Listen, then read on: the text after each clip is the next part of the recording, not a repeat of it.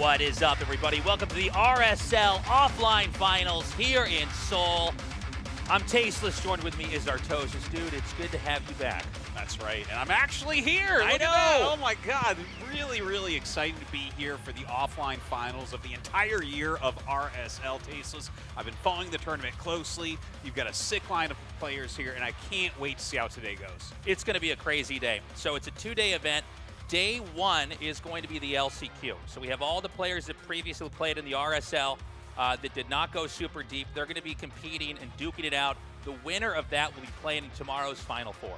That's right. Of course, they'll be joining 3 of the strongest Protoss players in the world. So that matchup going to have to be especially good for whoever qualifies here today. It has been an extremely good year here for Protoss. Historically, it's been a little bit more Zerg and a little bit more Terran dominant in the 15-16 year history of StarCraft 2, but for RSL and for a lot of the entirety of 2025, it has been Protoss is killing it. So we already have Classic, we have SEOUL, and we have Hero qualified here, and we're going to get that last player qualified in the Final Four later today. Hopefully, I think a lot of people hopeful, that we have probably either a Terran or a Zerg there. Yeah, of course, I'm hoping for a 4th Protoss player because I really want to explore that matchup as deeply as we possibly can in the final day. But no, I mean, these 3 are so strong. Very looking forward to who gets up there to fight against them. The RSL is a community-funded tournament. We wanted to carry the torch forward here and have professional StarCraft 2 matches that were elevated to the occasion, to the greatness of the game. If you haven't signed up already, consider going to patreon.com/ReviveSC2. Whatever you can give, we are willing to take and help build this tournament.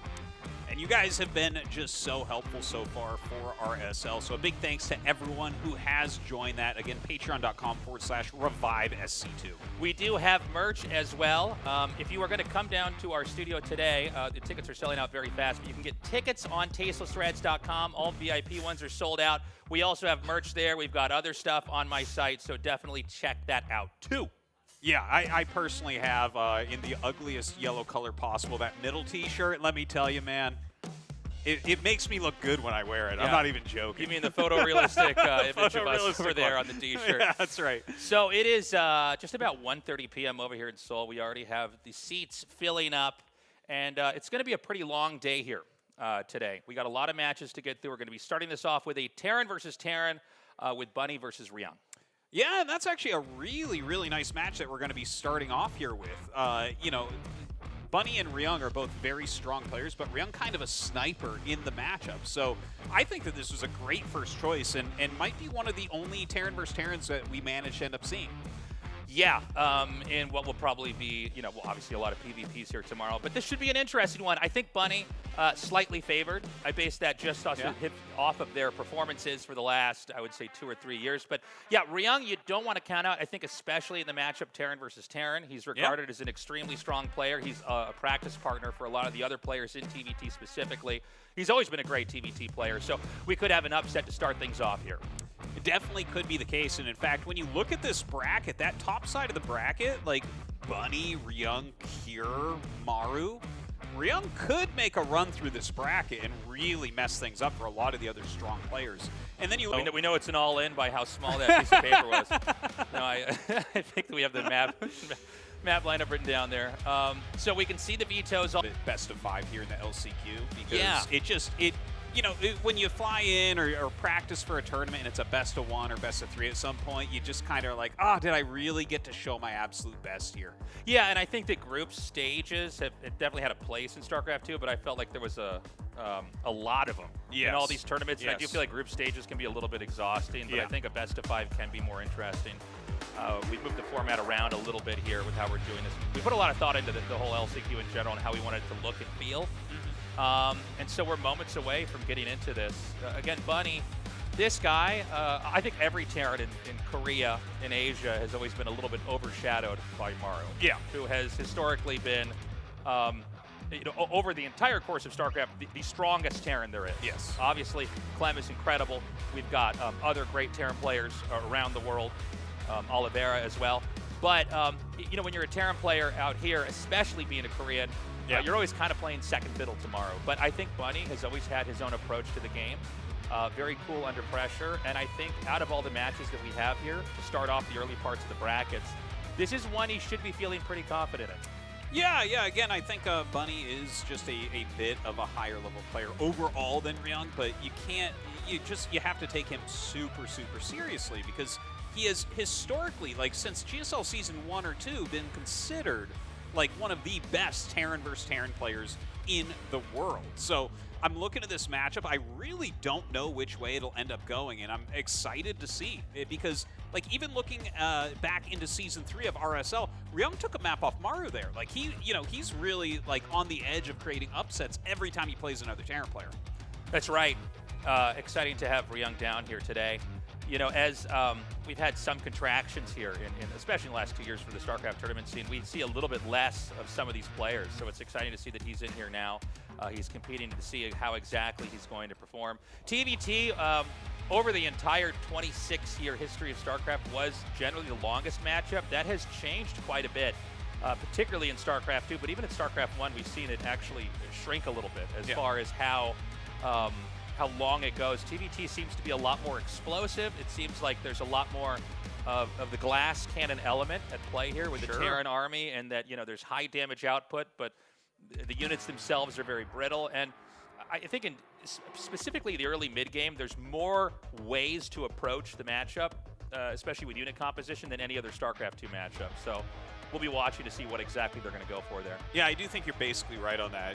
Like, you can name so many different Terran versus Terran openers that could be utilized here. And I think that that's somewhere where Ryung is very strong. When I think of him, you know, when I think of most Terran players, I'm like, oh, you know, they're very good with Marines, they're good with tanks, this type of thing. Whereas with Ryung, I'm like, oh, gosh, like I always think of mech, I think of Banshees, right? Like, he's really got a wide range of units and strategies that he's utilized over the years. Yeah. So the players are just getting everything set up and ready to go here. We'll see if there's any delays. But, you know, going into this, you got to remember that a day like today here at the RSL, at the LCQ, it's a marathon, man.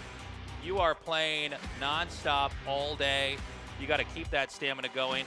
We have a lot of different parts of this this event, or I should say some of the early parts of this event here that are not going to be broadcast on this channel just because we're at the early part of the brackets, but they are going to be on other live streams. Rotterdam is one of them here, on other various channels here on Twitch. Yeah, and of course, always great to double window that one.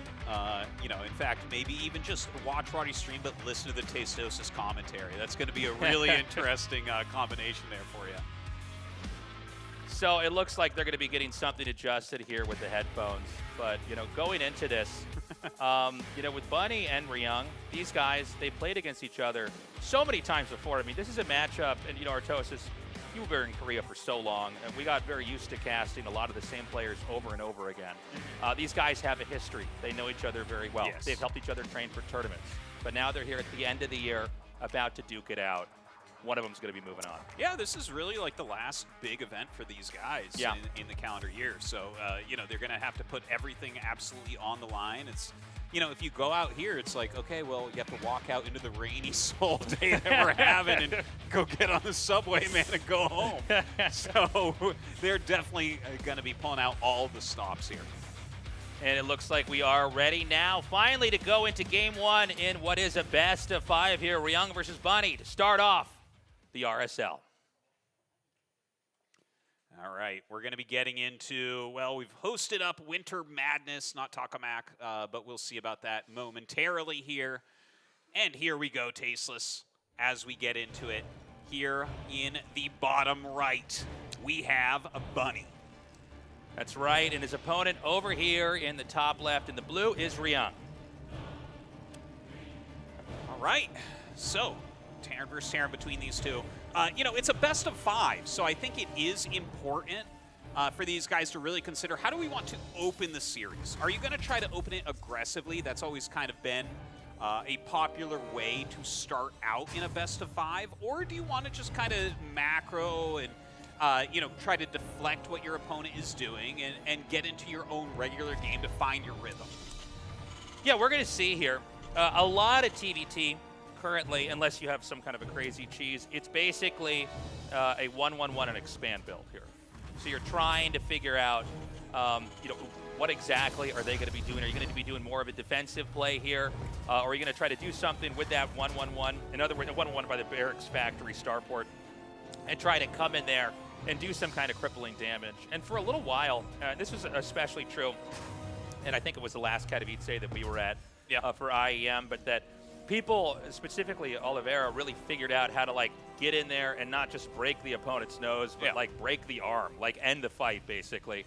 And it seems like people defensively have gotten a little bit better at that, for sure.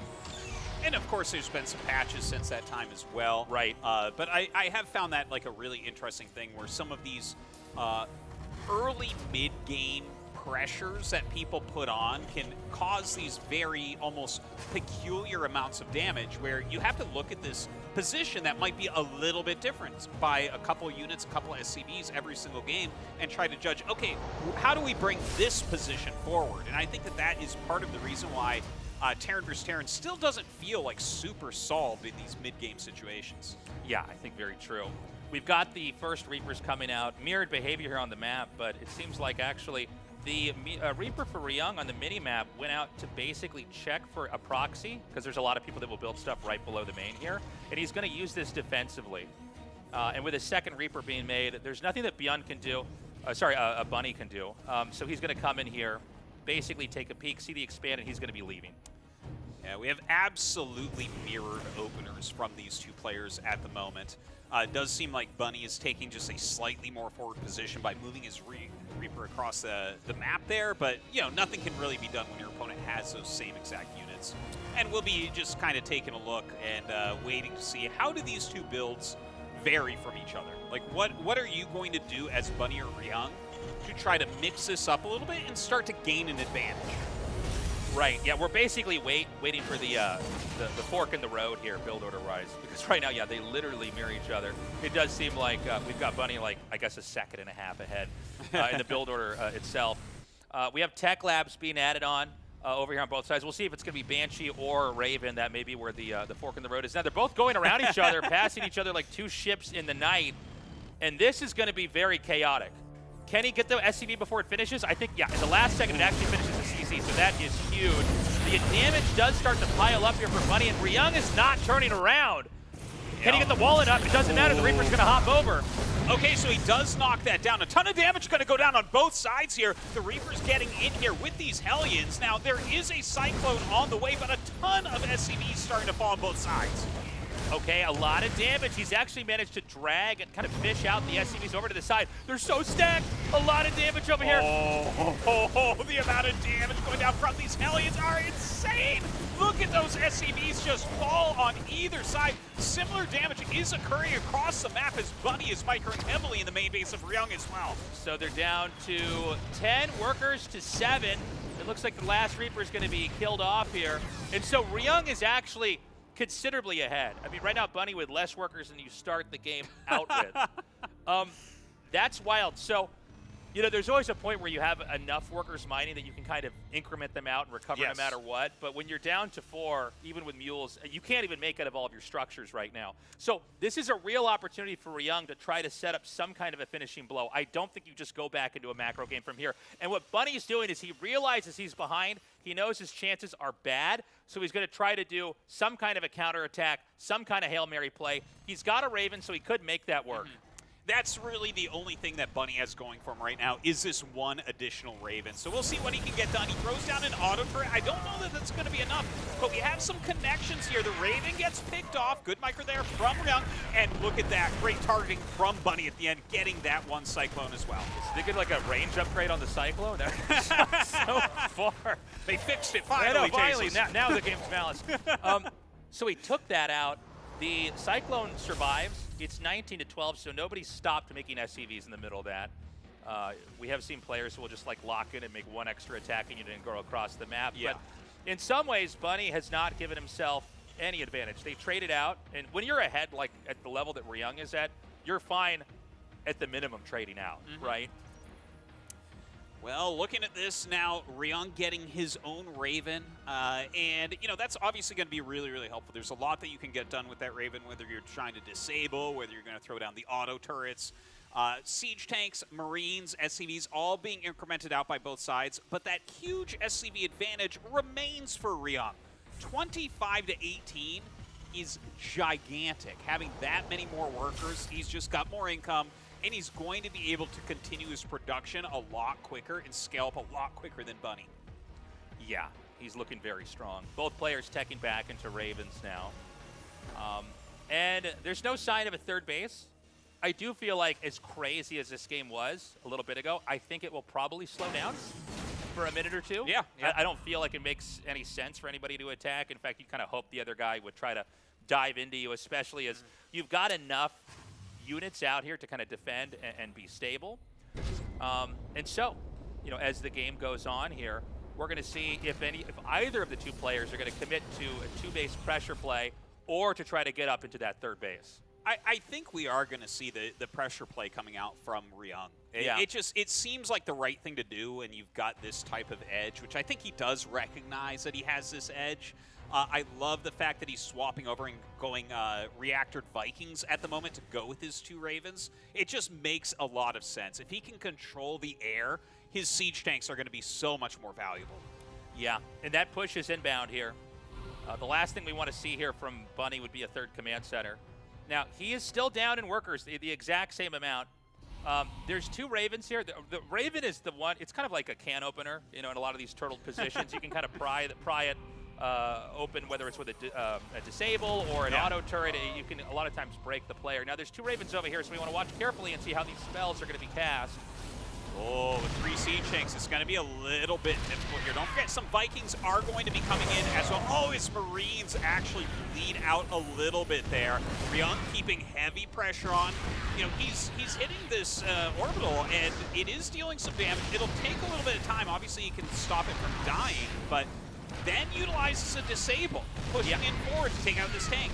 Yeah, now this tank is in range of the other tank on the side. He disables that. A lot of patience exhibited here by Ryung. And, you know, with 4 tanks up here, it's very expensive to keep repairing this. The Ravens are going to come around to the side. And I don't even know, maybe he wants to try to dump auto turrets on this. Oh, hold on. Yeah, it's hard to imagine much else that he could do, but the Vikings are looking for this. Oh, and they do spot it. They do spot it. Bunny sees exactly what is going on here, and he is going to move forward and hits a couple disables, but is that going to be enough? A great auto turret's thrown down here to tank some of that damage. The rest of the army is going to come up here. Now the Vikings land. GG. Ryung takes game number 1. Well, there it is, Tasteless. Like we were talking about before, Ryung is a little bit of a sniper in Terran vs. Terran specifically. They had the exact same set of units. They were doing the exact same strategy, and he ended up having his wall-in on top of his ramp completed a little bit more quickly, didn't allow the Hellions in, and was able to get more damage on Bunny's SCVs, and you see how he closed it out so cleanly there. Yeah, beautifully done. It's funny because we had a kind of gradual TVT buildup, but then they just both went past each other. And once you navigate past each other, which does occasionally happen, especially in these maps where there's some kind of divider in the middle. So one guy right-clicks at the top left, the other guy right-clicks in the bottom right. But I guess the game's pathing decides, okay, well, let's move this in the most efficient way. And they literally kind of mirrored each other and didn't see each other. And that's all down, you know, once you get in a position like that, the game speeds up very, very quickly. But it was Ryung who was able to isolate a lot of Bunny's workers and just get so much damage up there. There was almost no way really to recover. So we're getting ready to go into game 2 here. It's going to be on the map Tokamak.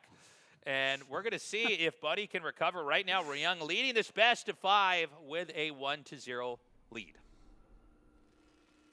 All right, as we get into Tokamak here in the top right, in the bottom left, I mean, oh, sorry about that. We have our blue Terran player winning game number 1. It is Ryung. Yeah, and in the top right over here in the red, it's going to be Bunny. And let's see what happens. I would expect the early game here to be, oh no, hold on a second, never mind. I have eyes too. We have 2 SCVs moving across the map. And Ryung is going to spice it up a little bit. He's going to go with 2 SCVs and a proxy Rax. Dude, his brain is so well made for Terran vs. Terran. I'm serious about this. Like, the way he thinks about it, it's like, okay, well, I won that game. We were both pretty aggressive. well, I'm up 1-0. What if I cheese here, right? Like, what if we put on some heavy aggression with double proxy barracks? I mean, if you start out 2-0, that is so difficult for Bunny to come back 3 maps in a row with the amount of different strategies that could be utilized. And I think probably a lot of the mid-game there from Bunny a bit haunting, right? That's like the worst way to have a tournament game go, is some kind of weird, suddenly everything is spiraling out of control and you lose this. So he could be blindsided here by this rush. You're describing a lot of my tournament games there, Tasteless, but yeah, you're absolutely correct about real that. There. Yeah. Oh, I've been hurt before. But yeah, having these 2 proxy racks is up here. He is starting his very first Reaper. Very excited to see him try to hit with this. And Bunny, Tasteless, is he just getting ready to throw down that command center? That's not going to bode well for him. This is the worst possible thing that could happen. Okay, so now he knows. Oh, no. You don't scout him and go, aha, they forgot to make barracks. Okay, so he cancels the command center. He's going to throw a bunker down. This is going to come down to the second. The most important thing for for Bunny, is going to be to not lose the first Reaper. If you lose the first Reaper, it really does snowball. Yeah, he's going for a Marine here as well. You know, having to cancel out that command center is pretty painful also. Ryung waiting for some more Reapers, deciding, okay, we're not going to jump up right this second with the first one. You know, that's going to be the least effective way to do it. Waiting for 3 now to jump up and really get some damage going. Okay, so the bunker up here is super important. The Reaper is going to be pushed out. Now, you know, this is where the game gets a little bit odd, right? You've got 2 bunkers. The Reapers really can't get in anywhere else. I guess they can try to chip at the depot, but, you know, there's not really much more you can do. Yeah. And things grind to a halt. Well, the thing is, I think Ryung is still going to play this position pretty well. His factory is going to be a lot slower, which is really important to mention, but he's still making a few Reapers. He loses one there, so maybe not the best control from Ryung so far, but he is going to be going up to 4 Reapers, which can kind of battle for themselves, even against the first Hellion. Okay, so we've got some damaged Marines out here, but this is basically over. The command center for Bunny starts in the main. Obviously, Ryung has a little bit of a positional advantage, so he can throw his command center on the low ground and try to build this up from there. This has been a classic move in TVT after a 2 racks is finished, is that 1 racks goes home and the other racks goes into the main. And this is especially powerful in StarCraft 2 even more than StarCraft 1 because the barracks in StarCraft 2 are so fast. Yeah, they are speedy. He's going to be able to get up there and scout really quickly. Now, this counter Reaper here from Bunny does a great job of killing off that very low health SCV that was making the natural command center. So that is going to catch him up a bit. And in fact, he tries to get that one as well, making the starport. At least he sees the starport is on the way right now. He's going to come up now. Let's try to drive out this barracks up here. And we're going to probably go from here into what's a pretty normal-looking game. This might be a game that if you walked into the room and hadn't seen the beginning, you wouldn't even necessarily know this started off as a crazy rush. Yeah. And what's that barracks doing up there? Yeah, well, other than that. Yeah. Bunny is going for the 3rd command center. And I don't see a 3rd command center for Ryung. Oh, no, never mind. He just started it right as I said that. So his command center is just a little bit later. Yeah, it's still lining up pretty close to each other, though. And there is a medevac on the way across the map right now from Ryung, whereas Bunny, he's going up into a Raven and, you know, playing kind of a defensive game here, and he is up a couple SCVs as well. So Bunny in not that bad of a position, despite the fact that Ryung kind of threw him off in the early game. Okay, the medevac is going to come up now. It's going to be Ryung making the first move, post-rush. He could kill the SCV that's making the command center. Oh, man, there is a little blind spot here. So he gets to unload everything. Yeah, that is the worst right there. And he gets that SCV right away. But, you know, plenty of defensive units come back. Ryung just going to pick up what he's got and boost out of there for now. Yeah. And I don't think anybody's going to go mech. We'll probably see this go into more of a bio-tank game. But we'll know in a second if we see another factory go down. For now, Ryung has a setup where he can basically generate threats. This is an empty medevac, but he can always, if he sees, like, you know, Bunny try to move out, he can try to do a counter drop. Ryung's pretty good in these kind of pinned positions here. Both sides are going to go for the same Raven upgrades. Yeah, you know, this is part of what you were talking about earlier about how the Raven is a bit of a can opener, right? It's just so useful, especially in this kind of mid-game type of scenario. You can break open positions, you can do a little bit of harassment, it can defend itself a little bit. really a very valuable unit. Now, Ryung coming around with that medevac once again, but not deciding to unload. It really seems like Bunny is zoning everything out defensively very, very well. Okay, unloading over here, and that's not going to get anything done. Bunny's going to be able to shoo that away. A scan here in the main is going to see where the infrastructure is at currently in this game. And it looks like this should be more of a macro game TVT. Both sides throwing down the engineering bay, which is a nod to not meching, to bio here. And we're going to get into more of your standard back and forth TVT. And what's important to note in a game like this, as you get into like mid game, is how fragile both armies are when you have bio-tank versus bio-tank. If you get one bad angle, or if one player sieges up a little bit quicker and the other guy's not ready, a lot of times that's how a fight is won or lost. Yeah, and I feel like those types of scenarios just a little bit favor actually Bunny over Ryung. I feel like the way that Ryung wins Terran versus Terran is kind of through brains, not through bronze. He's not necessarily like the fastest, quickest reacting Terran, but he's cognitively very, very strong, right? So I'm looking at these two positions. I like how he opened it. We're pretty even right now, but because we're pretty even and there's a lot of use to work with, I think Bunny's going to do well. Okay, Bunny's actually doing some good damage over here, getting that tank to half health. And while it's disabled, you can see some grenades are going to be chucked out here to try to sandbag the progress, and Bunny's not slowing down. He's got a foothold out here. Now, there's two parts to this. One is that this push is kind of scary, but the second part is that you can't land a third base, where Bunny's got his landed over here. Yeah, and that's making it look really bad for Ryung right now. He's got to break out of here. Don't forget, the Ravens on both sides. Like, both of them have a lot of potential on either attacking, breaking, defending. Whatever it is, you end up utilizing these can openers, these flying can openers to do. Yeah, he's got this position now. He's trying to... he doesn't want to overextend here, but, you know, Ryung may be compelled to try to break out, and that'll all depend on how they execute. Stim's going to be finishing seconds earlier for Ryung. Now, he doesn't know that his is going to be finishing a second earlier, but if he attacks, it would be, like, right now, and he doesn't do it. So the Stim finishes here for Bunny as well. Well, I think you would want to wait for that 1-1. You're so close to it. And 1-1, like, if your opponent doesn't have 1-1 at the same time, you're going to be able to dominate through that. The one thing that could change that a lot would be, obviously, Raven spells and, of course, this Siege Tank splash damage. So... you know, right now, ooh, he's getting ready, though. He pulls SCVs and disables all those tanks oh so quickly. That was huge, but it wasn't with the company of his own tanks.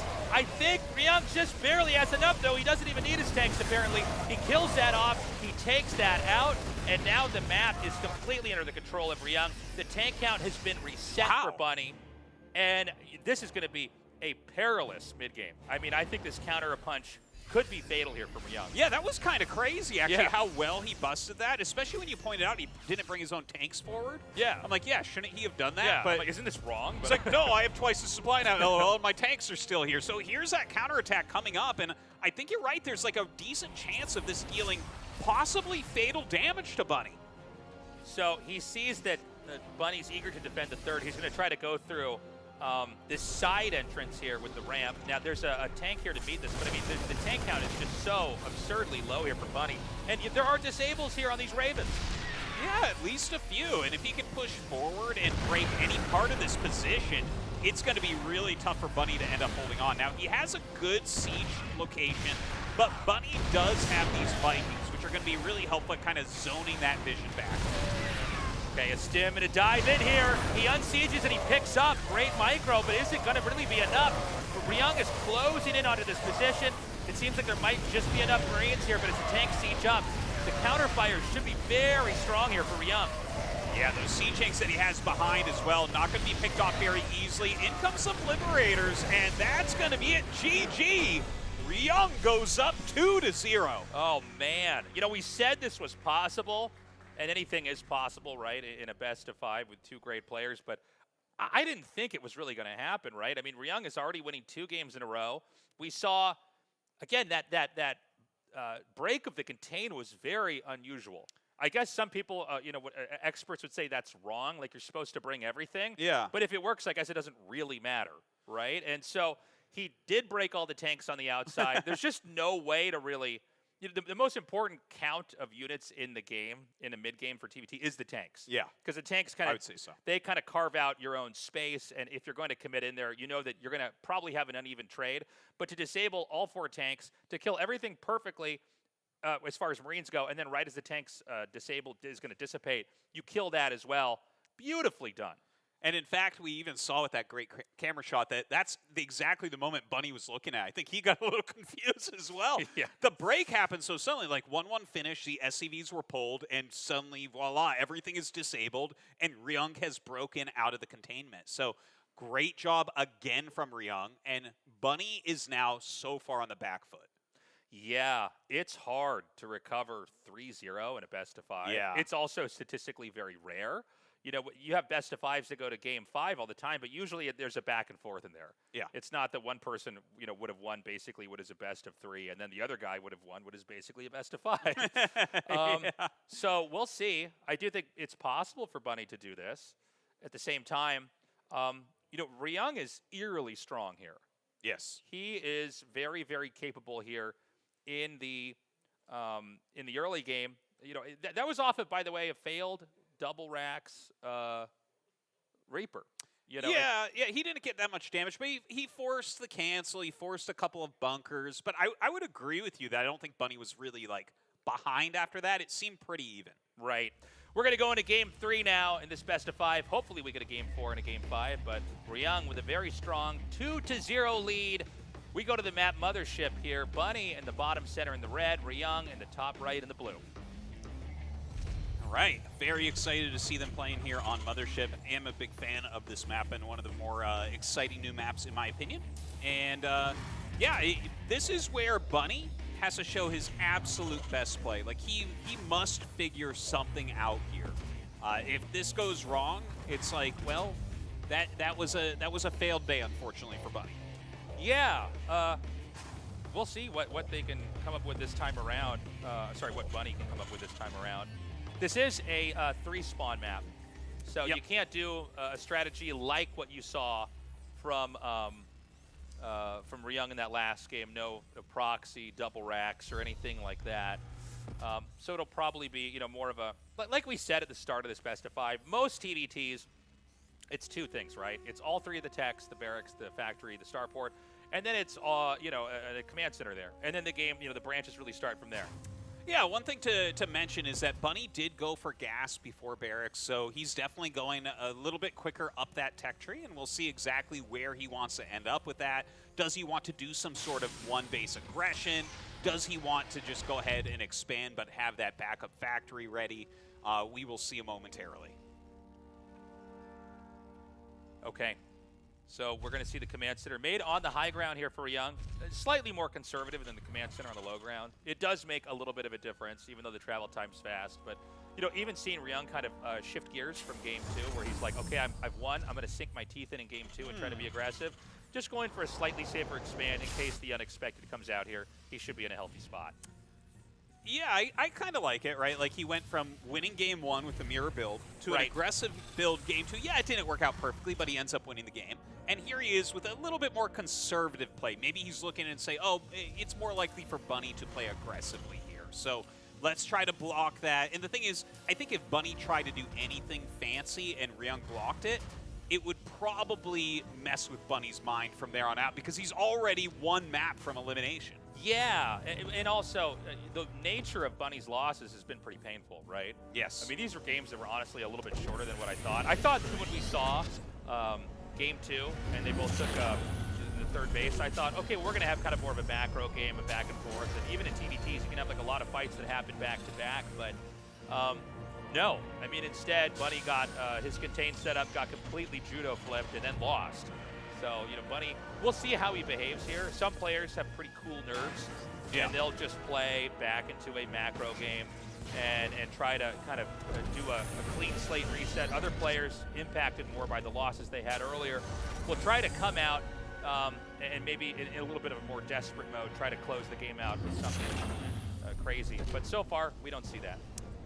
Looking down here on Bunny's side, Reactored Hellions on the way, as well as a Raven. Of course, we should be getting into probably Raven production here for Ryung as well. Very, very standard. And yeah, he's going to go ahead and add that Tech Lab on. But yeah, nothing too crazy, although they are definitely different openers from each other, right? Like Bunny did get that quicker gas, and you can see that reflected in the speed of this Raven, whereas a Cyclone actually being made over on Ryung's side. Yeah, the Cyclone coming up here. Mass Hellion here for Bunny. And, you know, in the quiet moments before this game, the fact that we're seeing this many Hellions, yeah, I was going to say, you have to just go ahead and attack. You don't make a bunch of Hellions and then just sit there, right? So they don't gain value at home, that's You're not going to get Hellion Siege mode and do something with that. So they're going to move out across the map. And, you know, I don't know how well this will go. I think you can kind of fight that army. I would guess you probably want to try to kill workers with this, though, right? I would imagine. You know, maybe you even want to utilize a disable here or an auto turret and just kind of go for it. But he's got to get some damage with his turret. And look, he was thinking about auto turret, doesn't put it down quite yet. Decides to throw one down right there, and actually, you know, it's doing a little bit. He's getting Marines mostly, but we really haven't seen that economy damage, which I feel like is what this would be best at. Yeah, I got to say this is a pretty bad attack, I think. You know, there was some ideas there, I think, when he had the turrets down around the ramp, and it kind of created this, like, bottleneck, and maybe, like, there's some kind of, like, a funneling effect where the alien damage kind of stacks. But I think there's a reason why we don't see that very often. So anyways, like, the problem is not so much like, oh, they traded out units, because the units, if you lose Marines to Hellions, you don't really care. The factory units can be so much more valuable, Cyclones and tanks. Yeah. So I don't like Ryung's position here, I think. Or sorry, Bunny's position Bunny's here. position. Yeah, sorry, I switched him for a second. So this is looking pretty, this is looking rough. I would definitely say so. Like, everything Ryung is doing just scales a little bit better, but it's not like it's the end of the world here for Bunny either. So, you know, both of them are getting their third command centers at very similar times. Stim is not that far behind for Bunny here. And, you know, he's getting into some Vikings, some Siege Tanks and all that. So it doesn't feel like Ryung has a big advantage, like, for instance, what we saw in Game 1, where he could just apply pressure and end up winning. Right. So with the third CC landing, Ryung is steadily pedaling ahead here. We've got the additional barracks now finishing. Stim's about halfway done. Stim, so once again, this is going to be a game of tank bio coming into this. Looks like the Reaper is going to get cornered and taken out. And I would put Ryung in a slightly better position, but really we got to watch for the next fight and see how that goes. Yeah, you know, we're kind of in this, like, a powering building phase right now, where there's not, like, a whole lot they can do to each other at the moment. You're going to see, like, a little bit of walking around with these units, but probably more, like, just in line of getting that third base set up, continuing your macro forward, completing your key upgrades. And, you know, at that point, we should see some poking at least. Okay, so Bunny's going to come up here now. We've got some great kiting so far here from Ryung. Just kind of chipping away at this, keeping the distance. He's going to get shot at a little bit more. And, I mean, there's not a ton you can get done with these Cyclones, but I think Bunny probably has the right idea by abandoning this. Getting this far out and kind of, when you see the push coming, the defender has so much more time to kind of set up, and you don't want to be committed into a position that just sucks, right? So we've got now a game where they're both on both on three bases, double E-bays on both sides. And we're going to see, probably as the game goes on, a fight towards the upper left corner of the map. I think you're probably right about that. And I do love that we're utilizing a three-player map here, because it does make that type of battle, that type of positional game in a Terran versus Terran much more interesting, if you ask me. So Ryung is going to come down into the middle of the map again here. And I don't know if he wants to attack. Sometimes you just want to shark around the map and see if you can kind of find their army on the way. Looks like they spot each other there. And the Stim Marines are going to take out these two Cyclones. I don't know if this can actually get away. It's almost like he's being pulled down here. But this could create another blind spot. Almost like a little decoy. He sends that out, and Ryung kind of fakes the move. So he's going to come into the side. The scan could telegraph the attack, but I think the positional setup... Okay, excuse me. Bunny actually scans and sees Ryung setting up over there, and Ryung decides to do a reset. I actually feel like both sides are playing really well right now. I agree. Love how Ryung is walking around with basically his whole army looking for errors in Bunny's play, and Bunny is he's kind of playing a little bit more like an old school TY or something, right? Like he's moving around with a smaller army here and repositioning. Ooh, okay, nice. We've got the armor debuff coming down here, and Bunny's going to keep committing up here. He chains out a few tanks. The Marines come in here to the front to try to tank some of the damage. Disables on the tank, and Bunny pushes it even further. Yeah, those disabled tanks just having a terrible time here. Great armor shreds out of Bunny, who continues to move forward. Another disable on that tank. Going to drop out these tanks that are finally re-enabled and try to defend this base. Okay, he's going to push right up into the natural, and there's no tanks here. This is going to cut the Terran in half. If you're going to try to move through there, you have to eat a bunch of tank damage shots in siege mode, of course. And this actually could be the end here. This could be Bunny's first win. Right now, Ryung is in just a lot of trouble. I mean, he's going to lose the natural. In fact, he already has, I guess, the command center's floating away, but he's going to lose the third base, too. And from there, he's probably going to lose the game, Artosis. Yeah, you're pretty hard-pressed to come back from a game like this, even you losing that starport. And GG is called. Bunny going to take it down, even after kind of a weak opener overall. I don't think the Hellions did what he was looking for. But he takes that map, and we've got ourselves a series, Tasteless. Thank God, Artosis. I know. I'm excited for any player that can 3-0 the other, but, you know, I want to get a few more games here to start this off. So, you know, great game on both sides. It did seem like they were both very active on the map, and ultimately Bunny got a moment where he shaved off the Cyclones, then he killed the tanks, and as we saw Ryung retreating, he did do a good job where he kind of used some of his Marines to make like a block, almost like a lineman, a football lineman there to stop that attack, but then came the disables. Yeah. And Bunny just took a little bit of bleeding and turned that into a real open wound and cut all the way, splitting the third base and the main base in half. And, you know, that's TVT, excuse me. That's, you know, it's a matchup where you can really quickly spiral out of control. Yeah, it disables hitting tanks at just the right key moment. Like, they are just so powerful in some of these battles. So very well done from Bunny. But I don't think that Ryung is going to, like, sweat from that. You know, he's still up 2-1, still just needs a single map.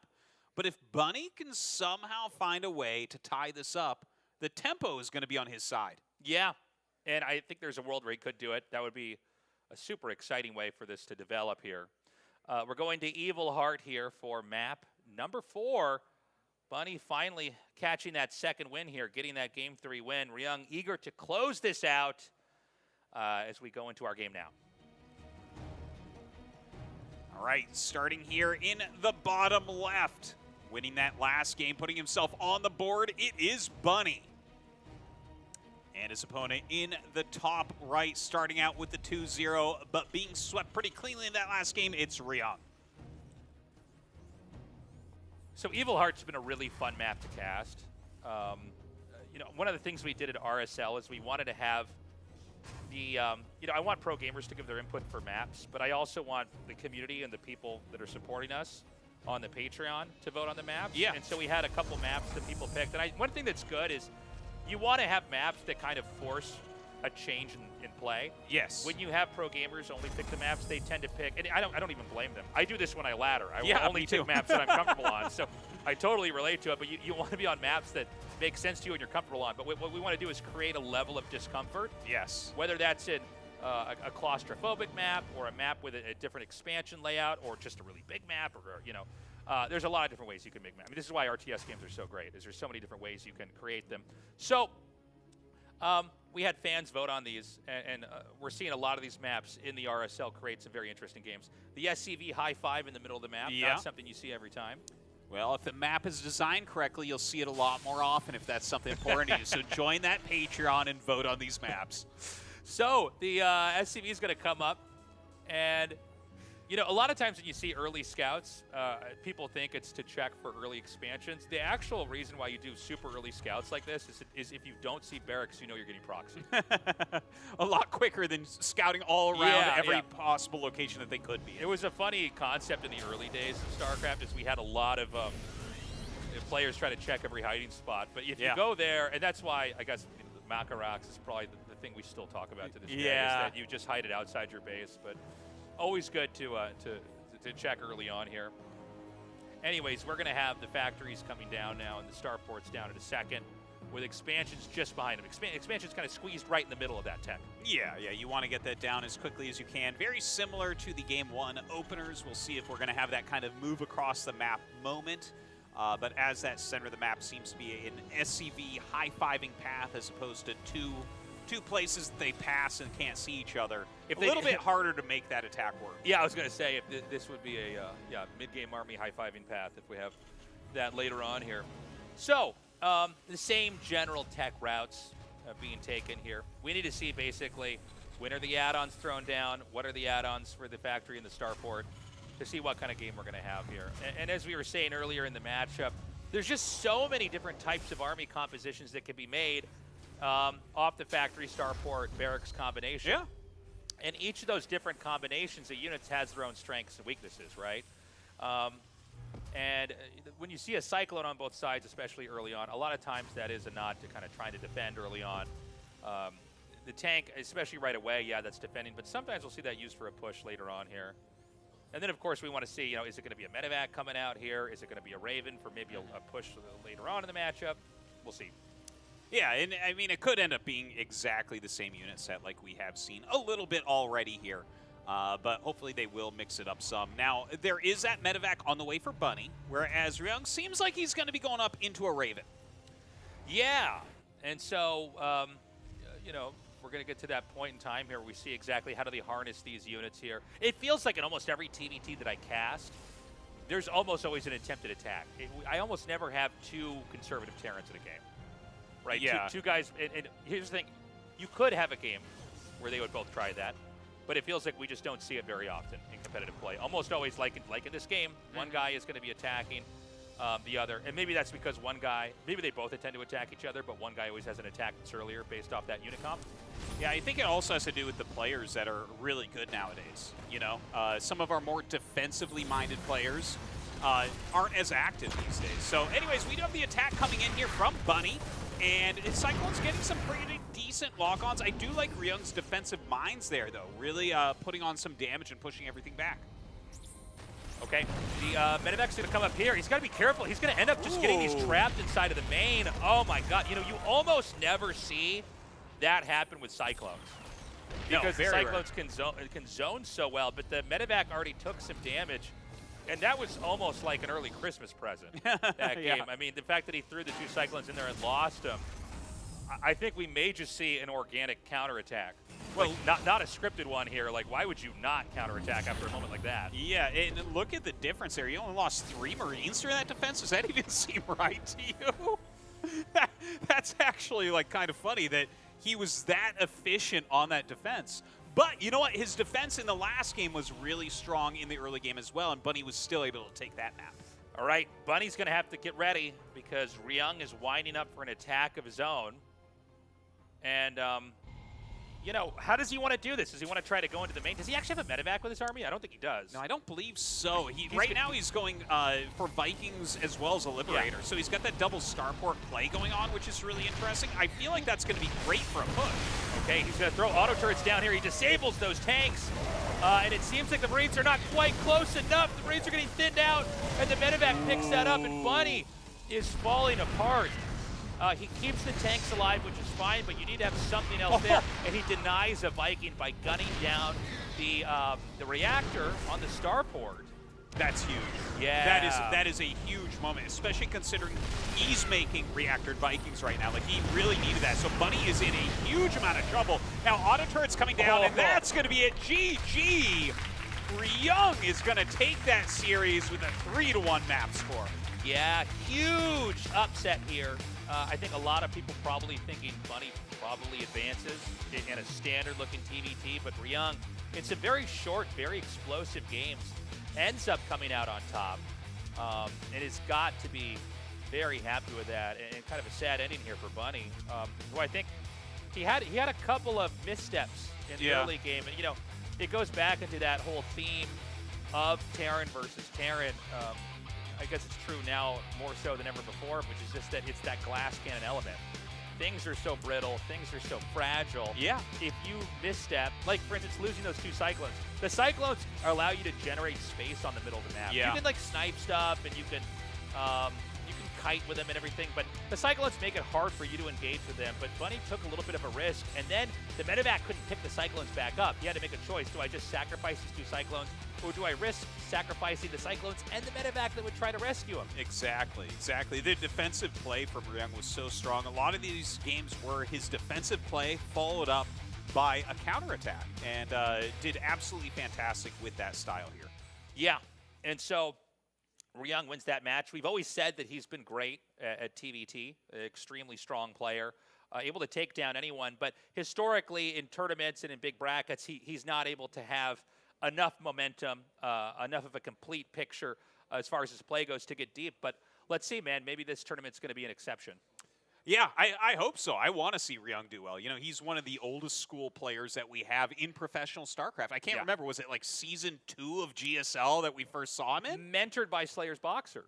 He was actually on the team Slayers. That's Slayers right. Ryung, That's which right. is crazy. And so he's still here. You know, some players have only been around for a short period of time. This is obviously an old game. It's been around, excuse me, it's been around for a long time, and it's got a lot of history. But most players from that era are not able to actually last and sustain. But here we are with Ryung, taking that first game. Yeah, and love seeing him do it. And in fact, his next match is going to be a Terran versus Terran as well. So you never know. The sky's the limit. In fact, his next one after that could be Cure making it through the bracket. You never know. And I also feel like when you're a player like him, you got to take it one step at a time in a bracket here. I believe we are ready to go to our interview with Ryung at the analysis desk. Guys, take it away. Hello and welcome to the RSL Analysis Couch. I'm joined here on the couch with Sortov. We have Maddox doing our professional interview translations, as well as our winner of Game 1, Ryung. First of all, congratulations. I have a question about game number 1. It was a lot of Reapers and Hellions. There was this kind of crazy, almost mini base trade. At the end of that first attack, how did you feel about your position in the game? And how were you able to navigate after such a kind of chaotic start?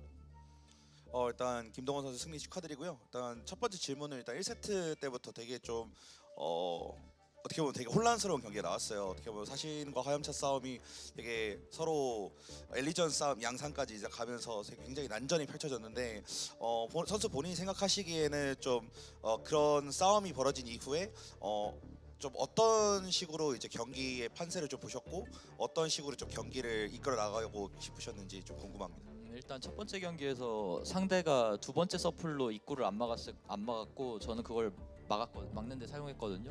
그래서 3, 4신이 엇갈렸을 때 입구에 서플이 안 막힌 걸 보고 이겼다고 생각했고, 그 다음에 일꾼을 좀 많이 잡아가지고 오는 것만 막으면 이기겠다고 생각했는데 오늘 컨트롤도 나쁘지 않아서 쉽게 수비가 됐던 것 같아요. So the first thing I noticed in the first game that Bunny didn't block the ramp with his second supply depot, but I did. So when all the base trade happening, actually I was convinced that I was winning because I blocked the ramp with the depot, but he didn't. And I also noticed that I got a lot of his workers. So as long as I defend that, that I was confident I could win. All right. I wanted to ask, obviously you and Bunny has a very long history of competing against each other here in GSL and in other international tournaments. So I wanted to ask, how did you feel coming into this specific match against Bunny? 사실 이재선 선수랑 되게 좀 상대 전적이 또 많이 있으시잖아요. 그래서 이번에 좀 이재선 선수 상대하셨을 때 좀 어떤 마음가짐으로 임하셨는지 궁금합니다. 일단은 지금 남아있는 테란 유저들을 상대로 제가 상대 전적을 앞서는 사람이 없어요. 그래서 다 밀리고 있어가지고 그런 거에 대해서는 별로 신경 쓰지 않았고, 근데 요즘 게임이 좀 잘 된다고 생각해서 오늘은 이길 거라고는 생각했는데 그래도 경기가 이렇게 잘 될 줄은 몰랐어요. Actually, speaking of which, the remaining Terran players I have is actually I'm very I'm underdog against them because I have a low win rate against them. That being said, I didn't really expect the matches go this smoothly because I think there was the win rate was pretty low against all of those Terran players. But that being said, my game actually my gameplay and my yeah, everything was went pretty well for me. So yeah, so that actually was really surprising. Okay, you said the win rate is quite low, but you looked very strong in this first series. Of course, in the next match, you go on to play against Maru. I'm curious how you feel going into this series, how confident you're feeling, and how things might differ to the first series today. 이제 다음 상대로 이제 같은 팀원이기도 한 이제 조성수 선수를 상대하게 되실 텐데 조성수 선수를 또 상대하실 때는 좀 어떤 자세로 임하실지 궁금합니다. 뭐 사실 자신은 없고요. 지면은 여기서 지겠구나 생각이 들고 근데 반대로 조성주 선수 이기면은 결승까지 가서 충분히 올라갈 수도 있다고 생각하기 때문에 재밌게 했으면 좋겠고 이상입니다. Well, I'm not confident at all, but you know, if I get knocked out, then it is what it is. So, but that being said, if I get to beat Mauro, then I think I have a high chance to getting through finals. So, yeah, I'll do my best. Okay, thank you very much to Ryung for joining us for an interview. Good luck in the next series. Before we go to a break, guys, we want to give a shout out to our sponsors here at the RSL. We are, of course, joined by Archon Studios, who've been with us the whole time. They have a bunch of, they're making a mini top table game. We have a model here in the studio. We also have Pulsar at the event. They have a section over there where you can try out different mice. They're giving away some free stuff. So thank you so much to them. There's a lot more StarCraft 2 action coming up, so stay with us, and we'll be back after a short break. And now he's adding in Banelings with Baneling speed. So yes, this is a Mutalisk play, but this might have the same kind of explosive fighting potential that the composition in game number 2 did. We have Banelings morphing in. I think we're going up to maybe around 20 or so Banelings in total right now. We will have melee upgrades for them as well here for Cham. And because he had that faster fourth base and because he's had more drones, it's actually Cham with the larger army value here as we get closer and closer to a fight. Now Solar, he is going to try and kind of buy himself a little bit of space here by destroying those rocks. Mutalisks are coming in. This is a tough angle for Cham to attack into, but also it's a little bit awkward for Solar to defend. It's kind of a choke point on both sides, as Solar is going to try and push this back. The Banelings are not here. In fact, we actually have a run by there in the natural expansion. Look at the minimap right now. 17 drones falling while this battle is taking place here on the front line. 27 drones falling in the natural and the main base of Solar right now that we do not have a camera shot of. So many workers going down.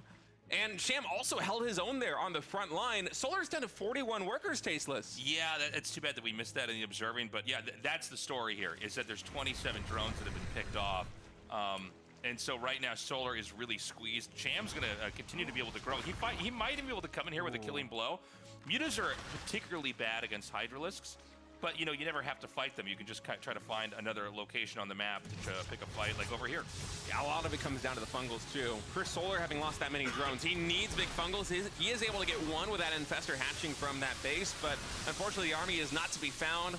More Banelings rolling in, 4 drones gonna fall, adding insult to injury. Solar now to 47 workers to the 72 of Cham. And I must say, Cham is playing a fantastic ZVZ right now. He's taking a 5th base. Solar is reset down to 3. Solar can't even fully saturate those 3 bases. And right now for Solar, you're basically hoping for a miracle.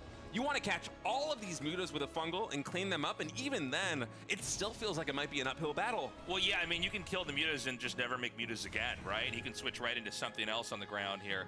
Cham looks like he's winding up for an attack. We have a couple roaches and banes over here on the side. The mutas are basically checking in. I think he's trying to figure out where is the weakest spot that he can hit into.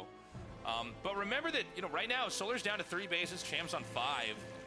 So, like, you know, Solar kind of, it's almost like it's his problem, right? Like, he's got to figure out how to get out of this.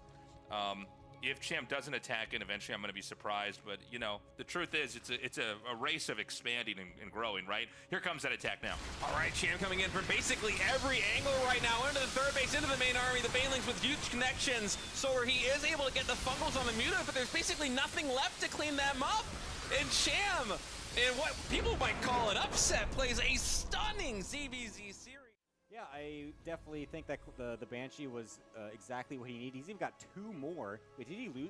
Did he lose the first one? Actually, I have I'm not no sure. idea. I feel like assumed must have. did. But I yeah, guess it must have 2 been 3 more is Banshees. kind of wild. So that's definitely going to be unexpected from Hero side. This little drop with the 4 Stalkers is excellent from here as well to try and equalize that damage that he took from the Banshees. Obviously, he did some pretty good damage with the frontal push as well, but I think he was expecting a game-ending damage with that. And getting Stim is also extremely critical if he focuses it, and he will. What? Oh, he's going to try and get it. He's going to drop again. One more shot. Oh, my God. And Stim gets denied. Now, this isn't quite the game ender that it could be because Stim was only maybe 25% completed as you're now blinking to the main base, is able to thwart these Banshees. Ooh, is that not a safe space? I thought for sure it would be. Nice. The Stalker's just barely out of range for a moment, though. The Banshee was taking a couple more shots than I expected, but you know, that Blink Stalker drop into the main base, normally it can't get that much damage done if it comes this late. But because Hero has been able to shave off so many siege tanks, it meant that Clem, he was basically in a defensive posture at the natural expansion, not in the main base. And so Hero being able to delay Stim, get a couple of SCV kills, get a couple of Marine kills. And I feel like he's going to be really happy with his position now, basically powering up. Charge is done, the Icum advantage swinging back into Hero's favor. And he's going to be bracing for impact. Clem, he's been able to somehow muster up 4 more siege tanks. That factory's been working overtime, man. It's almost like Clem's Chrono Boost. As this is going to be a very heavy-hitting push. I'm expecting an SCV pull with this one. I'm kind of surprised that we haven't seen... Okay, now we have the SCVs coming on in the middle of the map.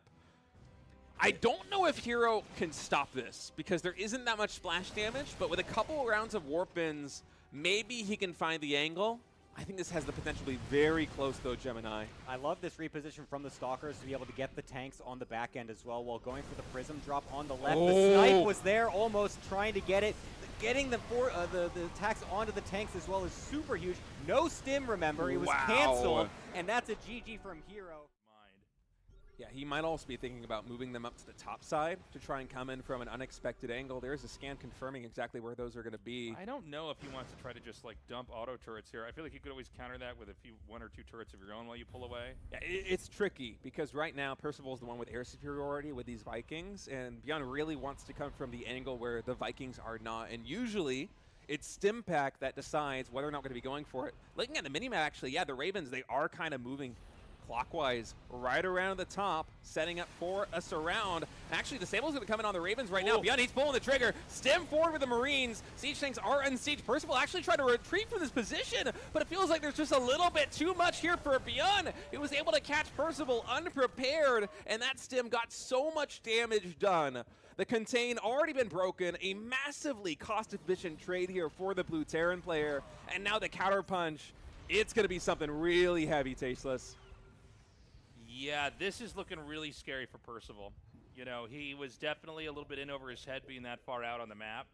Beyond had a plan, basically banking up the perfect disables, trying to come through here. And, you know, it's that Marine count was so high, you can kind of trample the position that Percival had. Now, Percival, I think he's not done defending here. I think the third base is definitely an enticing spot for Beyond to try to come in here and hit. You know, it seems like Percival want to try to fight here, and I'm not entirely sure why, because there's so many tanks and Marines. In fact, am I wrong? Can Beyond just, like, basically move across the map and get a kill here? The tank count's so low right now for Percival. He has no way to, like, demand the push stop here from Beyond. Yeah, Combat Shields is about to finish up. The only siege tank here at this third base. It's been disabled. Oh, even the medevac after the hot pickup gets disabled. It's 1-1 Marines barreling through into this third base. Those SCVs are dead to rights, and Percival, he might be looking at a loss here in game number 1 as Beyond stims forward. GG is called. Batteries on foot on cannons, trying to set up for the big Queen Walk with Roach Ravager that Raynor is about to push in with. Yeah, this timing is going to hit so hard. It's quite a long travel distance, but if you can get up over here and hit this third base, you'll have access to the natural. You'll be able to go down to that fourth base and wipe that out there as well. So it's all going to come down to whether or not there is enough here for Showtime to hold out this max army attack here from Raynor. Big storm right there, able to catch a lot of these Ravagers. They are going to get healed up. Oh, man! The Queen's in a little bit of body blocking right now by the Queens. The Ravagers! Oh, they're getting trapped. The Storm's doing so much damage. Simultaneously, Raynor, he is attacking the fourth base right now of Showtime. But this Queen Walk, it was not a push that was supposed to get repelled. that easily. Now with the recall coming into this fourth base, actually maybe not enough Stalkers here for Showtime. Maybe was hoping to catch a little bit more Stalkers with that recall. These Roaches going to get a very favorable trade. And, I mean, Raynor is still maxed out, by the way, guys. There's going to have to be a lot more stuff hatching, and it's going to hit again. Showtime right now floating at about 132 supply. And, I mean, the gold base is kicking in. It's going to be more Roaches and Ravagers. It's going to be round 2 of this huge attack up here. And a lot of the sophistication from the Protoss army is gone. Oh, does that actually kill that? Yeah. No more cannons powered over there. That Stasis Trap catching a lot of these key units here for Raynor, but the Roacher's actually doing a good job of also blocking in the arc here for Showtime. You can see with those files raining down, it's kind of an awkward position to attack into as finally he is going to go. Finally, the Ravagers are unlocked from the Stasis Trap as Raynor is trying to break down the natural and the third base at the same time. The army just a little bit disjointed with the Archons now reinforcing and some good storm from Showtime. He's able to gain momentum, but this arc might just be a little bit too big, Tasteless. There's so many more Lings coming up here and more Roaches. If he gets that cybernetic score too, yeah, he takes that out. So no more Stalkers warped in. The ones that just got in are the last ones that are going to be here for a little bit. Raynor is going to regroup, I think, momentarily, but yeah, I mean, he's maxed out again. If he can just get to the tipping point here in this fight, I think Showtime's going to be out. Yeah, the initial engagement was so good for Showtime, but Raynor remaxing so quickly. A lot of that because this gold base is propelling his economy forward, even on 77 drones. I'm liking Raynor's position. He's continuing to put pressure on here at the third base and the actual expansion. These biles very hard to dodge when Raynor scatters them out like that. Another storm kind of just zoning away the Zerg army as Showtime pushes forward again. And, you know, it just doesn't seem like Showtime's going to have enough. Raynor has the ability to just remake over and over. He's got deep pockets too, 1.8k minerals, 500 gas. And there's just not that much that's keeping either the natural or the third base alive. We're seeing the HP get lower and lower here. The last few Stalkers are falling. I think we're moments away from GG. And that is it. GG called. Raynor makes that push work. And he's getting more gateways now on his high ground. I think it's only all powered by one pylon, which is kind of close to the ramp. Yeah. Don't know if that's going to be a factor. I guess that's actually not the hardest or the easiest pylon to hit from that position. The Adepts are going to shape forward. They're going to see there is a block here, so we're going to get that canceled. And yeah, I mean, you know, how ready exactly is Classic going to be? We've got the first Warp Prism coming out. He's going to send this into the main. There's an Immortal being made after this. Showtime super all in right now. Yeah, those 4 Adepts really want to get into the main base, but Classic with excellent positioning and the scouting hallucinated Phoenix able to stop that from commencing. And with this Stargate finishing up, we're almost certainly going to have a Void Ray coming onto the field very soon. And once that comes out, it's going to be a lot more complicated for Showtime to try and break down this front door. Oh, it's going to be a Phoenix, actually. Look at that. Okay, so he's not really getting anything done just yet. Ideally, he would have come in there and killed a lot of probes with those Adepts. It's a little bit harder to make this push work here at the front. There is an Immortal with this mix. Force field able to isolate a lot of these units here on that top ramp. Probes are getting cold. Guardian Shield is going to pop, and that Sentry gets taken down immediately. And now the Phoenix is here. It can lift up this Immortal, and we don't have that many units on the ground that can shoot up. Instead, Showtime is like, you know what? I'm just going to let this timer run out. That means that Classic will be able to take down that Immortal, but the damage is really starting to pile up. Okay, he's still pushing up here, but it's not clear that he's got enough to actually snowball the damage. The Warp Prism is very low. If he loses it, oh, the rush is over. Dude, I think Classic's done it. I was kind of surprised that Be overly aggressive, but then the one gating player obviously will know that, and then they can also kind of manipulate their build a little bit to try and get a little advantage over on the opponent that is trying to get a little bit of a aggressive edge as well. So there's a lot of these weird little mind games with the 1 gate versus 2 gate plays, and obviously it seems like both these players kind of prefer going in their one way. So that does mean that whatever they do choose is probably going to be one of the better options if you are trying to learn a little bit about how to play this specific interaction.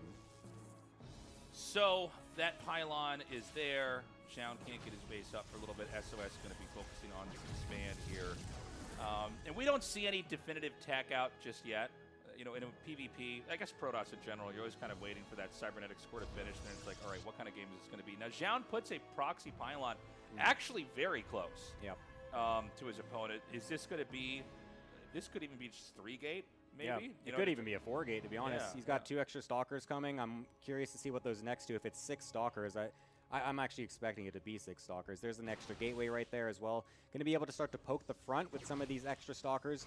And since you've gone for the early sentries, it is a little bit finicky until that battery does finish. So SOS playing it nice and safe will be able to do that. And it is going to be just 4-gate, a straight up 4-gate. We're going back to Wings of Liberty for this one, just to bust down the front. And SOS clearly expecting something a little bit different this time, seeing how many Stalkers were out early, going for a fast Robo as his tech instead, giving him the best possible option to be able to defend against this very aggressive build. Oh, man, he could use that money from that pylon warping in to try to help defend this. There is not a lot you get to do post this rush if it fails. So this game is going to be a very... Oh, I love the idea to quickly recall. That's actually such a nice decision right there, but an excellent catch from SOS to be able to get those. That's not something you normally are able to get in this scenario. So a bit of a misplay from Zound. Yeah, that's a real hiccup in the whole momentum of the rush. Sorry, what is he warping An over? Adept. An Adept. Oh, that's so cute. dirty. That's cute. I can't believe we're getting this vintage garbage build with the 4-gate here. This is like so cool to actually see this. Remember the first week of the beta, guys? Well, we're back. Remember when Warpgate took like 30 seconds? What is he doing? Why would you be out on the map right now? Oh my god. Oh my god. Okay, luckily only a sentry or so is lost, so that's not the worst thing that could have happened. I'm amazed it even ended up like that. The one Adept in the main base is going to distract Zound a little bit, forcing one warp in. The battery is there. Force field's coming down here as well defensively, but just running right past is Zound. The first Immortal getting killed off. The battery's trying to do their best as a second Immortal will pop out as well. Is this going to be enough from SOS as he's forced the probes as well to defend against this? He needs absolutely everything. I love this probe in the fight right now with Zound. It's like somehow still alive. Welcome back, everybody, to the RSL Offline Finals here in 2025. It's been a long road here to the culmination of the RSL. I'm State, with me is Sturgeon, and man, I am so excited to be here doing this thing in this studio. It's incredible. It's amazing, dude. We are in the heart of Seoul, near Gangnam. The studio looks amazing. It's so hyped to have a live audience here, enjoying the games. Cannot wait to get started. And what a first series we have to cast for you and I, State. Yeah, it's going to be Raynor versus Jumi coming up in the next best of 5. Protoss versus Zerg. Raynor, one of the big favorites here to try and advance into the round of 4 tomorrow. As we take a look at the brackets, we've had some results come in. Bunny and Ryung, you just saw that happen on stage, but behind that, Cure 3-0ing Gerald. Shin with a 3-1 victory over SOS. They're going to meet in the next round. Solar, 3-0 win over Rex. Creator Nightmare, Raynor, Jumi, Trigger Percival, those ones are next on the table. We, of course, will be covering Raider versus Jumi, and so far, no Protoss players actually advancing into the round of 8, Sturgeon. Yeah, that is somewhat nice to see, as we do have 3 of them waiting on day 2 of the event. We would love to see, you know, a Terran or a Zerg join them here. Potentially, we'll see how it goes. I'm just looking at the results. Solar 3-0 in Rex is very impressive there. Very strong result. Ryung looking strong in the TVTs. Next, we have a ZVP, our first one of the day. And here he is, the Italian stallion. Raynor is in the building, guys. Get hype. This is one of the fastest players out there. You love to see him play. He's going to be multitasking, pushing his opponent to the limit. And the question is going to be, is Jumi up to the task of dealing with it? Yeah, it's going to be a gargantuan task for Jumi to try and take down who has really become a giant here in the RSL. Raynor has been looking tip-top shape throughout this entire year. Feels like he keeps getting stronger. And this is an environment, an offline environment, where I think he's going to be incredibly comfortable. This guy has been on World Championship stage after World Championship stage in the past, and I don't think it's going to face him at all. I think Raynor's the kind of guy that feeds off of live audience energy, you know what I mean? When there's a crowd and he hears the cheers. I think that's something, for some players, it makes them play worse, but I feel like for Raynor, he can draw on that and kind of play a bit faster, a bit better than usual, perhaps. Like you say, I don't think this guy gets nervous playing offline compared to some other players potentially. Here we do see Jumi on the screen right now, our Protoss player here in the game. And he is getting ready. The players setting up for what looks to be a very exciting match here. It is going to be a best of 5, guys. We'll be going all the way through with no breaks. We just see the vetoes coming through now.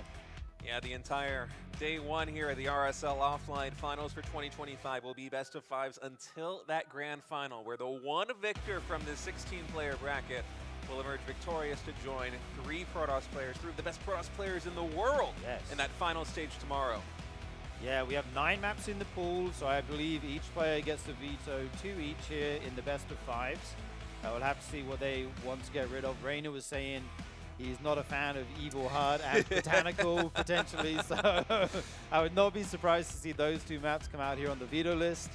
We'll have to wait and see. Right now, we do see Celestial Enclave and Maganatha. Yeah, a little bit surprised that Celestial Enclave is one of the first ones banned out. I imagine that must have been Rainer going in with the ban. It's a very nice map to play if you're a Protoss player, in my opinion. Gets up to 3 bases very quickly, very safely, and Evil Heart actually coming through here for map number 1. Yeah, Evil Heart, our smallest map in the map pool. The rush distance really short. It leads to some wild games, some unpredictability, and it makes sense to veto that one if you're the potential favorite or if you're feeling confident. You know, maybe you want to play a longer macro game, get rid of that one and play on a slightly larger map.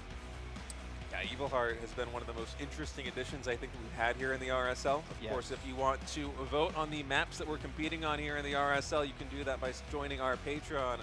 It's a lot of fun having the community vote in maps like Evil Heart because they're maps that you don't really get to see normally in the StarCraft 2 ladder, and some of the most interesting and unique games that we've had this entire year from RSL Season 1 all the way through RSL Season 3 have been on these fan-voted maps.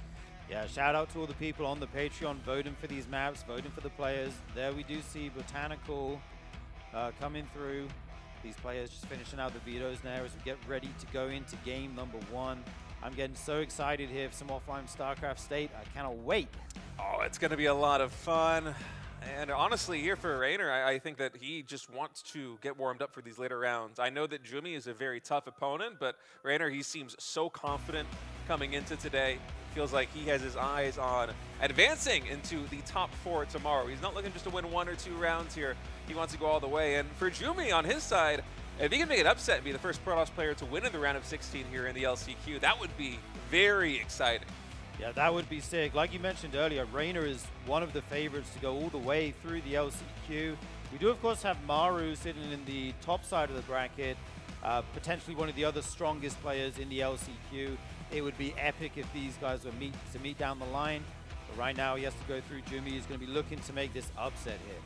Yeah, all right. Vetoes are done. So Celestial Enclave, Maganatha, Botanical, and Persephone are out. Evil Heart, Winter Madness, Tokamak Mothership, and Magnetic North will be the 5 maps that we're playing here today. And whew, Evil Heart, man. Rainer had some spicy takes on this map. Wow. Talking with him earlier on about PvZ, just the short rush distance, how aggressive it can be, the low number of bases that you have on your side of the map. I was trying to explain to him, hey, there is a gold base on this map, you know? It's got 8 minerals instead of 6. It's a lot of income you can get as a Zerg player early on. He wasn't having any of it. No, he was not having any of it. He was saying, what was he saying? An ARAX can hit you in 5 minutes. Yeah, we just had a lovely shot of our crowd here, all the StarCraft nerds down in the venue. So good to see you guys. And I'm actually blown away that he didn't veto Evil Heart. Maybe he has a specific build prepared for that, something aggressive.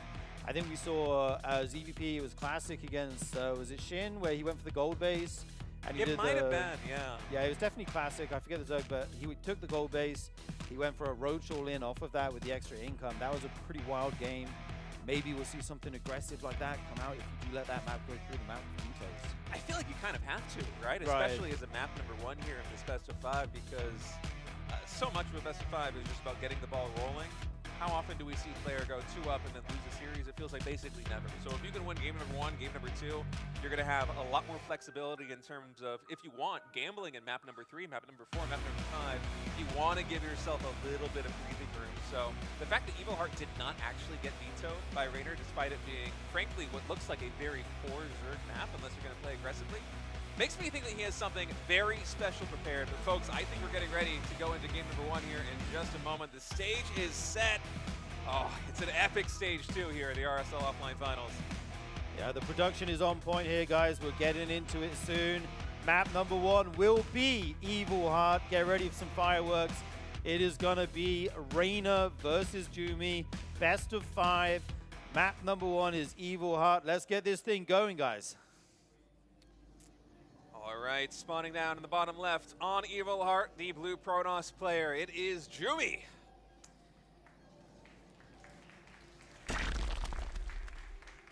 And in the top right, it's the Italian stallion hailing from Basilisk. It is Rainer.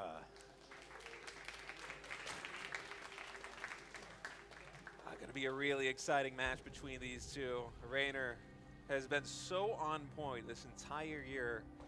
And I'm excited to see what Jumi's going to bring to the table. This is somebody who I've seen in online tournaments and competition, but I feel like I haven't really gotten to see a deep dive of their gameplay very much, specifically not in PvZ. And for them to go up against Rainer, one of the favorites here in the lower half of the bracket, if not the favorite, whew, it's a spicy first match, you know?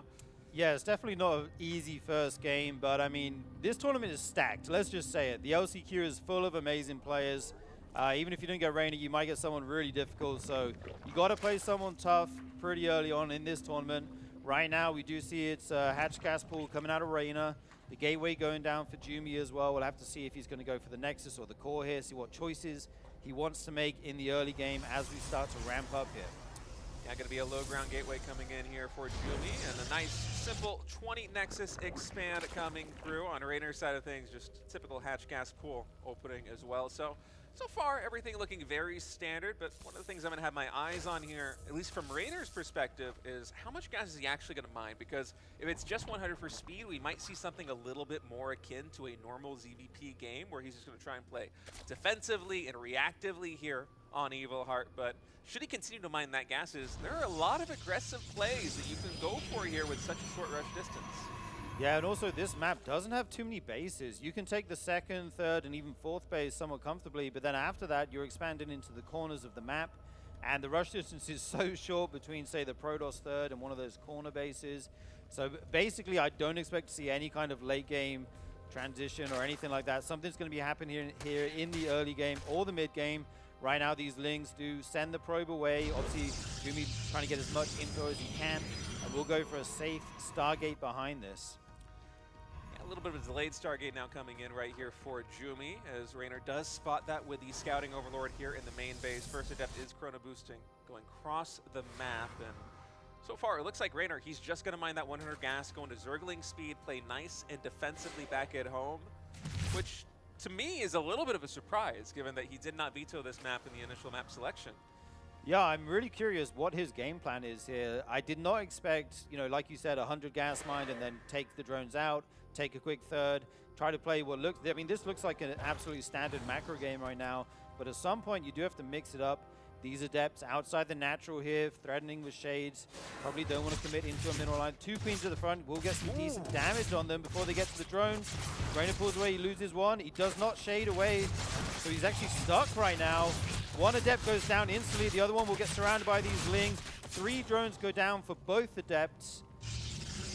Yeah, 3 drones for those 2 Adepts. I feel like Jumi wanted to get a little bit more with that push into the natural expansion, but 3 drones, it's not the worst start here for Protoss. One of the bigger problems is it's going to delay your 3rd expansion here. Normally you would love to have that coming in, say around 345 or so if you're going for this kind of Void Ray play. You can see even the minerals right now for Jumi, at least for a moment, we're getting close to touching 400. But you can't do that after you sacrifice those 2 Adepts. You just don't have the infantry on the ground to actually secure a 3rd expansion. And so instead, we're going to see 2 more gases get taken here by Jumi. He's going to power up a little bit more on these 2 bases and go for a delayed 3rd Nexus. Yeah, indeed. We see the Oracle coming out after the Void Ray here. He's going to have a couple air units. Rainer gets confirmation. He actually sees the 3rd base. As soon as it goes down, he sends the Lings onto it. Maybe able to get a cancel. There's no Adepts here as they did sacrifice themselves for those drones in the natural. And the Nexus is cancelled. The pylon will also fall. Rainer with a really good moment here. Yeah, man, I thought that Void Ray might just be staying at home to trying to defend that 3rd Nexus getting up, but instead it's actually looking to try and find some damage. But Rainer, he's pretty well situated here in the main base. He does have a Spore Crawler that he can retreat the Queen back to, so no economic damage done there in the main. And these Lings are still just causing problems here for Jumi. These are the first Adepts that he has warped in since the initial 2 Adepts moved cross map, and oh no, that Void Ray taking a lot of damage already. Still no 3rd base for Protoss, and I cannot emphasize how late this 3rd expansion is, as the Lings once again catch the probe. We have a fleet beacon going down right now because I think Jumi is trying to scramble and find a solution for the problem he's in. Yeah, this is insane. Reina denying that third base multiple times. The Fleet Beacon and the Twilight going down here. This may just be for a mothership or something. We'll have to see what he wants to use that for. Reina with the clutch Overlord skill will float in and see that at the perfect time. And we have a Forge going down as well for Jumi. And Yeah, there was a second Stargate that was being warped in, and it does get canceled there. So he's trying to feign a little bit here versus Raynor. And that makes me think maybe the Fleet Beacon's going to be strictly for a mothership here by Jumi. No, it's still going to be Tempest. But wow. Tempest out of 1 Stargate instead of 2 is an interesting choice. Dude, this map is so small, you can basically hit the Zerg base from your third with the Tempest. That could be a good choice. We'll have to see how that pans out. Reina, though, has his Spire almost halfway done before the first Tempest is out. Yeah, Raynor is very well prepared for what Jumi's throwing at him as the Void is going to try and come here into the natural expansion, but it's already bruised from those 2 queens earlier. Going to get very low in the paint, 36 HP in total right now there for Jumi, and he's going for +1 air weapons. He's continuing Tempest production, but behind it, he's also powering up with a robotics facility with additional gateways, 3 more gateways being added, and in fact bringing the total up to 5. And so he's kind of, he doesn't have all the eggs in one basket. He doesn't need to get too much done here with the Stargate, but I'm worried with how delayed the third base is that he's spreading himself a little bit thin. Yeah, indeed. I like the move trying to pick off a drone or 2 with the Void Ray. We'll have to retreat. Now we see the Tempest enter the field. The Queen's greeted, though. They're on creep, so they can chase that down. The Oracle tried to deny the 4th, but was not able to. This Queen will come over. Is there a transfuse available? Yes, there is. Very nice by Reina. Keeps his 4th base alive. Yeah, the transfuse does come in there for Raynor. Void Ray is still trying to find some damage. Has really got nothing done thus far, as Jumi was hoping to get at least a couple of drones or maybe even a tech structure. But what he has done with these Stargates play, especially with the 2 Tempests that are out on the map right now, is he has prompted a significant response from Raynor. We have a lot of Corruptors on the map. 2 more are being made. In total, it's going to be 7. These Tempests probably should get recalled out if they want to survive at all. But behind this, Jumi's powering up with so many additional gateways and charges done, as well as a Warp Prism. So I kind of feel like this is a little bit of a feign, but it's a very expensive feign with these 2 Tempests. I'm not sure if the commitment into Corruptors is going to be enough for Jumi really to find damage with the gateway army that he's amassing. Yeah, indeed. Reina said he's had enough of sitting back. He's moving in with all this Roach Ling. All the Tempests go down. Jumi on the other side of the map is trying to counterattack, but he's going to lose this third base. All the workers there. The Void Ray comes back in. He does get the 4th base. Very nice. Zealots and Adepts trying to shade into the third with the Adepts, but already 16 probes going down state. That's a lot of economic damage being done already. Jumi is trying to get a counterpunch of his own into the natural expansion here of Raynor, but only a couple of drones going down, whereas Raynor's running rampant right now in the natural expansion and the main base of Jumi. The Corruptor's even getting in on the action. That Nexus is going to go down. Jumi reset down to 1 base in the main. GG is called. Raider takes game number 1. Wow, what a clean game from Reina. He did not overdrone. He stayed on 66. He scouted exactly what his opponent was doing. He said, okay, you're making some Tempest. Let me make a handful of Corruptors and then go straight back into Roaches, hit you with a hard timing. Jumi didn't want to take that fight. Zealots and Adepts, very tough to deal with Roaches. So instead he counterattacks, but Reina just had way more stuff and able to hit much harder. Yeah, it was a difficult position for Jumi to play from because the early game trading 2 Adepts for the 3 drones, on paper, that's totally fine. You're happy to get any economic damage done like that, but you still need to secure the third base behind it. And Raynor did an excellent job with just, I want to say, a dozen or so Lings of consistently shutting down that third base. That third base went down 2, maybe even 3 minutes later than Jumi would have liked it to. And as a result, economically, he just never really got the ball rolling. And he might have had some ideas like going into 2 Stargate Tempest. One of them got canceled probably because economically he just couldn't support it at that point. Maybe that was already going to be just kind of a feign play where you go into the Tempest and then you try and transition into a ton of charge zealots like he did. But it feels like there's almost no winning move from a position like that one where your third expansion gets delayed so much in the PvZ. Yeah, the third delayed multiple times. And also Reina had the perfect Overlord scout there, was able to fly in as the Fleet Beacon was going up. Not even after it was finished, so his Spire was more than early enough, and he's able to get the Corruptors before the Tempest can deal basically any damage. Yeah, and Rainer also did a very good job of not overcommitting to the Corruptors too. I think it Yeah. was 7, 8, maybe 9 Corruptors in total, which is just the perfect number to respond to those Tempests. They were able to force a recall. They even sniped one of them very early on, and he still had the money to invest on the ground into Roaches and the Lings to deal with all those charge zells that Jumi sent across map, which I am certain Rainer was not expecting. Right. But he still had all the pieces to deal with it. Anyway, folks, we are going into game number 2 right now. Spawning in the top left of Winter Madness, leading this series 1-0. It is the red Zerg player, Rainer. And in the bottom right, we have the blue Protoss from Germany. It is Jumi. Okay, the map here going to be Winter Madness for game number 2. I expect we'll see a very different game here. If Jumi's able to get his third base down at a reasonable time, I think we'll see, you know, more of a macro game potentially. We'll have to see what they want to go for as this drone waddles down to check if there's a probe coming to block the hatchery. He says, okay, there's no early scout, no like pre-pylon scout blocking my hatch. I can take it at my natural. That's very nice. Yeah, Rainer going to be really happy to have that unobstructed natural expansion. On Jumi's side of things, he's just happy to saturate this gas as quickly as possible. There is no probe scout moving cross map, and it might not seem like a very significant thing, but that is one more probe mining here in these early stages, which makes me think that he's probably going to go for something really quick tech-wise after that expansion. Yeah, indeed. We'll have to see what that is. The gas in the pool going down here for Rainer. Yeah, it's very kind of unusual to see no scout at all. Unless you're doing something specific, you want to know what the Zerg's doing. You need to know if they're cheesing you. You know, they might just be making roaches. Like, you got to check. So we'll have to see what the plan here is. As we do see the Nexus after gate, core will be the follow-up here, and that Overlord flying over the map to try and get vision of this wall and see what is going on. Yeah, but I like this adjustment coming in from Jumi. You know that you're the underdog. You know that you're already dropped game number 1. Rainer, he's probably not going to cheese you here on Winter Madness. If he was going to go with early aggression, it likely would have been on Evil Heart and map number 1. So why not play it a little bit risky? Why not just skip the probe scout, try and get some extra income going, and just avoid the errors that really snowballed in the early game of game number 1? Because that game, although the mid game didn't look particularly good in terms of the Tempest and the Charge Zealots, a lot of that still just hinged on Jumi not being able to secure that third base. Yeah, definitely. And you save a ton of minerals not sending that scout out as well. We do see it's going to be a Stargate follow-up here. We'll have to see if it's Void Ray Oracle as it was in game 1. Maybe you go Oracle first, mix it up. We do see the Chronos going down as well. Warp Gate on the way here. And Rainer getting his speed. He's taking drones out of gas, and no crazy early cheese coming out from him. We'll see the third base go down in a second. There it is. It looks like we're having a pretty normal early game here in game number 2. Yeah, very standard setup here for Jumi. The 217 Stargate, 2 Adepts being chronoed. He might try and fish for a couple more drone kills like he did in game number 1, just waiting for that second Adept to join in after a couple of shades across the middle of the map.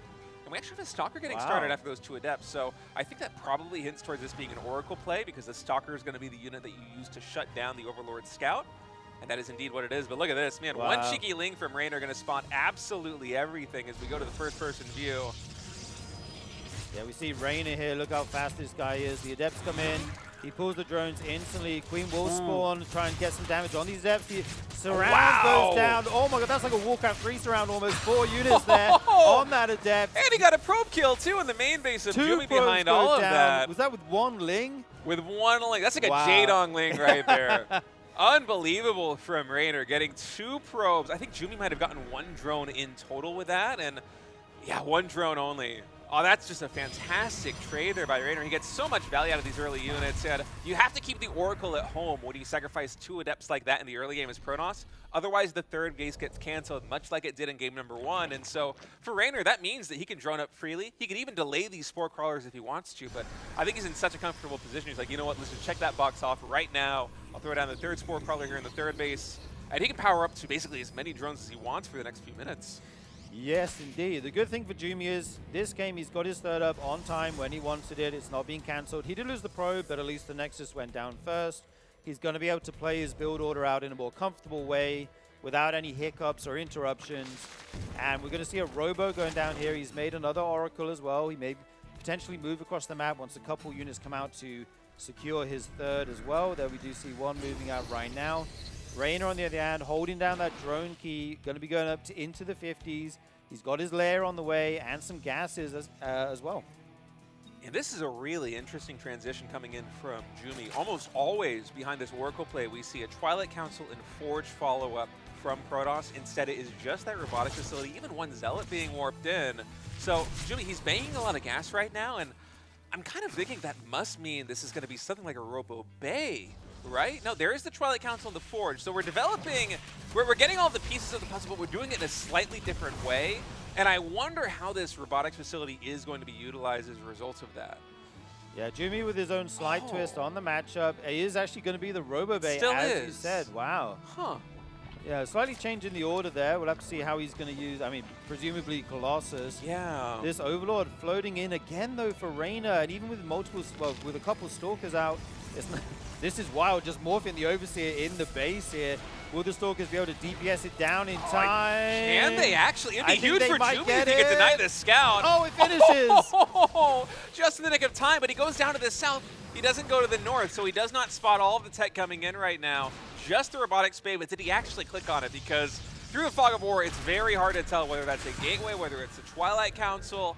It could be really anything right now. And for Jumi, adding in a second Robo, this is almost certainly going to be a 3-base Link Stalker Colossus, likely all-in timing. Dude, I feel like we're back in the early days of StarCraft 2. Colossus timing coming out here. These hit very strong, tough to deal with. And the question is, did Reyna actually see the Robo Bay? Because he was microing his Lings at the third base of Jumi, picking off a couple units there. It's very difficult to do that and be conscious enough to check that building for just the millisecond that it was, you know, in his vision. Yeah, I think it's very likely that he just does not know what the tech is. And through the fog of war, it could very well be basically any Protoss structure. They all look so right? similar, man. Yeah, it's tough to tell. It's tough to tell. And so for Reyna here, it seems like he's just going for an aggressive play to try and figure out exactly what it is Jumi is cooking up by forcing his hand defensively. He's going to see a lot of Stalkers, a lot of Sentries, so he knows it's not going to be any kind of a Glaives play coming in here for Jumi. And the first Colossus, I think, is going to be a very big tell. Yeah, I love this for Reyna, though. He's got the Spire on the way, and if you go Mutalisk against double Robo Colossus, you can get so much done. But right now, the Hydras and Lings coming in. They do force a cancel on that gateway there. More morphing in. Jumi making 2 Colossus at a time. He's going to have a very healthy Colossus count. But guess what they're not good against? Air units. And we see the Mutas already on the production tab right now. Yeah, and in a straight-up fight, Jumi, once he gets those extra 2 Colossus on the board, he is going to have a more powerful army, but I don't think Reyna is going to try and give him that straight-up fight. You're going to, with the Mutalisks, with the Lings, you're going to be trying to go for counterattacks basically everywhere.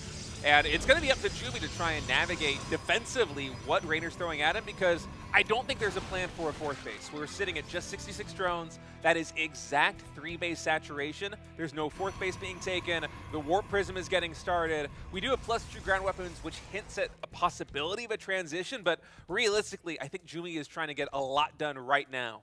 Yeah, for sure. Reyna here, he made 8 Mutas, but he's not committing into them further. He's going to go back into Hydraling Bane here as the follow-up. If you can get like a 360 surround on the Colossus army, that is one way you can deal with that if you have the position in.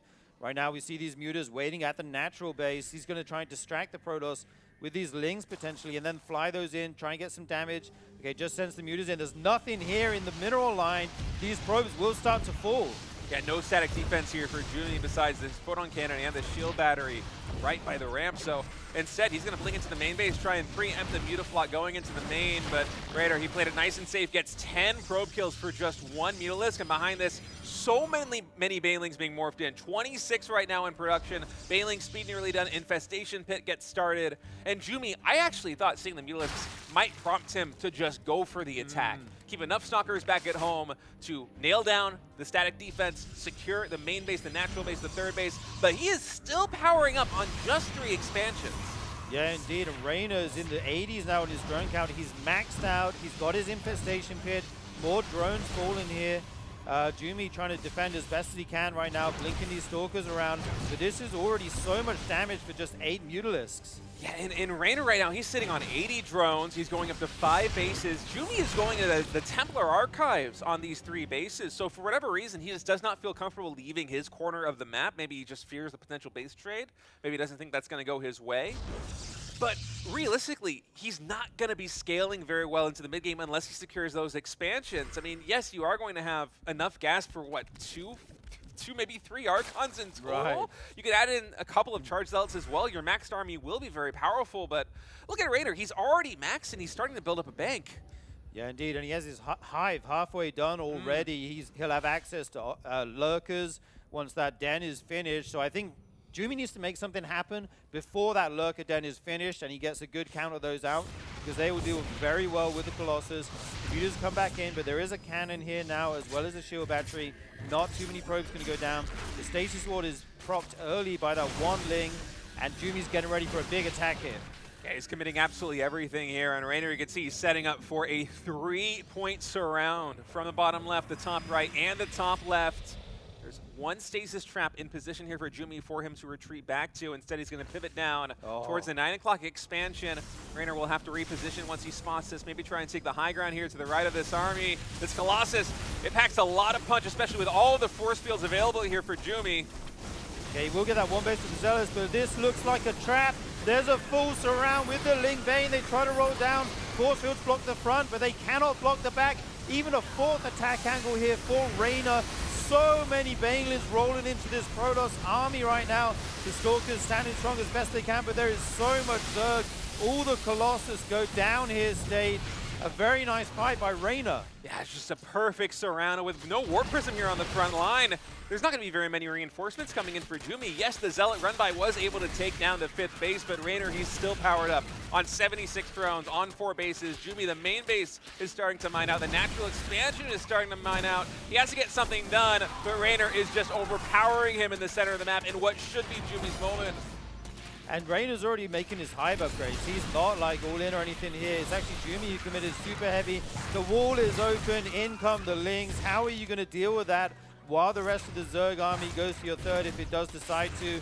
A couple more probes going down. Okay, Raynor not going to commit everything to the front, but this is already damage that Jumi cannot afford. The fact that Jumi had to go all the way back to the main base with basically his entire army, even though it was just Stalkers and Zealots, despite being effectively all in here. Right.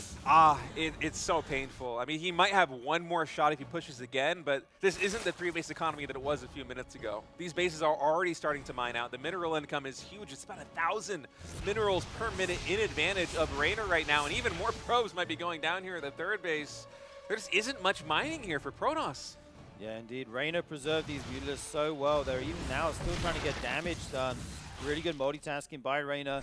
And if you try the same push again into ranged lurkers, it's going to go much worse for you. Right now, Raynor's sharking on the map. He finds these Stalkers. There are a ton of Lings behind. They catch them after the blink. The lurkers burrow. That is going to be it for this army. A few remnants trying to run away, hide as best they can with this War Prism. But the Zerg numbers are overpowering right now. Yeah, I mean, Raynor is just fully online right now. Hive tech upgrades coming in. Lurkers getting ready to siege down the 3rd base. The Mutas, they might be cleaned up in the main base, but that is no longer the focus point here for Raynor. He wants to barrel down the 3rd here of Jumi and go to a game number 3. Nice position there by Jumi to take down those Lurkers. If he can find another angle like that, he might be able to put some dead, but that is so many Lurkers that just finished morphing in. 14 Lurkers here at the front with a ton of Lings. They jump on these Colossus. Jumi microing his heart out here, trying to keep those alive, but there's just too much for Raynor.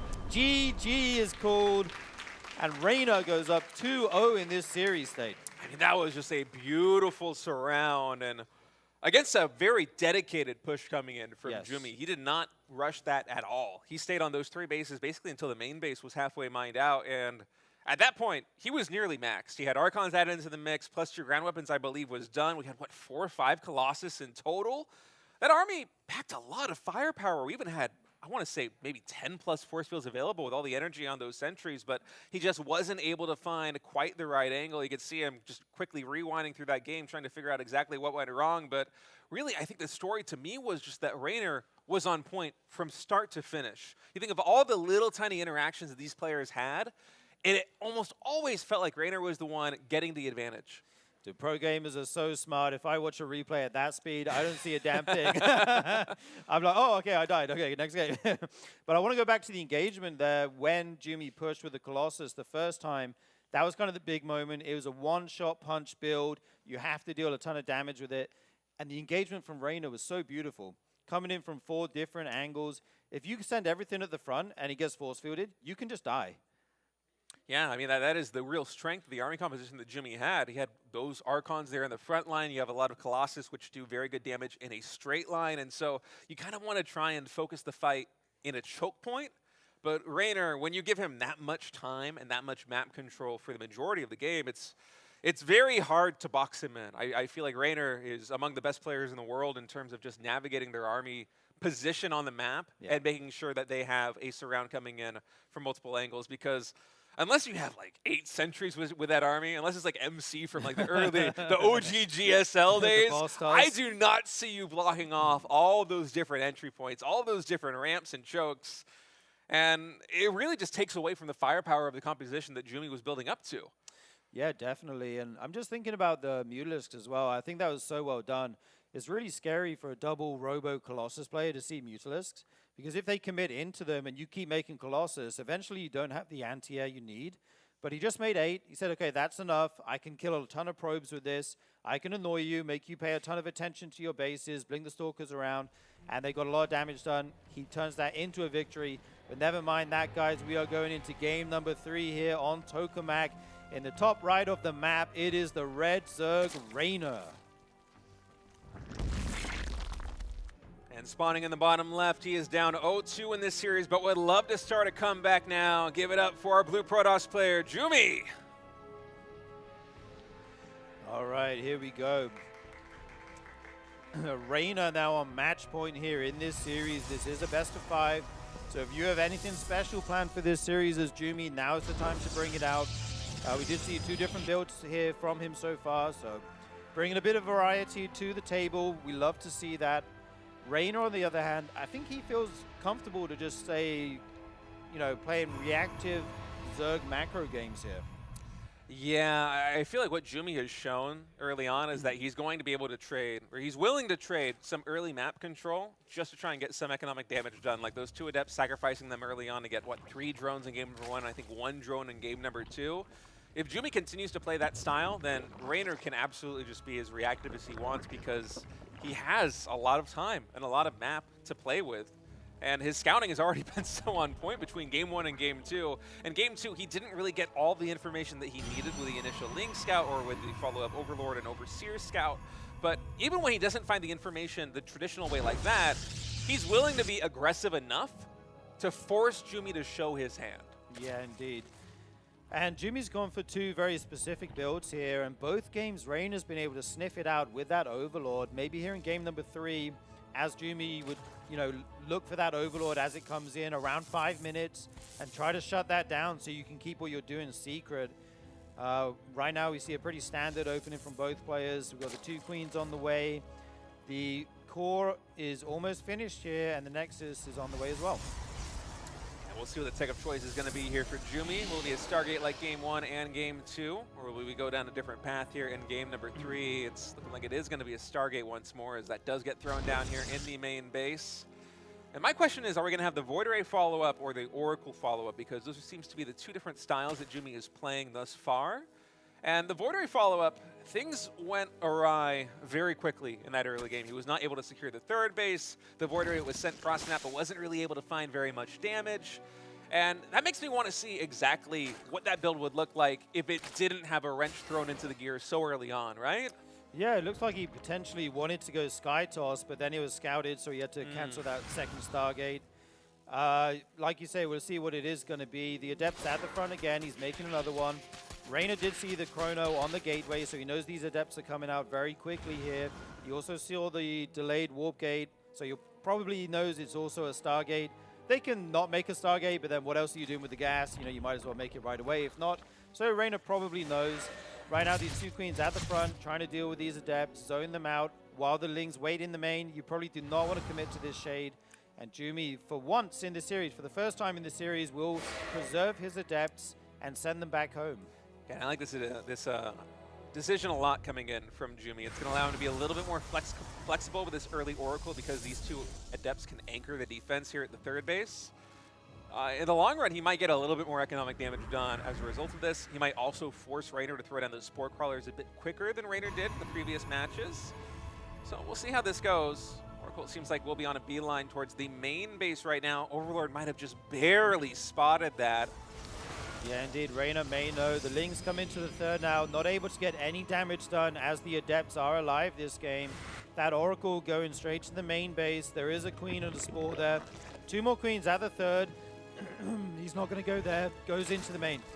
Yeah, Oracle actually able to catch a couple of drones coming into the natural expansion. Only one of them going to go down, though, was not able to get a secondary kill due to a nice reaction there by Raynor, throwing down the Spore Crawler, saving that drone's life. And now the 2 Adepts are going to try and pair up here, coming into the natural expansion. Lings are in position. Again, a great surround coming in by Raynor. In total, only 2 drones going down for all of those Adepts. And also the wasted energy there on the Oracle. You want to get a lot more done with that harassment as Protoss.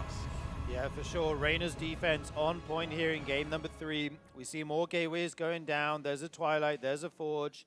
Hydralisk Den going down for Raynor. Maybe we're going to see Hydraling Bane again. Maybe we'll try and get into Lurkers. 3 more gases being added right now. So it looks like it's going to be early Hydras to begin with, and then we'll see where he wants to go from there.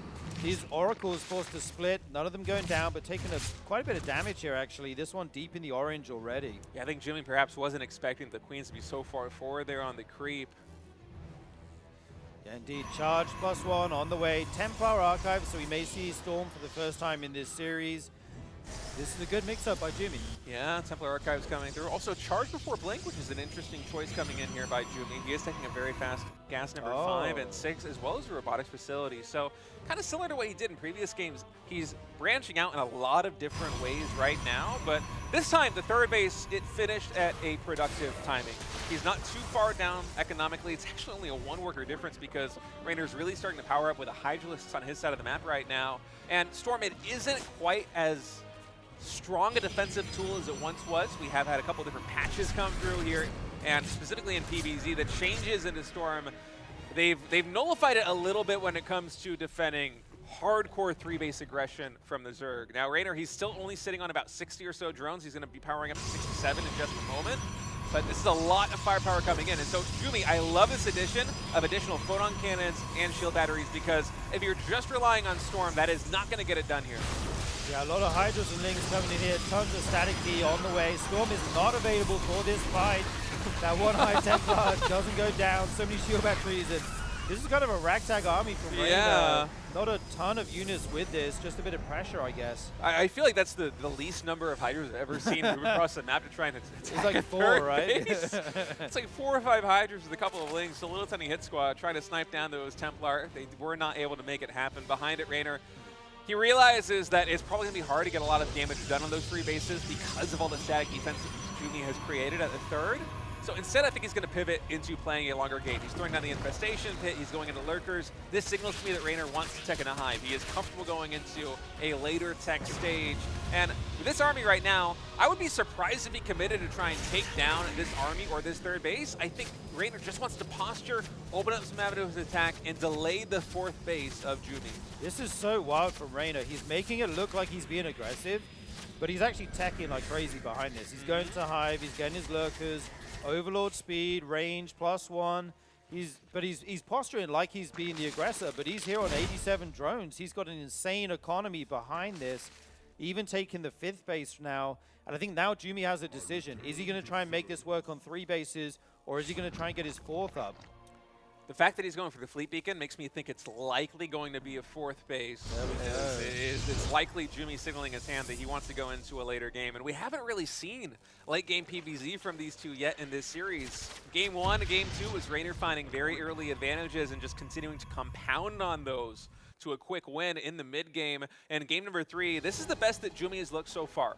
Raynor, he's thrown a couple of curveballs, like that early Hydralisk timing. He was also pressuring a little bit with the Hydras and Lings behind that.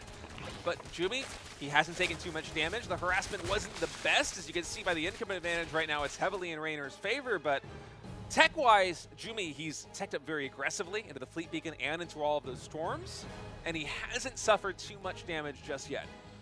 Yeah, indeed, and he has a mothership on the way now. He has a lot of static defense as well, which is going to aid him into getting into the late game if that's where he wants to go. This army of Zealots will be caught there by the Lings, but that's kind of a throwaway army. Keep the Zerg at home. Try and snipe a base or some workers if you can, while he secures his 4th base. It looks like he wants to go for the real end game here, as we see another Stargate going down. Tempests as well. Wow, Lurker drops coming in right now here for Raynor. That is so many Lurkers loaded up in these Overlords, and this could go Jumi's way. If Jumi's in a good position, if he's able to catch wind of this at all, the Mothership could do a very good job of nullifying those Lurkers, and with Tempest already coming out. Yeah, I'm curious if there's an overseer with that army, because if the Mothership... Gotta be. Yeah, if the Mothership cloaks and you drop all your Lurkers, you might lose them. But here comes Raynor. He's setting up. Okay, we do see the Overseer there as well to aid those Overlords. The Zerg army coming down here to the south. Lots of Lurkers here, spotted by the Oracles. But all the Protoss armies at the front right now. Dodging the storms here is Raynor, trying to get a foothold in the front of the Protoss base while he sends these Overlords in stage. Yeah, Raynor creates a diversion there on the front, and now he is dropping into the main base on top of all of the tech, but the Mothership is done. Time Warp is dropping down. A recall with the Mothership as well. Do we have detection here for Jumi? I'm not sure we do, but the storms might just be enough. We do have detection, in fact. Wow. The Observer is there. This gets cleaned up by Jumi, but Raynor, he is now attacking the 4th base. The static defense is holding on for now, but with 4 Lurkers sieging this down. Oh, man. Oh, the Zealot flank coming in from Jumi. Great flank there with those Zealots, but he's not actually able to clean up these Lurkers. A High Templar shooting them, you don't see that every day. And these few Lurkers will eventually get cleaned up as the Oracles come over. Jumi is still in this game, dude. What a defense there by Jumi, and it seemed like he had a very good idea that Raynor was going to be going for a tactic like this one. He had a photon cannon already up at the main base, and that Mothership finished at the perfect time for the cloak, for the Time Warp. Now Raynor committing again here in the 4th base with everything he's got. Storm actually landing on the Immortal to try and shield him. Overseer gets sniped down, so now there's no vision here for Raynor. He's going to have to hightail it out of there, and Jumi taking some very big wins on his side of the map. Those Hydralisks ate a big storm there, tons of damage on them. Forced to retreat is Raynor, and now Jumi has exactly what he wanted. He's able to go into carriers. If he can get to a critical mass, he can go to the super late game. Probably look at taking a 5th base on the horizontal location then in the nearby future, and the income advantage isn't what it used to be. Yeah, if I'm Jumi right now, after taking those wins, I'm aggressively expanding. You're already 86 probes. I wouldn't even mind seeing a double expand right now towards the gold base, towards that base there in the bottom, right? Because you know that you just cleaned up a very expensive army from Raynor. You took down all of these Lurkers. Those Overlords also very expensive. All the Hydras and Lings that got lost in the front lines, very expensive. And it's in the stage in the game where Zerg is also investing a lot of resources into getting Hive Tech upgrades for the Lurkers and getting +3 range weapons, the melee attack. There's all these very expensive charges that the Zerg is making, and that's why it's not until now at 12 minutes that Raynor is finally getting close to maxing again. So I would love to see Jumi expand a little bit more aggressively here, just try to capitalize on this advantage. Instead, he's going to be just hunkering down on 5 bases, going to play it very safe to the vest. Yeah, I like these distracts Raynor with these Zealots. And Nidus goes down in the natural, needs to clean that up. Raynor actually needs to trade out some supply. He has a Spire and he's making Corruptors, but he's maxed. He can't actually make that many Corruptors, and there's tons of Skytoss units out.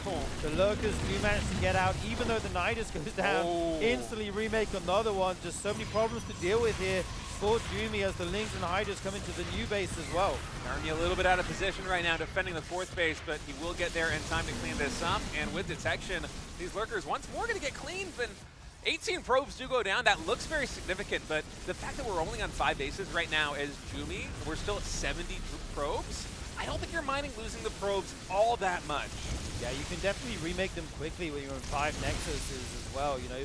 Get back up into the high drone count quickly, probe count, sorry. Another Nidus gets shut down here in the main. Jumi defending very well right now. This is not easy to do, especially against Raynor. He's in all your bases with the Nidus networks. Ling's even getting in here, but there will be a ton of Tempest to greet them. And he zones out the Zerg army at the front. Yeah, no Overseer, so Raynor's going to have to retreat out of that 5th base position once again. Oh, this photon cannon. Oh, man, it's like a tower defense. Look at that angle right there. The Ling's just not getting the surround. Another Nidus Worm going to be coming here into the main base of Jumi. Looks like this one actually not getting spotted by Jumi just yet. So might be able to get some damage done, but that one Changeling given the... I was actually wondering how he had vision of that. So there's a Changeling in the main there. Tons of Lings flood out, start to take down these probes. Zealots will be warped in, but not after some probes already go down.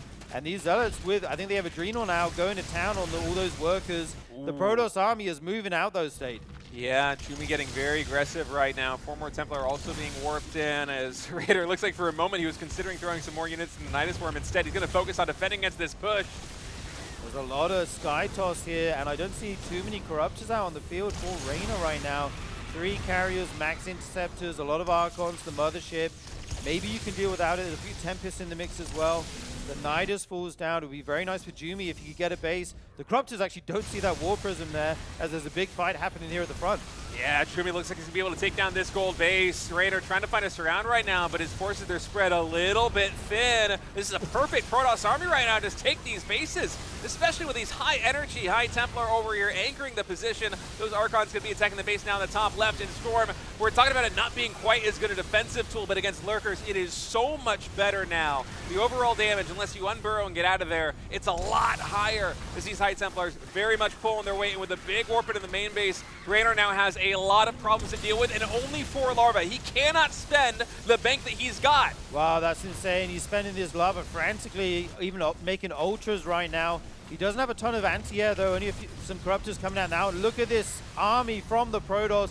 Jumi making so much headway in this game, even picking off the Corruptors as they spawn.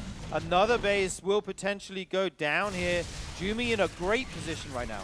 Man, and the fact that Jumi's been able to take down hatchery after hatchery is huge because Raynor, he's been slowly trickling units from all of these expansions this entire time. Larva has been a very big limiting factor for him, despite the bank that he had a few minutes ago. And when you have the reinforcements get staggered like that against an army that is just a powerhouse like what Jumi has, a perfectly crafted army, you see the cost efficiency. It is plus 10,000 resources. Traded more efficiently here for Jumi as he's continuing to push now into the natural expansion. These Lurkers getting cleaned up, and I'm not sure if Raynor can muster enough to deal with this. I don't think he can fight this. I think he has about 15 Corruptors right now, and there's so many air units. Okay, Jumi will actually recall out of here. I love that. Gets all the damage, sees a potentially risky engagement that he may overextend into. It says, okay, I'm good. I did my damage. I'm going home. I'm going to recollect myself, max out again. And he is in a fantastic spot right now. Yeah, Raynor, he's only on 3 bases. He's retaking the 4th at 12 o'clock, but he's got very little economy behind this. Oh, these Corruptors, that's a big value. Taking down one of these Tempests, you got to do anything you can right now as Raynor to just try and steal away some of these Sky Toss units, because otherwise you're never going to break down this position. At the 3rd base, at the 4th, at the 5th, through the static defense, and Jumi knows this. That's why he's not roaming out on the map. He's not playing to win the game right now. He's playing to win the game no matter what. Yeah, and Jumi's making so many Void Rays right now. I think these Corruptors might actually not be able to do anything in the air. Here come the Void Rays. They start to lock on. Corruptors going down. They were trying to take out that base, but will be forced to retreat here, even being backed up by the Tempest. And the problem for Raynor right now is anti-air. He's going into Vipers. He has quite a good number of Infestors on his side, but I'm worried if he can ever deal with this Sky Fleet. It would take a magical engagement with Fungal coming in, maybe with Parasitic Bomb or Abductions coming in, and against what is basically a pure Sky Toss army at this point. We have 4 carriers, 5 Tempest, 8 Void Rays, and a Mothership here for Jumi, and just a couple other units there to assist. It really is all about those Corruptors, and it's only 12 Corruptors. We almost have more Void Rays than Corruptors right now, Sturgeon. Yeah, I'm wondering how he's planning to deal with this. Okay, another run by. That's very nice for Raynor. But the issue is this massive Protoss army at the front. So many Ultras on the field. They will deal with all the ground. Huge fungal on all the Protoss units, but there's just no follow-up behind it. Yeah, I mean, the fungal's about the best you could possibly hope for here as Raynor, but there just isn't enough to back it up. And Jumi gets a win on the board. We have a series, folks. It is now 2-1 in the advantage of Raynor, and for Jumi, the comeback, it might start right now. The comeback is greater than the setback. Jumi fights back here in game number 3. We finally got to see him kind of play the game that he wanted without it being scouted, without the 3rd being delayed, and he looked so strong in that late game there. Yeah, it was very well navigated, and we're talking about him maybe should he expand a little bit more aggressively? Should he be more ambitious? But it seems like he really has confidence in just this slow, consistent play if he is going to play a late game, and you can't fault him for it. Raynor, he was very aggressive. He tried a big attack into the main base with the Lurkers. That was an expensive loss, and then the follow attack at the 4th base, Jumi was in position to defend there. And from then on, it was basically Jumi's ball game. Raynor was playing on 100+ drones, but he didn't ever get to use that economic advantage. He didn't have the larva when Jumi started sniping the hatcheries, and he wasn't able to free up enough supply to have the army that he needed at any point to really face what was basically a perfectly crafted Protoss fleet. Very well played game there by Jumi, and if Jumi can play another game like that here on Mothership, oh man, we might be going to a map number 5, Sturgeon. I was so impressed by his defense that game. Raynor is one of the best at multitasking with groups of lings, you know, Nidus worms with lurkers inside, Overlord drops, like all these different tools that Zerg has to stress the Protoss' multitasking in the mid and late game. And Jumi looked so good against it. He was fighting on all fronts, defending extremely well. He lost some probes, but it was late enough in the game that it didn't impact his economy too much, and he fights back. Here we are in game number 4. The map is going to be Mothership, our three-player map in the pool. And in the top left position on Mothership, we have the red Zerg Raynor. And spawning down in the bottom right, he was down 0-2, but he just won game number 3. He wants to win game 4 and force a game 5. Our blue Protoss player, it is Jumi. Absolutely, Jumi fighting back in this series. The first thing we can say about this match so far is that Raynor has sent his Overlord in the correct direction. Yeah. So he will be able to see that Protoss wall. And oh, Jumi right now actually going to go for a bit of a cheeky build here, Stay. Man, that's exciting. I love this out from Yeah. Jumi. We have some really brave plays coming in. It's an 18 Nexus for Jumi, a Nexus first on a 3-player map.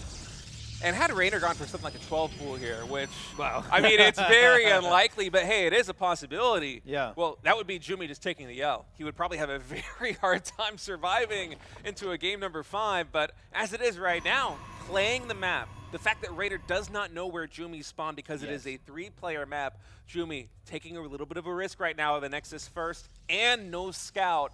This is about as greedy as you could possibly be as Protoss. I love it from Jumi. He knows there's a 50% chance his opponent will send the Overlord the wrong way. That means as Zerg, you're probably not going to do an insanely early cheese when you don't know where your opponent is, right? Where are you going to send it? If you send it the wrong way, you can just lose. So it makes sense to bring out a very greedy build here, especially after playing regular, relatively standard openers up until now. And doing this on match point too, it's just got to be a real big confidence booster here for Jumi. It shows that he's feeling very brave right now. And when you're an underdog after a victory like that in game number 3, you got to be feeling really good. So I wonder how he is going to leverage this big economic advantage that he's getting from the Nexus first, because economically he's going to be a powerhouse in a couple of minutes. Yeah, for sure. We did see 2 gateways go down. He's added the core now. We'll have to see what tech he wants to go alongside with this. You can still go Stargate and then expand afterwards. You have some other options as well. But his economy is going to be so good in this game. Making probes from so early on, from 2 Nexuses. Raynor right now taking his 3rd base, getting his ling speed. Pretty standard from his side of things. Yeah, we have the first units getting trained out of the gateway right now. It will be a Stalker here for Jumi. And there's also Warp Gate coming in. I was a little suspicious of this probe that was roaming around the top right side of the map for a moment. I was wondering if we might have a proxy, because it looked like Jumi was really considering potentially sending something up there into the top right, but instead it is a pretty standard follow-up here. Actually going to be the Twilight Council. And normally we kind of write off the possibility of Twilight Council all-ins in PvZ because they usually don't pack enough firepower to actually get game-ending damage done. But when you go with a Nexus first, your economy comes online so much faster. I mean, look at it right now. 34 probes to 28 drones. Yeah. This could be the economic difference that allows Jumi to do something like a 4-gate Glaives push and get a lot of damage done. Yeah, Nexus first into a committed Glaives push would be so wild. Raynor making a lot of lings right now, though. Going to be looking to deny a Protoss base if there is one, but there isn't. And we see a ton of gateways going down, 3 more, 4 more being added. The Glaives upgrade is online. And the question is, can Raynor sniff this out or not? There is a Stalker here in the main in position to shut down that Overlord Scout.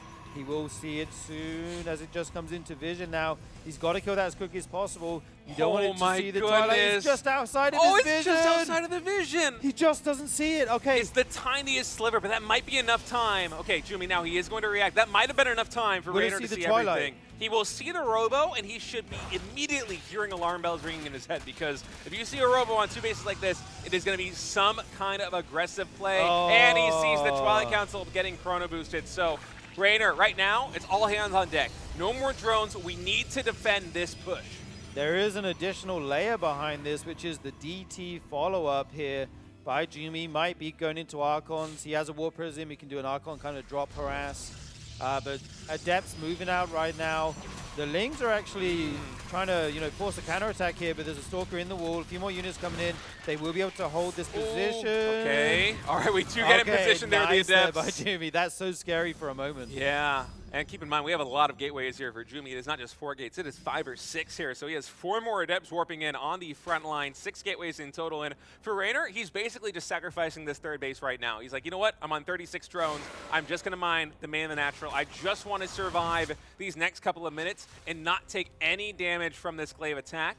That Shade is going to get canceled, so Jumi continuing to posture around on the top right side. War Prism also gets spotted, so Raynor, he's going to have Queens in position to try and shoo that away. Dark Shrine nearly done. Do we have any detection here for Raynor?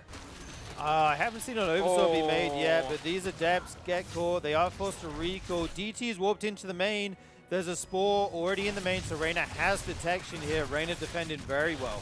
Yeah, CTs get picked up right now. I'm not sure if we have a Spore Crawler in position here at the 3rd base. There is one getting warped in right now. So, Jumi, I thought he might have had a chance to try and just snipe down that hatchery, but as it is, Raynor, and I think coming back down to that clutch scout with the Overlord, just barely out of view of Jumi's patrolling Stalker.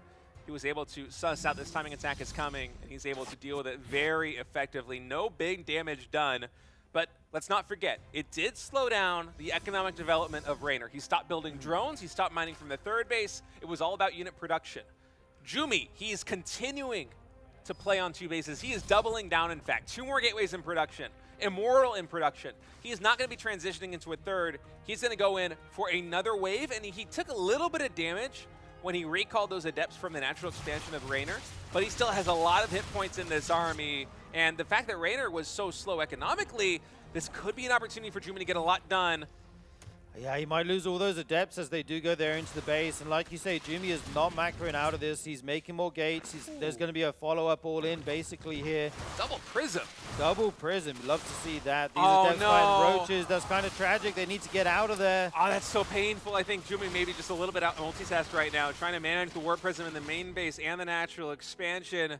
Did not notice the Adepts taking that fight against the roaches, and they are critical for this next push coming in because it's all or nothing right now for Jumi. We have 3 more Archons being morphed in, Sentry being added into the mix, more Adepts added. It's all about this next push coming in, just 1 or 2 minutes. But after losing those Adepts, I'm not sure if he's going to have enough, Sturgeon. Yeah, Raynor's gone all the way up to 66 drones right now. He has way more than enough economy to outproduce the Protoss. If this attack doesn't hit soon and hit very hard, it's going to be tough for Jumi to get anything done. 3 Archons at the front here do pick off an Overlord. They meet up with the War Prism. An Observer comes out. This little counterattack by Raynor is very nice. Keeps some units at home. Oh, you cannot lose these Archons. They're kind of the backbone of the Protoss army right now. Ooh. Okay, manages to pick those 2 up. Going to micro them as best he can. The Immortals will trade amazingly against the Roaches, of course. These Lings, I don't know what's happening here. The Adepts are running away from here. Maybe an F2 moment, but it doesn't matter. Jumi is mobilizing at the front. He's going to send this push here in the near future. Yeah, he's going to focus on the 4th base up at the 11 o'clock position, but the fact is, for Raynor right now at 67 drones, he just needs to hold on 3 bases right now. He's got 25 roaches in total. He's morphing in a lot more. And these counterattacks, or this harassment, I should say, coming in from Jumi is not really getting a lot done. This is a very powerful force on the front line for Jumi, but I'm not sure if it's going to be enough. Those Archons, they still haven't fully regenerated their shields after that earlier skirmish, and Jumi, he has to make it happen right now. Yeah, here we go. The force fields go down. There are Ravagers in this army, though. They can buy all those away. So many Roach Ravager at the front here for Raynor. The Adepts trying to shade past, but the Protoss army is turned to... It has to flee. It has to get out of there. There's just so much Zerg on the front. Rainer's at 180 supply right now, Stay. Yeah, Raynor is nearly maxed on Roaches. Man, it was tumultuous early game, but Raider just with the economic superiority right now, mining from these 3 bases against the 2 expansions of Jumi. He is going to be able to push this army back, and Raynor looks like he is in a commanding position here in game number 4. Raynor is in control here. The army is huge. Basically, you have a War Prism and a Dream with a couple Archons in it right now. Forced to recall those even. And he's still on 2 bases here. But Raynor's not going to sit back. He's not going to let him macro up, get another base. Raynor's going to send it here. He's actually forced to kill his own buildings because the Archons are too fat to get through there. They can't fit. Yeah, I think he just wants to have the best possible concave right now. Rainer's going to come in, lend him a hand, take down those gateways. It doesn't matter if he's on 4 bases versus the 2 of Jumi. He wants to go into the next stage of this bracket. Raynor stutter stepping forward with the Roaches, with the Ravagers. Jumi try as he might to micro the Immortals. It is not going to be enough, and Raynor will win the first series 3-1. GG, well played is called. Raynor takes the series 3-1. What an amazing ZVP we had here, State. A ton of different builds. I love the variety we saw from Jumi. Go for that Nexus first, double Robo Bay Colossus. Tons of different cool strategies going out, but Raynor just too strong in this game. There's the handshake. What a great series. Yeah, Jumi really trying to mix it up there in game number 4. I love the decision to go for a Nexus first and do a 2-base timing attack like that one. Just try something offbeat, off meta. You know you're the underdog. How do you try and find an advantage? Take some risks. Unfortunately for Jumi, it did not pan out there in game number 4, but a great series. Raynor, he is going to survive to fight on against the winner of Trigger versus Percival. And for Jumi, unfortunately, his RSL era is going to end here. But man, what a fun series. Yeah, and what a good showing by Jumi. I mean, up against one of the best Zergs in the world. He made it competitive. He had Raynor on his back heel a few times there. Really good showing by him. Just very impressive stuff. I hope we see some more of him in the future in the RSL events. I think we are just setting up a winners interview here with Raynor in the near future. We'll hear what his thoughts are on the matchup, how things went, and everything like that in just a moment. Yeah, Raynor just looking really solid there in that opening match. And honestly, Raynor, one of the favorites here, I think, to advance from the entire bracket. When I look at the top of the bracket, to me, the name that really jumps out right now, it is Maru. And the bottom of the bracket right now, it is Raynor. But there are so many dangerous players just waiting in the wings right now. And if you're playing in round number 1, the matches are basically only going to get harder. It's a stacked tournament we've got today. It is so stacked. It feels like those two are destined to meet in the finals of the LCQ. But like you said, there's so many tough opponents in the way. It's not going to be easy for either of those guys, even though they are the potential favorites of the bracket. Like you say, Raynor will go on to play Trigger Percival, the winner of that series. And we'll have to see how he does there. And Maru is going to be having a TVT next against Ryung, right? So that should be another good match. Yeah, I'm very excited about Maru versus Ryung, especially that Ryung has been looking in TVT. Anyway, folks, we are ready for our interview with the winner, Raynor. Let's jump to the analyst desk and see what they have to say. Hey, what's up, everybody? I am here with Raynor. Congratulations on your win. How are you feeling? Feeling good, feeling good. Pretty smooth games, except the one I lost. That wasn't so smooth, but I think I was playing well, so that's all that matters. What are your thoughts right now on the matchup PVZ? We've obviously seen Protoss is looking really strong right now. Do you feel like it's fair, or what is your thoughts overall? I think it got a little bit better since the last patch, and I still think late game is Protoss favored. Before that, you can have some tricks up your sleeve, and they can work. I still find it pretty hard. You've played in every season of RSL. You got very deep, weren't able to actually become a champion of season 1, 2, and 3, but you're here in the LCQ. What do you think your chances are of going all the way today? Thank you for bringing it up, Nick. And well, I hope I can qualify and eventually maybe win.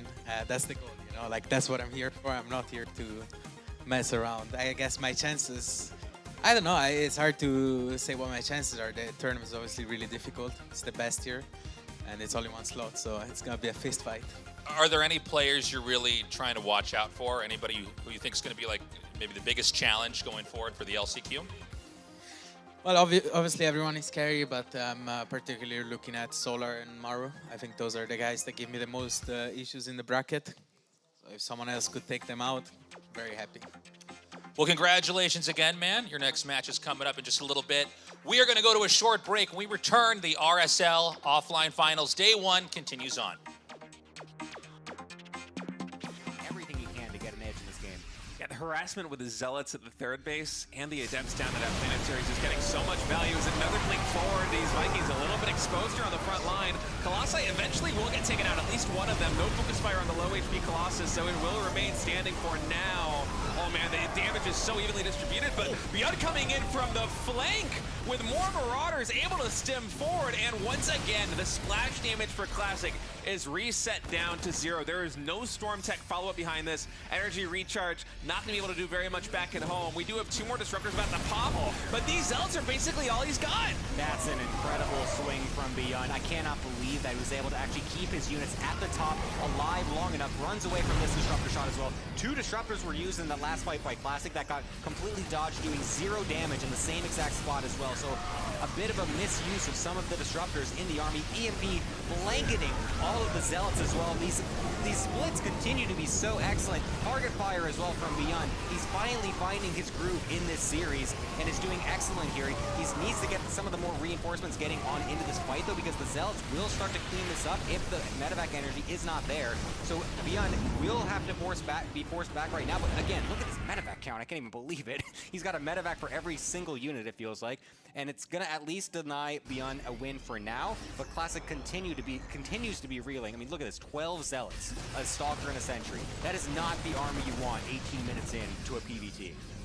Yeah, the splash damage is getting reset over and over again, and Beyond knows this is his window to get damage done. I love Classic warping in these sentries, energy recharging them and using them for Guardian Shield, but Beyond's immediately going to focus fire that one down. And this bio, I mean, there isn't enough service area. There isn't enough Zealots to get service area. Beyond is going to win game number... Out with that many Storms and so many Vikings just eating them, that ended up in a totally normal trade. I can't believe that. But it's going to just reset essentially here. Both players just kind of forced back to their bases and try and reassemble, get all of their stuff back set up again. And like you said, it does kind of allow a split map situation to come out, but the rotations are still possible from Classic as well. And then having so many Nexus all over the place, he could easily just recall to another side of the map. Oh! Even with the Mothership, how about? That's another way you can do it. Getting on top of this base on the right-hand side. Storm's going off with the Time Warp as well. Unfortunately, just barely doesn't get the PF, but I love the move from Classic. Yeah, that is an awesome play. I saw that coming in. I thought it was a Nexus recall, maybe to the center of the map. But using the Mothership, if you have enough Tempest like this, I guess in theory, you could take down planetary bases so quickly and then immediately recall either to the Mothership or to another Nexus, and immediately he's pivoting back here. I think there might have been another recall to the top left expansion. He's going for another base. Yeah, this is excellent. It's like he's playing a game of whack-a-mole, just taking down these expansions with recall after recall after recall. So far, only one of them going down. And right now, Beyond, he's trying to find an angle. Some really good EMPs, again, catching 2 of these Templar. But this is not an inexpensive trade here for Classic. A moment ago, he had the better bank than his opponent. And even though Beyond, he is taking, some hits on the chin, right now, he's the player with the better bank. He has been so much more cost-efficient. I feel like Classic isn't really getting the damage done that he needs. Beyond is navigating this very tough situation incredibly well. Yeah, I know. Classic is playing this like a PvZ sometimes, where you see the Mothership going back and forth and you're recalling around to try and dodge all the Spore Forests and the Broodlords and everything. But this time, able to do it in PvT as well. The Liberator spotting this Mothership and will be a bit outmatched, I feel like. I've never seen this 1v1 in my life. Yeah, no, there's a first time for everything, State, for me as well. So yeah, that's going to be at least scouted, so at least you know where that Mothership's going to be coming from. But coming in from the top side with the rest of his army, we'll try to pounce on this army of Classic. EMP's getting blanketed over everything. Storm's also getting some nice connections, but the HP of everything's starting to slowly dwindle out, but the charge lots continue to do well on the ground once everything is said and done. Templar getting EMP'd from the right side. That was excellent from Beyond to keep himself alive in this moment, but still so many Tempests are here on the map, and this is a really difficult spot to try and dislodge. Oh, with so many Tempests. I mean, Byun, he's producing Vikings 10 at a time. He's trying to deal with this as quickly as he possibly can. But the fact that so many Tempests remain after that engagement, it's going to be hard for Byun to really get a grip on this situation right now. I think the initial engagement was so good. He was able to shave away a lot of key units. The EMP was clutch, but attacking into a position like that one with so much static defense is a Herculean task for the army that Byun had, because he needs to rely so much on the Vikings to kill the Colossi, to kill the Tempest. There isn't enough firepower on the ground to quickly mow down all of that static defense. And now we have another situation where Classic is remaxing. He's adding in a Phoenix Field as one Liberator, but the Tempest count is so high.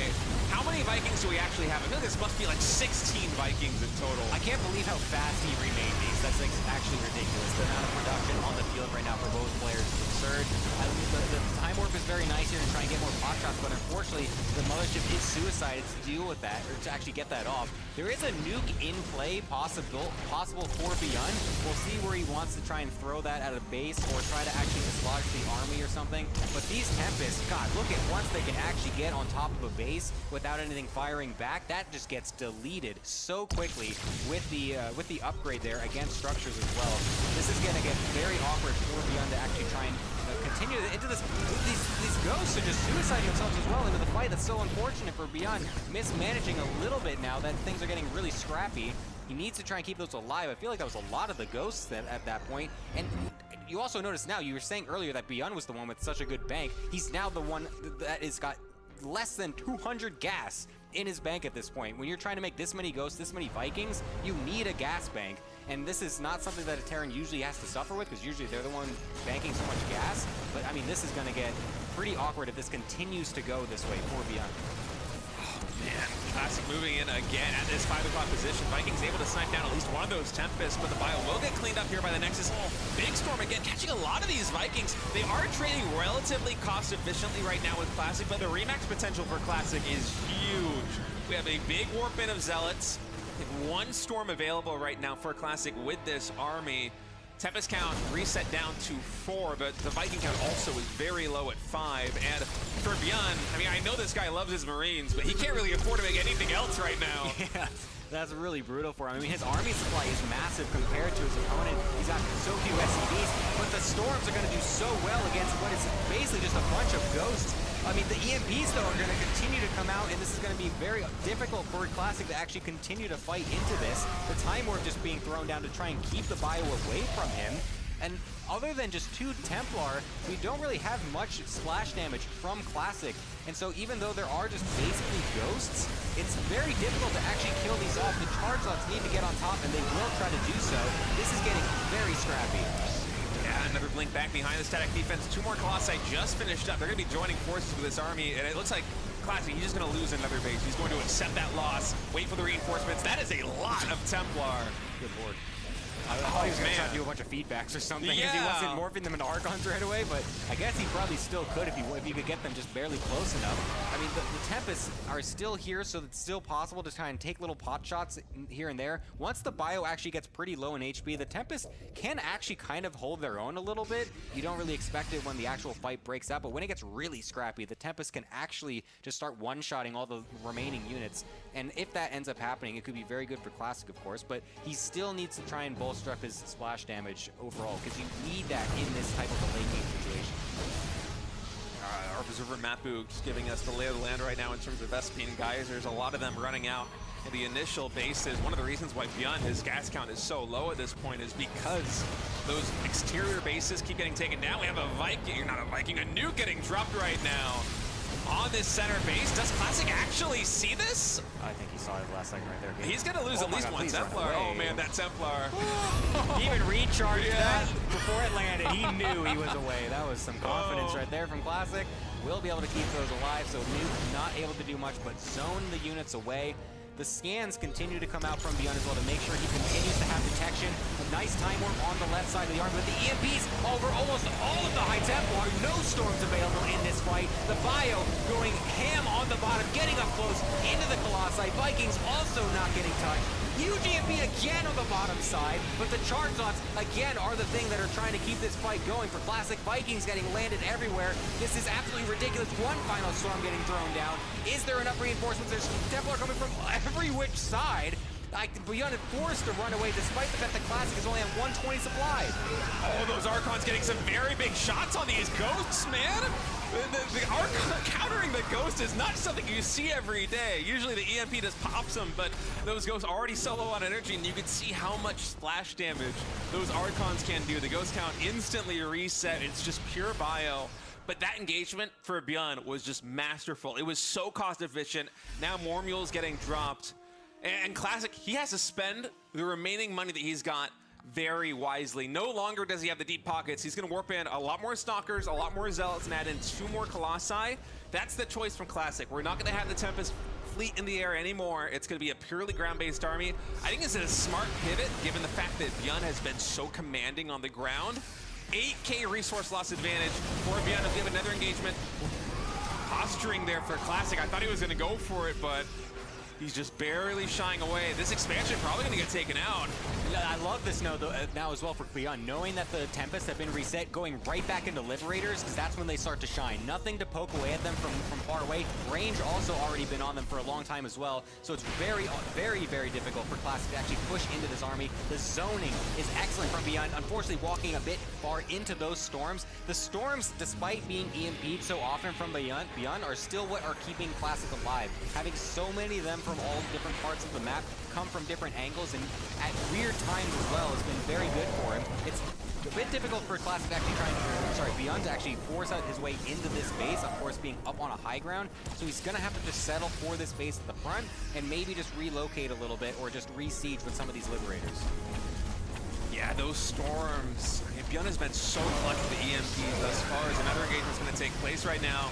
Vikings are getting finessed by these Tempests. They all get taken out, and is Beyond going to try and push up this choke? It seems like he actually is stimming forward, and then a little bit of a hesitation move pulls right on back. Those Colossi getting so much damage. More Vikings joining the fray. This very low HP Colossus will survive. Right now, the army for Beyond, as it stands, much better on an open field. Classic. It's a bit of a dangerous move moving into the center of the map like this. Is Beyond going to try and capitalize? He stims forward. The bio very low on HP because we're mostly just remaxing with Vikings right now as Terran. Is it going to be enough? The bio is so low, Gemini. This is ridiculous. The EMPs continue to blanket these Templar. They're barely able to get Elf any storms, but the charge lots just keep swarming in on the reinforcement every time. The bio continues to be so low that we can't keep these bio units alive from the charge lots. The most basic unit of the Protoss pulling its weight in these engagements. It's I mean, I can't believe how many of these Vikings keep getting flattened as well. We keep resetting the Vikings, resetting the Tempest, switching back and forth between them, and it's really hard to actually get a gauge on where these fights are supposed to be going. What units are they supposed to be making? Because now at this point, Classic is just losing things left and right as the reinforcements from Beyond really start to all come together in this midpoint. Classic's got almost no mining left right now. I'm watching the mineral count at the bottom, and it is trickling up so slowly. I feel like Beyond, he has weathered the storm. He's going to try and push in right now for the win. Classic fighting for his life in this game. He does not want to go to a game number 5, but I think Beyond's going to take us there. GG. Wow, that was an epic PVT. But yeah, when it comes to Shin here, oh, hold on a second. All right, so this is one of these maps, one of the fan-voted maps from Patreon called Antimatter. There is a mineral wall that leads into a backdoor expansion here for Hero, and Shin is proxying a hatch to mine those minerals out and gain access to Hero's main base. I love this. This is so cool. Okay, so obviously it's a strategy that's only tailored to this map. We were talking about, you know, Hero's build order randomization and how it's hard to predict what he's going to do. Doesn't really matter, actually, in this game, because this is all going to come down to whether or not Hero can identify what's happening. Now, he comes in there, he checks the natural, he doesn't see a hatchery. The pool timing is not unusual, so there's no tell there. But you may still be wondering, like, I didn't see a hatch. I mean, did he just preemptively make it in a third? I'm not so sure. The probe is going to go there, and I think once, well, you know, I guess the truth is, there's 2 spots you could take a third at, right? So he's going to check one. He doesn't have any way to confirm what's happening. He may suspect it, although right now Hero's behavior doesn't telegraph that. Yeah, Hero with his probe, he's just kind of scouting the corners right now. Shin's already pulling, what, 3, 4 drones to start mining out those patches. Hero's like, did you take the gold? No, you didn't take the gold. Where is this going to be? And now, looking at the minimap, it seems like Hero, he's catching on to what is taking place here. He finds the minerals as they're being mined. And now the clock is ticking down. The gateway and the core just finished up. Stalker gets started, Warp Gate gets started, Shield Battery is morphing in the main base. So Hero, he's getting all the pieces that he needs, but this is going to be a lot of Zerglings coming his way. Yeah, he's going to make these 2 more gateways over here. The final mineral patch is going to be mined out in a second. And once he gets in there, I mean, it's going to be very, very difficult to actually curb the damage. There's a Baneling's Nest being made as well. 1 Queen pops out. And, you know, this one Stalker's going to come down here and try to take a fight. The Queen's going to lead the charge over here. The Ling's going to come in just behind that. Yeah, Sentry coming up as well as 3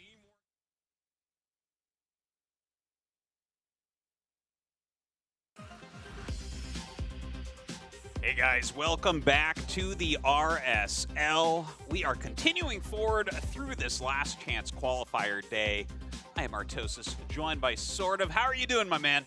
I'm doing very, very well. I'm super happy to be here. It's so fun to be at an offline event. An amazing crowd, amazing casters, amazing players. Dude, so many people came even early in the morning. Well, early in the morning in nerd terms at 1 p.m. But I was pretty surprised with how many people were already showing up in here. The crowd is just electric. The games have been very good so far as well. Yeah, absolutely. Very excited for the games, and especially this upcoming series. It's going to be super, super cool, I think. 2 really, really strong players. And yeah. This is one of the best matches. The match that we'll be casting next will be Cure versus Shin, so I'm sure you guys at home are also very excited about this.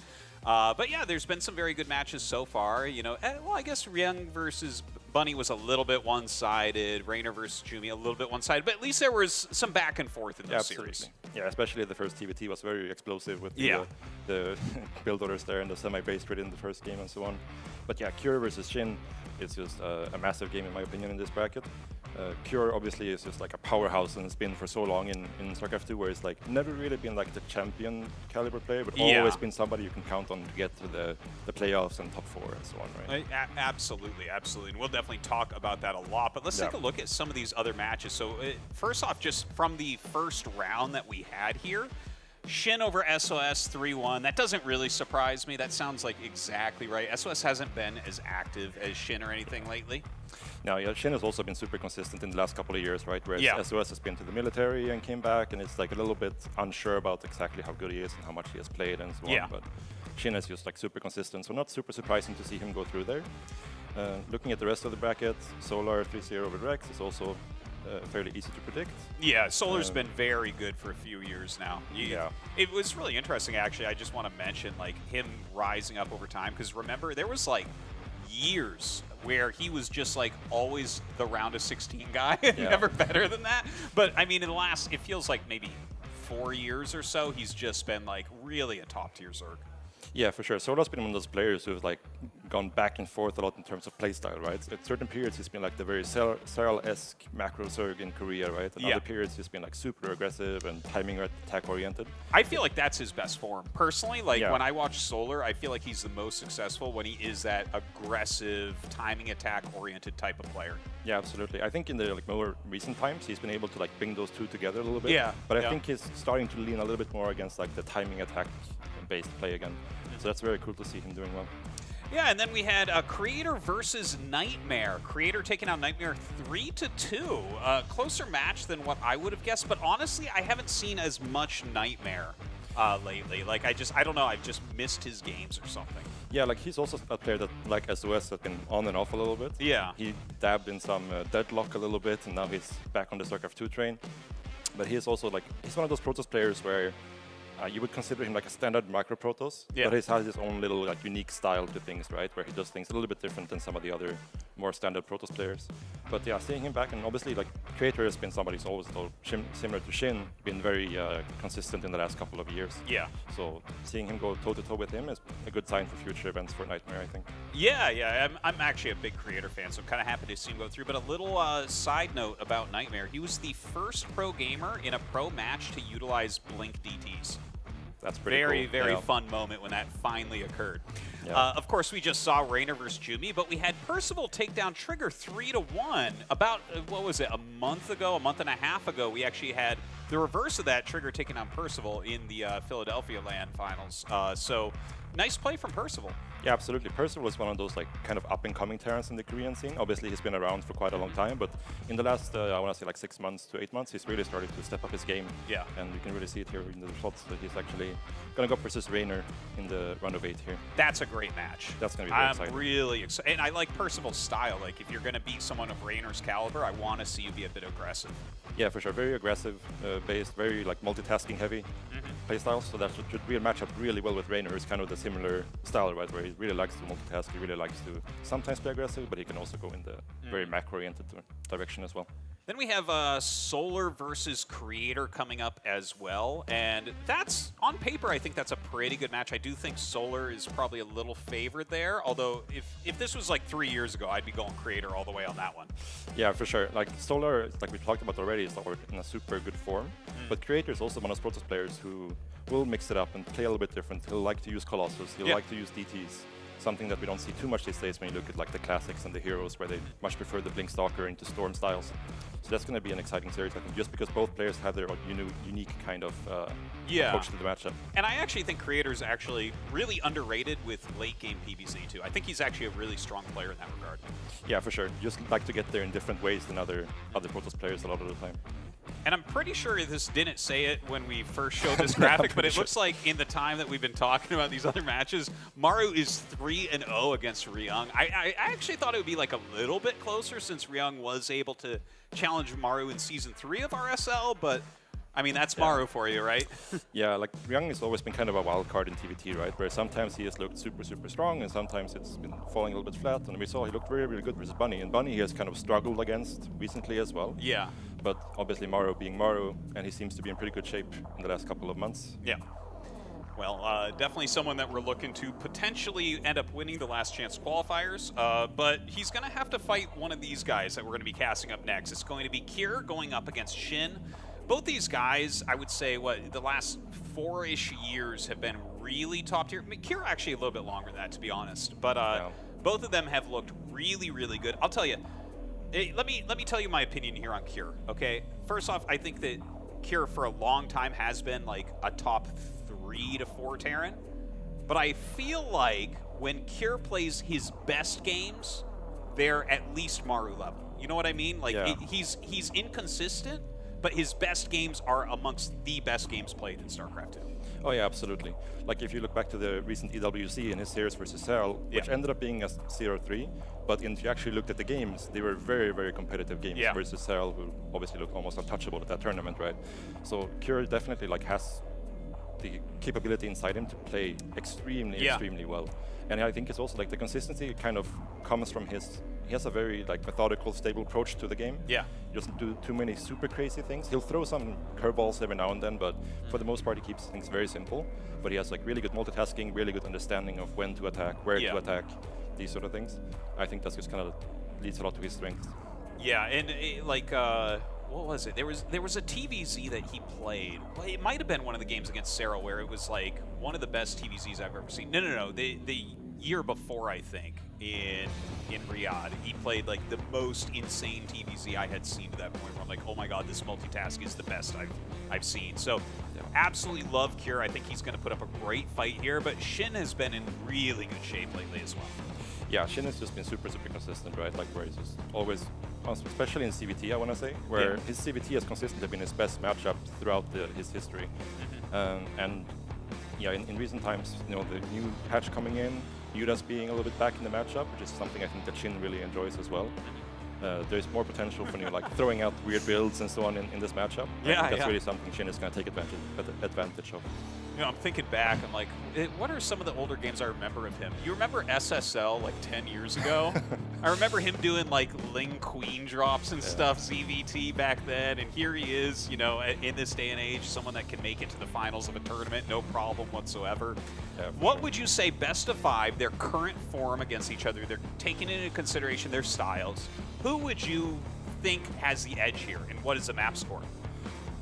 I would actually give Shin the slight edge, I think, in this matchup Shin. right now. Okay. Yeah, I think the new patch really fits his playstyle. Okay, Being able that to makes sense. mix stuff up more. There's more like 2 base builds coming back into play and so on. So I would probably give it 3-2 to Shin in this situation. 3-2 to Shin. All right. Well, I was actually going to take just slightly the other side. I know that Shin has done a little bit better than Cure lately, but I feel like you give Cure like a tournament like this, like, okay, I feel like he steps up when it's the end of the season or something like that, if that makes sense. He's a big game player. Yeah, exactly. All right, here we go. We're going to start off on Botanical, and down here in the bottom right, we have Cure.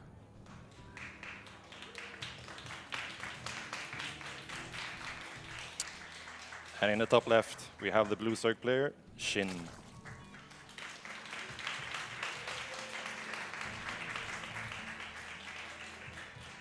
All right. Opening up with a 14 Overlord here, which is not something that's super common. We'll have to wait and see what he actually has planned to follow up with this. For Cure, it's just a normal depot into barracks, nothing out of the ordinary here. We'll have to wait and see if Shin has something special planned or if it's just a normal build order. Yeah, well, you know, it's a best of 5, right? So there is some amount of strategy as to what type of strategy you want to open with.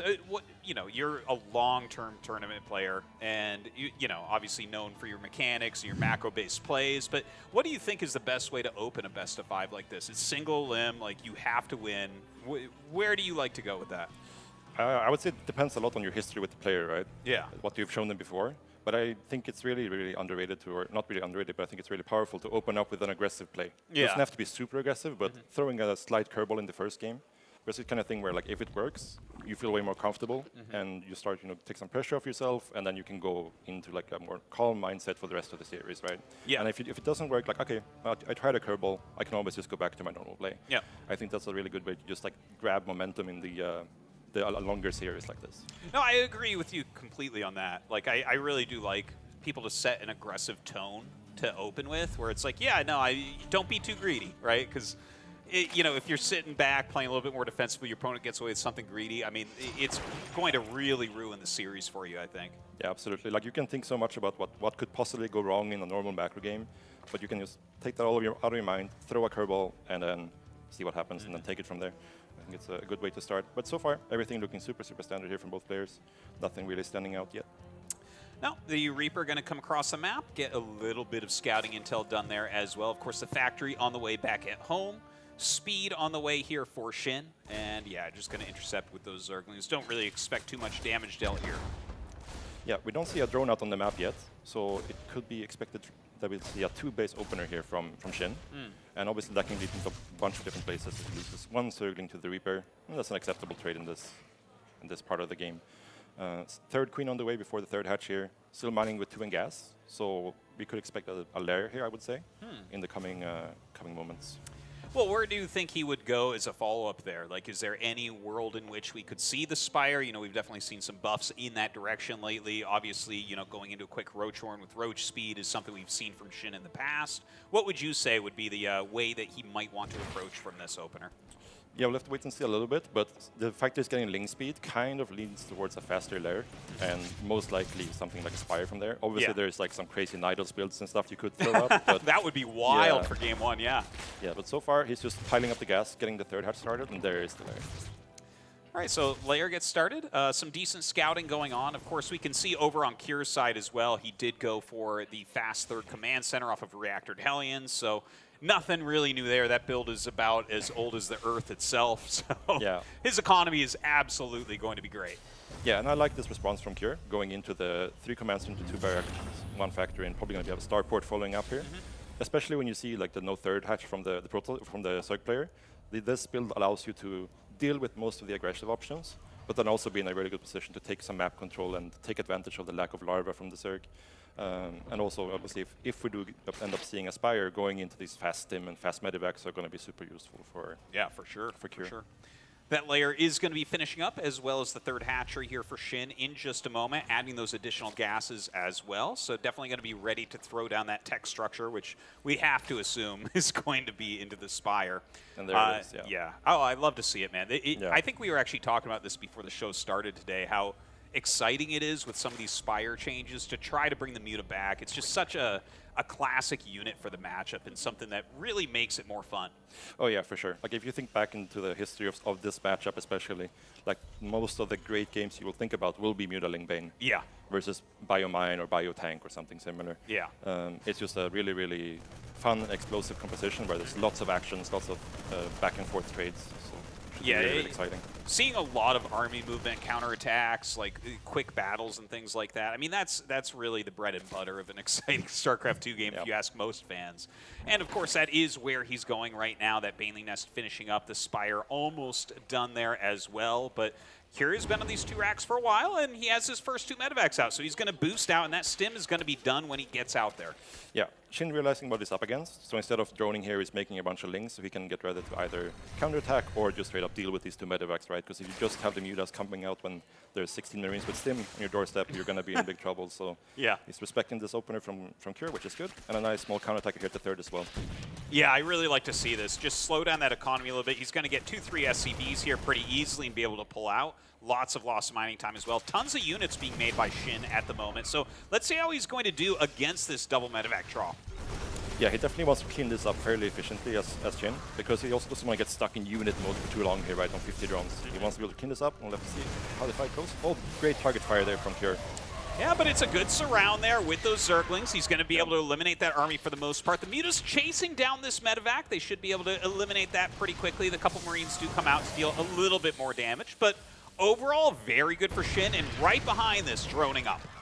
Yeah, and a good counterattack opportunity here as well. Obviously, as he's droning, he doesn't really want to commit too hard and lose all his links. He wants to make sure that he can keep them alive in case for the next follow-up medevac. But here he commits on top of the Marines. Ooh, look at this. Just surrounds those Marines really quickly. Brings the Mutas to the high ground. Will pick off those Marines and taking out the siege tank as well. The Zerglings trying to remove this missile turret. The Muta's going to come down to help that also, but the SCV repair a little bit tough to deal with. Yeah, this is amazing for Shin. Getting all this damage done while he himself is just powering up behind us, right? More drones coming in. I expect to see a 4th hatch soon as well, but the damage is massive here. Yeah, the Mutas are doing absolutely fantastically. Behind this, he's getting some evolution chambers, expanding his gas as well. Still droning up a little bit, and having dealt that much damage to Kira, it definitely feels like Shin is in control of this game right now. Yeah, absolutely. From this point on, it's quite easy to just, start making units. You have a massive economic lead. All you have to make sure to do is that you don't take much counter damage, and then you can look for a later timing with Baning speed or with +1 armor or something like that. Well, the 4th base gets started, but it's not like super fast or anything here from Shin. In the meantime, Armory coming up for Kir. He's getting into, well, he will be getting into his 2-2 very quickly here. A few Vikings added in as well. What would you say is Kir's best plan of attack from here? Like, do you just power up and try to hit like a 2-2 timing push, or is there a way to get into a regular macro game? I think it's going to be really hard to get into a regular back game from here. Your best bet is to either get some extreme value now with the 1-1 upgrade advantage, or like you said, wait for like a +2 timing and try to do like a big committed push at that point. But you also don't just want to sit here and let Shin creep up the whole map and make 40 Banelings, because then your push is going to have pretty low odds of actually doing something. So yeah, he needs to find some way to either get on top of these Mutas or somehow get the medevac across the map, kill some drones, these kind of things to actually try to equalize the game a little bit, because for now it's looking very, very good for Shin. Well, I kind of like the Vikings he added in, just kind of poke back those Mutas a little bit better. And it feels like they're actually doing their job really, really well here. Haven't seen that stylistically too much. But, we're still kind of new in this patch right now with those faster Spires with the Vikings as well. So more Mutas being produced, a lot of Lings and Banes coming up. Baneling speed almost done here for Shin. Yeah, we come in here with the Ling attack. We see almost no units, so we'll know that there's a big committed attack coming. And Shin seems pretty well set up to deal with this. We can see how the fight goes. Yeah, he's got quite a few speed Banes in there. There are a couple of siege tanks, so if Kira can target super, super well, maybe he can still take a good engage here, but I feel like there's enough Ling Bane that Shin should be able to save this hatchery. We'll see, though. Yeah, I think Shin is just opting to play on the safe side here because he has 1-1 just about to finish, and he doesn't really want to take the fight right before the upgrade finish. It feels a bit bad, but I think he was actually in a good enough position to actually take the fight there, but it's a hard call to make in that position. Well, maybe better safe than sorry, but I thought for sure he was going to move in before the hatch took its final hits. Kira backing up now, playing a very solid game. Now, Shin has expanded a couple more times, right? So he's trying to get up to 5 base right now, not mining from it, still kind of morphing those in. And I love how Kira's pulled back after the hatchery kill. He doesn't want to lose that army. He got damaged probably more than he even expected. Yep. Pulls back. 2-2 is just over halfway done. I actually kind of like where Kira's headed with the game right now after that hatch kill. Yeah, absolutely. It gives him this breathing room, right, to get to the 2-2 timing without the Zerg getting too out of control. And now 2-2 is just about to finish. Yes, we have drilling claws coming in. We're going to see some more mines, a few good mine hits, a good fight with 2-2, and we could definitely be looking at a much more even game from that point on. Yeah, it really feels that way. You know, as he continues to mass up and he hasn't really like lost a bunch of tanks. Look, he's only lost 1 tank so far. I could see the next engage where he's up those 2 upgrades and has drilling claws mixed in. Look, he's even adding in a Thor right now to help zone those mutas a bit better. Absolutely. I kind of like the timing push that Kier's going to be pushing with. Yeah, for sure. It's very important that he get out on the map and clear take some map control away from the Zerg, just so that he doesn't get to base number 6, number 7, number 8 completely for free, right? And he doesn't really need to kill Shin or anything, but again, you do want to slow down the progression a little bit, and in the meantime, trying to secure your own bases so you can keep your economy growing as well. All right, well, 2-2 is finishing up those drilling claws as well. Concussive shells, just kind of finishing out a lot of these bio upgrades right now is Kier. His supply getting really high as well. Of course, Shin is maxed out. He's on 90 drones. He's got a big army. Yep. But the overall quality of it, like if you're set up as Kier, you should end up winning that fight. Yeah. Shin has a few options here where he does have the position he's in. He can opt to like either go for a big timing here when Shin tries to secure his 4th, or he could just sit back and be like, I'm going to wait for Hive, I'm going to wait for 2-2. Yeah. And just, keep scaling into the late game. Well, Kier is not in any hurry to move, even though he got his 2-2 done. I think he's actually read the situation pretty well, where it's like, okay, well, I could push right now, but really, you look at what Shin is on, he's not really scaling up the power of his army at the moment. Yeah, he's going to get 2-2, so that's really big, right? Like catching up on upgrades. But it's not like his army is becoming substantially better, whereas every unit Kier makes his army a lot better right now. Yeah, Shin opted to like max out on Mutilating Bane before he's starting his Hive. Yeah. So obviously like delaying his progression to just make sure that it doesn't fall into the trap of getting bullied by a push from Kier, right? So now his progression is a bit slower. I would think the game is definitely stabilizing now. But yeah, we'll have to look to the coming trades will be super important here for both players to actually get good even trades. Now look at Shin. He's expanding across the top side of the map. So he's trying to really grow himself at the moment. What is this going to be? 8 bases? It's pretty crazy. Yeah. His creeps are at pretty good. Not everywhere it needs to fill in, but you know, right now, taking that 4th base as Cure, he's maxed out. His 3-3 is close enough. I don't think you move until you've got that 3-3. There's no real reason to. But we are getting into Hive Tech here for Shin with the Ultraless Cavern, Adrenal upgrades, 3-3, all that good stuff. Yeah, Ghost Academy just came in here for Cure as well, and he's obviously maxed out, so he's probably starting to look for some trades so he can replenish the units he loses with some Ghosts here coming into the coming moments. Also, mines mixed in here. We'll be able to drill them underground very quickly. Just kind of kiting back against this incoming Ling Bane. Just, you know, shaving off what he can at the moment. Trying to keep that pressure on a little bit. But don't forget, Shin is growing during this time. Yeah, like as the Zerg in this scenario, when you realize that the Terran is taking a more defensive posture, starting to get sensor towers and PFs up, you usually want to just mass expand and ideally try to saturate the further away bases as fast as possible. So not only do you have a better income, you're also actively taking money away from the map from the Terran player, so you can capitalize on that later into the game. 100%, yeah. Now this Mutalist counterattack, I really like this. I feel like this is a great way to utilize these mutas right now, because they're not going to do very well in a big fight against massively upgraded bio and mines. So to do this little counterattack, take out the missile turrets, okay, he picked off a few Vikings, like whether or not that'll really be useful right now, it could be debated, but doing a great job with that. And look at this, now rolling in to the front. Yeah, Bane is coming in here, Thor's in the front, tanking a lot. Widow Mine's still alive, so Shin has to be really careful here. Banelings are starting to connect a little bit though. Man, those Thors definitely tanking a lot of damage. Shin thinking he's Nest T there for a moment. Yeah. But not necessarily the most efficient trade there for Shin, but obviously he's got so much of the map he can trade at a worse rate. Now, another little attack coming in. He's trying to morph some more Banes. The Mutas come over here as well, but Kira's doing a good job keeping some pressure on. Yeah, defending the space is super important for Kira because you really need to support the Ghost production. But even more Bane is expecting with more Ghosts here. Again, these trades are inefficient for Shin, but they're good enough. He has a much Yeah. better economy than Cure. He just wants to make sure that Cure doesn't get to stabilize and get to like a big maxed out army with Ghost and a big bank, because then Shin can start getting into trouble. As long as he can just keep the pressure on, keeps Cure's supply low, he should feel pretty good about his position. Now Cloak on the way here for his Ghost, adding in a lot more Marauders now, which makes a lot of sense as well. A little bit of a tanking front line there, especially against those Banes. But some Corruptors coming out. I did see a Liberator in there, but I don't think we actually have real Liberator production as of yet. Yeah, I would say these Corruptors are a little bit preemptive. I think going into Ultra in a second round of Ling Bane first, and then maybe going to the Corruptors if you see more Liberators, because you definitely want to try to get the position one more time. Yeah, I don't think he really has that much. But anyways, attacking in right now, those Siege Tanks going to be picked off pretty quickly indeed. The Ultra's getting on top of absolutely everything. Baneling's rolling into some of those front Ghosts as well, and he will be able to take out, with the help of those Corruptors, the Planetary. Yeah, that fight started to look a little bit dicey, but then the 4 Banelings connecting with the Ghost there right at the front was just massive turnaround, because those Ghosts were just about to snipe all the Ultras.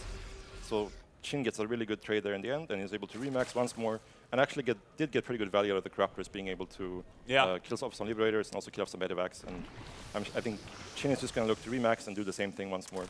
Many more Liberators and Mines on the way right now for Cure. He is a little bit lower as far as supply goes. He doesn't have like a big bank of minerals or anything. So, as those resources are coming in, he's trying to spend them. But Shin is taking even another couple bases now. This is getting absolutely crazy with the amount of bases Shin is taking on the map. Yeah, the big problem for Cure is that he's unable to secure this 5th, and because he's unable to secure the 5th, he's unable to progress to another base on top of that, which he will need to eventually just keep up with the massive bank of Shin. Well, another attack comes in. Mass Ultra Baneling rolling through the Corruptors. Not doing too much yet, but they will be helpful as we get up to some of these Liberators that are standing there so defensively. The Ultras continuing forward, trying to catch this army.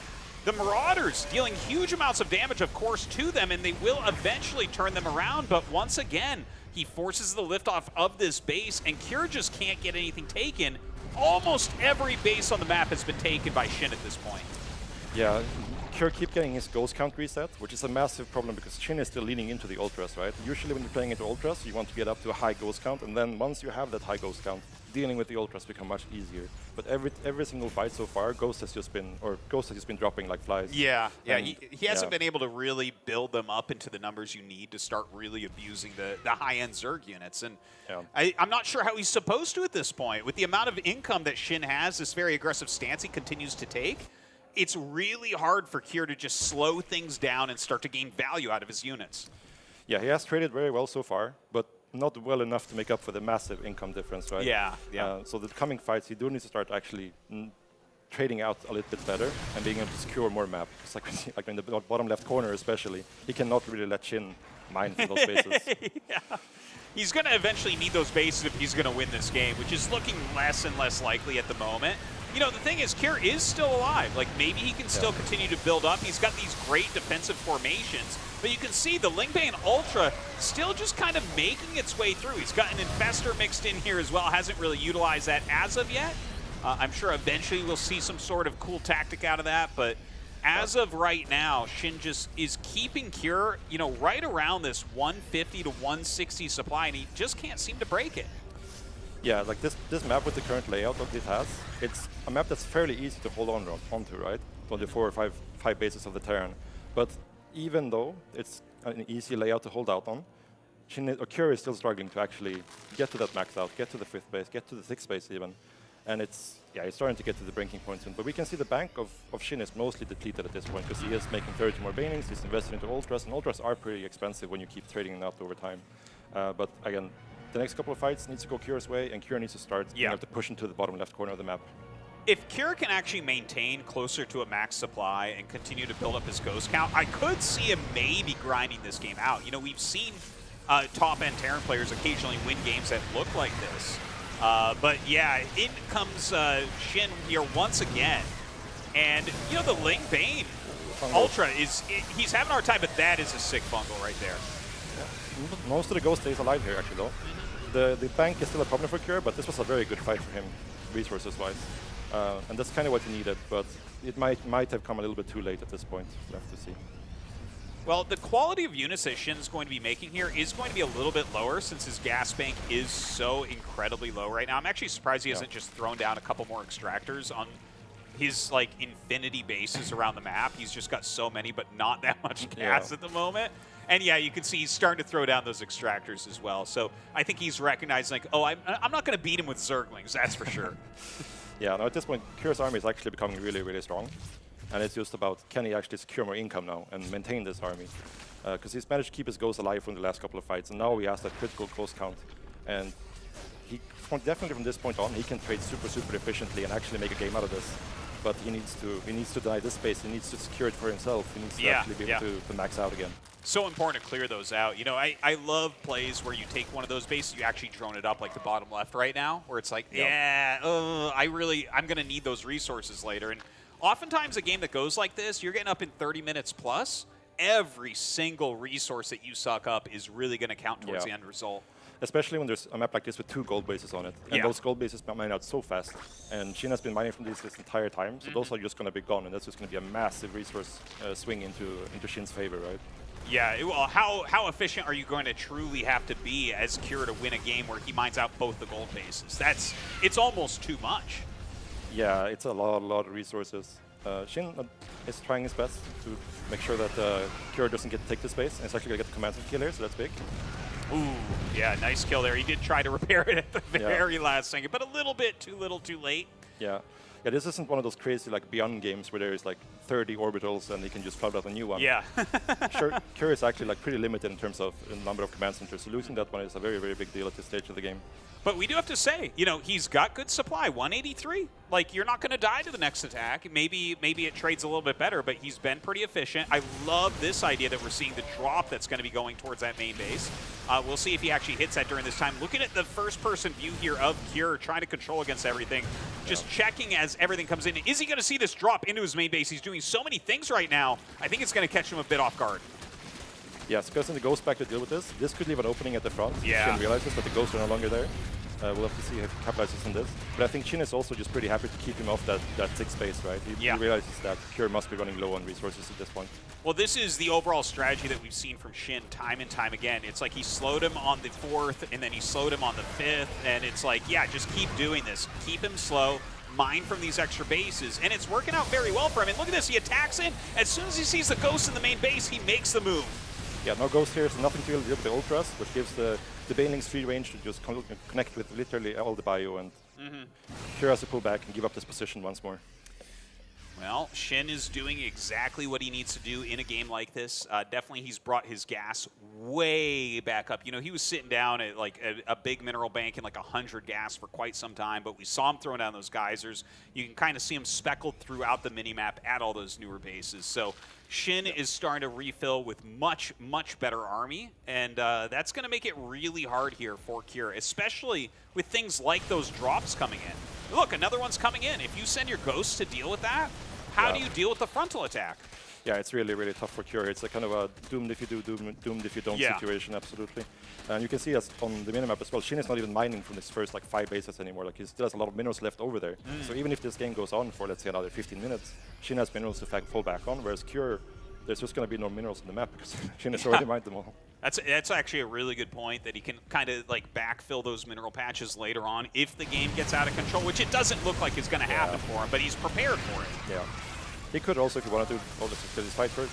Ben is coming in, good bit of mine hits. Yeah, you know, Kyr's still microing well. He's retreating nicely, splitting this off, letting the Marauders take some of these big shots as well, but there's just too much damage coming out of the side of Shin. He just kills another orbital right there. He's clearing out just all the defensive structures, and, you know, once again, it's like, okay, send another orbital over, but, or not even an orbital this time. Yeah, like definitely Kyr has been very, very efficient, but like in this situation, this is just an extreme scenario, right? When the income is just so shifted into Shin's favor that it feels pretty much impossible for him to find the fight he needs to actually be able to take this game. Did I read that right? Did he just make like 25 overlords? I think so, yes, yeah. All right. Well, definitely going to be ready for some more drops or detection or whatever he needs from those overlords. Still continuing to upgrade his air armor. We already saw that +3 air attack finish up. So, you know, could go into Broods at some point if he needs that little bit of extra help. But honestly, I don't think he needs it. I feel like the Ling Bane Ultra with occasional drops is doing enough for Shin that he should be able to finish out the game in this regard.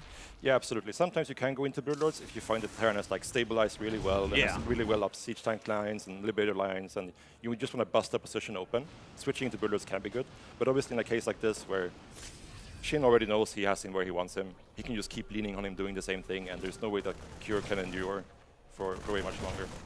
Well, he's starting to clear some of the creep that's on his doorstep right now. I mean, I guess it's something that needs to be done, but definitely a very hard position to be in. He's remining from this base. He definitely needs to expand to the left there. I feel like he needs to deny Shin's new base on the right-hand side of the map as well. He did do that once, but we need to see him do that again.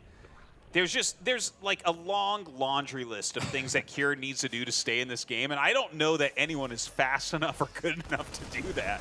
Yeah, it's just math at this point, right? Like, yeah, there's very few things that Cure can do. No matter how well he does them, there is no correct answer here for him, I think. Well, we're going to have a lot of changelings kind of march in, kind of getting a little bit annoying there for Cure. I do like that he's over here trying to deal a little bit of damage, slow that economy at least a little bit. That is a lot of Overseers, man. That is a lot. Yeah, and even putting them on the ramp to be annoying with reinforcements and stuff. It's yeah, it's going to be a very big uphill here fighter for Cure coming up. Shin is just taking it easy. Again, he knows as long as Cure is not going to the bottom left, there's no reason for him to try to do anything. You can just let him sit there, mind out that those 5 bases he's on, and then Cure will have to make a move. Well, Cure's going to have to do something pretty quickly here. You can see that he is being blocked by those changelings. Very, very annoying to deal with. That's the type of cloud of changelings that if you're Protoss, you just storm it. Here is Terran, you're like, oh, come on, do I really have to right-click on all those? Okay. Nice start here for Shin, cleaning out some Widowmine shots, clearing out some turrets, maybe setting up for an attack, but again, like we talked about, he can wait. He can afford to be patient, whereas Cure really can't.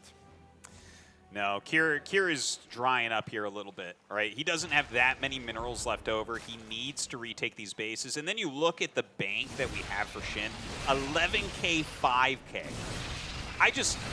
It's funny to me that Shin is taking this long to attack again, by the way, because like he's got this insane bank, and he's letting Cure kind of get up to such a high supply that the cost efficiency is going to get better and better for Cure here. Yeah, I think just Shin has realized at this point that, yeah, it's time to go. There's no point in waiting anymore. It's not even trying to progress. And well, that's good enough for Shin. Just kicking off this base again. Yeah. Even though it was a very inefficient fight, doesn't really matter at this point. And he's going to get another orbital there as well, which is so annoying to deal with. Once again, attacking through these liberation zones. Going to move in with the Banes and Ultras, and it's great splitting, it's great building placement here from Cure, but absolutely not enough. I think we're just going to see a GG at this point. Yeah, definitely dragging out to the last moment here, but that could be a plan to just tire Shin out a little bit. Yeah. If you look at the start of this game, it looked really bad for Cure for a long time, and he was able to get us to this position. So that's something that he can bring into the next set. Yeah, it's a really good point. Like, he basically brought him to not quite the map being mined out. You know, I always look at, like, if I think the map's going to mine out, I'm like, it's right around 32 minutes, I feel like, that it always ends. GG. Very, very well played from Shin. But the fact that Cure started off in such a tough position, right? Like, definitely after he lost those first couple of medevacs and everything, it was looking really good for Shin, and Shin kind of held on. But Cure did the attack, killed the hatchery, kind of was able to expand himself, get great upgrades. He went up to about max supply a couple times in there. I think he showed that he absolutely is capable of taking down Shin. Yeah, we have to remember this was a very, very bad start for Cure, right? But he was down something like 35 supply versus Mutaling Bane in the mid game, which is not really a position you want to be in as a Terran, right? You want to be able to at least kind of match that supply and keep some map presence out there. Not able to do that, but still managing to drag on for so long. I think this is a good sign for future games, because CBT right now really is about Terran getting to that ghost ball, right? And with Liberators and tanks and mines set up. and he was able to get there. He just needs to be able to get there a little bit better. And Yeah. He lost like his first 8 ghosts, if I recall correctly, right? And that's huge. Like those are units that if you can keep those alive, the amount of value that they're gaining you over time is what is going to swing a game that looks like this into Terran's favor. So hopefully that's something Kira can do a little bit better. Why is Shin on Kira's computer? That's what I want to know. It's like, oh no, you got a micro that goes like this. Yeah. He's like, you shouldn't have let them die right there. What are you doing? Like that. If you want to beat Zerg, you need those. Yeah. No, but I think again, Kira maybe had not had the perfect read on the opener as well with the 2-base mute opener. You definitely have to be a bit careful this turn, whereas Kira went very deep onto creep and got completely collapsed upon. And when you go for an opening like a 362-1-1, those 2 medevacs is literally all you have. It's what you've built up the entire early game for. And losing them like that just gives so much momentum in the Zerg's favor that it was really hard to make anything out of that after that position. It really was an overcommitment too. Like, why are you diving that hard? You know, like if, for instance, Shin had been expanding really quickly and, you know, making lots of drones, it's like, okay, I understand why you're attacking, but you saw how late that 3rd base was. You know what he's doing right now. And you can't expect that he's not going to make the round of Zerglings, right? You can't expect that he's going to have 6 Zerglings and there's 8 Mutas trying to hatch and then you hit. It's like, no, come on, come on. Yeah, so definitely just getting really punished there by Shin. Yeah. For that. And then, after that, again, really hard to come back. Well, maybe if he's a bit more conservative, just like settles for clearing some creep, or even just like, okay, I see the Mutas, I'm just going to pick up and go back home, right? Yeah, absolutely. And I feel like you're actually in an okay position there. You're going to block anything the Mutas are trying to do. And the thing is, you have to build to critical mass anyways. That's really the main thing against Ling Muta. Yep. And especially, like, really any melee unit. It's about hitting your critical mass of ranged units. Yeah, as like from Shin's side, he actually, it's kind of a tricky position for him versus this build order because he has to make those units to not get overwhelmed by the Marines. Absolutely, yeah. But because he made those units, he was on an even economy with the Terran, which is not really a position you want to be in that early in the game. You would like to have a base saturation on top of the Terran. But he went for the units, Kira didn't realize, overcommitted, and then we ended up in the game we had.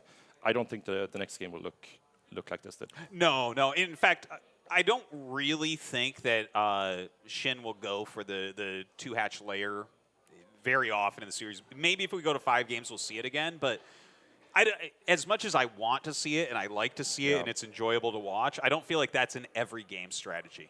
Yeah, for sure. It's definitely a thing where like you kind of need to have some mystery from the Terran side. Like they can't know exactly what you're doing because then they can just craft a very specific response and then they'll always be ahead pretty much. Yeah. You have to have some sort of like variables in there that the Terran has to take into consideration that they have to adapt for.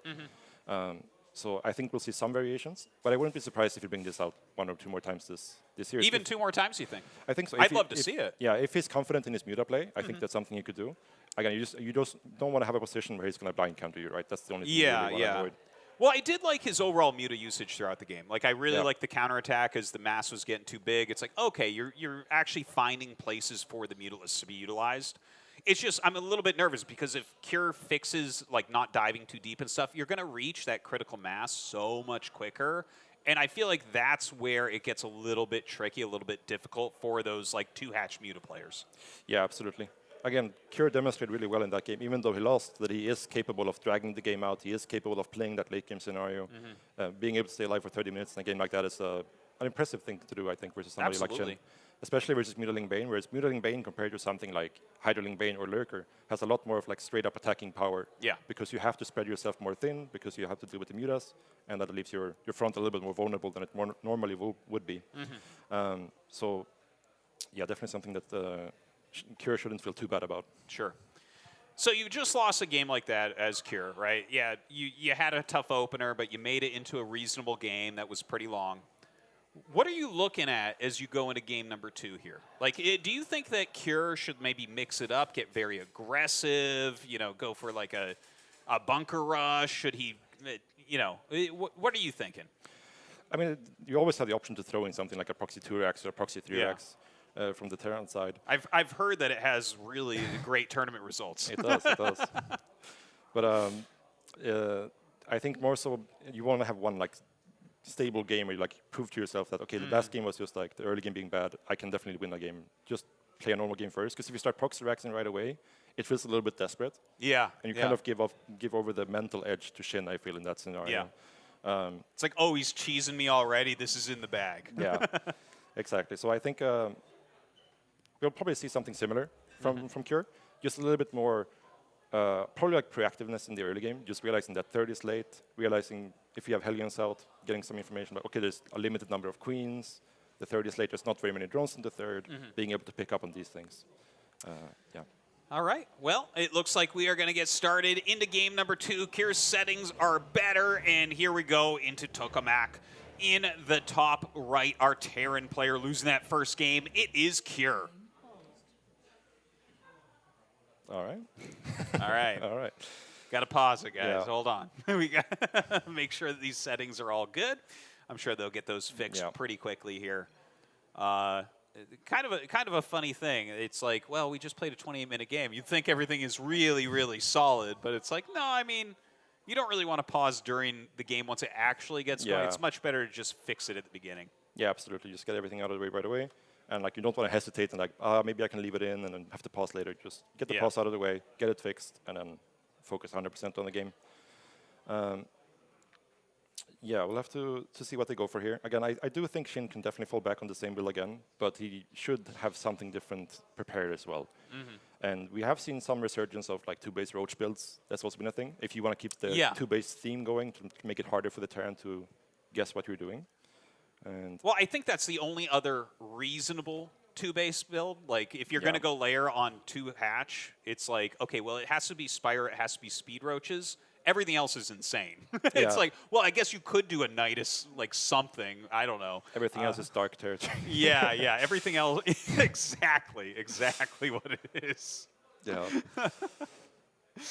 No, but definitely something he could mix in. But again, he could also just fall back to normal 3-hatch builds and play a bit more like a normal Queen into Ling Bane style or Queen into Roach Ravager Ling Bane.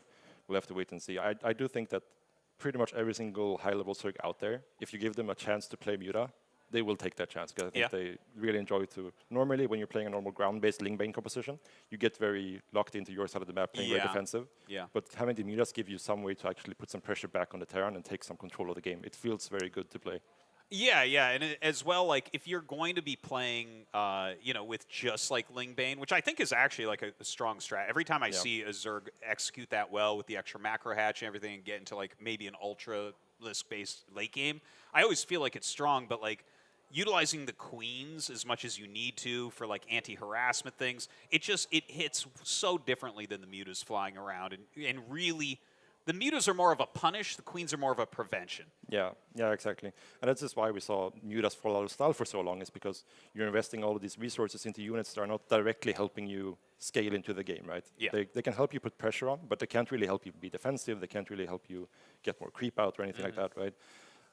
That's why we saw just bring the mutas out, put some pressure on, and it can scale into the game that way instead. Yeah. All right, so guys, Cure has to fix something on his PC, so we're going to take just a very quick little commercial break, and when we come back, we'll get into game number 2. We are going to have, I think, some Ravagers get added to the mix here, which should help a little bit here for Shin, because of course we do have longer range here than these Roaches. But you just see the kiting coming into play already right now on that 4th hatchery, which Shin would love to start saturating with these extra drones he's building right now, but this hatch is just in such a precarious position with very minimal creep spread in front of it. You just get kited into oblivion right now here as Shin. I feel like maybe if there was a round of Lings where he can come around from the flank side, you might be able to get us around, but he is going to die on this. A couple of these Cyclones do get taken on the front side, but overall, still the DPS potential here for Beyond's army is just massive. I feel like that was still kind of okay-ish. Like, it wasn't obviously great, but I still was thinking, oh, this is a bit of an overextension. I feel like, unfortunately, only getting a Cyclone there. Some of the, sick fungal out of nowhere from those 2 infestors will be allowing him to jump on that giant pack of Hellions and start to shave this down. So that is where it's really going to start to swing for Shin here. Excellent timing on those 2 fungals, and the extra Lings coming in to reinforce will allow him to chase this down and continue to push Beyond all the way back to his side of the map. Yeah, Bjorn was not anticipating this turn of events at all. He's building his 4th command center on site right now on the low ground, but that fungal took all of the wind out of his sails with that initial round of Cyclones and Hellions, basically just getting stomped on the front door there of Shin. You need that money fungal as Zerg to be able to stabilize in a situation like that one with the composition that Shin was running, and he absolutely made it work. Yeah, that was perfect from Shin, honestly. I wasn't even realizing. I saw the Infestors in the production, but I felt like I didn't even think he had the energy to be able to throw those fungals down. So very good for Shin to really get the momentum more in his favor and just kind of deny Beyond from being able to continually shark on the map with total freedom. I feel like he's going to be able to get these roaches pretty well, actually. That's an insane amount of damage coming in from those Cyclones onto those roaches on the left side. So a bit unfortunate, but it does distract Beyond at least to allow the right-hand side army to go ahead and once again cancel this 4th base. So Beyond continually shoved back onto 3. Yeah, it's kind of painful here for Beyond that you just didn't take the safe road and build those command centers on the high ground in the main base or something, right? Double cancel on that 4th, and Beyond was double expanding. He's taking another expansion down by the 7 o'clock position, the bottom left of the map, but yeah, he's immediately throwing down also. That initial base has gotten canceled twice already.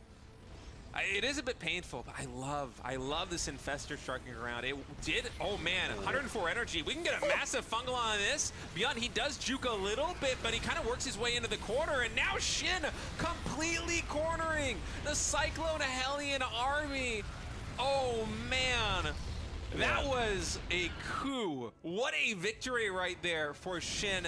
You never want to get caught in a corner like that with a Battle Mech style. That Infestor just absolutely carrying the freight, forcing Beyond back and him just finding himself. All right, guys, welcome back to the RSL. We are in the year-end finals right now, and we're in the last chance qualifier. Have a great match going on between Shin and Cure, but Cure does have a little bit of an issue, something with his repeat rates not functioning correctly. So he is trying to fix that right now. Yeah, I'm sure we'll get that fixed in soon here. But looking back to the first game, I really think that it bodes well for the series for Cure. Like, he shouldn't feel too bad about how that first game went at all. Just a small misstep in the early game, and then he can just adjust that for the next game, and we should be looking at a very good game, as long as he can get comfortable with his settings and everything again. You know what I think is funny, though, is, like, I feel like Cure's whole career has been this, where, like, he looks really good when he loses. Yeah, that's definitely right, yeah. I remember there was like a long period where I'm like, I think Cure might be the best TVP in the world. It's like, well, his win rate's 25%. I'm like, but no, I'm serious. Hold me, hear me out here. Like, these are the best losses I've ever seen. And that's kind of like what we just saw there. So I do hope that he can kind of like bring it back, start winning some games, and we can have a really nice close series. I definitely do think it's doable for him. Yeah, like that's a good point you bring up there, especially like we talked about earlier, looking at the EWC games versus SEOUL. He looked really good losing to SEOUL. Yes. Like, better than most players look losing to SEOUL. Yeah, better than most players look winning against SEOUL. Because it's like, well, that was a fluke. Whereas it's like, no, he's keeping up. Like, this is a real game. This is really competitive. But yeah, that's kind of the history of Cure in general, which I think is just like a funny thing about him. It's like he keeps up with everyone, but he's not always the bridesmaid, never the bride, right? Yeah, exactly. Yeah, he definitely is like one of the best players, but some of the best sponsors. Yes, well, not just some of the best sponsors, the best sponsors. Yes, Archon Studios with StarCraft Tabletop Miniatures game. I saw that box over there. I personally haven't really played miniatures games, but it looks pretty cool. Oh yeah, definitely. Like, even if you're not into those kinds of games, just having that on your shelf as a collector's item, right? For absolutely. StarCraft, I used to have so many StarCraft collector items. Yeah. You can make them look pretty neat on your shelves and everything. And there's not really that many different things I feel like for StarCraft compared to some of these other games. Oh yeah, for sure. Like, we did have some back in the day, but recently there hasn't been much coming out. Yeah. And having something cool like this coming out is super nice. Yeah, and they've been a big support to RSL, so a big shout out to Archon Studio. Definitely check them out, guys. And then, of course, Pulsar, the other big sponsor here at RSL. I can tell you guys that I have used a lot of Pulsar gear in the past. It is actually really fantastic gear. I have one of their best keyboards. It's awesome. You know, I've used the Super Glides, mouse skates quite oftentimes in the past. They're awesome. The mice are really good. Yep. It's a great company. To see them supporting some StarCraft 2 warms my heart. Yeah, absolutely something you need if you're gonna play a StarCraft at a high level. You need high quality gear that won't let you down in the heat of the moment. That's for sure. Stay where you need it to be. Well, I wonder if Kieran might want to switch over to a Pulsar keyboard if he's having an issue right now. Yeah, seems like that might be a good idea. Yeah, yeah. And if you are here at the venue, they have a nice booth set up as well where you can go over and try out some of their stuff. We were actually all over there earlier before it started, giving a little look at all the mouses and mouse pads and keyboards and everything. So, again, a big thank you to Pulsar, doing a great job supporting the events here on Tasteless TV. Absolutely. All right, so, yeah, there's the booth right there. Look at this. We got one of those gotcha machines. My daughter was over there earlier trying to make it work. But yeah, you can see some of those keyboards set up. Absolutely. I actually have that one right there that you can see. Nice. It's good. It's solid. Plugs into 2 different computers. If you have like that type of streaming setup, that's the type of keyboard you want. Dual streaming setup. Yep. Very common these days. Got some mice there in the background as well. Some nice looking mouse pads. And Cure. Well, looks there like he he's is. ready. Oh, are we ready? Okay. I actually thought we were going to ready. keep filling and go through some brackets and stuff, but I guess if we're ready, let's get this going. Yeah, so I think here hopefully has all of his stuff finished, all of his stuff fixed up, rather, and is ready to give us a really solid game number 2. Yeah, looking focused. Shin as well, looking like he's locked in and ready to get us game number 2. Hoping for a game similar to game 1, but a little bit more even, hopefully. Yeah. You know, I got to say, like, StarCraft, I feel like, is a game unlike others in the progression of pro gamers, where it takes, like, minimum 6 years at the pro level before you're like, maybe I'll win a tournament. You know what I mean? Yeah, for sure. There's definitely like a few exceptions to that rule. Yeah. I think that for most players, it's like, first you actually have to get really good at the game. Yeah. And then you have to be able to play good games at tournaments. And then you have to be able to play good games at offline tournaments. Yes. And those 3 are all like skills that take a long time to develop for most people, I would say. Yeah, yeah. They really, really do. It's like, for Shin specifically, right? Like, I remember seeing him in pro tournaments in 2015. And it took until like 3 years ago before he hit his first finals in a big tournament, right? And it's just like, oh man, and a lot of people will never make it even to that finals, let alone win one. And so yeah, these are the absolute best of the best we're seeing here, right? Yeah. So there's along that way, there's a lot of people who tried that journey and can't get to where these guys are at. So true. Here I am, still trying it, man. Oh my gosh, it's hard. All right, let's get into this game. Game number 2 is starting up, guys. Here in the bottom left, our Terran player fixing his keyboard and gear. It is Cure. And in the top right, we got Shin. All right, all right. So that was a little bit of a reset, you know, because it took a little bit to get everything fixed up. Yeah. And I actually think that favors Cure a little bit, right? Like, you're kind of on, if you win a game, you're really ready for game number 2. Like, if I win a game in a tournament, I want to start the next game immediately. Don't even look at the replay. Just get into that next game. But unfortunately, you know, that had to be fixed. So Shin's going to be a little bit reset here. Yeah, you do want to like ride that high, right? Like, it's like keep that good feeling going, keep the momentum going, and having this pause just kind of like resets everything a little bit, and definitely good for Cure. Shin though, deciding to mix things up a little bit, going for the pool first here. Yeah, why do you think he's done that? Is that just like a safety precaution? Does he think that there's a potential for Cure to do something a little bit cheesy here at the beginning? I think it's either something he's expecting a proxy racks, or he has realized that Cure doesn't consistently SCV scout, and maybe he can get out some links, try to run them around the Reaper, that kind of thing. We could see a gas come down and a Roach Warren, but so far it looks completely gasless. So my biggest guess would be he's just going to make 4 to 6 links and try to run them around the Reaper.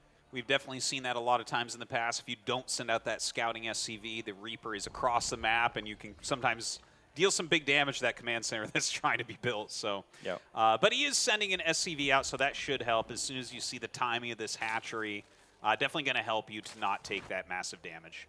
Yeah, and from Shin's side, he only made 2 links here, so like seeing the SCV scout, you don't feel too sad. If you make 6 links and then you see the SCV scout, you feel like that's pretty bad because you made a big commitment into these links. But just 2 links, it'll still be enough to keep the Reaper at home. And you can just go back into a normal back game from there.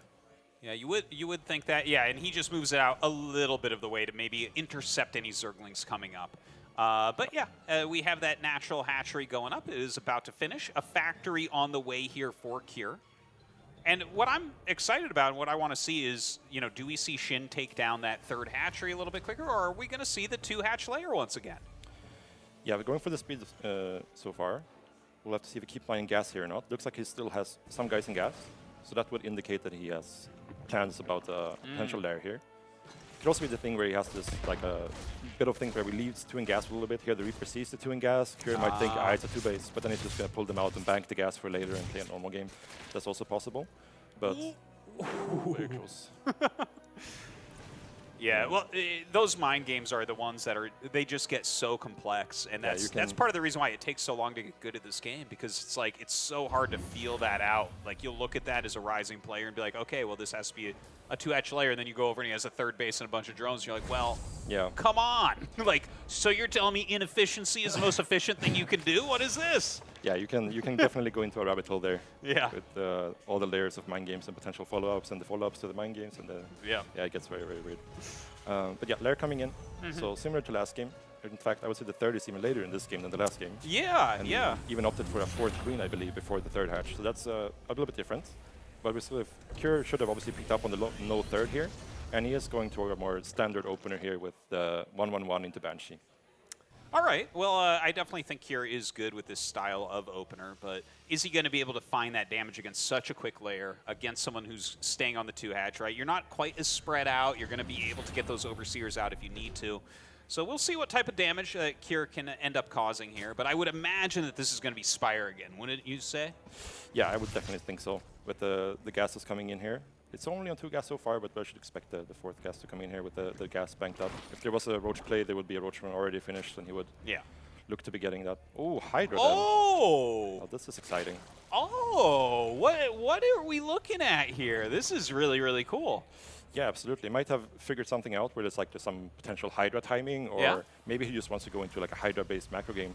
That could also be something we're looking at. We'll have to wait and see. This is not really something I have much experience with. No, this is fascinating to me. I'm loving this. I love to see something new in this regard. So the double evolution chamber is coming up as well, so definitely going to be going towards upgrades really quickly. Yeah. We can see Shin here just kind of optimizing everything, getting everything ready for these upgrades as well, spreading that creep out a little bit. And yeah, I mean, he's going to have enough Hydras. I don't foresee too much damage being dealt, but the Hellions trying to run in here. Yeah, so far things look pretty much exactly like a 2-base mid opener for Cure, right? Yeah. He's seen a bunch of links, he's seen no drones at the 3rd, he saw the late 3rd, he saw the queens. This should be like, this is Muta from him. And the Hydras might really catch him off guard.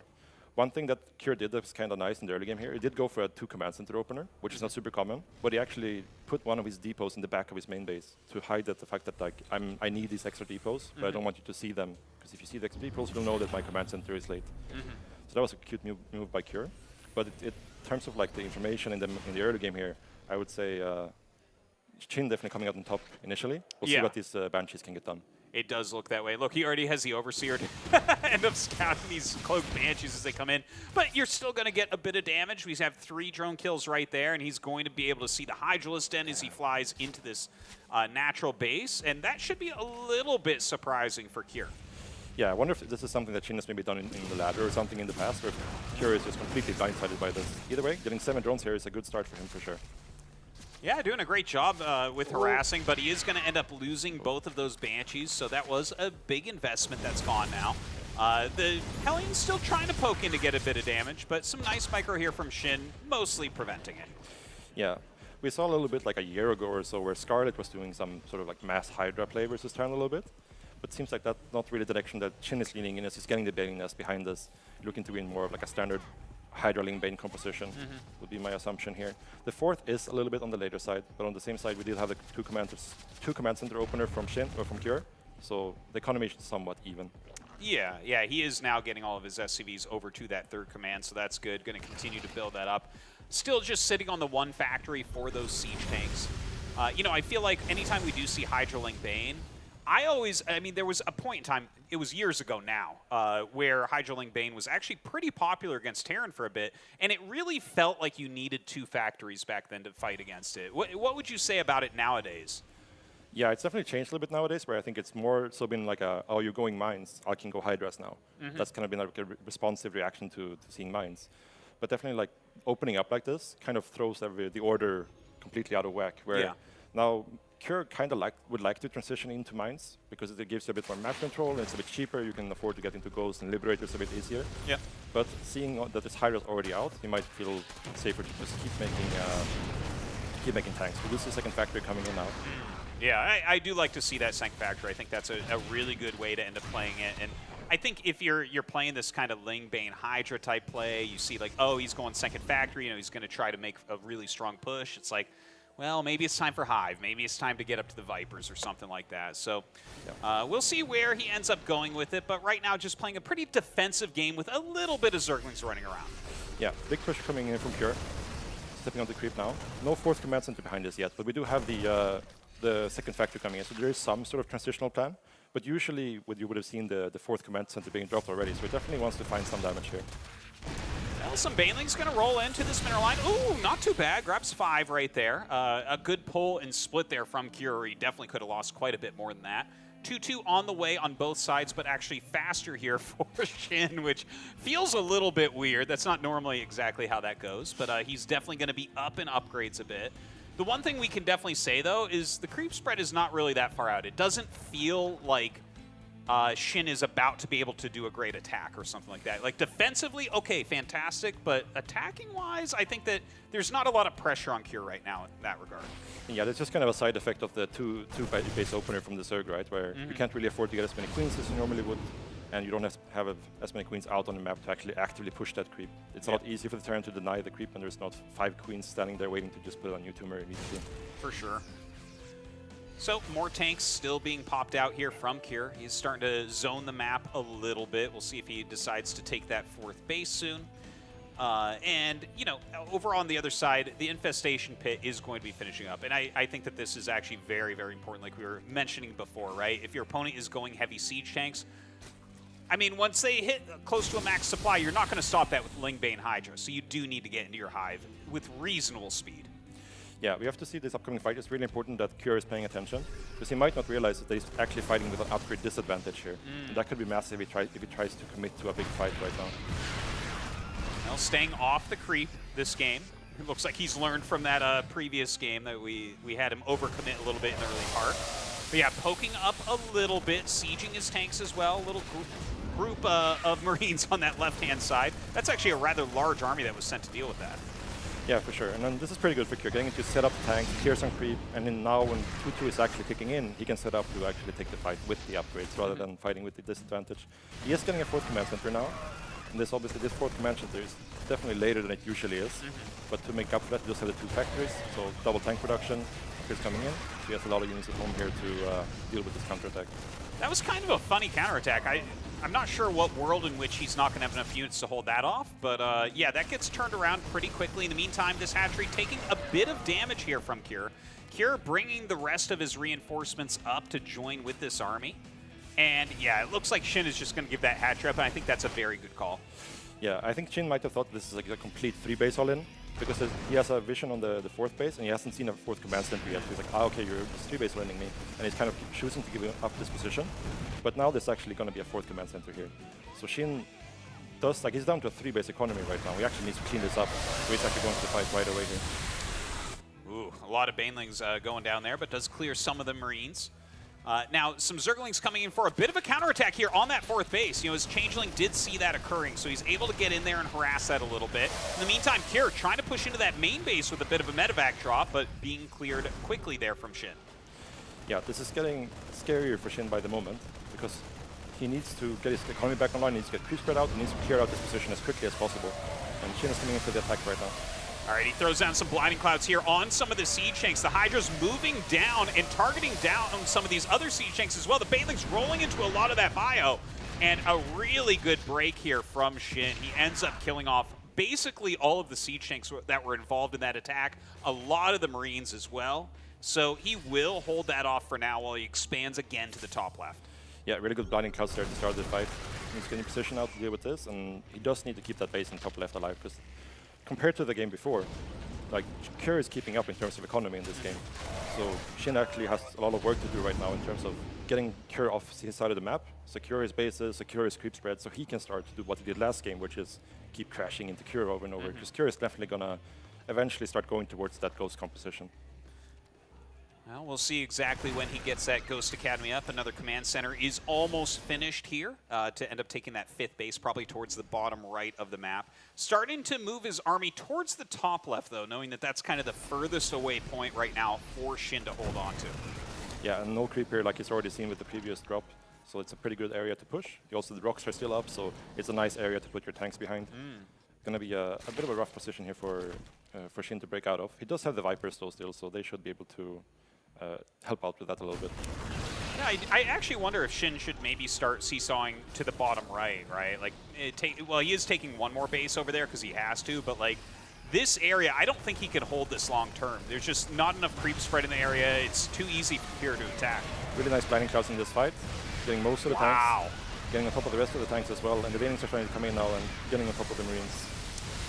Yeah, those blinding clouds doing an absolutely fantastic job. Without those, that would have been a route in the other direction. But he actually ends up killing most of the siege tanks. Still a decent amount left here for Cure, who is stemming forward with those 3-3 upgrades. So he is at a slight upgrade advantage right now. Some more links coming up to join those Hydras, and Cure will pull back with his hurt Marines. Yeah, you can just kind of see the lack of economy for Shin coming into play here, right? Where normally the Zerg would take a fight like that and be able to just stay maxed out and remax instantly, and killing off 6-7 tanks should feel amazing because you can just, the next fight is going to be that much easier, right? Yeah. But in this scenario, because of the economy setup from the start of the game, Shin is actually kind of struggling to max out here. Well, I love the pressure we see from Cure on both sides, right? Like, he's pressuring to kill top left, and he's pressuring to kind of deny this little pocketed expansion outside the main. So doing a fantastic job. Some more blinding clouds coming down, though. He's so on top of his blinding clouds this game, keeping those Vipers up in energy. But Cure is in 2 different spots, and he's putting on a huge amount of pressure here against these Hydras. Yeah, definitely putting a huge amount of pressure. And even if he doesn't get much more value here, which he actually is killing off a lot more Hydras, he should still feel very happy with this state of the game, where he's keeping Shin very pinned back while he's taking a 5th base of his own. He's getting Ghost out. Again, the creep spread is still pretty much non-existent, which is a huge problem for Shin looking down the line in this game.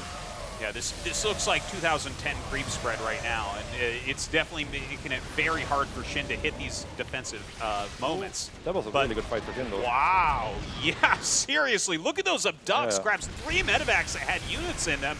Huge moment there for Shin. Yeah, definitely. Like, he needs to capitalize on this timing to actually get as much out of it as possible to start bringing himself back into this game, and he's definitely getting really good value here. Well, he's attacking down here once again, bringing all of his units to bear. I like that he's leaning onto Cure now, making Cure kind of stay back, and that's going to allow him to get his bases actually mining for a bit.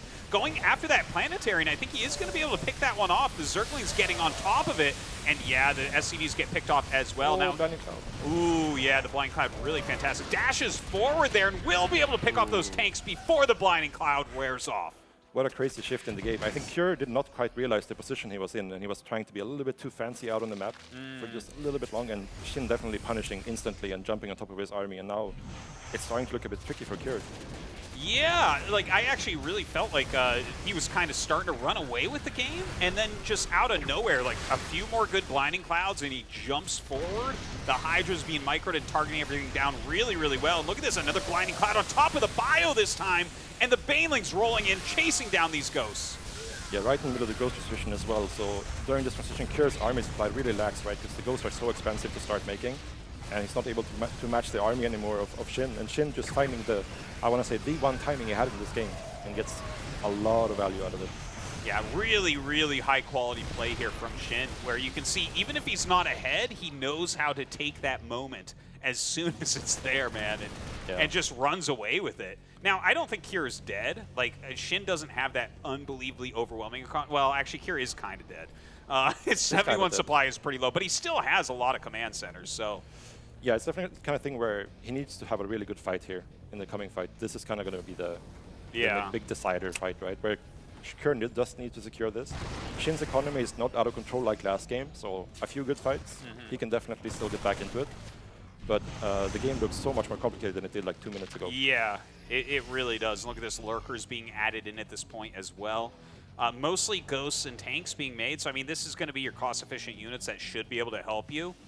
If he had a little bit more, right? Like if he had 20 more SCVs and another little handful of army units, I'd be like, oh, okay, we're actually kind of resetting to a somewhat equal position. But 92 drones to 31 SCVs does not look like a good spot here for Kier. Yeah, that's definitely more than enough to make up for the lack of creep spread. Yeah. Absolutely. And Nidus coming in as well. And with Cure's numbers, it's like, even if you want to and you see everything coming, you don't have enough units to be everywhere you need to be at the same time, right? So he's going to have to pick and choose the fights he takes here, and the Nidus is going to make everything so complicated. I do love that as possibly a potential finishing move, right? If you put a Nidus somewhere over on the left-hand side, like in the main bit, yeah, like right there, and then you hit the new expansion, how does he can't hold on to both positions. He can't do it with this supply count. Yeah, absolutely not. But he has to pick his fight and hope that he can take the best fight possible, right? That's the one way he's going to win this. It could be the thing, this could even be an empty Nidus, as for all we know, right? Just to try to pull him out of position. But I would expect there at least maybe a couple of units in there. Well, he does get the Marines up here with the Marauder pretty quickly in the medevac. And so, yeah, clears that out. The gold base has been taken. Hey, 47 now. Like, we've gained almost, you know, about 40% of workers there for Kier. And, like, he's starting to recover a bit. Absolutely. Like, it's still, like, he still needs the fights to actually bring stuff back. But again, we're not in the same desperate scenario as last game. But it's starting to get there, where Shin is now starting to get the map, starting to get the creep spread out, and the lurkers coming in here is going to be so difficult for Kier to deal with. Yeah, that's a little bit rough. I'm not sure how you're supposed to clear that out efficiently at this point. He's getting his Ghost Cloak. He's going to come in, try to hit some snipes. And okay, well, I mean, reasonably done, I think. Yeah, I think Shin playing it very conservatively there, realizing that, okay, I don't want to lose my lurkers. I just want to keep you pinned here, and kind of playing the same game as last game, where you just want to wear him down slowly. But again, the bank's still very low for Shin, and that's something that he has to keep in mind, as a bad fight here could let Kier come back into the game. Yeah, but if you don't fight at all, you are letting Kier kind of fight his way back by refilling his economy. He's got that gold base as well. That's really, really valuable. But I kind of understand, because like I looked at those Niduses, I thought, oh, that's perfect, right? You get one decent Nidus going, and this should snowball into your direction. But that hasn't been the case, and Kier is once again closing the supply gap. Yeah, both of them being very, very patient, just looking for the correct fights. And Shin probably feels right now with the gold base being up on his side and securing the right side base as well, and going to the bottom corner even, that he probably doesn't need to do much right now. He will have to stop Kier from progressing further, but that's something he can keep on doing with the Nidus and pulling them apart and multi-prong and so on, right? We saw in the last game he used drops to great effect to do that, but in this case he has the Nidus with lurkers. So. Well, maybe you should go back to the drops a little bit quicker on the execution of that. It's got a ton of Overseers in there once again. Greater Spire on the way, maybe this time because the position is so good defensively here for Kier. He'll want to get into some Broodlords. But there's, you know what, he's got a good amount of Ghosts, right? Yeah. I'm not sure the exact count of Ghosts, but I'm pretty sure he's done a much better job this game than the previous, building that number up. Yeah, there's kind of two approaches you can take into playing Broodlords in this matchup. One is like, okay, I'm going to make Broodlords once we've mined out all the bases, and I don't really care if you kill my side bases anymore. Because that's kind of the thing, like if you try to commit into a full Broodlord army right now, he would just not be able to protect the side bases anymore. But what he can do in this scenario is he can make something like 8 to 10 Broodlords, and just try to hit him once, kill off as many tanks as possible, and then pivot back into a normal ground army right from there. We have to see if he actually does that, or if this is just like I want to have the Greatest Fire just in case, and we'll see if we'll use it later. Nice multi-prong here from Shin. Yeah. I like that the Ghosts were already kind of ready for this, so he will be as efficient as he really can get. A couple more factories being added, by the way, as well as some Vikings and Ghosts being made. So I really do like the approach from Kier here and how he's trying to kind of improve his position, get up to the units that he actually wants, and defend what's coming for him, which is a Shin that's taking the entire map. Yeah, very efficient trader from Kier with the Ghost carrying up the lurkers. And he is stabilizing in this game, which is something he could not do in the last game. So now he just needs to keep stabilizing, keep improving his Ghost count, and start securing that bottom right base, or start pivoting over to the left side. I gotta say, it's really impressive watching Kier fight back in these games. Like, he was at 71 supply with 29 SCVs against like a 170 Shin with 90 drones. And here we are. Look at this, 187, 187, 51 workers, and plus mules, of course. So, you know, his economy's good, and he's got like a very quality army. He's kind of like switching up what he's playing with. You can see he's got +3 vehicle attacks, getting blue flame, and adding in fire Hellbats at this point. Yeah, so definitely like rounding out his army very nicely, where he just can start trading up more of this bio and replacing it with more quality units like the tanks and the ghosts, even some more liberators probably as well. And I don't think he needs to be in too much rush to do anything, but you don't want to let Shin mine from this bottom right base. Like that's your minerals. You have to make sure that you actually let them. You actually get to mine those minerals. Yeah. Definitely agree with you on that. He's going to need him as well. With the type of composition he's switching into, it's not going to give him a quick kill. This is going to be a long grind for him to win this game. Yeah. I do believe he still has a lot of ghosts left in his main base, which is why there's only 6 ghosts here. Probably left them to just be able to make sure he can deal with the Sniders. I think I would prefer to see him just leave a couple of tanks behind. Yeah. But he might be thinking about the drops from last game and these kind of things, and obviously the Ghost will deal well with well, both. he made a couple Vikings. I'm pretty sure he has the Vikings outside there trying to zone out any incoming Overlords or Overseers for those Niduses. So I think that's why. Yeah, there they are. So definitely right. Yeah, I feel like, you're right. Bring those Ghosts out, have them in your main army. You've got to take really good engagements here. And if you're actually putting on some pressure like this, it's going to tax Shin as well. Like, he can't just go do everything at once all the time. Yeah, exactly. But again, Shin is doing the same thing as the last game. Now he's actually taking the entire map, and he has done the thing where he has sent all his drones to the forward bases. So now the timer is actually on Cure here to actually start getting some more map control, kicking Shin off of some of these bases. Because again, otherwise you can just have the game #1 all over again. Yeah. Ugh. That didn't look too good for Shin right there. Definitely the kind of trade you want here as Cure, absolutely. Starting to slowly eke forward into this bottom right position here, and I think we'll have to see Shin either decide to just pull the trigger or to just give up this position in the coming moments here. Now, quite a few Thors being mixed in at this moment as well. Those Hellbats moving forward. Looks like the Ghosts that were up there are still being somewhat helpful against a counterattack. But look at this, the Link Bane rolling in underneath those Liberation Zones and actually going to clear almost everything. Now, a decent amount of Ghosts did get into those medevacs, so good save there from here. Yeah, and good thing he's not really panicking and like remaxing on more and more other Marine. He's just getting better units every time he loses a unit, so that's going to allow him to actually make sure that he still has a win condition in this game, right, where he does need to get that really, really strong army. That was Shin's bank now. He's down to 145 supply, and the bank is big, but it's not 10k, 5k big. Yeah. So he has to be a little bit careful in the coming fight, especially if he's planning on making Broodlords here, because Broodlords are very, very expensive. You don't get many of those armies in a single game, even with economy like this. And the thing is, he's making the Corruptors, but I don't know if Broodlords are really the right call here. With the amount of Ghosts that are out there, we know that there's some Vikings out there. We saw the Thors made. I'm not sure if he's actually seen the Thors so far, but it feels like Kier really has everything he needs for Broodlords.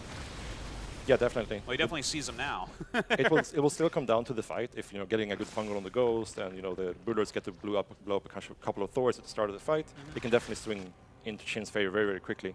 So I think Cure should realize here that you're not fighting me. Why are you not fighting me? Let me kill these bases. If he was playing Ling Bane, he would like to trade and remax, right? Trade and remax at least. Yeah. But there's nothing happening here, so that should tip Cure off that it actually is the Broodlord switch coming. And we just can see if he has enough time to actually get ready for this. I would love to see some more Vikings coming out, just to force the Zerg into having more supply tied up in Corruptors. Yeah. But yeah, he's going for the Thors, and the Thors will definitely also do very well. Yeah. 6 Thors plus Ghosts plus he has at least a couple Vikings. I'm not sure the exact count of that, but some Liberators mixed in there. He's he's got the Hellbats to kind of absorb some of the Broodlings and everything. So. Yeah, I feel like suddenly I'm looking at this game, man, and like I thought Kier was in it, then I looked at the numbers, I'm like, no, not really. And I'm looking at it now, I think actually Shin is in a lot of trouble. Yeah, there's still 9 tanks that are a lot of supply that's not tied up into units that are actually going to help versus the Broodlords. And Shin has just said, okay, I'm only going to make the Broodlords plus some amount of Ling Bane on the ground. The big thing here is that Kier needs to make sure that the Infestors don't get to connect with the Ghost, because that's going to be the big thing to turn the fight for Shin, is getting a fungal on the Ghost in the fight. For sure.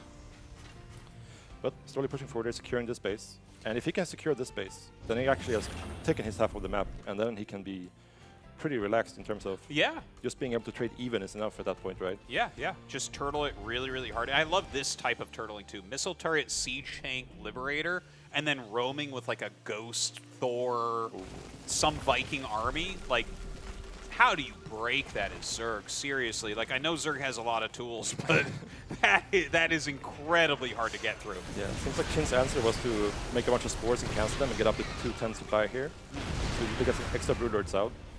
This initial fight will be very important. Well, I love the Parasitic Bomb. Absolutely great spell there.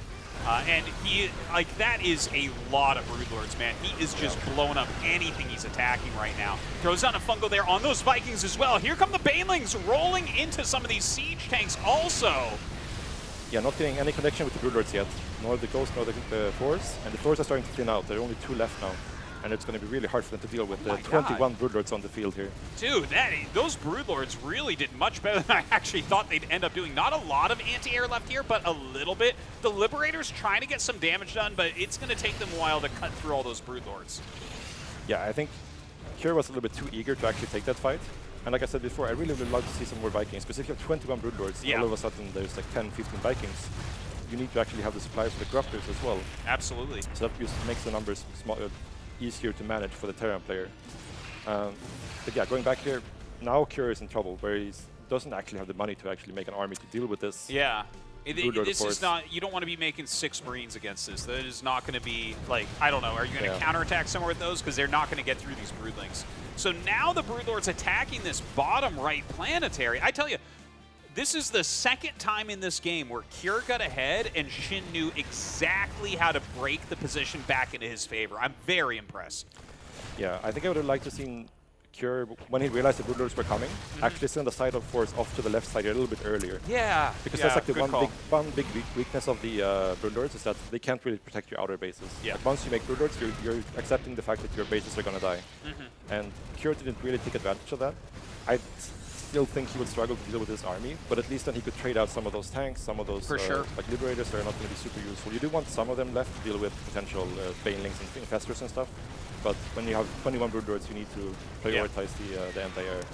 No, I definitely, I think you nailed it right there. If he had hit up that left side a little bit quicker when that tech transition was happening here for Shin, it definitely would have helped out. Like you can see, he just cleared a whole bunch of it out. The thing is, he's losing so much on the right-hand side of the map right now. Keep moving by Shin there. It's going to take a while for a Thor to shift-click his way out of that one. Yeah, he's trying. Help is going to help him out though. All right, so this army is just insane for Shin. Like the army value must be out of this world for this third army. In the meantime, Kjær is struggling with the changelings. But yeah, pushing through, clearing up more and more infrastructure. And at this point, Kjær doesn't only need to win the fight, he kind of needs to win the fight kind of decisively. Yeah. To be able to have a chance in the game afterwards. Well, he's basically not mining at this point, so he needs to win the fight and then also walk across the map. So that's going to be a little bit difficult. Oh, just a great neural right there. Fantastic moves from Shin. The Fungal goes down. Oh my god, the Blinding Cloud. What are we looking at here? Just mastery of the Zerg race from Shin. Yeah, and once the Banelings comes in and the Thors are forced to kite away, then it gets really bad for the Terran very quickly. Because if the Thors are moving, they're not attacking. And they don't move or attack very fast. No, so they do not. Yeah, GG. Wow. Wow. What a game right there from Shin. Yeah. And what a game from Kjær as well. Like, Kjær played very, very well. It looked like he was ahead multiple times, and Shin just knew exactly how to hit back. I love that transition just so heavily into the Broods. I think you're completely right. He could have attacked up the left side. He could have switched into a more Viking-heavy comp to kind of try to prevent that from occurring, but Shin was just a step ahead there. Yeah, for sure. Like, for the most part of the early game and the mid game there, it looked really good for Kjær, and he was getting really good trades. He was shutting down the bases. He was shutting down the creep spread. But then, all of a sudden, he just overstepped a little bit on the map, and Shin immediately pounced, and then got the abducts and all the medevacs trying to get away with the units. Yeah. And after that, he just found his timing. He got it across the map, denied the third, got into the natural, got really good trades. And while he was doing that, he was just securing his half of the map, and all of a sudden, he was up 60 supply and had a much better economy than Kjær. Well, we saw where it went from there. Hopefully, Kier is going to be able to pull this back together. We're going to be going into map 3 as Shin does lead 2-0. And I tell you, with how well Kier has been playing, it does not feel like it's a 2-0, but that's where we're at right now. It's a best of 5. Here we go into game number 3 here on Mothership in the bottom right-hand side of the map. Down 0-2. He has to win here. It is Kier.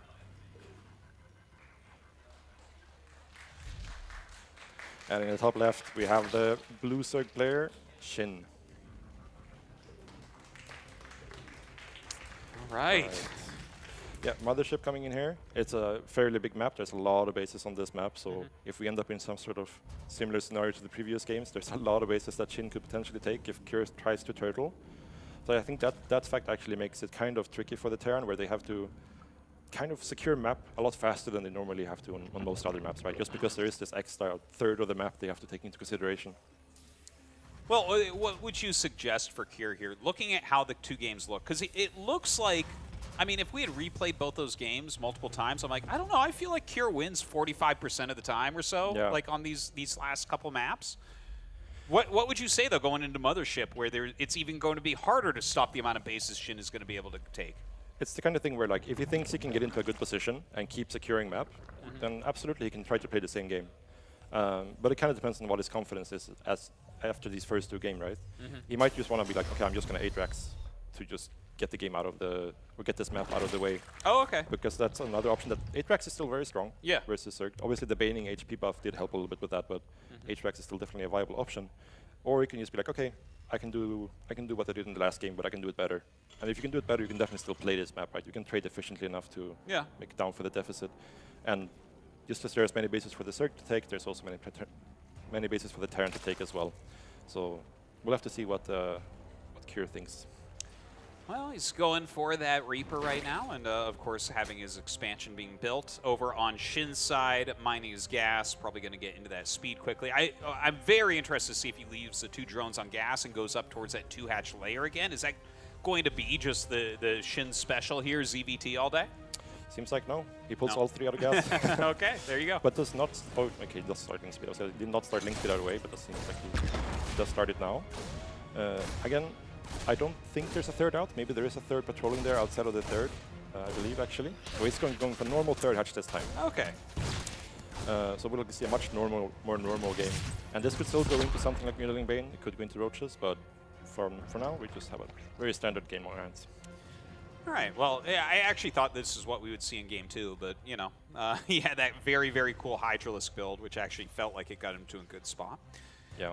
Over on Kira's side, we'll see that in a moment here as Shin just kind of trying to zone out that Reaper. He doesn't want that jumping back up again or poking in, dealing any damage or too much scouting either. Yeah, you also want to be able to protect your creep tumors here. Sure, tried to see if Shin was greedy there and put the tumor behind, but he did not. So Shin is probably going to put the tumor right now after the Reaper leaves. I like that you put the damage down to make sure you can push that little tumor forward. Nice attention to detail here from Shin. Moving that Queen up and still trying to zone out this Reaper a bit. He will go after that tumor. I don't think he quite gets it there, though, no. Yeah, not quite in time this time.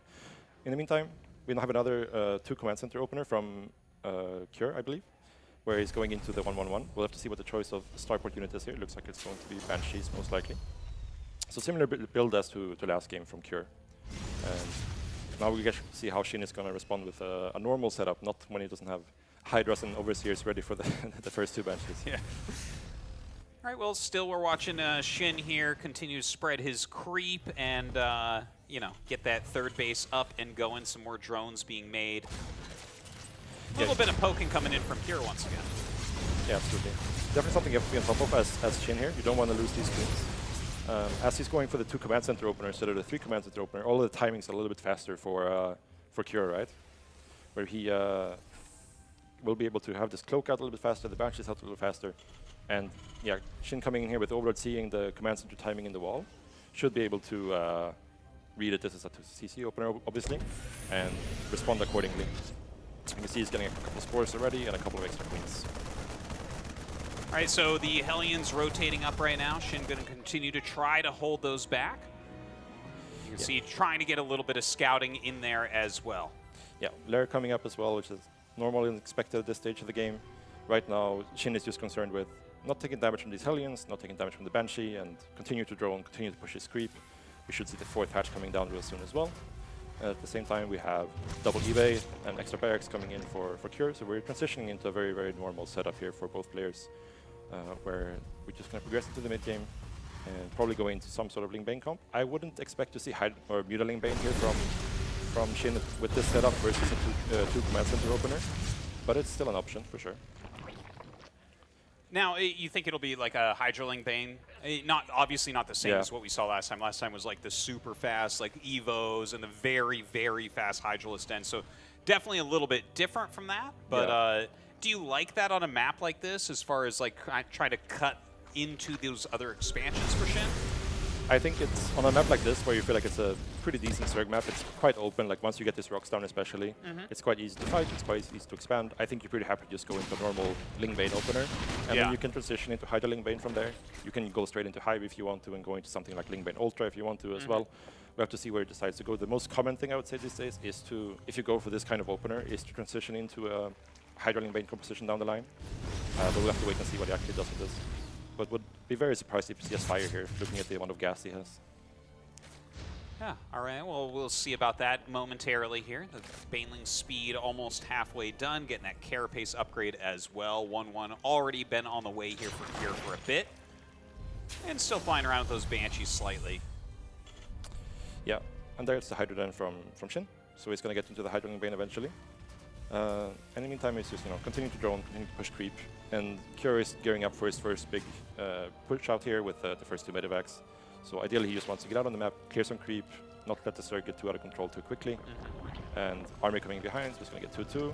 We'll have to see if he opts to drop 3 more barracks, or a command center, or a second factory. This will be the big tells to tell us what his actual long-term plan is in this game. He's getting that armory, of course, for this 2-2 getting started there. Just pushing out a little bit, trying to keep that pressure on with the Hellions. I feel like he hasn't really gotten all that much done as of yet. Shin has been able to kind of go forward with his initial plans pretty well. But setting up the siege tank in kind of an interesting position, he is going to elevate her up submarines. Yeah, but with the Spore and the Queens here, you should be able to shut that down pretty easily. As Shin, you're not super urgent for clearing this out, but you do want to get the position back so you can start spreading creep again and start getting towards chance out of the map. Well, he's going to get right on top of these siege tanks. Does target down some of those Banelings, but pretty quickly cleans up the rest of the ground units, and Cure does have to pull back. Yeah, I think that was not the worst trade ever for Cure. Like, he only had 1 tank there, so it was not like it was both tanks over there and loses both, then you can feel kind of bad about getting cleaned up so early. But in that case, you just got to trade out his Hellions for some Ling Bane, a single tank as well, so he should be pretty okay with that trade.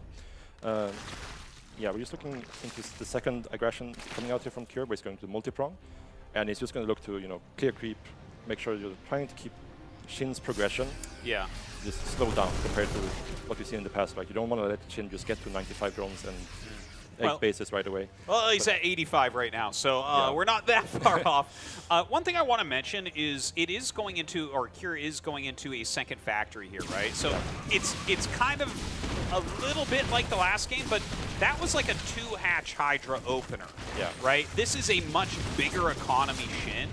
So I'm actually really nervous for Cure, because even in the worst position in the previous game, Shin was able to fight through that 2-factory opener. So, like, is Cure actually going to be able to get much done with this, or no? Yeah, it kind of looks like he's just going to follow the script, right, and do the same thing as done in the previous games. And it probably means that he just thinks that, okay, the previous games, I know what mistakes I did, I know how to fix them, and even though this map is not as good for it, I think I can still put it off. That's just kind of the approach he's taking here. Well, I got to tell you, I'm pretty nervous about that. Like, maybe he stays on the mines, but normally I feel like you have to go Marauders with that as well if you're fighting against this comp. But, like, if he tries to go tanks with how big the map is and the bases that are going to be on the right, I can't see him doing a push that's actually going to win this game. Yeah, the problem with going tanks is that you lose the ability to put any sort of pressure on the Zerg. So I do like the mine choice for sure. Because, again, on a map like this, if Shin is already taking the corner base in the top right, you do need to have, like, the mobile force out on the map with, like, multiple units out in multiple groups to keep the Zerg in check, keep the creep spread in check, keep the expansion rate in check, so you can try to match the numbers. Well, it's just like, I guess the thing I'm looking at here is he's getting surrounded right now, but the back. oh man. it's just like he's okay. There, we finally have some Marauders. Okay, and a bunch of tech labs are going to be made there as well. So this is what I was a little bit worried about. Is like, okay, if you don't have a front line of Marauders in front of your Marines, it's like Zerg can just control the area so well. But it does look like he's altering his unit composition a little. I like the idea of going like a more Marine Marauder mine type of comp against this, so he can actually keep pressure on. But look at this attack coming in from Shin right now. Yeah, Shin identifying that there's no more tanks after he killed the last two, and he saw the mines. So when there's no tanks, going for these kinds of attacks are way more powerful because the only real threat is with the mines. So as long as you have good micro, you can quite easily find openings. Like there's no massive SCV damage here. Yeah, this is not looking good right now for Cure. You know, he's on the ropes. If he loses this game, he is out of here. And Shin is looking so close to closing this out, dealing a ton of damage to these SCVs. Oh, he tries to split them up. The Banelings roll right into them. Yeah, this is the kind of damage where, like, okay, you'll survive, but now you're at the same position you've been in the previous games, where Shin has the entire map, and are you going to be able to defend the next wave, or the next wave after that, or the next wave after that? It kind of becomes a very snowbally thing. And I kind of think a lot of the times with this 2 command center opener, you have to get a lot more done in the early game as a turn, compared to if you go for a fast third command center. Yeah. And I feel like Cure was not quite able to find those openings at all. And when Shin actually gets to set up, like you said, on 85 drones, and then the pressure starts coming, you feel so comfortable as Zerg used to start taking these fights very aggressively. And then you end up in a position like this. Well, especially on a map like Mothership, you see how far away some of these bases are. It's like, yeah, he just can't infiltrate into that side of the map. So we see once again Shin coming over. He has so many Banelings just rolling through these Marines. There's just nothing left here for Kira. He's trying to split. Yeah. But, I mean, this is not going to work out. GG is called.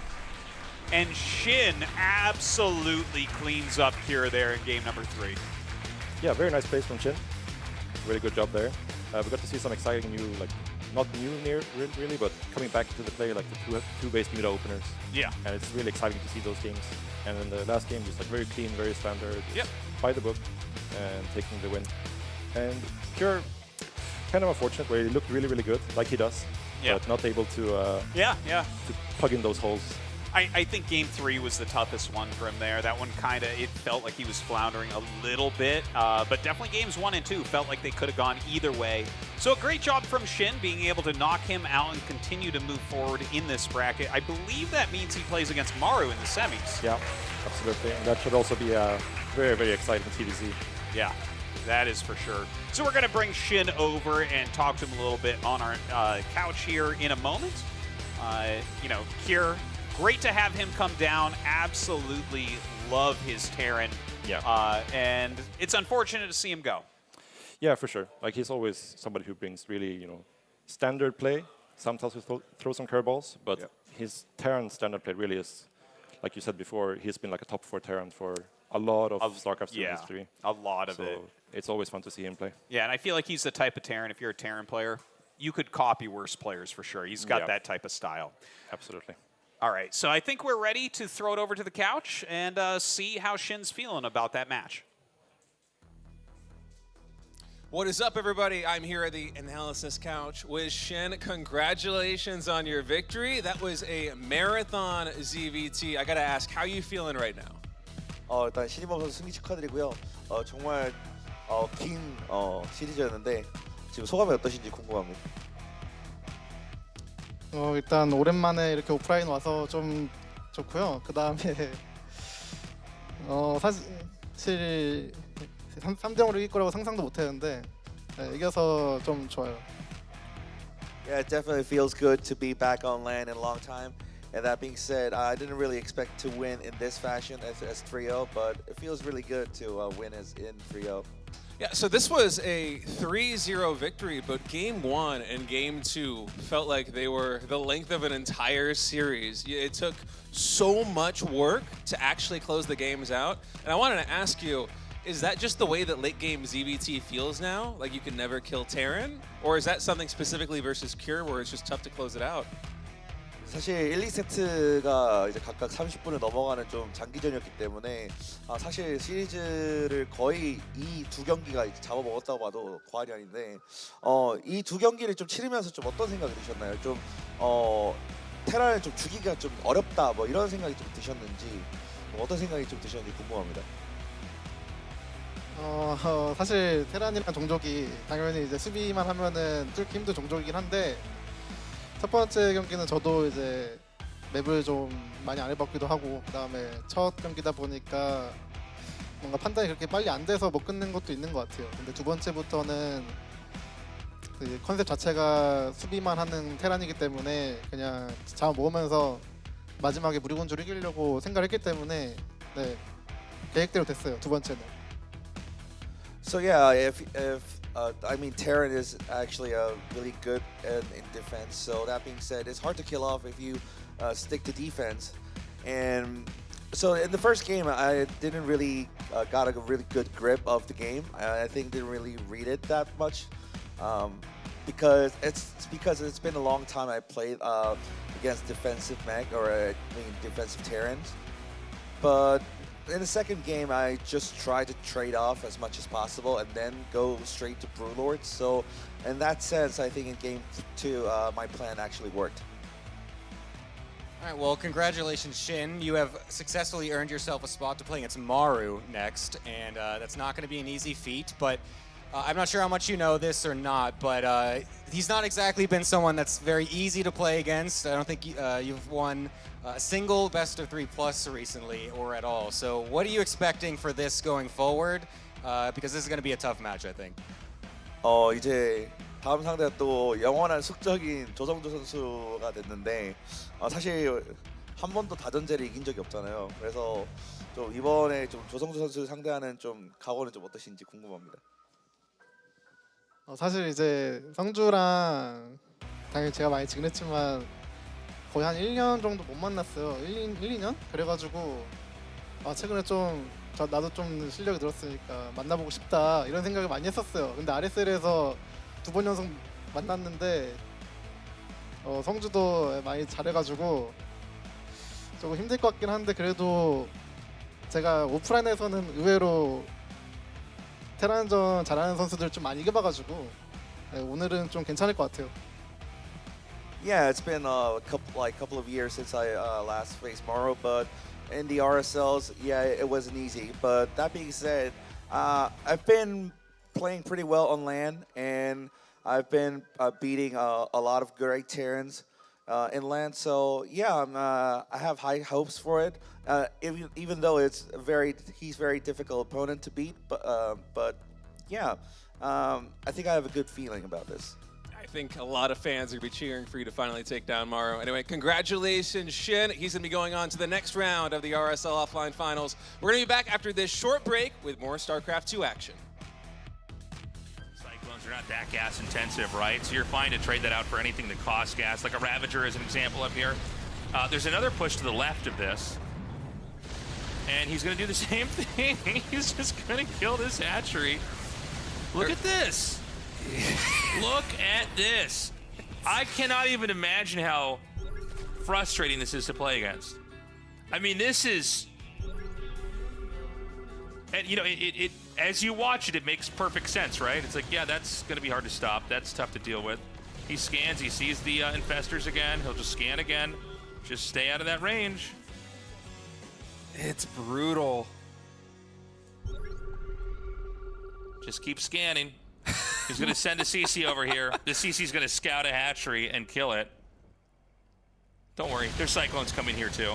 I'm almost at a loss for words right now. I mean, by the way, I BCs. think Rayner's like 100% dead. Yeah. I know that there's like a lot of money he's got in the bank, but like what? The BCs have never really been dealt with. Okay, here we go. There should be a fungal here now. No? Yeah, He's he able gets to like fungal one or too. two, yeah.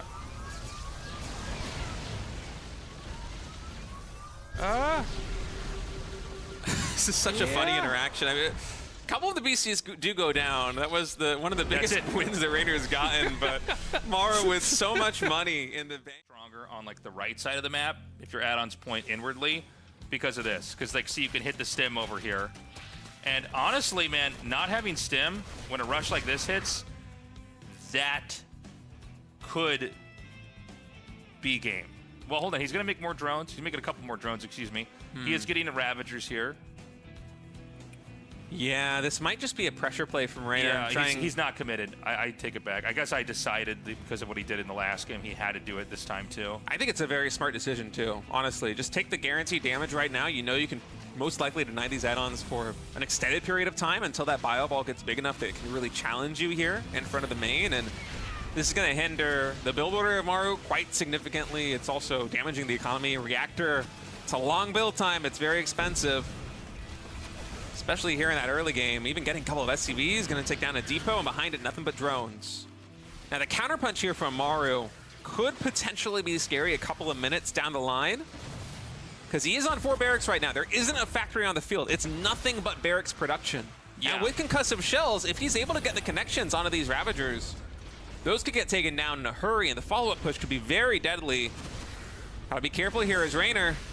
It's crazy what Rainer can do with this. It just shows you how abusive this can be. Remember, there's no stim. There's concussive, but no stim.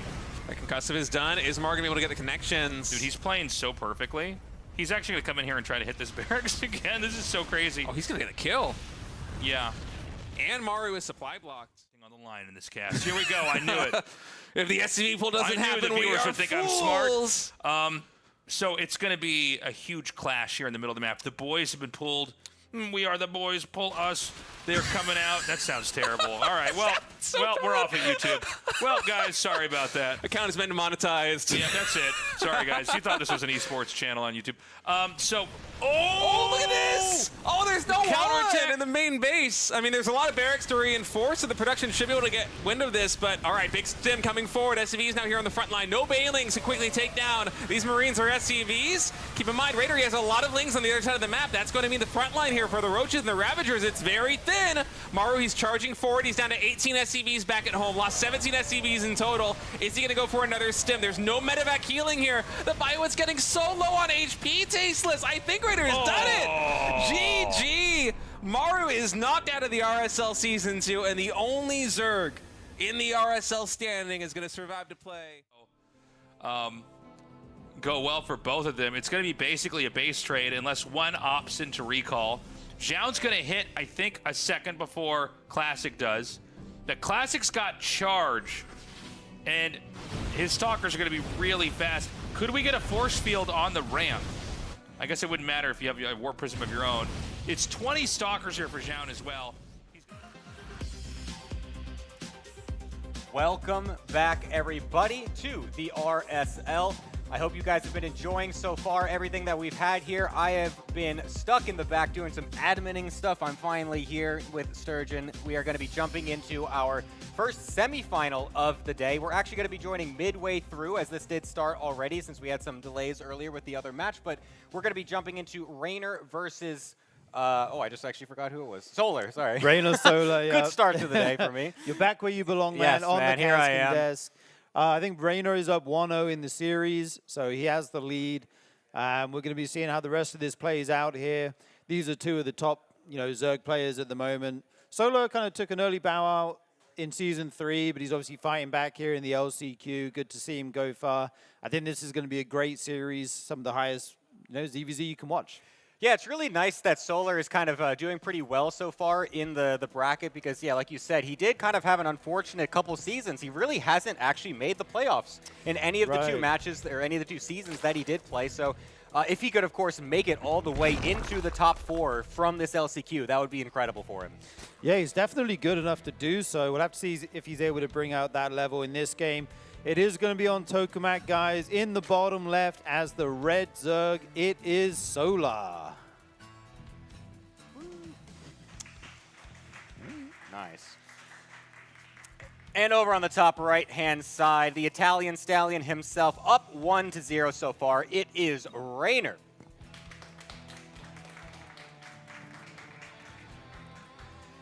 Okay, right now we're looking at a hatch first from both these guys. As you guys know, ZVZ, you often see very mirrored builds in the early game, and then we'll see some deviations once you get to 2 or 3 bases.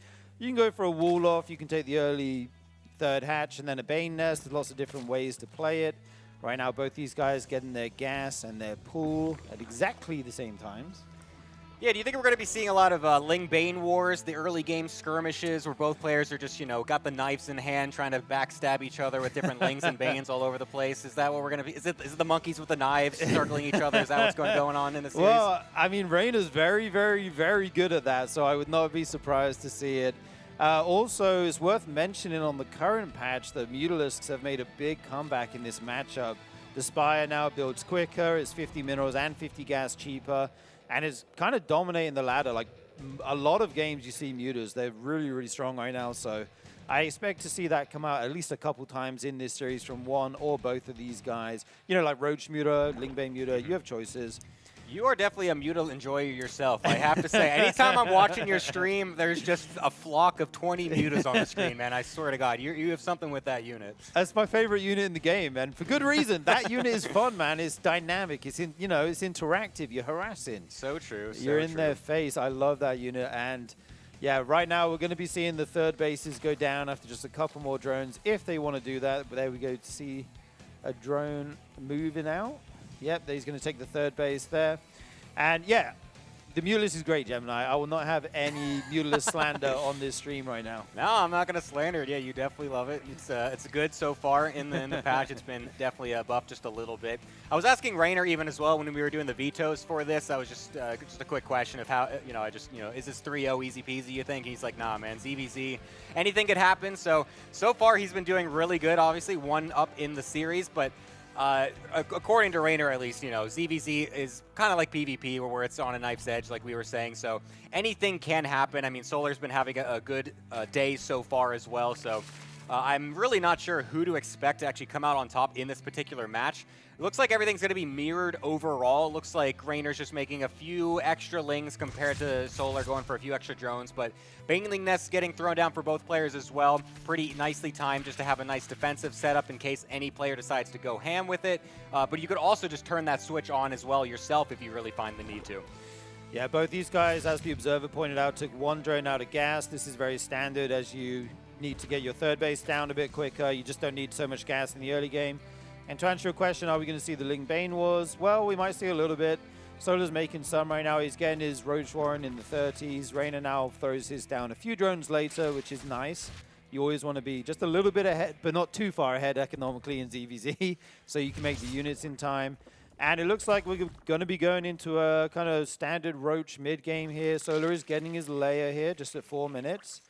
All looking pretty standard so far. Yeah, neither player seemingly want to be super aggressive in this game, particularly. The layer for Solar is going to be noticeably faster coming on in here, so I'm wondering if Reiner's waiting with this Zergling to try and get a scout off before committing to that. It looks like that is the case as he does start up his layer right then, but it is going to basically be pretty far behind. Solar's is already halfway done at this point, and so he's going to be able to get the much faster Roach speed. He's got an extra gas coming in here as well, so he could be flooding with Roaches eventually as well. If he gets the scout off, that he will be ahead in that regard. If you can catch your opponent off with the Roach speed advantage, it's massive for you. Yeah, he's already up to 4 gases right now, so I'm thinking this might be like a Roach pressure with a Spire behind it. Something like that kind of seems to make sense to me. Looking at, yeah, there we go. There's the Look at Mr. Big Brains over here. I know how to make Mutalisks. But yeah, he's adding on 2 more now, so he'll be able to get a ton of those when the Spire finishes. I like this from Solar. He's going to have a lot of kind of map pressure and, exert his presence on the map and then follow it up with the Spire. Yeah, very curious to see how this goes. Whenever you have the kind of the non-mirror matchup and how they play the play style being different in the mirror is very interesting to see. We got a couple of scouting Lings coming forward. We'll be able to see a few of those extra gases coming out of Solar. Did not quite see the extra one there as the 6th gas, but looks like Reiner might be trying to be a little bit aggressive with his Roaches so far, just taking some map control, maybe realizing that Solar's going to try to go for a fast tech play. Yeah, that's all Reiner needs to see. He sees the 5th gas. He says, okay, he wouldn't have that, so fast. Okay, he actually confirms the 6th one as well. He throws down a Hydralisk stand immediately, expecting these Mutalisks, and that will be in time to deal with them. He kind of pressured out on the map. I thought he was going to try and commit before the Spire finishes and the Roaches come out, but maybe he doesn't know the exact timing of the Spire. You don't want to get caught on the map by Mutas as the Roach player, and he will try and fly in and confirm it, but actually this Overseer has already taken a lot of damage. This is not going to see the Spire. Yeah, it's definitely not going to see it, but the mutas are going to be out in a little bit anyway. Oh, well, the Changeling might find its way down. That is a nice scout, but it's not really going to give too much of a heads up here for Raynor. Looked like he was going to try and poke around on the map earlier, but obviously dissuaded by the amount of units that Solar already has on the map as well. But now that the mutas are here, Solar is going to take advantage of that and try to kill off any overlords that he can, kill off whatever vision, and try to take control of the map. Yeah, indeed. Raynor already has Hydralisk out, so he will be able to deal with the Mutalisk for the moment. And he's getting the flyer upgrade, so it looks like Solar's going to commit heavily into these. Maybe go Mutaling Bane, get the extra base up earlier than Raynor, get the gas there, fill that up, and just make as many mutas as he can. As Raynor, at some point, you will need an Infestation Pit to deal with those Banelings. Roach Hydra is very, very bad against Lingbane Muta. The Banes just destroy the Hydras, and then the Roaches deal with, the Mutas deal with everything else. So we'll see that come online at some point. Right now, Solar just flying around, trying to get any damage done he can. Yeah, it looks like Raynor is just trying to hunt down these units as best as he can, really trying to take away the natural thing you get as the Muta player, which is map control, and trying to deny it as much as possible. Some more Lings will find their way into the main base here from Solar, but will be killed off quite easily as well. Solar not really able to get too much done outside of a few Overlord kills and whatnot. He's not been able to get any massive drone damage or anything like that. And he's also going to see this army from Raynor move across the map, and he's going to try to initiate a little bit of a base trade. Wow, and Raynor's actually having to come home right now. He can't commit across the map with his slower army. This is really good for Solar, potentially. He might be able to get a lot of damage here. Already 9 drones going down, even more. He's able to trade out these Roaches, which he doesn't really want anymore because he's going Mutaling Bane. His Infestation Pit is on the way, but will not be available just yet for those key fungals he'll need. Yeah, it looks like some units got sent across the map from Raynor as well to try and do some counter damage. There's a couple of Roaches will find some drone damage as well. Looks like both losing about the same amount of their economies for now. So honestly, a very even trade overall. A lot of Roaches were suicided to be able to do that damage, of course, but still Solar also dealing a lot of damage with about the same amount of units. I think he kept his Muta count pretty good, so yeah, only losing 2 there is nice for him, of course. He wants to keep the Muta flock as large as possible going for this main army, so that way the Banelings eventually could actually get the massive connections by just rolling through. That was such a good move by Raynor. Having the presence of mind to send some units across while you're being attacked is so clutch. He's going to be able to take out this 4th base with the Mutas right now. I think this Muta flock is starting to get really large, by the way. But on the other side, Raynor does have his Hydralisks up. He's got his Infestors coming out now. They'll be able to fungal the Banelings, stop them connecting with the Hydras, hopefully, is the game plan. But looks like Solar's looking to be aggressive here. Yeah, he's just going to try to jump on this army while Rainer's hopefully not paying attention, but the fungal is perfect, coming in right on that massive flock of Banes and Mutas. The Banelings, weakened by that fungal, will try to get to the back line, but a nice split from Raynor will be able to deny the majority of the damages. The Mutas are just going to try to go right on top of the Hydras. Does he actually have enough to take this engagement? It looks like he does.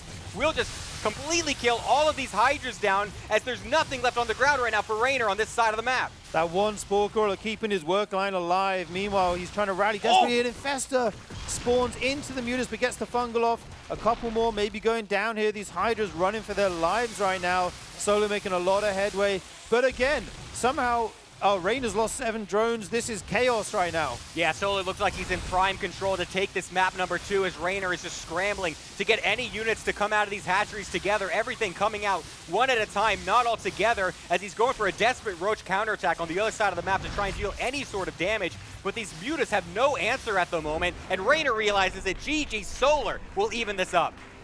Wow, wow, wow. What a game from Solar. Really like that. He played the Roach Muta build. You know, he pressured a little bit of the Roaches. He went into the Mutalisks, got a huge flock of them, and then in come the Banelings to kill the Hydralisks before you get that kind of critical mass of Infestors that can shut down everything with fungals. Beautiful game number 2 here by Solar. I'm actually amazed just the way that ended up working, because usually I feel like you want to see, as the Mutaling Bane player, a nice setup before you go for the big attack, actually, because you don't want all your stuff getting fungaled right in the middle of nowhere. You know, you don't want the Banelings all just getting stuck under everything. I feel like you'd want to go for kind of a big flanking maneuver, but I feel like Solar just like recognized that. I don't think Raynor's paying attention right now and just jumped the gun immediately. And even though there was a really nice fungal off on the main army, it seemed like it didn't matter anyways. So Solar, with very nice, decisive decision making, to know that he had the actual he had the advantage in that position. Yeah, I think he went at exactly the right time. Like, imagine Reina has 2 or 3 more infestors with fungals there, and he changed those fungals. Suddenly, all the Banelings die. Then you have enough Hydras to fight the Mutalisks. The game can look completely different. So good killer instinct by Solar there, picking his moment and making that timing work. Yeah, Smothership is going to be game number 3 here between Raynor and Solar. Who's going to take it? I really have no idea, but let's get started into this next game. Indeed, in the top left on Mothership from Basilisk, nope, take that all back. It Another is animal. our Korean Zerg in the red. It is Solar.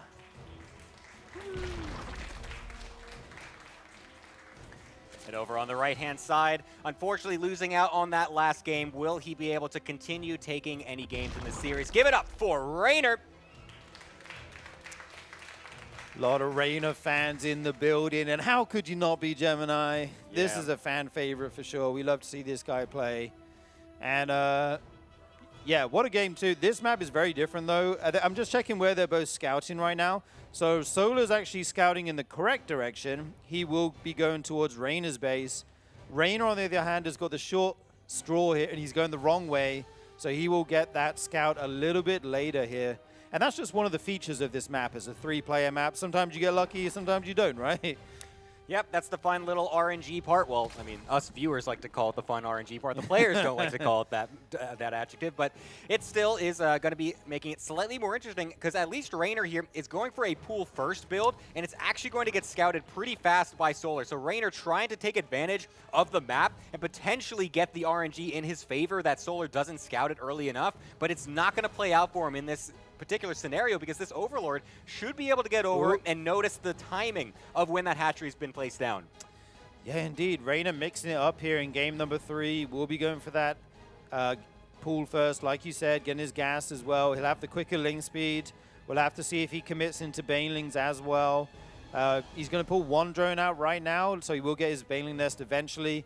And now the question is, how aggressive does he want to be with this? Sometimes you just make 6 to 8 lings, and then you hold the drone button like crazy and hope your opponent overreacts.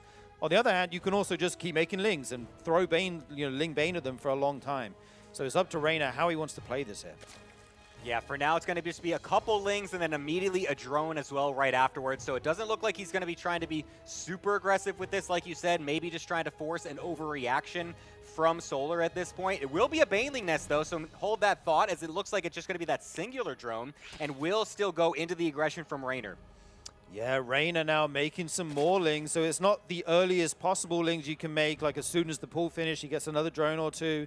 But he's sitting on just 18 workers right now compared to the 23 of Solar. So he is quite committed with this attack. He's going to need to do a little bit of damage at least. And the Baneling nest for Solar, because he went to hatch first, is going to be quite a bit later here. Yeah, looks like Solar's going to try to come on in with a couple of Zerglings. We'll be able to see the much larger pack coming out from Raynor. So Solar, fully aware of what's happening at this point. His Baneling nest will be a little bit later, but he's got his double queen on the ramp here, ready to deny any lings trying to run on in. And a couple more lings just trying to find whatever they can on the middle of the map before Raynor's speed lings are finally across. Yeah, and Raynor going back into drones right now, so he's going to try and make Solar make a ton of lings that he doesn't want. He's going to deny mining from the natural because it's so scary. If this isn't all in, you have to really respect this as Solar. You don't want to just die. Queen's on the ramp, plus the Banelings will be able to hold this, but the real damage is not mining from your natural for so long. Eventually, he will have to, bring some workers back down, and already the work count is equal with Raynor now taking the lead. And then, it's like a seesaw, right? Then it's going to be Solar's turn to go across the map and pressure as well eventually here. Yeah, and you can see that Solar really identified what was happening very quickly. The drones started being remade very fast after he noticed that there were no extra lings coming on to the minimap as reinforcements from Raynor. So good identification from Solar to get back into the macro as soon as possible, but that he's still going to be slightly behind for now until his next set of drones does kick in. Taking this opportunity as well to go straight into a lair on 2 bases.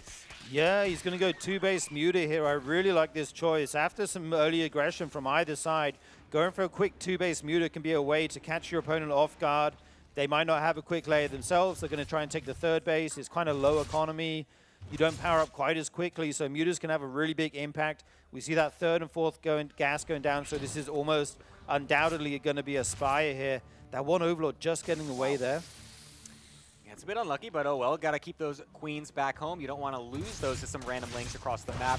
Will try to poke forward as Raynor, but still being denied the vision. Of course, Solar does not want to give up that vision so easily. The fact that he's got 2 gases sitting there in his natural is a blind tell. If you could just see that as Raynor, you know exactly what is happening. So there's the Spire coming down from Solar, trying to go into that Muta style yet again. It worked so well for him in the last game, so he's going to try to see if that card can play once more. Yeah, it's going to be hard to scout that as Raynor. I mean, you can probably infer it from the lack of a third base coming up in the near future, but you won't actually be able to get an Overseer or anything in the base for a long time because you don't have layer yourself. Okay, the spines are basically 100% tell. Raynor will now know. And the question is, does he want to try and send this and try to end the game, or is he going to tech up? Looks like he wants to just end the game before these mutas come out. But the Spire's already 80% done almost.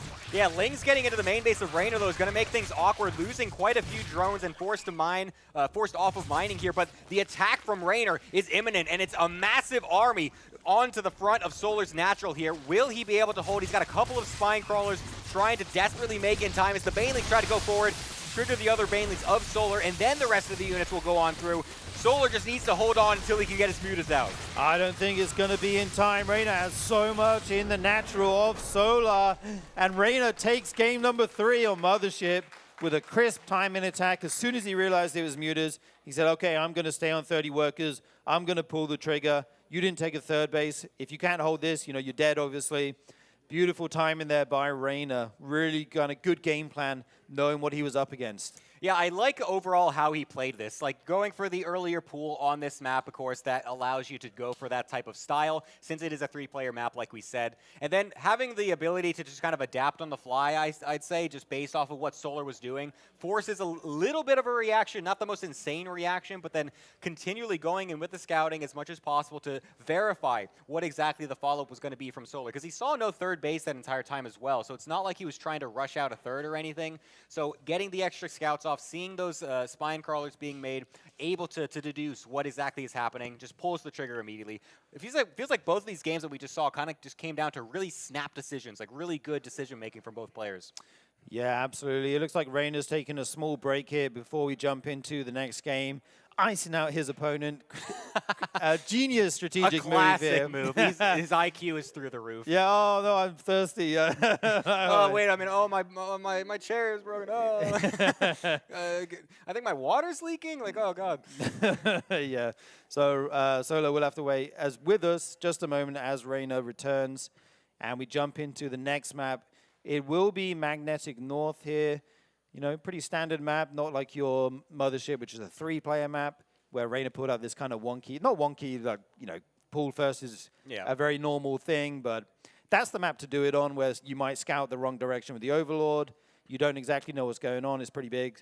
So I like the choice from him, and yeah. Yeah, I think Magnetic North, despite being obviously not a 3-player map, it's definitely one of the lesser-known maps, of course, because it's not in the major map pool at the moment. It's not in the main map pool, so we don't see it as much. It usually would get vetoed earlier on in the season number 3, I should say, as well. So seeing it come out here in the game will be kind of interesting because, yeah, we just don't really see it as much. I think overall, yeah, it is just kind of a standard, solid map, so I don't think it's going to be too crazy for a ZVZ particularly, but I'm not the ZVZ expert over here, so I don't know. Yeah, me neither. Yeah, I mean, you can do all kinds of stuff, right? You have a lot of choices available to you as both players. I think if you're Solar, you went 2-base Muta, it failed. The game before that, you went Mutalist, you were able to win. As we do see Raynor returning to his chair now, he will be jumping into the lobby, and we'll get this fight up in just a moment. But I always wonder about the thought process of pros as they think back to the previous games and how much it influences them, you know, in the ones coming up. Yeah, it's always interesting to know just how many mind games are being played as well. Like, you know, how many players or how many times these players have played before. Because, I mean, at this point in StarCraft's history, it's like these players have been playing each other for so many years at this point, and you have so many matches. Like, you go on a League and you just kind of look at the history of some of these players, and it's like, some of these guys are playing like every week in like the weekly cups and everything. I'm just always amazed at just how they're able to come together with all those different mind games, all the different game plans and everything. How do you shake it up? But we're going to be going into game number 4 just shortly here as Raynor is back. We are loading on in to Magnetic North. Yes, we are, guys. Can't wait to get this going, see who's able to take this game. Will it be Reina closing out the series or SEOUL making a comeback? Let's find out as we spawn into Magnetic North. In the bottom left, it is the Korean Zerg, SEOUL.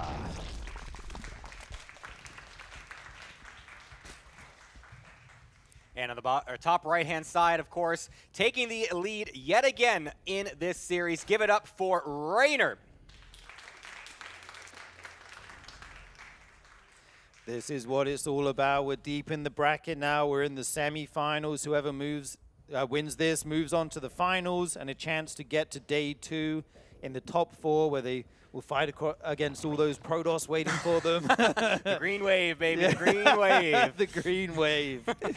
They're all waiting there at the gates, welcoming their non-Protoss brothers. Like, come. Do they with welcome us. them, Gemini? Oh, or do they welcome them into storm their guillotine that they've got waiting in the back behind the gate. Yeah, yeah, it's going to be great, of course, to see who ends up going on into the Final Four tomorrow. That's going to be some great set of best of 7s that we have set up. But this series, of course, is leading off into the finals of the LCQ after this. I mean, we're going to have Maru playing again against Shin in that upper bracket section as well. It's going to be super sick, as I do love to say. You do love to say, Gemini. But what a treat these games are. It's so good to see these players offline. You know, the caliber of Reina, SEOUL, Maru, Shin. Amazing players. And this is a 2-day event. As you mentioned, they're vying for that spot in the top 4. Let's see what happens. Right now, we have hatch gas pool on both sides. Very standard openings. No pool first shenanigans, nothing like that. Things will look fairly similar on both sides for just a moment here. And we'll have to see if they want to take their 3rd bases, their Bane nests, or if they want to wall off and go for a 2-base build. I don't think so, but we will find out shortly. Yeah, I'm curious if Solar is going to be trying to yet again go for mutas in this game. I mean, obviously it worked that one game. That was a little bit more of like an actual macro game setup, whereas the second game obviously had a little bit of difference in the early game setup. So trying to go for that fast 2-base muta play was, I guess, a little bit more risky on his end. But it seemed like so far it was a style that he enjoyed overall. We don't really know exactly what happened in the first game because we weren't, it was happening off stream there for a moment, so we don't know exactly if he was going for it all 3 games. But I would honestly be shocked, I would say, if he tries to continue to bring that out as a standard. But, I mean, nowadays we're in a new patch, so maybe the mutas are becoming very, very stock standard in this matchup. They are very good for sure. It's not like a wild thing to go for, like a huge gamble, you know what I mean? It's like you can play a standard muta macro game and get more workers than your opponent and try to harass them and then eventually kill them as they tech up into infestors, lurkers, vipers, that kind of thing. We definitely do see mutas a lot these days, but again, Reina also can go mutas just fine. We've seen him do that against SEOUL a bunch of times in the past. He's very, very good with the mutas. The wild thing would be if both players do it and we go into a big muta war. That's what I'm talking about, man. Oh, hell yeah. Spamming those air defense upgrades. My God, get Vipers out and just trying to, just send out some parasitic bombs or whatever. Yeah, I'm sure that would be absolutely insane. It would be very cool. I mean, I feel like that overall, though, as a player is definitely very difficult to play. It's kind of like Phoenix versus Phoenix in PvP, where it's like you never want to be the aggressor in that scenario because you never know, like, oh, if I just make one mistake, then all of a sudden everything just goes out of control and it just absolutely goes crazy. So, yeah, I'd be curious to see if that ends up happening, of course. Yep. As it is, we see Roach Warrens going down for both players. We do see the slightly faster layer coming out of SEOUL, and this is a very similar timing to what he did in the game where he did go mutas. So that is on the table, and we see another gas being added by him as well. Already going up to 3 gases. If we see a 4th one being added in the near future, I would say mutas are on the table, but we don't know just yet. Both players droning up right now.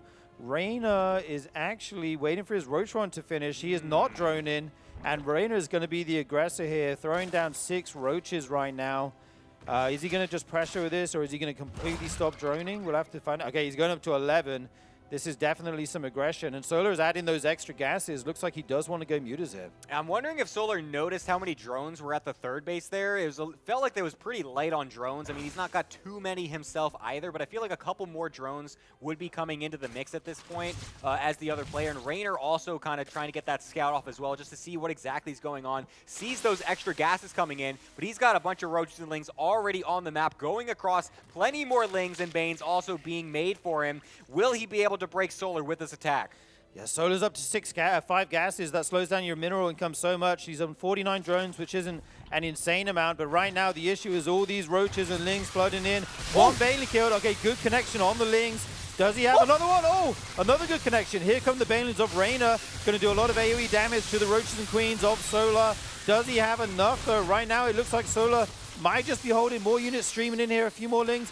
And the army of Solar is actually being split right now, Gemini. Yeah, there's a Spine Crawler that also just finished at the third base, which will be critical for Solar on this defense. Rainer waiting for the rest of his reinforcements to come along to continue with this attack, but for now, Solar is breathing a sigh of relief. He's held the first wave for now, but there is more on the way. Rainer is got a lair finished up, but he's not going back into drones at this point. He's continuing on with the Lings, some Ravagers, the Spine Crawler getting repositioned to the front. Solar's not out of this yet.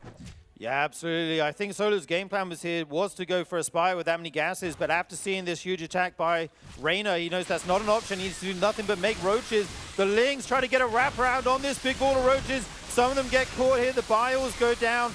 This Spine Crawler helping out so much in the defense for Solar.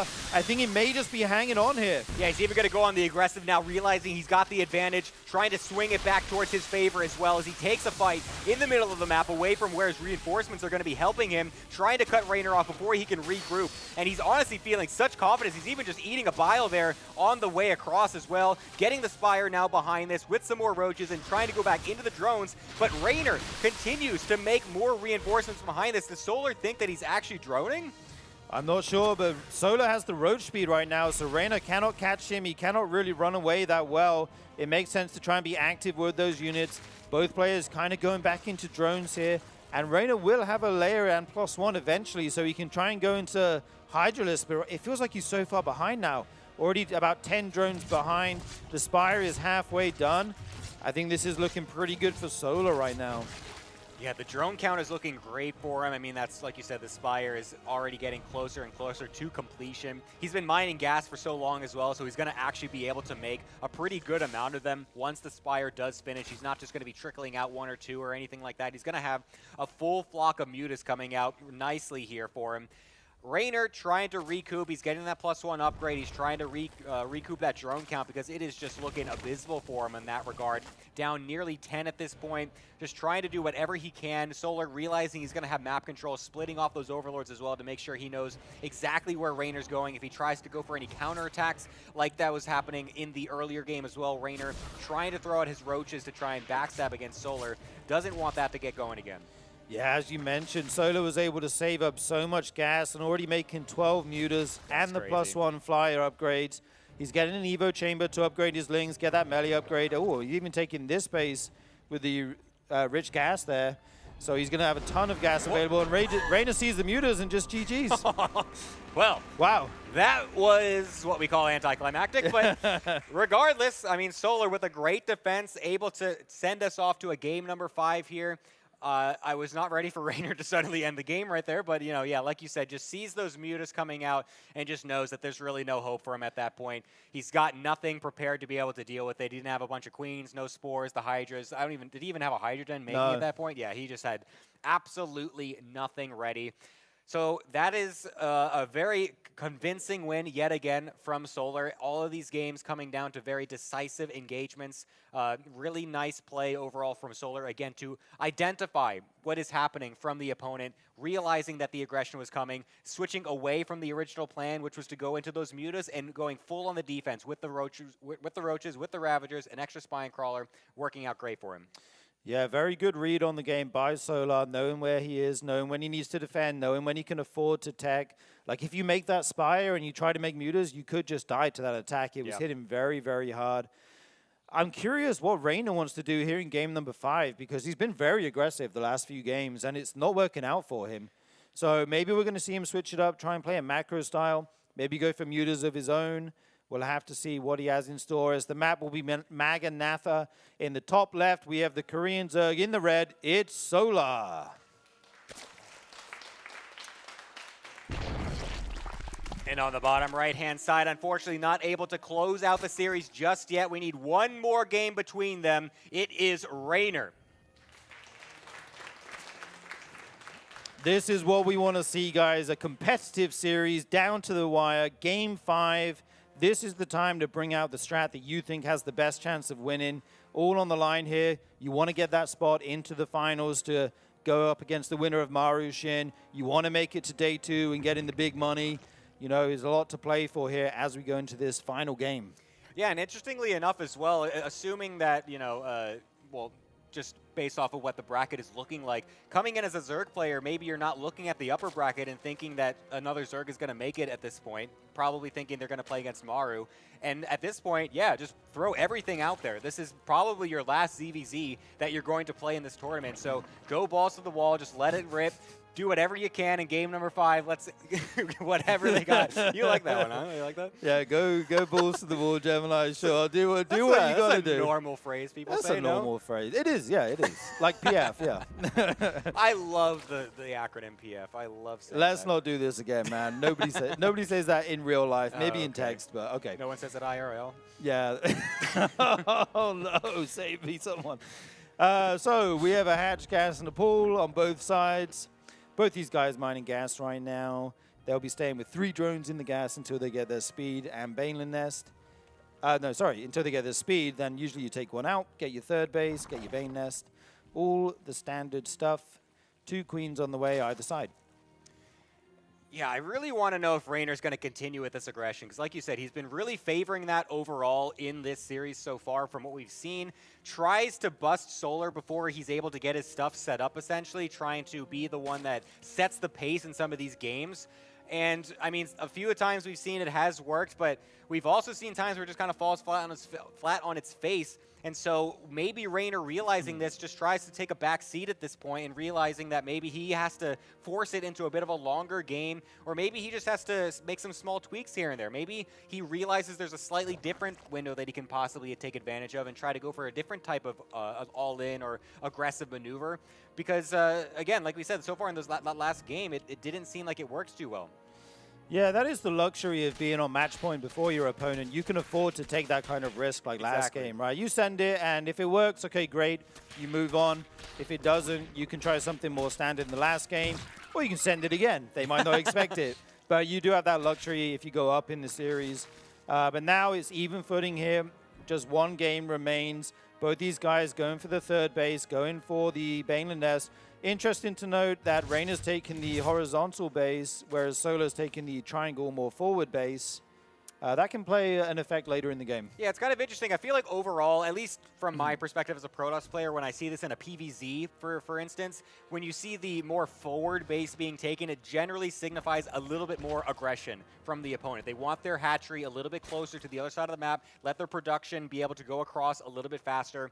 I don't know how much that plays a factor in ZVZ as much, but do you expect that maybe Solar might be trying to go for something like that, or is this maybe just like something he, for whatever reason, prefers that base compared to the other one? Yeah, that can be a factor. You know, your roaches will make more forward, closer to your opponent than if you have the other base potentially. I think some players just prefer these bases. The personal preference. It's tough to say just on looking at where they take it. We'll have to see what each player has in mind. Right now, though, we're having much more of a macro game. Both of these guys droning up heavily. We do see the 4-ish minute Spire again from SEOUL. Looks like he's just running this build. He's just running the build every game right now, going for these extra gases. And actually, Rainer's going for a +1 armor build. Yeah, this is interesting. I mean, he's still getting a lot of drones. He hasn't gotten too many extra gases, just getting another one right there.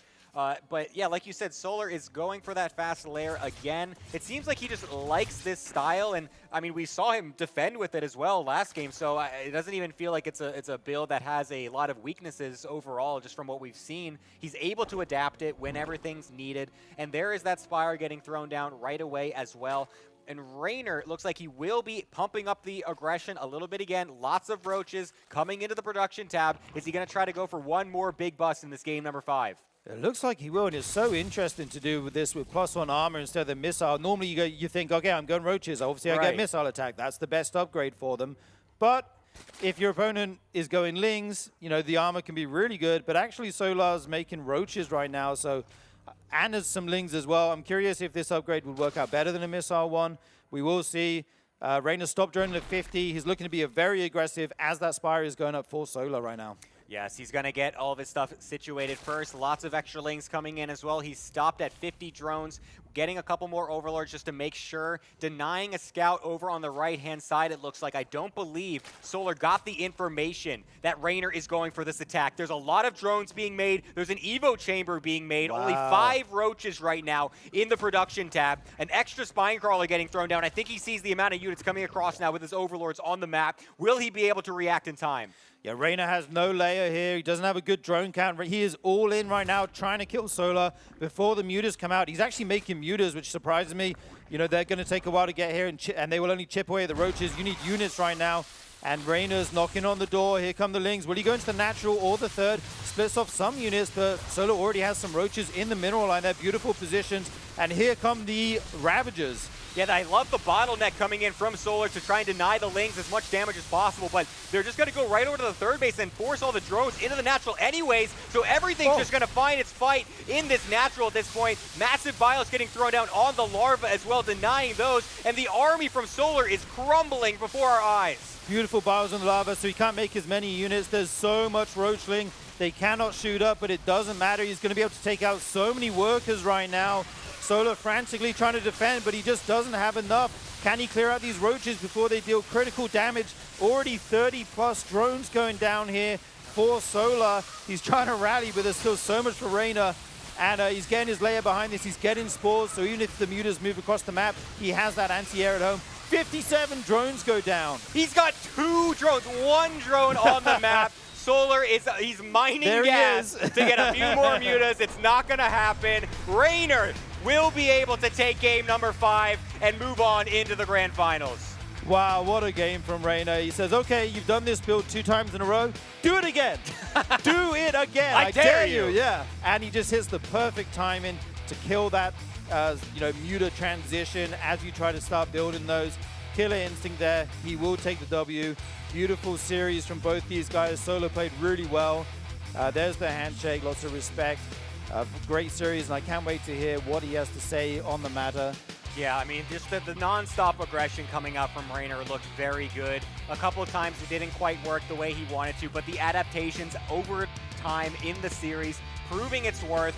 Maybe that was the +1 carapace. Maybe that's what was really the deciding factor in that one. Maybe it was just the tell of the Ling and the roaches not actually being sold just as early, because SEOUL seemed like he got that read just a little bit later, perhaps, than the other games, because Raynor just really flattened that main force. And I feel like SEOUL also maybe got a little bit greedy, trying to get a few more mutas too quickly there, whereas the game before that, he was able to survive off of just the Roach Ravager. Maybe that was a bit of a misplay by him in this one. Yeah, I really like that he waited a few waves. He made, he was doing his all in, but he made a wave of units, another wave. He didn't just start sending it as soon as they began to come out. He waited until he had a critical mass. And if you drone while he's making those waves of units, you can no longer catch up as SEOUL. He was caught unprepared, and Raynor takes the game. We are setting up for an interview to hear from the man himself. And I think we are just about ready for that. And we're going to throw it over to the analyst desk to hear from Raynor himself. What is up, everybody? I am here on the analysis desk with Raynor. Congratulations, man. That was an explosive and exciting ZVZ. It was so aggressive. We saw so many mutas. I had no idea who was going to take it until game number 5. How do you feel after winning a series like that one? Feels amazing. SEOUL is always big trouble for me, or for every Zerg out there. It's very hard to know what's going on. Most of the time it's going to be an all-in or mutas. It's very hard to figure out which one it is. So I just kind of had to gamble. Lots of mind games as well. It feels like SEOUL is one of the hardest players in the world to beat in ZVZ, maybe even the hardest to beat in ZVZ because he's so unpredictable. So my question to you is, when you're playing a best of 5 like this one, where it feels like he can do literally anything, how do you prepare from game to game? Well, it's a lot of scouting and like little tells, also a lot of mind games.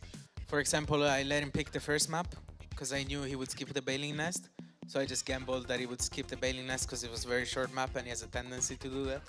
So I just all-in'd him. I don't know, we played so much, so I have like a lot of things in my head about Solar. That definitely helps. I just kind of gamble, to be honest. Like, Solar is kind of the kind of player that doesn't care, you know, he will take a gamble, he will just do whatever he wants, he doesn't care, you know. So yeah. Alright, so obviously with the new patch, CVC is a bit more volatile. But what are your overall thoughts on the matchup? Like, do you think Mutas are way stronger now in terms of like macro play? Or do you think it's like still possible to deal with them in a non-all-in manner? For sure, I think CVC got even more gambly after the patch. The Spire cost going down and then Microbial Shroud being introduced is good for Muraling Bane because then you transition into Ultras. Yeah. It's even more volatile and I hate it. So yeah, I'm not a big fan. I like my Roach versus Roach, you know, if a game is smooth, that's what I like, unless I'm playing against SEOUL. Alright, so my next question was going to be, who would you like to play in the finals? So you have either Maru or Shin, but going off your last answer, I would guess that you would say Maru. Well, it's hard to pick Maru, eh? Yeah. He's not just Terran, he's the second best Terran, so I would probably still say Shin, even though ZVZ is a bit crazy. Maru's just so good. Obviously, Shin is good as well, but for sure, Maru's next level. Well, congratulations again, Rainer. You're now very close to the final RSL day tomorrow. Hope you make it.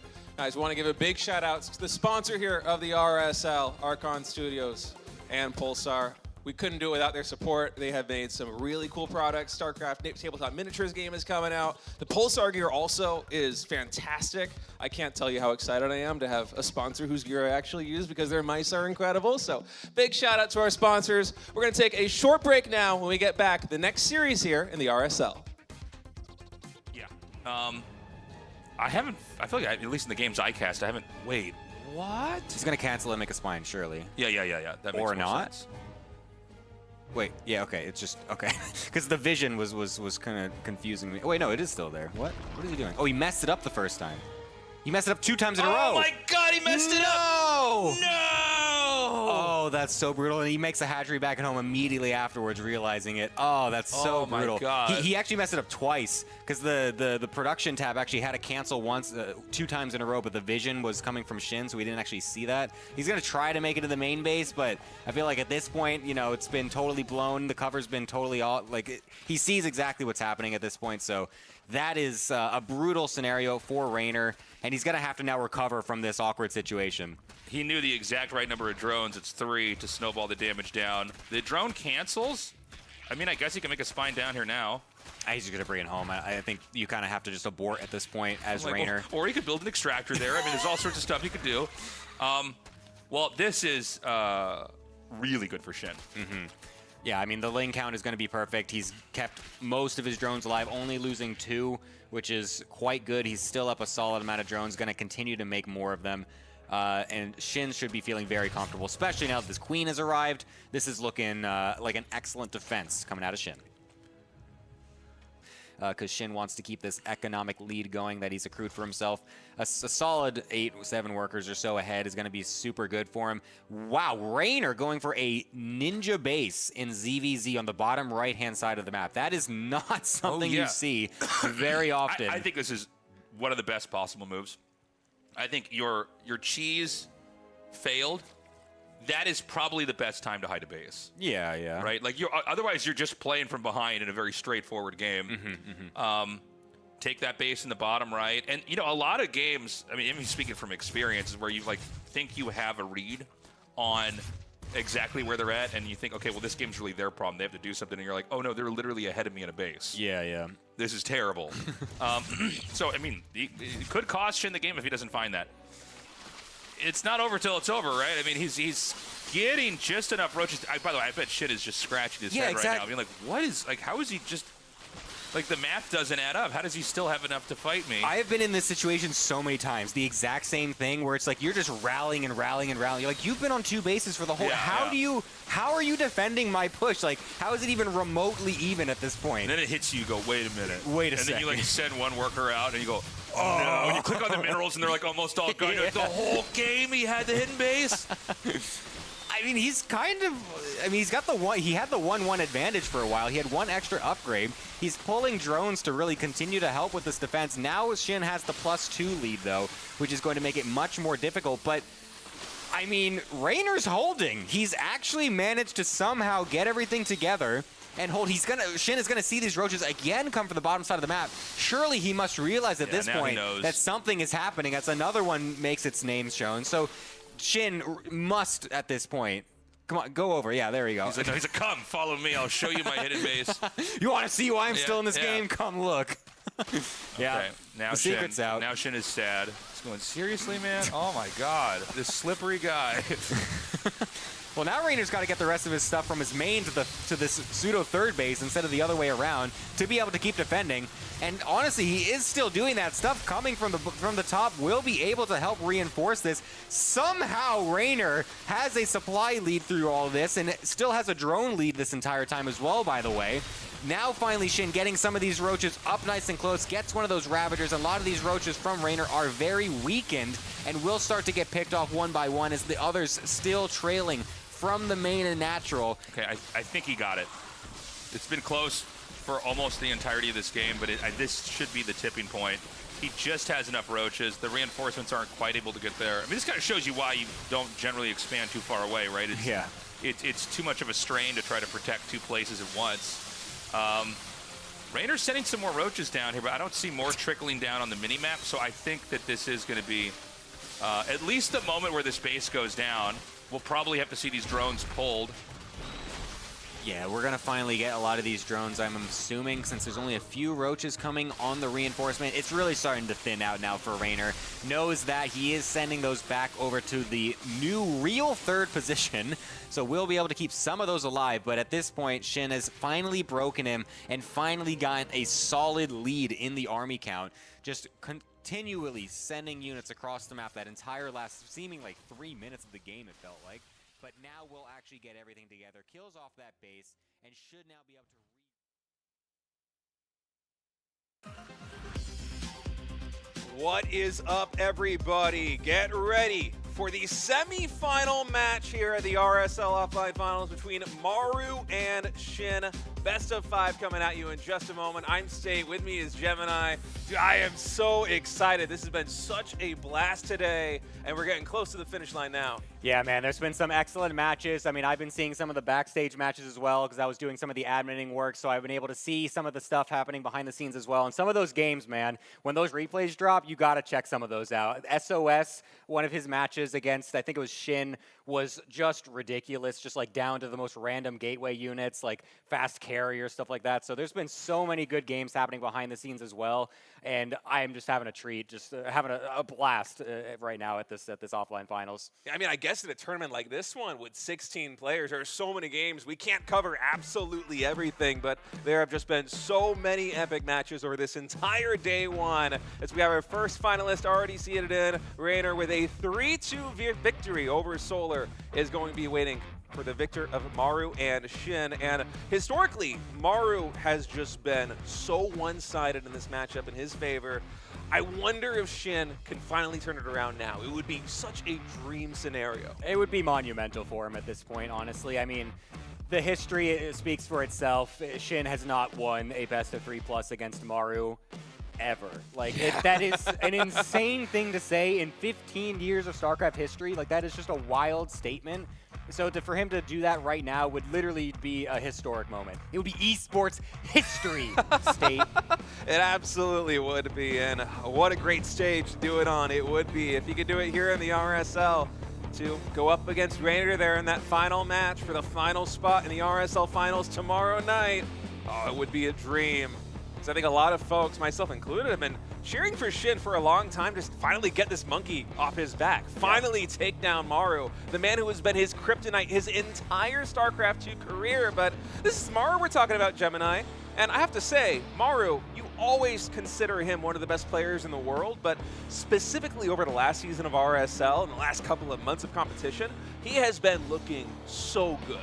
Dude, that finals against Hero, man, that was just absolutely unreal. The full set, the reset as well was just absolutely ridiculous. Even though he lost it, he just looks in top form. And I would be shocked, really, to see anyone else going forward into that top 4. I'm feeling like Maru overall will have the momentum going forward. Rainer, if he does eventually play him in the finals, will be a good challenge, of course, but needs to get through Shin initially. So we'll see if there's, of course, that upset potential here as the maps do start to come in here for the 2 players, Evil Heart and Persephone, getting vetoed out with Celestial Enclave and Botanical coming in as the first 2 maps. Celestial Enclave there is map number 1. Maru's been favoring this map a lot in TVP. I wonder if it was his map choice here in TBZ, as it's one of the better maps for playing very greedily. And we know Maru, TBZ, TVP, he loves to play for the late game. He's capable of anything, but his late game macro is superb. Bro, remember that the 4cc game or whatever? Like the 2-Rax Reaper fake into 4 CCs behind it? He's so greedy. On that map, right? He's it was so Botanical, greedy. I think it might have been, yeah. It was Botanical. He is, Maru is just a greedy greedful. He will do absolutely anything in his power. He's a little gremlin under the bridge, man. He just sees anyone walking forward, just pickpockets them right as they go across. He really does. It is ludicrous, and particularly it feels egregious when he does it versus Shin, because I think he just plays with the mindset of it was just being versus Shin, too, it right? was versus Shin, yeah. Just the emotional embarrassment. If I can remember exactly how this one went down, it was like one or 2 barracks, 4cc double engineering bay. Yeah. And then we start getting things like the starport and the and like stim pack and combat shields. Literally the first time you've ever seen that in ever. Like, it's a level of greed that you basically never see, and we're gonna see Maru versus Shin right now. And I will say the stakes are a lot higher here. True. If you lose this best of 5 series, that is your season done in the RSL 2025. It is over. You must win this series and the next series to qualify for the top 4 tomorrow. And so I don't know if we're gonna see Maru be quite that extreme with his confidence, but it's hard to say, man. He has been bold this last season of RSL. Yeah, man. I mean, it feels like his confidence is through the roof. He's going to do absolutely anything that it takes to win in these series. He's been showing excellent TVZ overall. He's been showing excellent play regardless of what matchup it feels like. It's going to be hard to take down Maru, but maybe Shin's got something cooked up. Maybe he's got some new spicy builds in the back pocket here to bring out when all the stakes are on the line.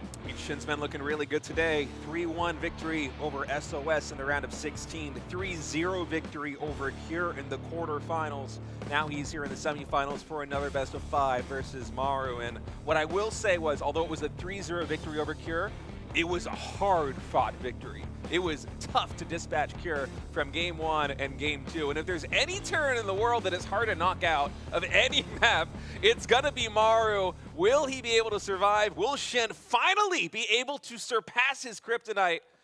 Oh man, I cannot wait to get into this one, Gemini. It's gonna be one for the record books here in the RSL as Game 1 is loaded in.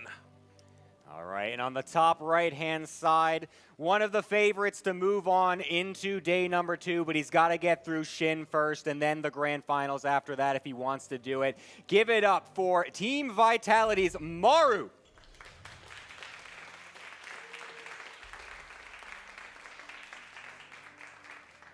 And spawning in the bottom left, your blue Zerg looking to take a best of 5 versus Maru for the first time. Give him your energy, he needs it. It is Shin.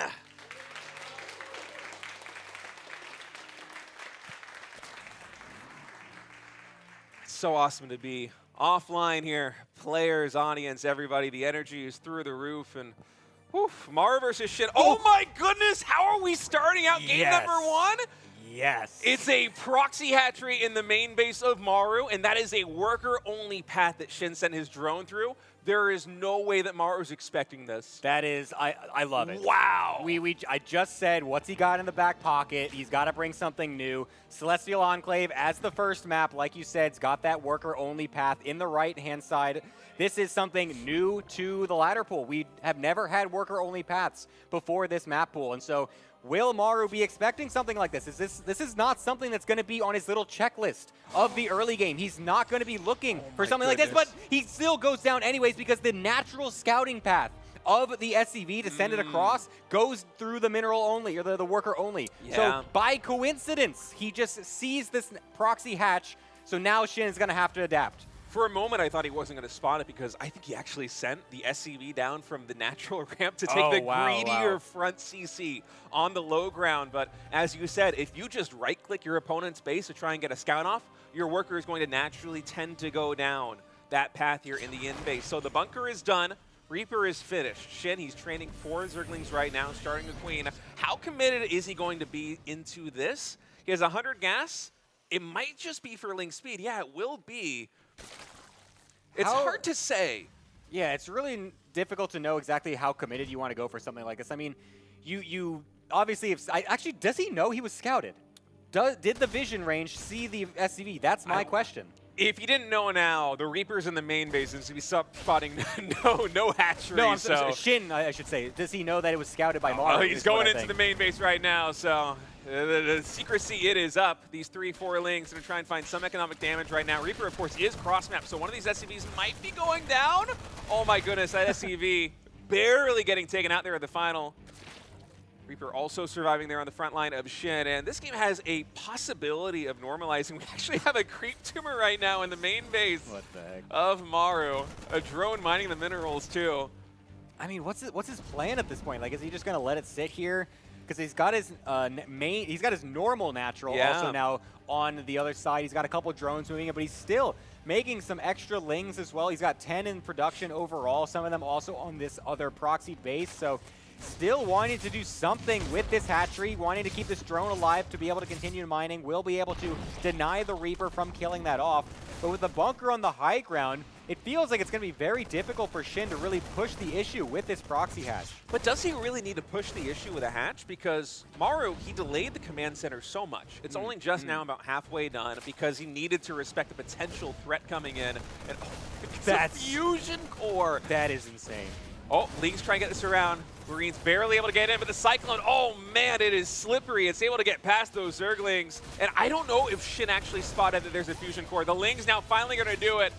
Oh, Maru, he's following up this very bizarre early game with a battle cruiser. Yeah, he sees the proxy hatch. He's like, I can do you one better. I'll do one base BC. I can do that. We're doing weird builds. Throw this one out here.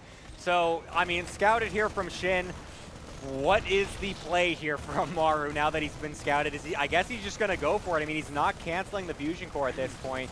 So he's probably just going to let it finish, just see what he can do, and just assuming that his read on the game is correct and that whatever he does with it will still find damage. Because obviously you're not going to have an insane amount of spores or anything coming in from Shin. He's going to be low on drones, so he doesn't want to waste all of his drones on spores when he doesn't need to, but he's going to have to do that. He's not going to have many queens out either. One of his hatcheries is even morphing into a lair, so he's not even going to have queen production from both hatcheries. So maybe this VC will have some devastating damage. Oh, especially if you pair it up with a medevac full of Marines. 4 queens right now seems to be the total here for Shin defensively back at home as Maru's getting ready to take his natural expansion.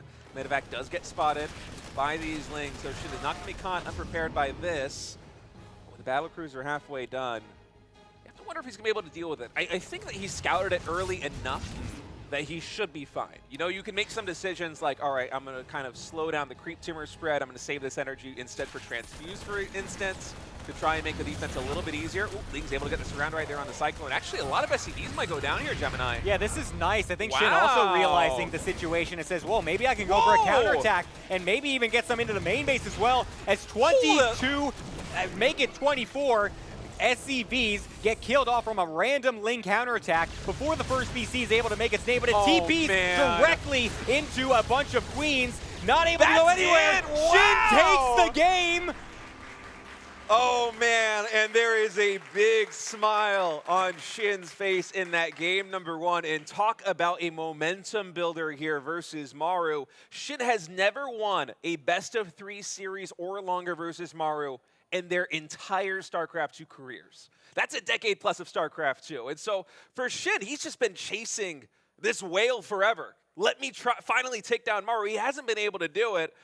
And now he's taking game number 1 here in this best of 5, and he did it in honestly spectacular fashion. I mean, I have never seen a proxy hatchery on Celestial Enclave like that in ZBT, and the way that Shin played it too was so smart.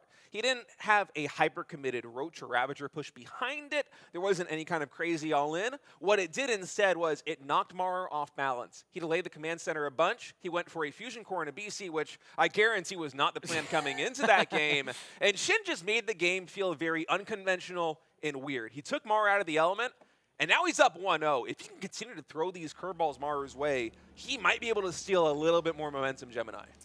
Yes, that is definitely a potential here, but on the bottom right-hand side, going for a very risky response after getting proxy hatched. Put your hands together. It is Maru.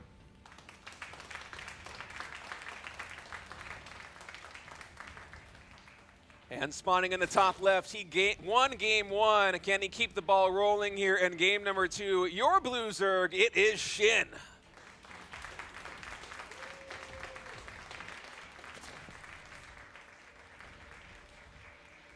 So what you think he's going to do?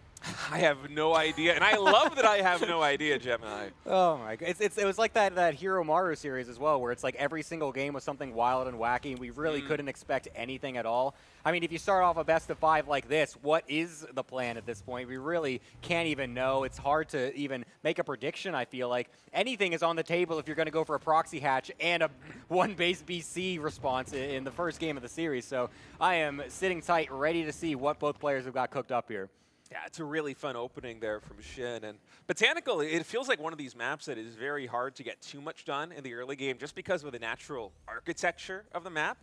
We've seen this before in TVZ where Terran can take 4 or 5 bases and just effectively control their corner, their little tiny quadrant, and it doesn't necessarily matter that there are all of these ulterior expansions in the top right and the bottom left. As long as Terran can remain cost efficient enough, it is still fine for them to sit on 5 bases. And Maru is one of the best players at playing that cost efficiency game in the world. And so it raises the question, what is the response going to be from Shin? Because he had a very hard time in those late game situations versus Cure earlier on in the series. Cure, another one of these players who was just a fiend at TVZ, but I will say a little bit lower in level, at least in the late game, relative to Maru. Yeah, I mean, you think of late game TVZ, you think of Maru. Like, he is one of the first guys, I feel like, when back in the, maybe 2018 or something, when it was that massive turtle mass nuke play meta going on in the late game in this matchup. We're just throwing nukes left and right. He was just the king of that. So good with mass tank liberator defenses all over the place. Planetaries getting set up everywhere. He knows how to navigate those situations. Gonna go for a 3cc build. Unfortunately, losing the Reaper at the front. That is not a mistake you normally see out of a player like Maru, perhaps getting a little flustered from the first game. Yeah, it's been a shaky start in Game 1 and Game 2 here for Maru. Third command center is coming in. Seems like Maru questioning a little bit whether he wants to go for the fast third barracks behind this or perhaps go for double engineering bay, or as we saw in an earlier RSL season, a potential 4th CC. I think it's probably not going to be that 4th command center again, especially after dropping game number 1 here versus Shin, as, yeah, it will finally be that third barracks coming through. Yeah, it's rare to see a Reaper fall like that in the early game. Usually you don't even commentate the Reaper harassment in the early game because maybe you'll lose 1 Ling total as a Zerg, but that's about the most critical outcome you're going to get, right? Yeah, so a bit of an unfortunate misstep there for Maru, but it's not at all going to spell the end of the game for now, as he has still got plenty more to do in this particular match. Lair coming on in for Shin. I feel like a little bit early. Am I mistaken? I feel like that is quite early here from Shin. Mutas have become the flavor of the month overall. Maybe it's going to try to find its way in TVZ as well. Maybe it's going to be something else. I'm not entirely sure, but going for that faster there. An extra gas coming in too, that is at the natural. So we'll be going for some gas-heavy play here. Yeah, that's a very fast 3 gas coming in right now by Shin. I wonder what the game plan is going to be here with this Lair. There's 1 more Queen in production. Maru is going for 3cc, so he's a little bit vulnerable on his side of the map. He's playing a very greedy brand of Terran where you try and expand your economy about as rapidly as you possibly can. And look at this, a 4th gas and a Baneling Nest already. I feel like this isn't much of a defensive play. It feels more aggressive to me, just the pace with which we're taking up into the Banelings, into the Spire, but we'll have to wait and see exactly where Shin is going to go with this. Yeah, I love the switch up. I love that we're going into some Ling Bane Muta. That has definitely been some of my favorite interactions to see in StarCraft's history. The old school Ling Bane Muta versus Marine Mine, Medevac, and stuff like that. Of course, the Terran side is a little bit different from back then, but being able to see Ling Bane Muta come back in this day and age is great to see. And Shin, like we were saying before, needs to try and shake things up, bring it a little bit differently into this matchup, because everything that he's tried in the past against Maru has not worked. And so coming in with the Proxy Hatch game 1, found some success. Coming in with Muta's game number 2, will it be able to do anything? We will see. For now, he's just trying to get as much scouting information as possible to see what the follow-up from Maru's side is, because he's gone a bit greedy himself. Yeah, and I think seeing the timing of the add-ons and also this engineering bay is going to give Shin the tell that this is most likely a 3CC play coming through. And he's cutting drones right now at 56, a lot of larva banked, a lot of gas and minerals banked. So 6-7 Muta is going to get started here for the Zerg player. I don't think we have enough Lings on the ground to really contest the third CC planted yet, but Ling production has started, Gemini. Yeah, it looks like he's going for quite a lot here. He might be trying to deny this third base in the middle of the map. More Marines getting sent across the map as well. Looks like 1-1 is going to be timed up with this. I'm not quite sure if Stim finished before or not, but considering Combat Shields is on the way, I feel like he probably did go for that. Will be trying to get some creep cleared. Does go for the Stim, but he's getting surrounded by the Lings. Nice stutter step to be able to deny that. And now Shin not able to fully capitalize on the movement from Maru. Maybe in a bit of a pickle here to be able to deal with this for now, but obviously we'll have plenty on the reinforcements. But honestly, these Marines continue to do pretty decently. Yeah, I like that move by Shin, though, forcing a second Stim out of those Marines. Going to bring them to very low HP, but he doesn't want to attempt it just yet. Does not want to push in. Another Muta getting focused down. These are 1-1 Marines, so they do a lot of damage. Eventually, they do get cleaned up, but honestly, not that cost-inefficient a trade. 4 Mutas and 50 Lings for those 20-plus Marines. That's quite good there for Maru, as long as he has enough back at home to play defense, and I think he does, honestly. Yeah, he had 4 turrets on the production tab while that was happening, realizing that it is a Ling Bane Muta opener coming here from Shin. Looks like Shin is going to continue on with the aggression, though. He's going to try to go for it, as he's got still another reinforcement wave of Lings coming in with these Mutas. Lots of Banelings also in the production tab. It looks like Centrifugal Hooks also finishing up. Combat Shield finishing just in the nick of time, but will Maru expect this attack, because he's not actually in position? I'm not sure Maru's expecting this. Shin right now is on a very low drone count of 53. He's charging into natural expansion. There are speed Banelings here between the natural and the third. They're going to be going for, at least they were going to go for the third base. Now instead they're going to go into the wall in here in the natural. 8 SCVs falling as Lings surround. More Marines there in the natural expansion. Some big connections outside the third base. A lot of the Mutas do fall, but that's a lot of damage done there to Maru. Yeah, 15 SCVs getting killed off, and it's not stopping there. Shin's got more coming in on the reinforcement. He's going full throttle with this attack for now. Maru, with nice reactions overall, though, was able to limit the damage. He was able to lift the depot at the natural to make it so that the Banelings were forced to detonate on those supply depots, not able to walk right in and get more damage done. So very nicely done from Maru, because that could have been game-ending.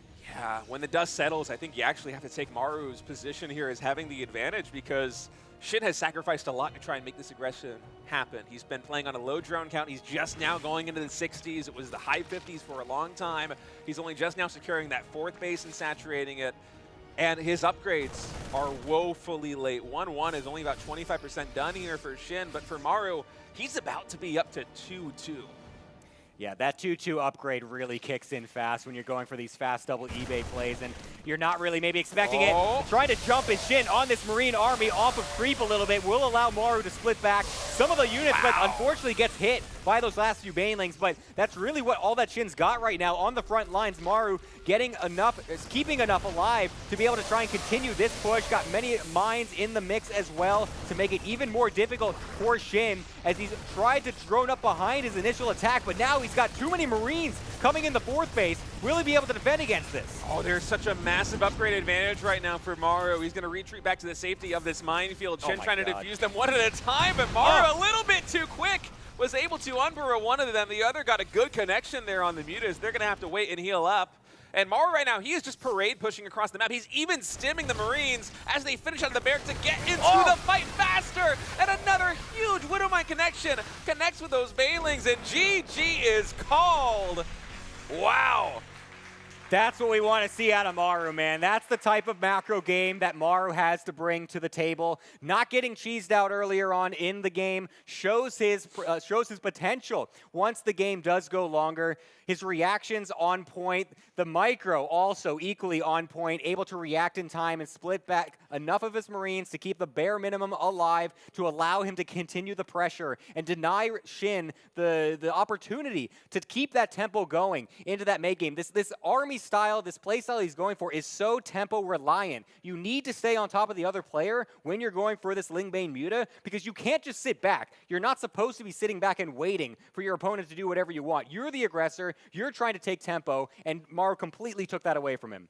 Yeah, Shin just unable to get the damage he needed done as Maru played greedily with a 3CC, with the fast double engineering upgrades.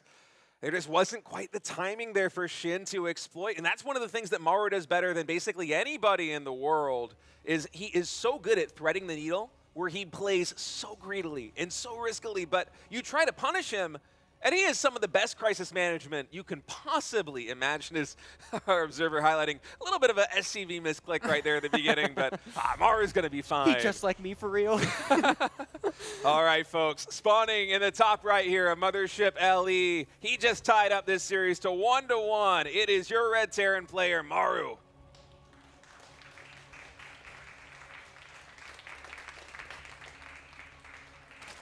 And on the bottom left-hand side, not able to make it work with the Lingbane Muta in game number 2. Will he be able to find something on Mothership? It is Shin.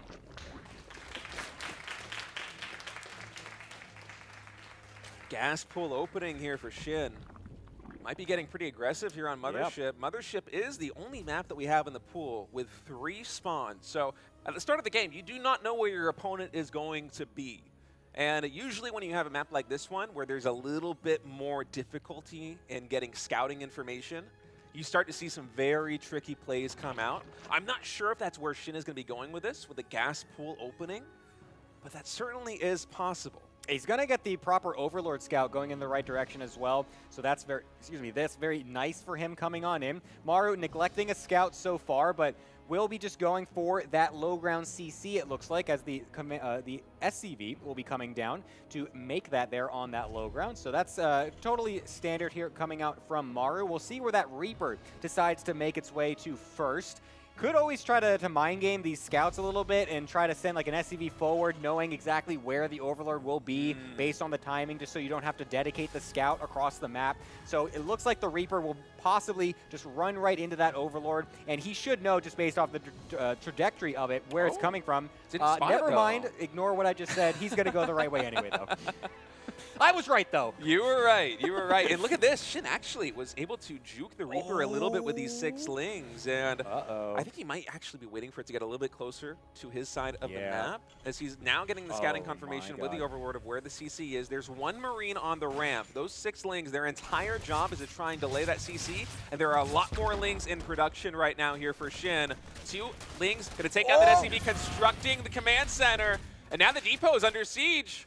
Yeah, this is best case scenario right now for Shin, I feel like. Getting the CC on the low ground and the Marine forces the cancel. Luckily for Maru, he was already making an extra CC as well. But look at that on the production tab. A Baneling Nest coming in for Shin after realizing the damage that he was able to do.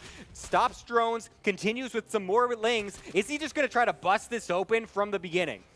Ling speed also in production right now. He might be trying to bait this Reaper into chasing him a little bit as Ling speed just now finishes up. Could you imagine if the Reaper also got surrounded in this position here? He was really low on HP earlier. I thought it might.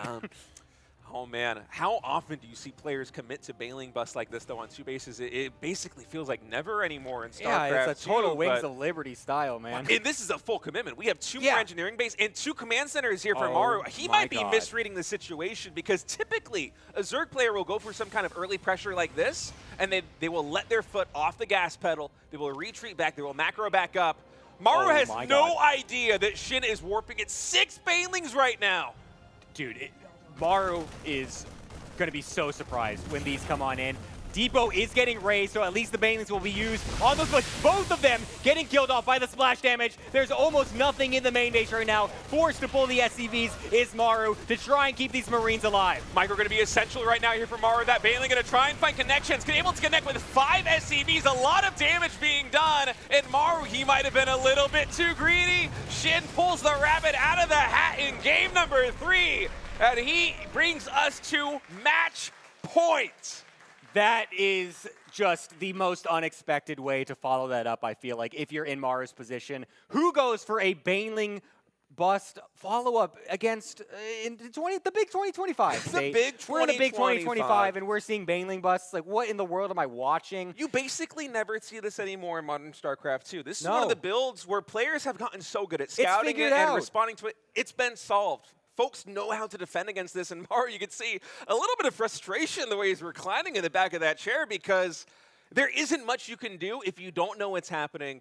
When it comes on your door right there with 6 banelings taking down both supply depots, it's just a disaster. Dude, I just love the killer instinct from Shin in this position, knowing that he has to continually take these risks, but then just goes full with it. Just knows, okay, I'm going for this. I noticed the weakness. I'm going to go all in on this attack. Even if it's something not expected, I'm going to just use that to my advantage, and it's worked out great for him. Can he continue this momentum and finally find a match win against Maru in the RSL semifinals?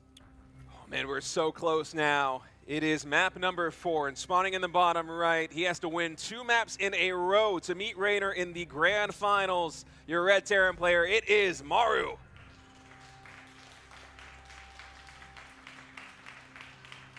And on the top left-hand side, riding some nice momentum coming into this first match point. Will he be able to close it here, or are we going to need a game number 5? It's the Zerg player, Shin.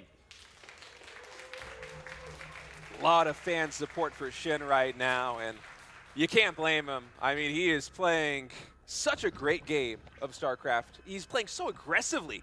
You think about map number 1, the victory, map number 3, the victory. We had 2 very unorthodox builds coming in.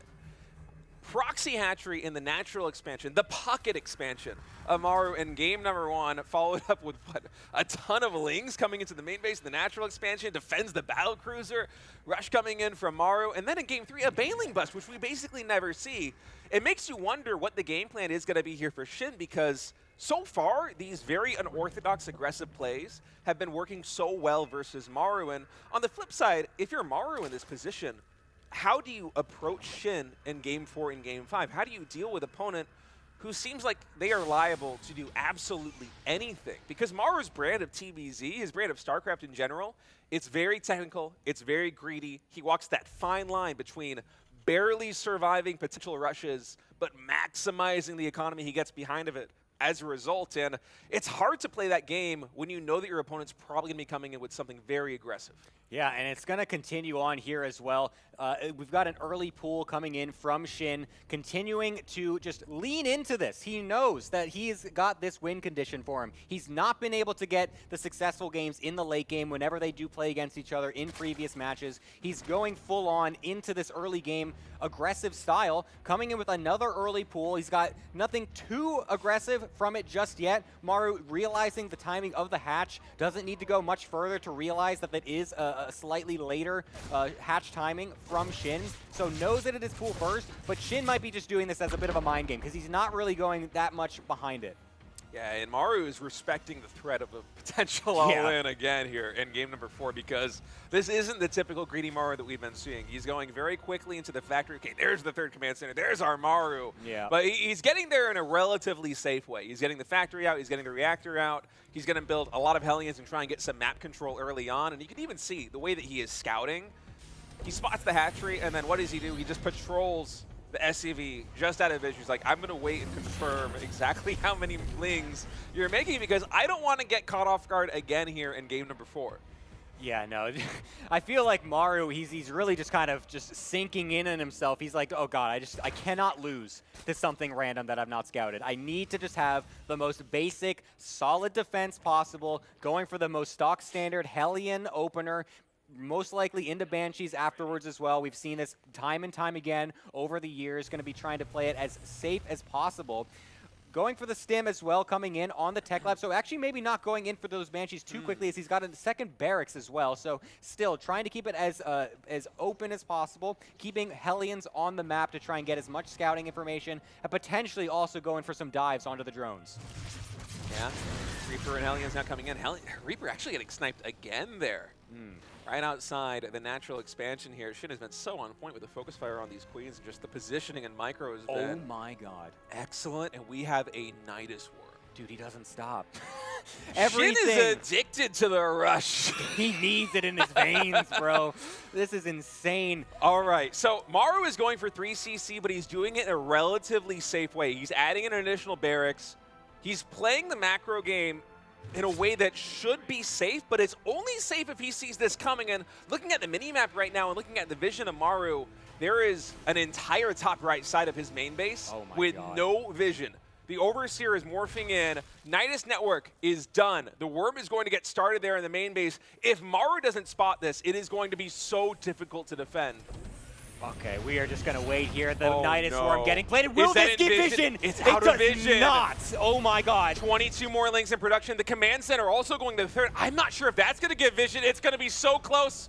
It's so close, Gemini. Okay, he spots it, but it's done. It's already done. The queens are here. The Lings flooding into the natural expansion, trying to get this around, and the Hellions. They're able to make their way up the ramp. That is a lot of Marines. The SCVs can be used to body block. We don't have Banelings mixed into this. It's just Slings. So Shin has to get good surface area. Yeah, these queens are going to have to do a good job of keeping on creep to make sure they can continually transfuse themselves and keep the sustain going as long as possible. One of them getting picked off already as the SCVs actually try to go on top, and Maru is defending the first wave, will kill off the Nidus Worm in his main base. This attack has not worked for Shin. Man, Shin needed to get something like a surround on the Hellions at the natural expansion, or maybe just catch Maru a little bit more off guard, but he just wasn't able to get it going there. Whenever you do this kind of Nidus Network attack, without Banelings added in, the body blocking of the SCVs is just absolutely crucial. And notably, Maru did this with a third command center while keeping the majority of his army also alive. So he's still able to defend this position and mine from it while even launching a counterattack. Dude, we even saw the units lost tab just a little bit ago as well. Maru lost so few units on that defense, even keeps the tank alive with the repair. It feels like nothing has gone Shin's way this game as he's trying to go for a desperation move behind it with more Lings, a Baneling nest as well. But Maru's already on creep, denying even more queens.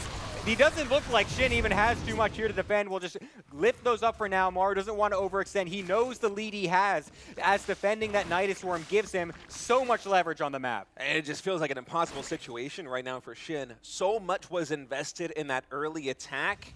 Then right now, what Shin needs is drones. He needs to rebuild his economy. He needs to get upgrades online, but all those things cost money, and they also cost time. And time is one resource that Shin does not have right now because Maru has just been relentless with his pressure. Finally now Shin, he's able to commit enough resources into army to at least push back this double medevac drop, but it's 40 drones to 60 SCVs still.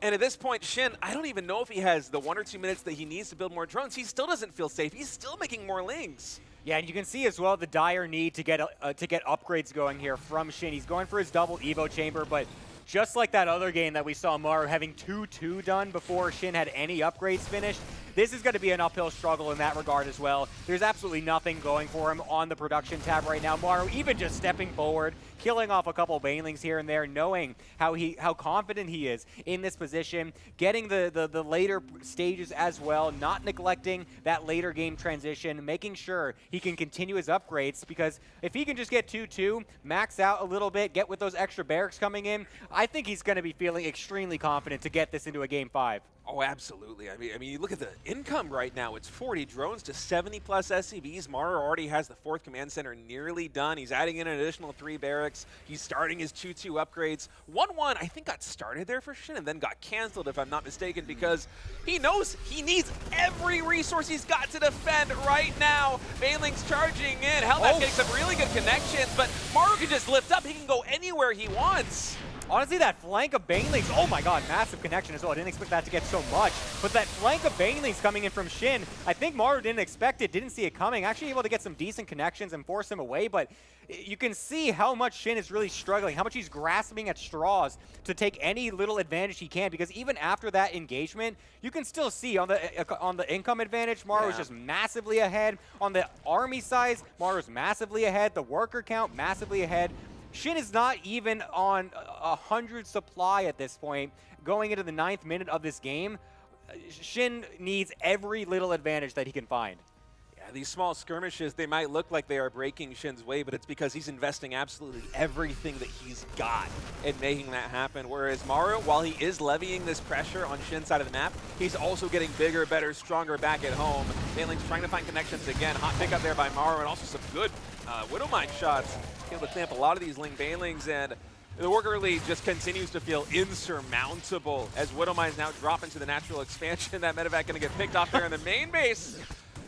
But the economic damage, even if these don't pick up that many drones, Shin can't afford the lost mining time right now. He needs every ounce of work out of these drones to have a chance of getting back into this game. He's almost doubled in supply. Dude, if you're getting doubled in supply and your opponent's supply is maxed, that is just the worst thing you can expect. The worst thing you can go into. We got the triple drop coming into the main base as well. Shin is trying to scurry to be able to defend, but there's 2 more in the natural as well. Does Shin even have enough units to be able to split to have any sort of threat against both? Luckily, actually, we'll be able to have the Queens and Spores deal with one of the medevacs, but these Marines in the main base not dealt with. The lair is under threat. Yeah, the lair is going to be going down in just a moment. Maru sticks it out. He takes that down. GG is called, and we are going to a decider match, a game number 5 to decide who is going home and who is going to advance to face Raider. And Shin, he just keeps busting out these insane builds. We've had a Nidus Rush. We've had a Proxy Hatch. And we had a 2-base Baneling all in so far in 4 games. Does he do it again here in game number 5 with everything on the line? Dude, imagine if it's a Proxy Rex. Imagine if Shin is the one at this point. He's like, no, okay, let's just try to go standard. Let's just see what we can do. And then Maru's like, 2 Rex. Boom. Let's run it back. It's possible. I mean, Maru right now, he's basically just been playing the defensive game the entire series. But do you really want to go for a proxy 2 or 3 barracks against a player like Shin, who has been going pool before hatch a ton in this series already? Yeah, I'm not sure.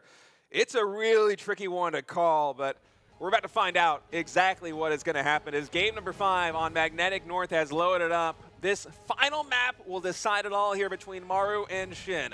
Spawn down in the bottom left. He fought back in game number 4. Will he seal the deal here in game number 5? The greatest Terran player of all time, it is Maru.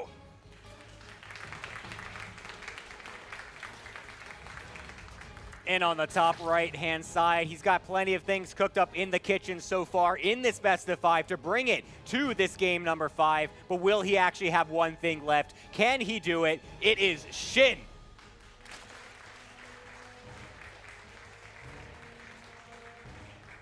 And I am just so curious about where this game is going to go, Gemini. I honestly have no idea what to expect out of Shin.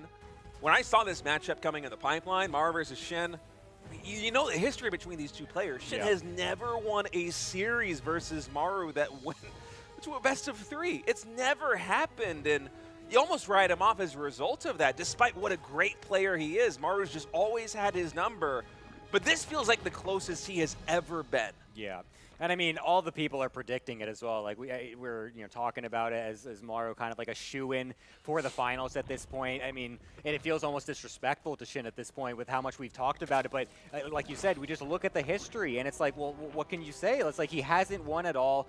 The times that he's played recently, it hasn't looked close. Like we saw embarrassing games with that 4 CC response. It's like, how do you expect anything different? But here he is in this semifinal of the LCQ, actually bringing it to Maru, and I would say it's possible he can do it. Like I think it's 100%. totally up in the air at this point on who's actually going to clinch this series out. I cannot make a prediction anymore. Yeah, Shin has been looking so good over this entire series, and he's doing this against a Maru who has just been leveling up over the last couple of months. who played, how many games was it versus Hero in Season 3? It was like 17 It was or 17 something like games. Some of the best StarCraft 2 I've ever casted in my entire life, even just watched. I mean, Maru has just been leveling up, and for Shin now to almost be taking him down here in this best of 5, it is just so exciting. Let's see if Maru will once again lose that Reaper. If he does, that would be the most surprising thing I've ever seen, to lose it twice in a best of 5, but we'll keep that alive for now. Nothing super crazy from both players so far, as Maru continuing with that same build that he was going for last game. A bit of a different positioning with the CC, though, potentially making a bit of a mind game out of it, maybe expecting an Overlord to try and scout the main base and maybe trying to juke Shin a little bit on that scouting. But yeah, it's kind of interesting that he's just throwing it down there. But for now, it's not going to be an alteration from Maru, thinking that the last game was, it went pretty well for him. I think he's feeling pretty solid with that build so far. Whereas Shin looking pretty much the most standard we've seen out of him the entire series, I feel like. This has certainly been the most vanilla early game that we've had so far in this best of 5. And I like the way that you called it there with Maru throwing the 3rd command center down in the natural expansion. It's not something that you usually see. I think actually on most natural expansions, you can't really fit it down there.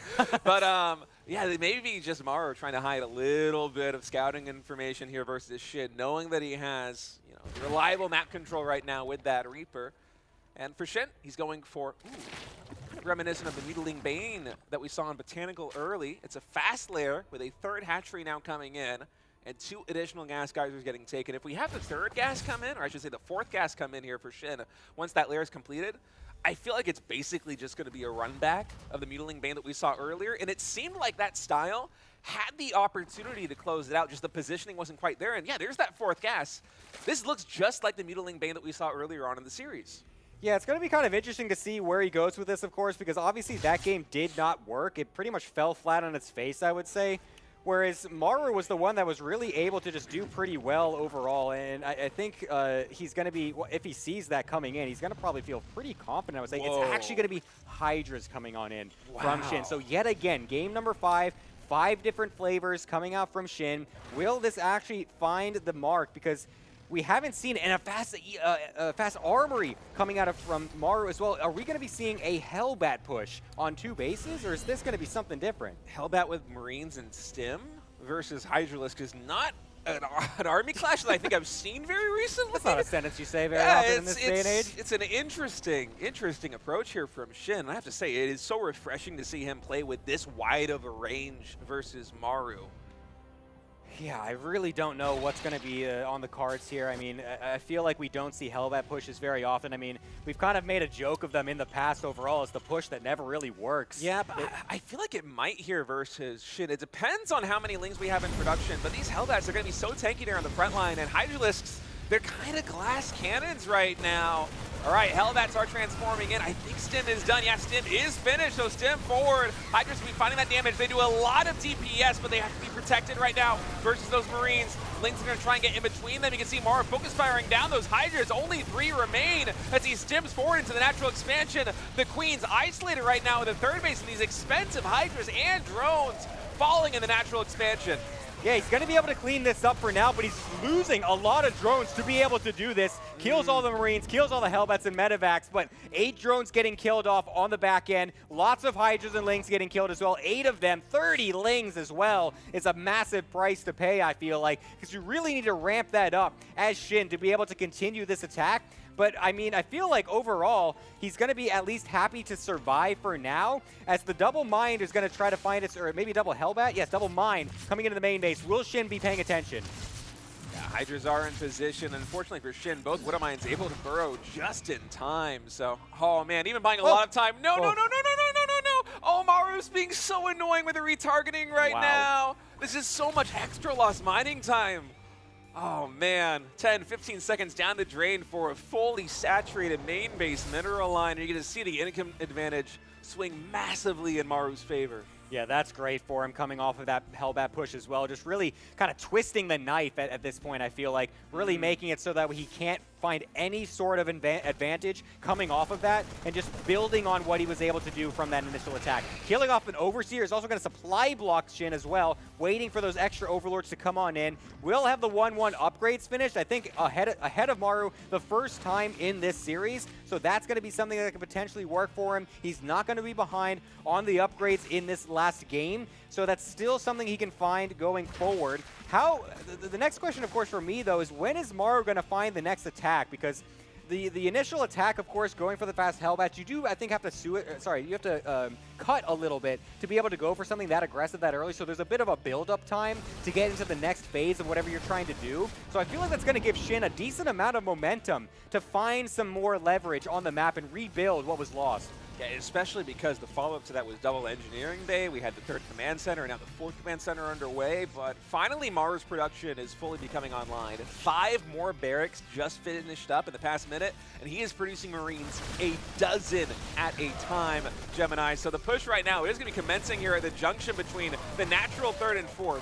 If Maru can control this position, it disrupts the entire base architecture here from Shin. The reinforcements are going to be so hard to synchronize. Saturating these bases is going to be tough. And Maru, he can pull and push each and every way he wants. Yeah, this is a great spot to be able to take leverage of. You can see Shin is really struggling to keep control of this high ground. Is forced to cancel that base, and now he's trying to split off towards the bottom side as well to get any sort of flank going, or maybe even a counterattack, because honestly, he needs those units into the fight right now because he's losing everything at the front of the natural. Only couple Lings come streaming in to be able to defend against this, but the Hydra is getting shelled as well. The Lings coming in, but a little bit late, not able to actually kill off any of those tanks, and Shin's army supply is starting to dwindle. Oh man, reinforcing Hydra's now coming in, but there's very few Lings left. Shin has to get on top of this army of Maru. He's standing so strong. This small squadron of Marines are pushing everything back there at the natural ramp.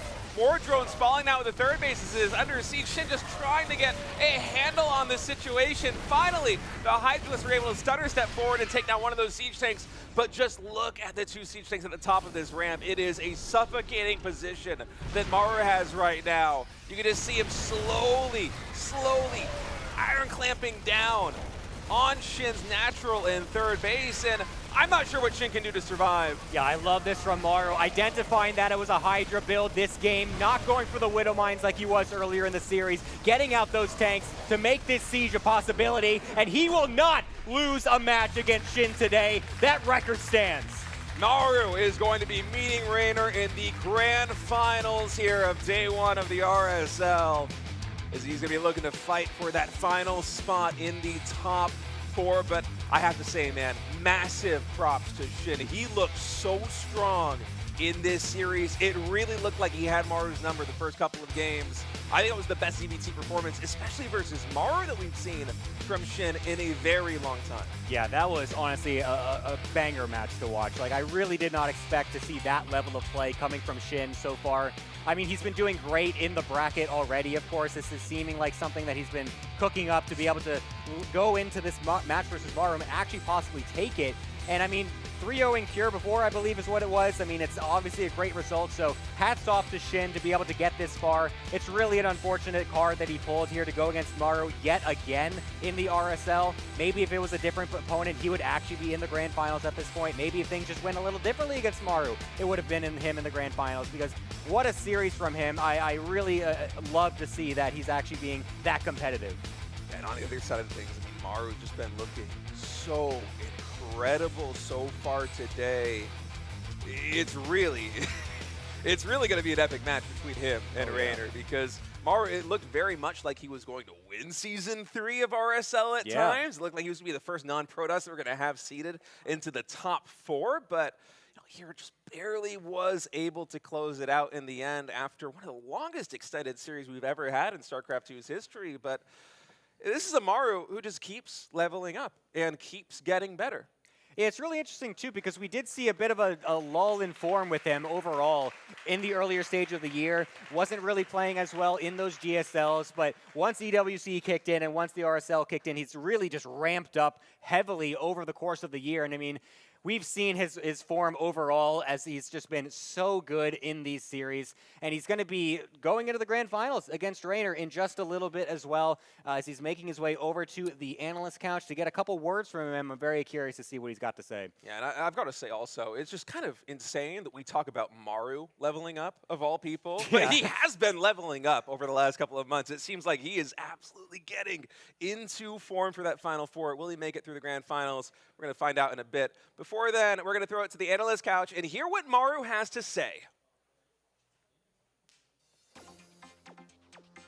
All right, hey guys, Artosis here on the couch, normally part of an Archon, shout out to Archon Studios, but a Templar here today. Maru, congratulations on making it to the finals. I want to know real quick, do you actually know what your record against Shin is in these best of series and tournaments? 일단 조성주 선수 승리 축하드리고요. 일단 먼저 질문하기 앞서서 한 가지만 먼저 질문 드릴게요. 지금 신이범 선수와의 상대 전적이 지금 몇 승 몇 패인지 알고 계시나요? 그런 건 자세하게 잘 몰라가지고. Actually, I don't know. 30-0 now. 지금 30승 0패입니다. 다전제 기준으로. 제가 희범이 형이랑 할 때마다 운이 좀 좋았던 것 같아서 그래서 그런 것 같아요. I think every time I face Shin, I think I'm kind of lucky to grab a win, I guess. Yeah, I think that's why. Smooth. All right. So, okay, obviously you are a big roadblock for Shin.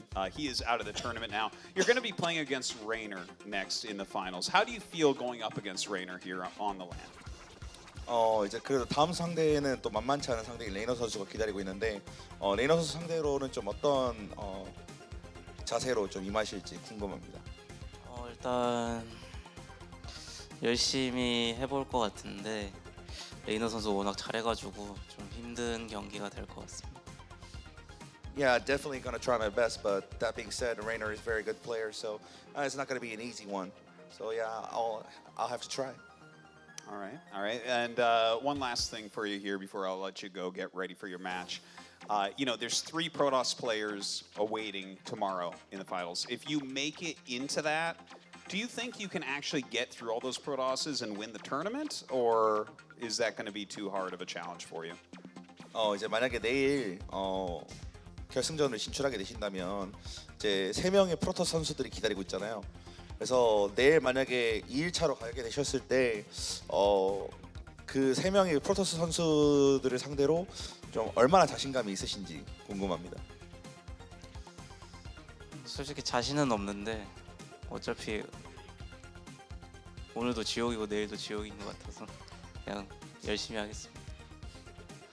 Well, honestly, I don't feel confident at all. It's just like today was an absolute hell, and tomorrow's gonna be the same hell as before. So, yeah, well, just gonna have to get through it. Terran players always enjoy StarCraft. All right. Thank you very much, guys. We're going to go ahead and I think just jump to a break real quick, and when we come back, we'll get into that finals. Got the 4 Templars. The Lings are going to hit over here, but I think he wants to basically he wants to try to kind of flank the army as it would come over here. So he didn't even defend. So he's on 3 bases. The 4th base has been picked off. Another stasis trap gets defused there by Solar as well. And looking at the minimap, he's setting up for a mighty big surround. A ton of units here. This junction is centrifugal hooks finally now completed. Now the full surround coming in on Zaun's army. Those Bailings also from the top ramp. There are storms everywhere, but not enough coverage to deal with what Solar's dishing out. And just as you predicted, Tasteless, this timing attack completely barrels over Zaun. GG. We're tied up 1-1. Super smart here, and +2 melee is on the way as well. I think the next wave could be where this gets decided here. Yeah, and you can see the War Prism coming in kind of signals that Max Pax, if he holds this, is going to be ready for a counterattack. Or maybe he's going to use that to harass here. But either way, he's got plans further along in this game. But man, dude, Solar's got so much. I think he can just overpower the situation. You can see the Nexus is almost undefended as Max Pax tries to reposition to at least not lose his army. Probes being mowed down, 10 killed already, as the smaller army over here for Solar is still just toying with this army onto the side. Wow, all that Protoss army moving up through the middle, they're going to leave this fourth base to just potentially die. It actually will go down. Huge pickoff for Solar here. He's looking in control. He actually lost a lot of army there as well, and these Zealots are running wild at this base on the other side of the map. This game is getting out of control here. The Lings are going to come surround this. I don't think that Protoss has done enough. And I don't blame MaxPax for moving out, but I don't think this ends well for him. I think this is a real Hail Mary moment. Oh man. Okay. Even the War Prism going down there.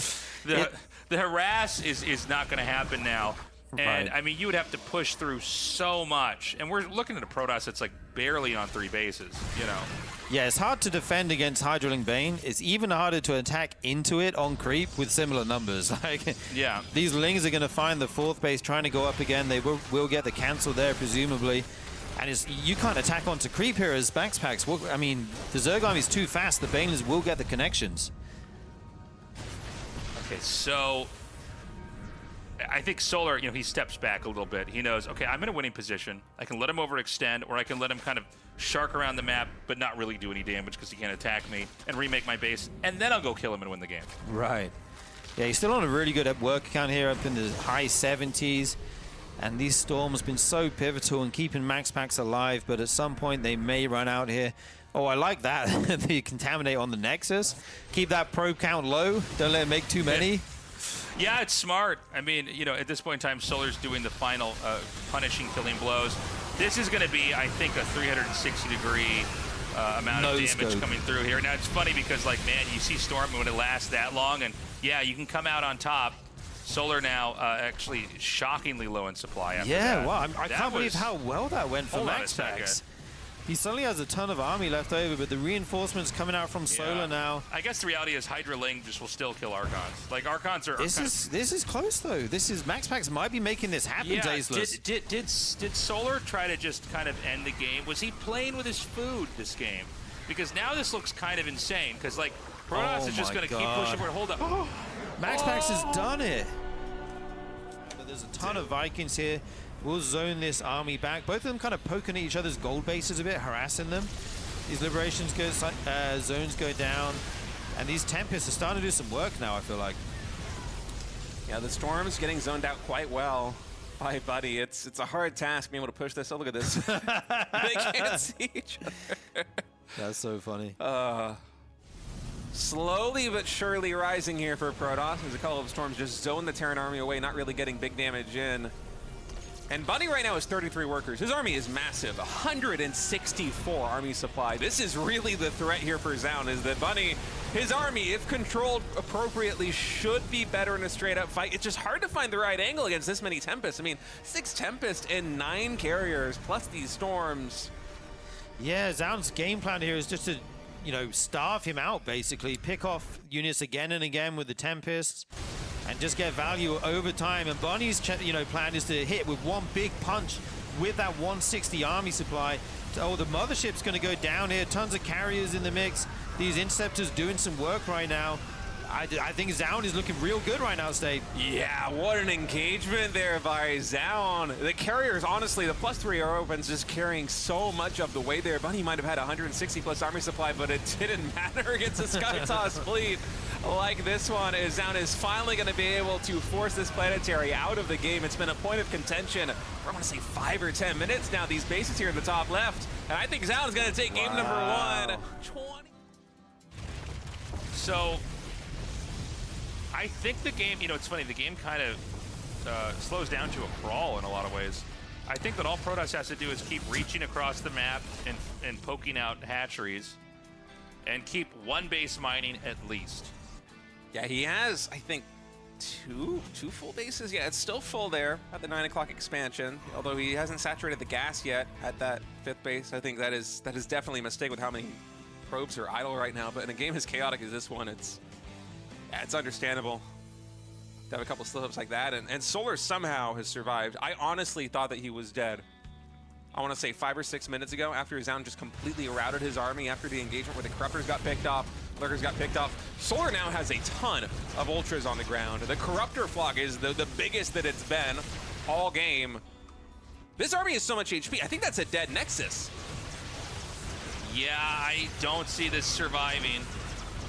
He can get it. You know, it's funny. He could have probably done this even without the Ultras because nothing's over here. The one Phoenix, though, what can it do? Oh, nothing. That's right. Can't lift up an Ultra, Tasteless. Yeah, it's too heavy even for the Phoenix gravity beams. So he's on top of this. I think the mothership's gonna go down. What a game. I don't know what's happening. The Corruptors are barely not cleaning up the Sky Toss. The Ultra has destroyed absolutely everything on the ground, but I'm not sure if Solar has enough money to really produce the Corruptors, so he's able to take down the 5th base. The 6th base just finished. 5 Corruptors are in production. So Solar basically has nothing that can kill the army of Zaun. Yeah. But Zaun can't kill this army fast enough to save the expansions. Yeah. This is a very interesting game. And look at the income right now for Zaun. I think the 9 o'clock expansion might be starting to mine out. The minerals are just so thin that it's going to be trouble for him if he has to rebuild this base. He just lost 41 probes. Only 10 probes mining at the 9 o'clock on minerals. So... What a bizarre situation. It's such a unique game. So there's basically this flying death ball that Zerg can't attack directly except with a few Corruptors that he's made. But there's counters for the Corruptors here in some ways. I mean, like Psystorm,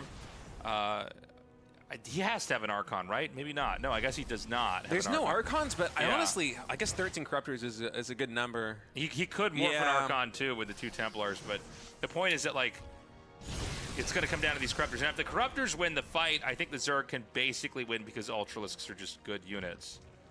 But it's very hard to say. This really becomes like a very complicated chess game now. It comes down to Zaun keeping his air army alive versus all these Corruptors. His Solar's going to be moving in. Some Storm's trying to zone them away. Corruptors just completely pouncing on this position. There is enough detection with 4 Overseers. Ultra's cleaning up everything on the ground. We're looking at the units tab right now, and it seems like the Sky Toss is going to survive. Zaun is going to win the game. The EMP was very good, but he only didn't get the Templars, right? So the still like 7 full energy high Templars almost. So that's really hard for Cure to deal with here. He needs to somehow get an EMP then, so he can actually take the fight, right? While there's Storm available, he can never really commit to a fight. He can just poke and try to snipe a Colossus, try to snipe a single unit, throw an EMP. But as long as there's energy on the Templars here, it's very hard for Cure to actually straight up engage into this army, as you can see. Yeah, I mean, it's kind of brutal watching the Terran get dragged into this, and I'm worried that Classic, I mean, this push is so well done by him. I feel like there's nothing that Cure can do. So many storms. This is so brutal. Yeah, there's so many storms. Oh my god. And of course, we talked about that supply refill. He's going to have the Zealots here. I think that may be game. That was so well executed by... It's just Blink Stalkers, right? So it's going to be hard to actually find that damage. Wow, Crater is actually pushing with these 2 Void Rays and 3 Stalkers. Trigger's army is across the map, and so these 2 Stalkers in the actual expansion getting isolated. The probes need to get pulled. The Void Rays, they charge up, they take down the Stalkers. Trigger's army was halfway across the map, and now Crater is also able to isolate it over here. He's completely sectioning off this army. He's only taking it piecemeal at a time. It's just a handful of units. Now finally Trigger has the full surround and can take out these Void Rays. What a bizarre push coming in from Crater, but 4 probes killed. Yeah, he lost the Void Rays, but those don't really scale very well in a PvP where Trigger's about to get blinked on, and he killed like, what, 4 Stalkers? Yeah, that was probably very good for Crater, probably. To try and hold on right now. Those 3 Archons, they can get a lot of splash damage done if Trigger's Zealots are clumped. But that's really the ace up the sleeve here for Creator. These armies now clashing. The Archons are getting really good splash damage here, for sure. Shield battery coming in. Those Zealots for Trigger, man, they are really bottlenecked right there on that ramp. The Archon's making so much work. Shield battery finally out of energy. Now a little bit of shuffling here of these Archons. There aren't enough Stalkers to blink forward and take down this Warp Prism just yet. Those Archons are just anchoring the entire fight right now for Creator. 7 kills on that Archon highlighter right there. They've all got 7 or 8 kills apiece. But is it going to be enough? Because Trigger, he's still warping in. These Archons cannot easily take out this Warp Prism. We still have the 2 Immortals standing strong here for Trigger. But somehow it seems like Creator's holding on. Yeah, those 2 crazy fights back-to-back from each player. But the Archons, maybe a little bit too much flair there from Creator. They were so low on energy, and the Immortal, that shot cannot be dodged by lifting up into the Warp Prism. It's not a particle shot the same way that a Stalker is. So those 2 Archons, they get taken out. We do have 2 more warping in. The probes are getting pulled. Round 2 over here with the Archons. Can they make it happen again? Battery overcharge coming in as well. It's taking a lot of damage at this point though. But again, the tables have kind of reversed here, where Trigger wasn't really getting a force behind this, or getting more gases, or getting more tech. It's just kind of staying in the same state of the game. And now the army is slightly bigger for Trigger, and it does have the upgrade advantage. But there's 3 Archons that are still not dealt with. For Creator, the fun might be running out here in just a moment because his army's not looking bad, but the army supplies tell a very different story. 40 plus in the advantage right now of Trigger. Can these Archons make the dream happen once more for Creator? Because a lot of the army, it's tied up, and oh man, you can see the frustration there for Creator. But I think in his head he's thinking, I've died every time the game goes on long. There's an observer stalking this, and he hasn't scanned to kill it yet. He might not have a scan, but like this is getting pretty brutal. And I mean, these tanks are getting wrecked before the Immortal even fires its first shot. And he doesn't have enough to load this up. Oh, load it up? That was a funny thing I said back there. You can't load up anything without a medevac. Oh man, it's even worse. The Warp Prism, Zealots, and Stalkers coming into the natural expansion here of Cures. There's 1 Marine drop in the main base of Trigger. We'll get some damage done, but as the forces converge here, the natural expansion of Cure, I'm not sure he can hold on, Tasteless. Yeah, I'm not so sure. He does unpower some of the infrastructure. 3 gateways out of commission, but that was after the warping, so that drop's going to get cleaned up. There's like more Protoss units than there are Marines right now.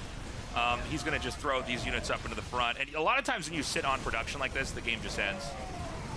Yeah, I think it's very close to ending. If this Warp Prism is able to stay alive and get 1 more big warp in off, I think it might just be over. The SCV count, it is plummeted down to 14. GG is called, and Trigger... The other advantage of having so many CCs is you can have a much lower worker count, right? Yep. Because you can use mules to supplement the mineral count, but never mind that. Shin is coming in again. Fungal. Oh, Fungal on all the ghosts. Will the Banes connect? They're rolling in. He picks off a decent amount. Very nice there. The CC is still under construction. Picks it off anyway. That's a good move here by Shin. So many Overseers flying overhead right now. The Liberators trying to get the Liberation Zones down on the Lurkers here. And Shin is starting to make a lot of progress, actually, I feel like. How much of a factor that goes into whenever they're choosing their builds and their moves and everything. Yeah, it really is interesting. Shin actually has quite a lot of links here. He hasn't just droned to the max. He's made quite a lot of units. Going to try and find a little blind spot here. Send some lings into the natural. The rest of them go to the main. The door's open. The lings run in. They get on top of these Marines. Okay, that's it. It's just game. The SCV. The SCV was blocking the depot. He couldn't raise it. Oh. Yeah, he's going to be coming down here now. And the Psy Storms are blanketing this whole area, but there's so much more behind this. Remember, those Psy Storms, they stay up for a little bit longer, but they do less damage. And so some of these units just plow through. And Shin is going to flatten this base. We have some reinforcements coming in here, but I don't know that it's going to be enough. Yeah, he's frantically warping in these Zealots here. He does manage to get on top of the Hydras. They're very squishy if Zealots get on top of them. I think Hero's doing a good job defending here, warping High Tempo in frantically. The Immortals standing strong right now. Lings can't commit onto them. This is a successful defense for Hero, and he has a mothership popping out real soon. You know, this is kind of crazy. I really didn't expect that it was going to be Hero with a push after this. I thought it was going to be him trying to survive the next attack. He is going to take the hatchery out. This is insane. Yeah, the Overseers weren't ready, Tasteless, so he couldn't actually engage that army with the cloaking coming out of the mothership. Really nice timing here by Hero. And honestly, a lot of these Banes are being wasted on Immortals. That's like literally the last thing you want to hit with a Bane Lane. Yeah, indeed. This is insane. Ooh, what? That mothership is so weak right now. I almost like don't understand what I'm seeing. I guess I've never really quite casted something like this before. Oh, nice around with these Hydras though. Does actually pick off that mothership. I think all these Protoss units are going to go down, but Shin's lost so much here in that exchange. And carriers are coming out behind this as well. Okay, so that was a pretty big win there for Hero. Yeah. I didn't imagine that he was going to be able to do that. You know, it's funny because the mothership is such a slow-moving unit, but yeah, if you don't have Overseers, right? Yeah, you just have to take it. Yeah, you just have to watch your base. You just gotta hold that one. Yeah, and so, I mean, right now it's 4 bases for Zerg. It's gonna be 5 for Hero here. Yeah, he's in such a good position right now, and Shin actually lost a bunch of drones in that exchange. Down on 57 right now. His economy is kind of not where you want it to be as a Zerg player, and Hero up in the 70s, adding Archons, adding upgrades, going into carriers, which eventually you'll need Corruptors for or something like that. So got to be careful with these High Templar though. You don't want to get these to get picked off. The carrier has arrived, and Shin sees it and says, "No, thank you." Yeah, I think he just has enough money to make a few more probes, but I think the plan is to basically just dump all this into Zealots. He's going to attack the gas, and I don't know. This is so funny. He's still making drones tasteless. Okay, so I've never, ever actually seen anybody, like, focus down a gas geyser. Yeah, that was really... So I think I really have seen everything. Welcome back, everybody. Thank you for waiting. We are going to go into the finals here of day 1 of the RSL. This is the LCQ. The winner of this upcoming best of 7 is going to be going into tomorrow's round of 4. That's going to be a lot of fun, and it's not going to be a Protoss player, which is interesting in and of itself. Maru or Raynor both would be absolutely great additions to that finals. Yeah, I mean, I'm happy with whoever manages to move on here. Both of these players are, you couldn't ask for a better finals, to be totally honest. Maru and Raynor here going at it. It's a tough one to say who exactly would be taking it. We did have Maru nearly taking Season 3 of the RSL. It's been a very Protoss dominant year, but it did seem like Maru kind of solved it, or almost solved it, one game away from truly solving it there in the end. Raynor has played in all 3 seasons of the RSL. He performed very well in each of them, but did not manage to go all the way, and this is his final chance to do so. That's right, and he should have a good series here against Maru. It's going to be a best of 7, which is a lot of fun. We'll really see who's in better shape. And you can see they were both really tested by some very strong Zergs in Shin and Solar in that previous round. Yeah, and so it's been a long, crazy road to get this far, and we're going to find out who is going to be the actual survivor here between these two. I think anybody who says they know for sure who's going to take this is crazy. This is probably going to be a very close game. Should be going all the way to Game 7. I think so. It's hard to predict going all the way to a Game 7, but like these two are very well matched, I would say. We want to thank Archon Studio. They're the StarCraft tabletop miniatures game, and they are supporting the RSL. These guys have been with us since Season 1, and they've gone all the way through the 3 seasons and are now here with us for these offline finals that we're doing here in Seoul. They're the premier tabletop miniatures game, and we're just so grateful to have their support. Go to their website. The StarCraft miniatures set is coming along amazingly. We've already been delivered the first piece, and it looks incredible. That's awesome. That's it's very cool that people are still making new StarCraft products in this day and age. Yeah. The game is, what, 26 years old right now. So fantastic. Great to see it. Over a quarter of a century. Kind of crazy to say it. Yeah. Pulsar, our other sponsor, our official partner here. These guys, based in Korea, make the best of the best gaming peripheral wear. Mice, mouse pads, keyboards, you name it, they got it. And we are so happy that they have joined us and partnered with us for the offline finals. Yeah, I'm a pretty picky and finicky gear guy, and I have to say Pulsar actually does have top of the end stuff. Like they've sent me some keyboards and mice and stuff under no obligation, and it is some high quality stuff for sure.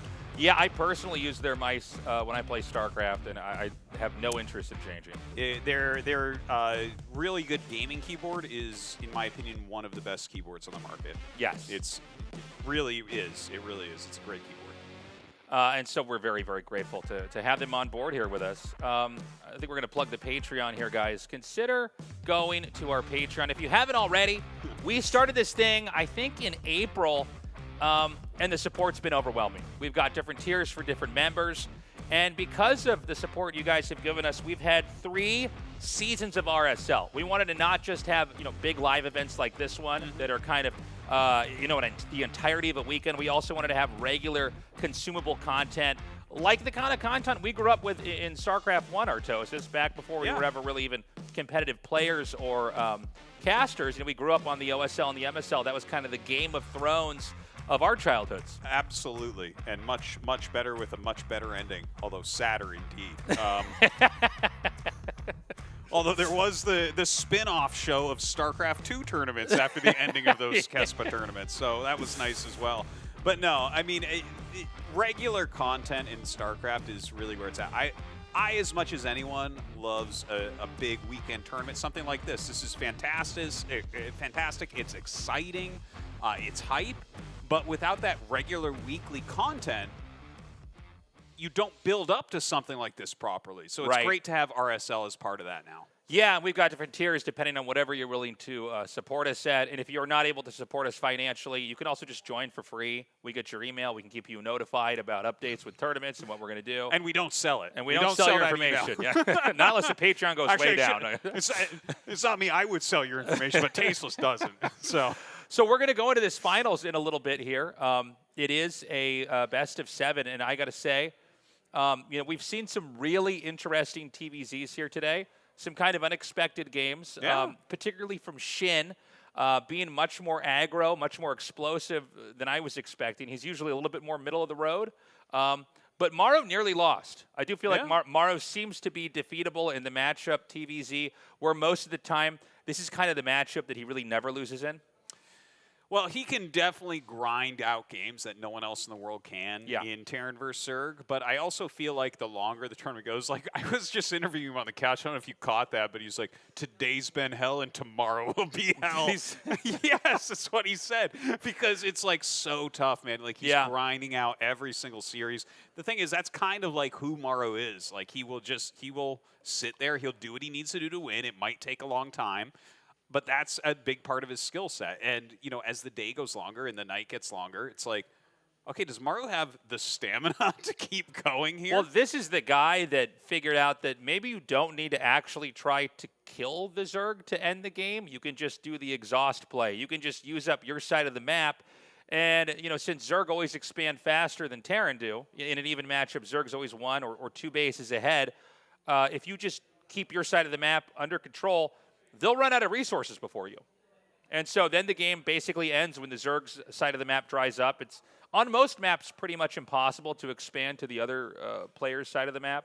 StarCraft 2. For Terran, it's definitely impossible. You just never get the game's already over if you're over on but that for side. Zerg, it's almost impossible, right? And so what happens is that, with the map basically cut down the middle, he's able to have these long, drawn-out games where the Zerg has to then kind of figure out how to end it.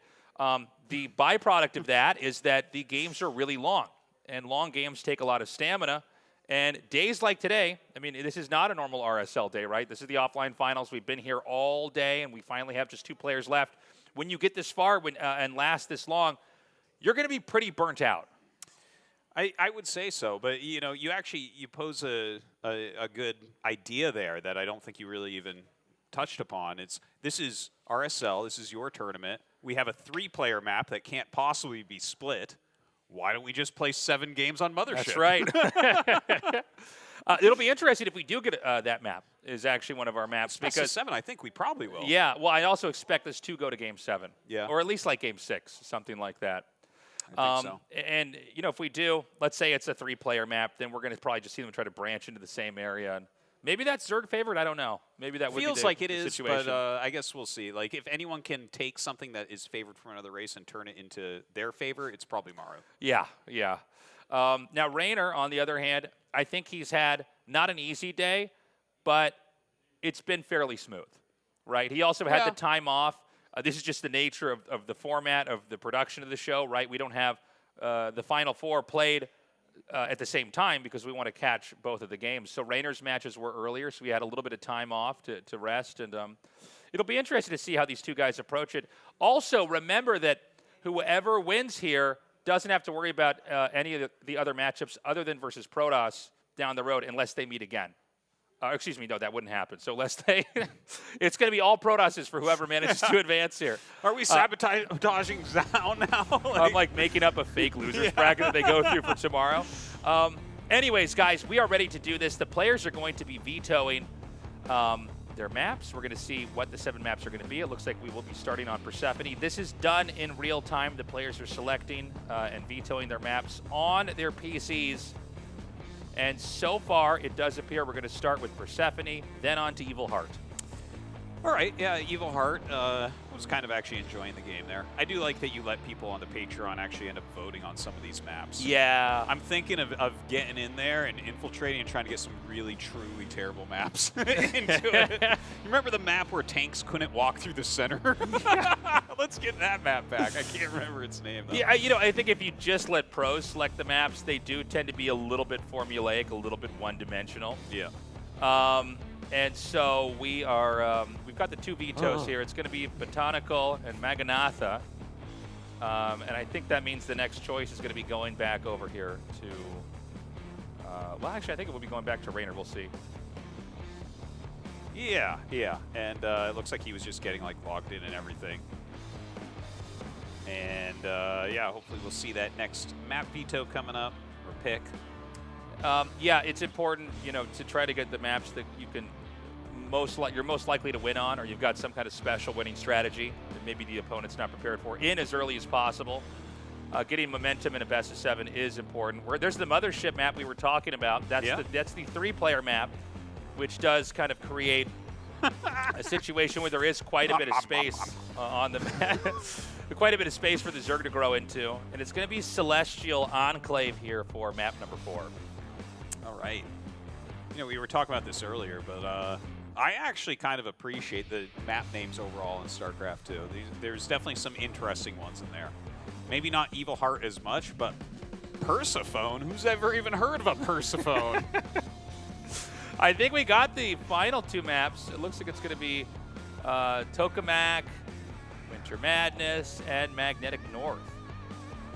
So that is going to be the entirety of our maps. All 7 maps are laid out. We'll see if we do go to a Game 7. I think if there were 2 players that could bring us into a close, long series, it would be these 2. Yeah, hopefully. I mean, I'm kind of looking forward to having a good variety here. I think we should see some rushing for sure. Like, I would be really shocked if Maru doesn't pull some proxy barracks play. And, you know, I think Raynor, in general, like, he'll mix in some aggression in a series like this. So I'd like to see some of that, and I would like to see at least one game where Maru just keeps nuking creep tumors for 35 minutes. That could definitely happen. We could end up with like some really stretched out games here. And I'm curious, is Raynor going to do a decent amount of rushes? You know, Maru, it seems like even in a lot of these games where he goes for 3 command centers and it's spotted right away, kind of doesn't matter. He's just sort of able to absorb blow after blow. And sometimes those are his best games, even if he looks weak in the mid game. If he just lasts into the late game, the game sort of solves itself. So we already saw Shin, I think, approaching this very directly by trying to do a lot of cheeses, a lot of rushes, a lot of, you know, throwing a lot of curveballs, right? Yeah. And trying to basically strong-arm the game early and drive it to its conclusion before you can get to those long games that Maru likes to play. Now, the problem is that in 3 out of those 5 games, Maru actually stabilized, controlled the game very well, and then won. So that turned out to be a short series simply because Shin's aggression backfired and blew up in his face. Well, I don't think Raynor will be that aggressive. Definitely plays a good mid-game and late game as well. But I think if it does get to that late game and Maru's still doing okay, it's going to be very, very tough to finish him off. Probably defensively the best overall Terran. Well, best overall Terran in probably every regard, actually. Yeah. You know, Yeah, it's I think hard to put anyone ahead of him other than, well, Clem is in very good shape, obviously, right now. But other than that, other than those new young kids coming up and dethroning our 30-ish-year-old Maru. We are ready, everybody. This is Game 1 in the LCQ Finals of the RSL. In the bottom left, in the red, he is Maru.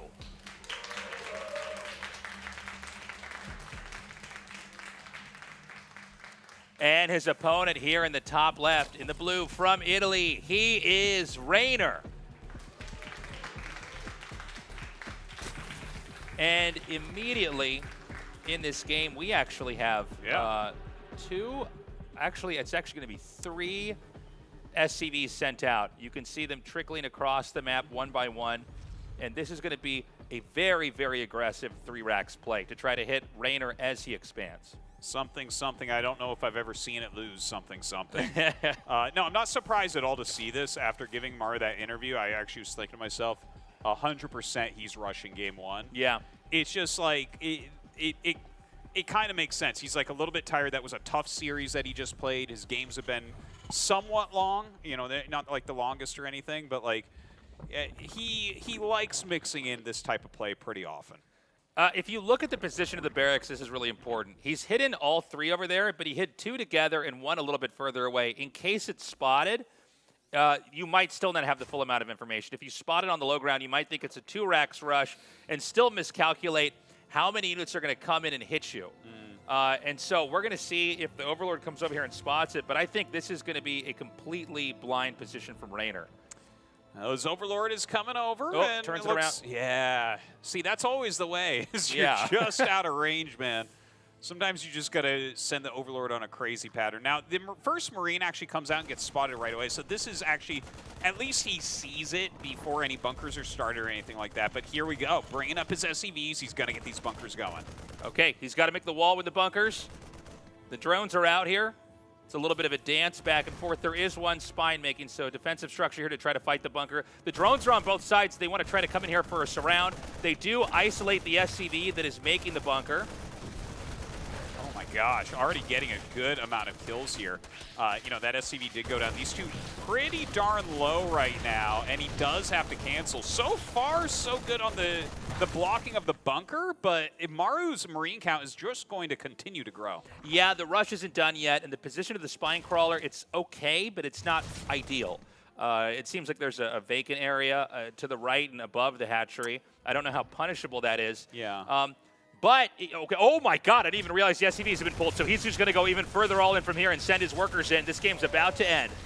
Yeah, those SCVs did a great job of body blocking there quite a bit. The drone's being pulled instantaneously down. He has this queen trying to put some damage on as well, but look, that targets down that spine and continues to fight forward. He's going to try to dive on the queen over here. The queen goes down, just a few Marines, and that's going to be it. Unreal. Maru actually, the initial all-in was held, and he just took all of his workers, and with his Hail Mary play, threw everything, and there was just enough. Raynor did not have enough to stabilize and hold on. And, I mean, what a crazy way to start out game one here. Yeah, I love seeing him take a look at the build order chart there at the end. He's like, yep, that was a hatchery first. And wow, look at all those Marines I made. Pretty sick. But that was a quick win from Maru. Starts out 1-0. The thing is, it's a best of 7. If you're a Zerg player, sometimes you're just going to die to that. Oh, 100%. It's just, there's a certain amount of games that you give because that is the way that the world works. So I don't think Raynor's going to be too shaken from this. I think he can just move forward and play normally. It's got to be frustrating, though, on some level when you think you've held it, and then it gets a little bit crazier as he hits you, you know, with the final amount of SCVs. Another pair of Lings or two, and you probably would have held that. Maru, great control, by the way, pulling the Marines that were injured away. Basically perfect micro. Now we go into game number 2 in this best of 7. Maru up with a 1-0 lead. In the top right, in the red, he is Maru.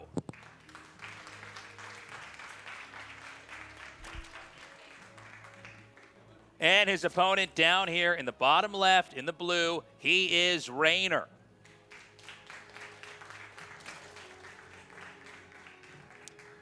You know, I don't think that's going to be the last proxy barracks type play that we see. And in fact, look at this. The drone going across quickly now. Is this going to be something aggressive? Well, I mean, he's got enough minerals. So this is going to be Raynor's own cheese. I think he's going to make a hatchery here. I feel like this is going to be really hard to pull off. Versus Maru of all people. I feel like I don't really ever see Maru lose to this, but let's see if this is an exception. So, you know, I guess this is a bit of an eye for an eye here. Yeah. You know, you cheese me, I'll cheese you right back. And the idea is that he's going to occupy the low ground here. And you can't see it. You can see right now, if you turn off the Zerg's vision, there is a blind spot. So he doesn't know that's being built right outside of his base. Well, this is, it's very interesting to see him actually try to pull this off. Like, again, like you said, it's not something that's very common. We did see this more often, like, years and years and years ago. But here Maru comes. He sees what's going on, going to start a bunker immediately. Yeah. Just like the last game, you can actually bunker rush the hatchery outside your base instead of their hatchery. Yeah. Is this just how he's going to win, is by making bunkers near hatcheries? Yeah, it could be. But the thing is, when I see someone scout this and then make the bunker, it's like, okay, that's what I would do too, but don't you think Raynor has a plan against that? What if it's not like you come with this strategy to the finals of this tournament and say, oh, phooey, he figured it out. So he lets it finish. I was going to say, like, is there any world where he would let it cancel? You know, one of the problems against a bunker, obviously, is you can salvage it, right? And if they don't even, if you cancel before it's even done, they can just cancel it too. Now, behind this, Raynor takes his own base. And, you know, I love casting games like this because in a lot of the pro matches, I just don't get to see a game like this. Yeah. So I'm not even really sure how a pro handles it. But you know there is a, you know, some kind of play, some kind of understanding on how to approach this. Well, it might just be that he wants to, like, get a creep tumor out, like, really slow down the landing of a command center down here, you know, kind of dictate the flow of this game into a different position. You see the Reaper actually come around, and he will push that back. There's that creep tumor, and he made the Lings be timed out here to try to defend it, and it looks like he will be able to. So that will at least slow down Maru from taking the space. Well, he's massing up Lings, so there's obviously some kind of a follow-up, and I think the idea is while you're trying to come down here and claim this area, he's going to hit you with so many Zerglings, he's going to run into your base, and he's going to try to kill you there. Well, I think you'd have to get a Baneling Nest then as well, right? I think so, but I mean, I just see more and more Lings being made, and and no gas, so like it doesn't seem as if he can break through the wall afterwards, but I guess we'll see. Very, very peculiar game. Okay. He takes the bunker out. The hatchery, by the way, is still alive, so the creep is now fully spread on the map. Now he makes drones, so this is, I've just never seen a game like this. He's going back to making workers. Terran's stuck on one base and can't get down. Now, Zerg can't get up in there because it's walled off and it's safe and it's secure. But, you know, we all know one of the worst positions to be in a StarCraft game in every passing minute is to be on one base, especially if your opponent has two. And it doesn't matter what the matchup is. Yeah. You're getting almost double your income when you're on a second base. There's nothing that compares to that in the game. So this does put a weird amount of pressure here. I mean, you can see there's two command centers in Maro's main. He already has, you know, a saturation at his worker patches. He can't really do that much. His main base is looking like a StarCraft 1 main base with the number of workers that are now bouncing around in there. And he's not able to really take advantage of the kind of income he should have here. Yeah, and look at this, a Raven being made. I really love to see that from Maru. He's going to be able to come down and clear those creep tumors a lot more easily. That's something that can be really annoying. You can see how they're spread out. Like, he wants to force him to use multiple scans. But with that Raven, he's going to be able to just kind of walk down, clear the area, and prepare it for his next expand.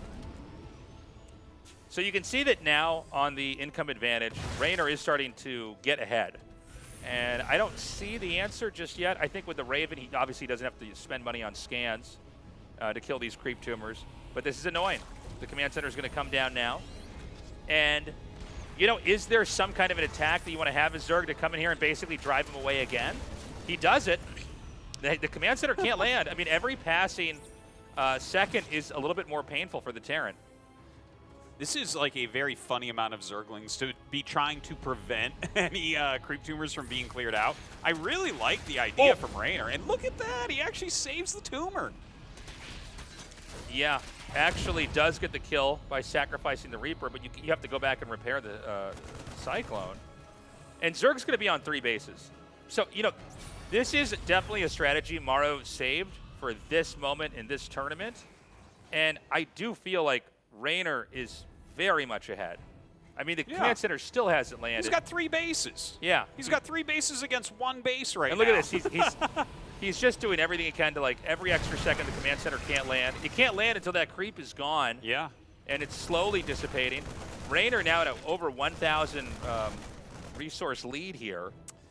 Yeah, the only thing is that Maru has way more tech. So he's about to have Stim, +1, Siege Tanks, a Raven, Medivacs.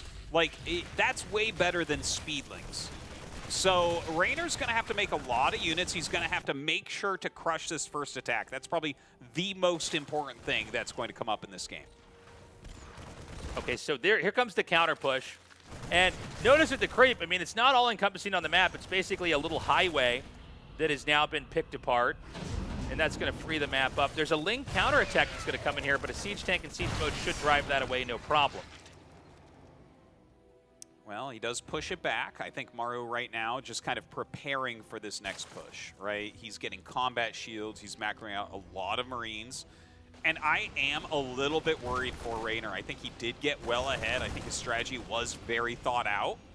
But Maru's going to have at least one very scary-looking attack coming up. Yeah, and Maru's got to be careful. If he drops the ball here, I think he's going to lose control of this game. The Lings and the Banes are going to come in. I mean, the surface area is insane. There's nothing to protect these tanks, and they will go down. Oh, getting those tanks is gigantic. He threw down some auto turrets to try to help out there as well. But you know what? I don't think there's any Banelings right this second. So Maru has a little bit of a timing to move forward. He scans to get rid of some of this creep. The Queen's standing there trying to protect these morphing Banelings. Yeah, he's trying to buy time. There's some sustain here from Maru. But even with that, the Lings come in here. Once again, SCVs like game one, but in a different time in the game. The SCVs are pulled, and Raynor is very careful to not let the Banes crash into the SCVs. Instead, they're going to go all the way almost off creep. And I think Raynor has almost held this. He's almost out of the woods. We're very, very close right now to Raynor just shutting this all down and winning game number 2 with the SCVs being pulled and not working out, with the siege tanks being picked off for the most part. Another one does come down. He is still rallying into this and trying to make it work, but it's looking worse and worse by the second. Yeah, I mean, this is the problem. Maru's just too small, all because of that hatchery that blocked his expansion early on. The last tank goes down, and Raynor ties it up 1-1. I have casted so many different games of StarCraft. I have never casted that game before. Yeah, ever. That was a new one. That was fresh. I really like the way that he made the mass circlings and tried to slow everything down. Very funny. cool way to play, and you never know exactly what the Terran player is going to do against this. You have ideas about what he could do, but you know, you're kind of putting Maru on the back foot. Now, I don't think we'll see that again. No, I think that's done. I think that is going to be a strategy retired. If we ever see it again, it'll be a long time away. But you can see Maru didn't quite know what to do. Even as we followed it, it was crazy how long he stayed off gas. Yeah. He said, no, just speed Zerglings. Yep. I'm just going to make it. I will lose his hatchery. I don't care. What I'm doing is I'm growing back at home. And this is, I'm making the low ground just dangerous enough. You're not really sure what's going on out there. Yeah. And, yeah, beautiful game. Maru even trying to send some of his own workers to sacrifice with the push to kind of soak damage so the rest of it could come through. Doesn't work out. And now we're going to go to Mothership here for game number 3. In the top left, in the red, our Terran player, he is Maru.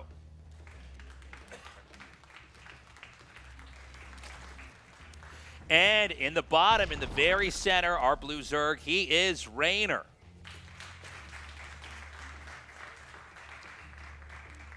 I'm pretty interested to see what Maru's plan is going to be here, because I feel like watching Mothership, it can be a little bit hard to attack the further away bases as Zerg continues to grow. You know? Yeah.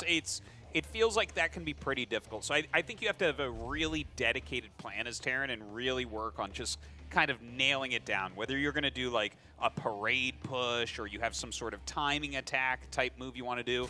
But going into one of these bigger macro games is going to be very, very difficult here for Maru.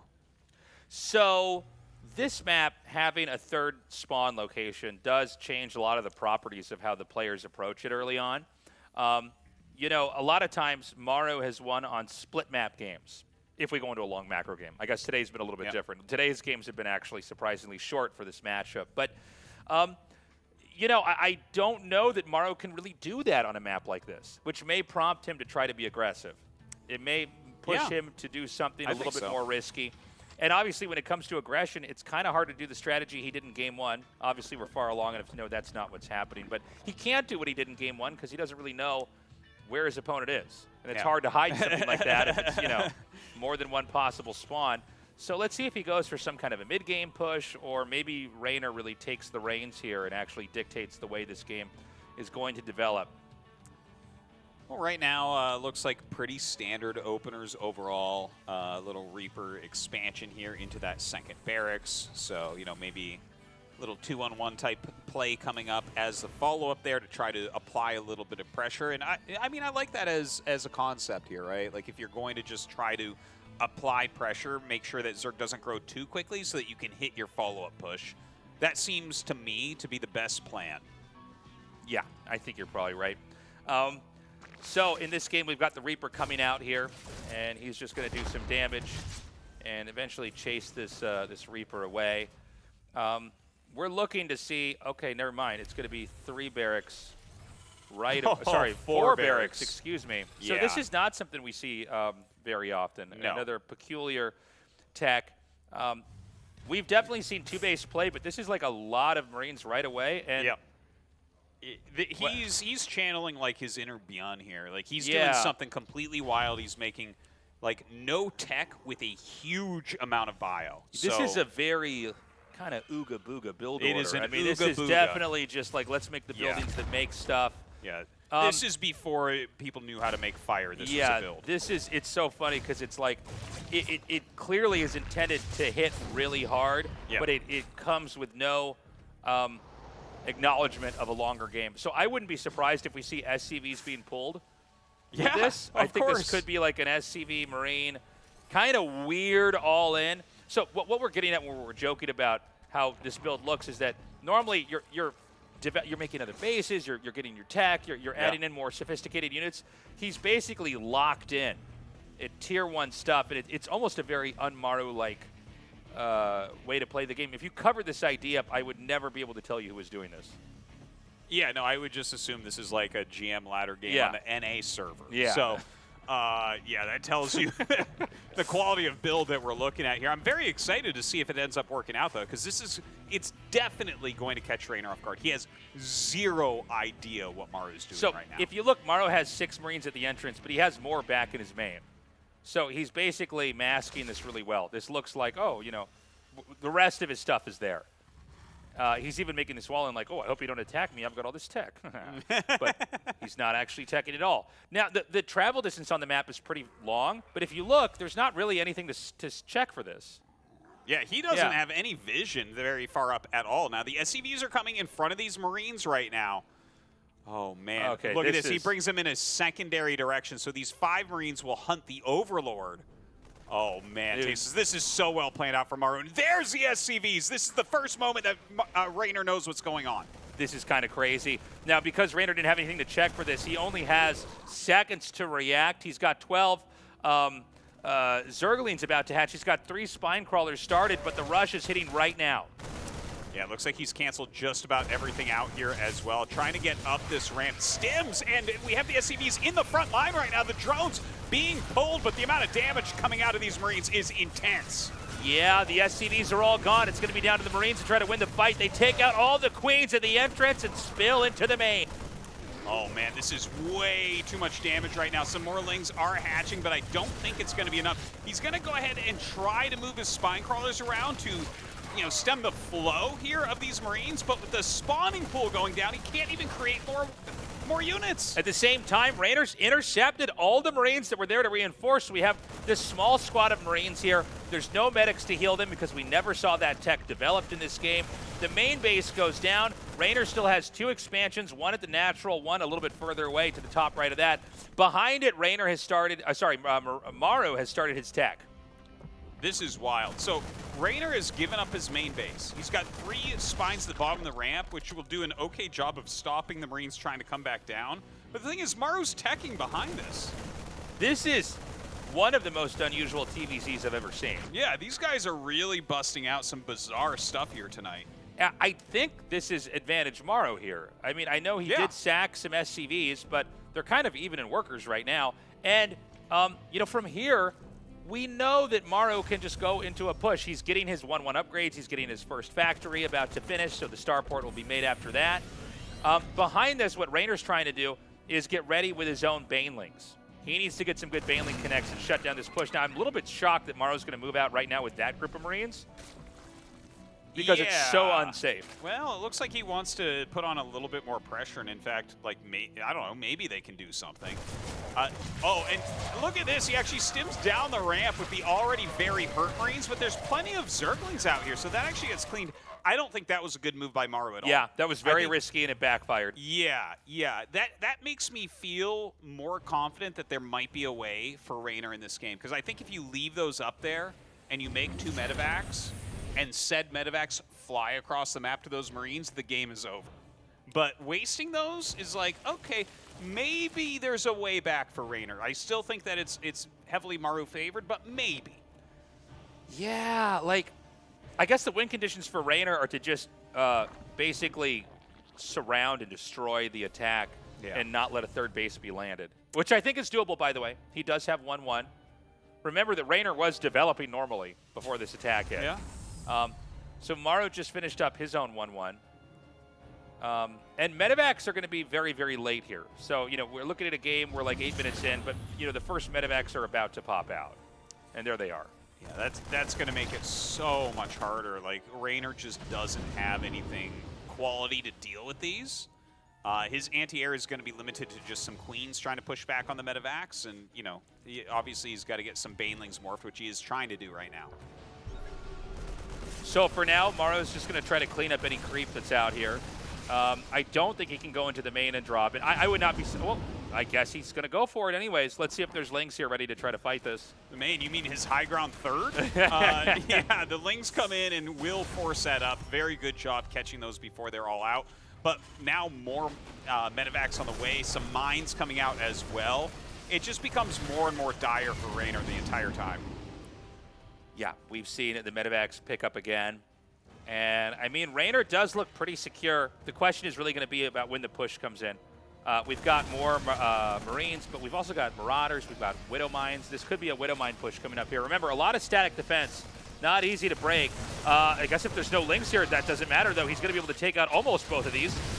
Oh, that was an insanely good engagement there from Raynor, but Maru picks up before he really loses too much. So it continues to get a bit worse here for our Zerg player. And Maru unloading his entire army. The army is just getting so big. I think we're very close to Maru shutting this game out. Yeah, he has to try to get that closer here. The third base is landed. Raynor's in a very uncomfortable position now. We need these Banes to connect. The Marauders are now in the front. They can soak those Baneling connects really, really well. And I just don't know that Raynor can hold this. I think this game's about to end. Well, he's given up this base, so this is going to be the second base that has been given up in this game. And you can't do that forever, that's for sure. He is on 3 bases, technically against 2, I guess, but it looks like Maru has just landed his own 3rd base. So yeah, it continues to get worse here for Raynor. Yeah, it's looking very, very uncomfortable here. We've got the Lings trying to counterattack. They do get through. Okay, we're making something happen. Into the main, too. Yeah, that's a big deal that did not come up. And look at this, he forces a liftoff on everything else during this time.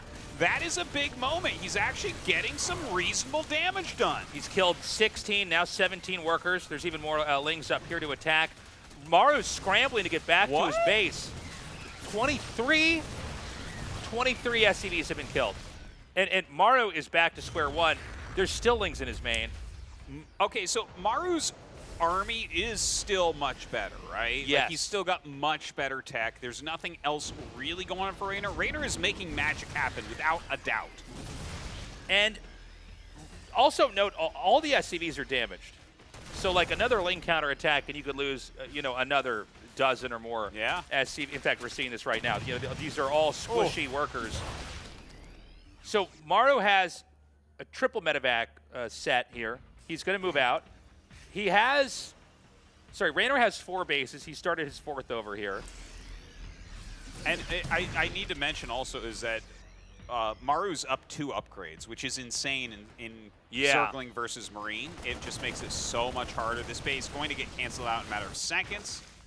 If Raynor had like anything else going on, I would be like, okay, man, he's really doing it. And the thing is, he's done so much damage. He's stayed alive miraculously in gun counter damage, but there's not a lot else. Like, he's getting Burrow, okay, he's getting 2-2, okay.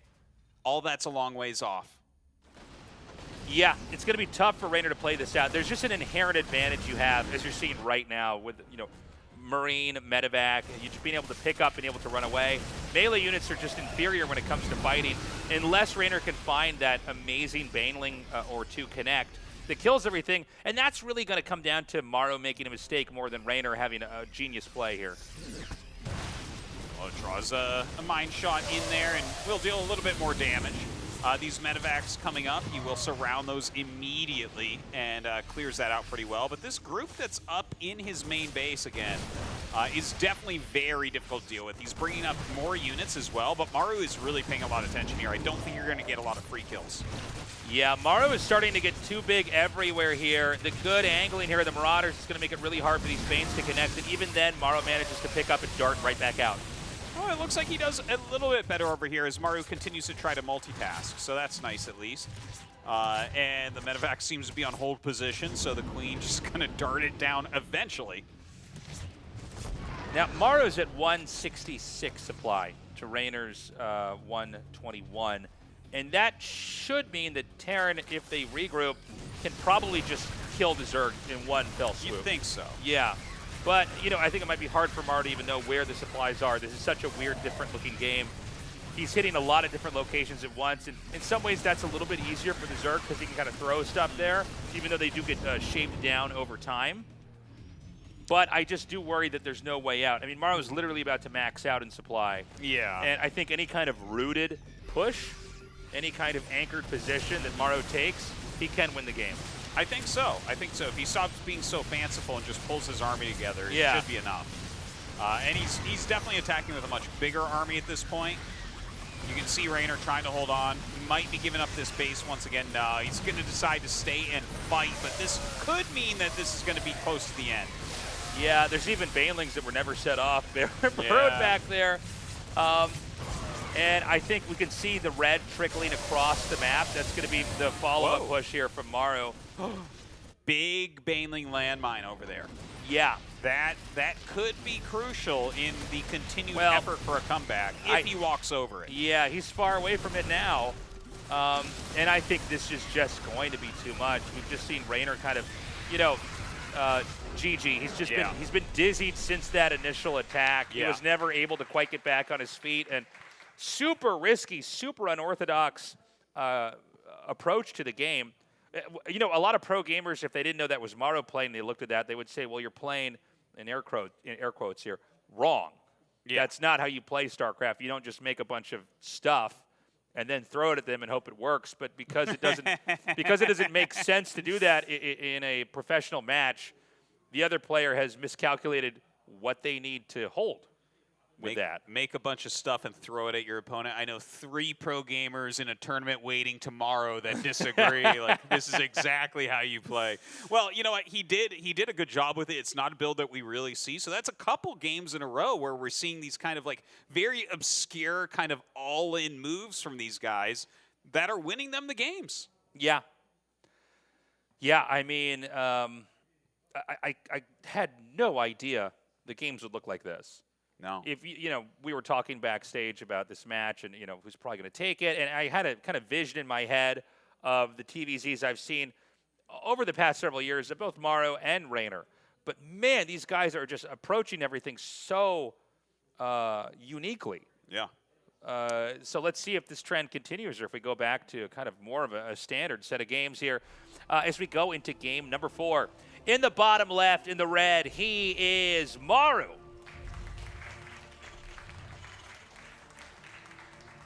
And his opponent in the top right in the blue, make some noise for Raynor.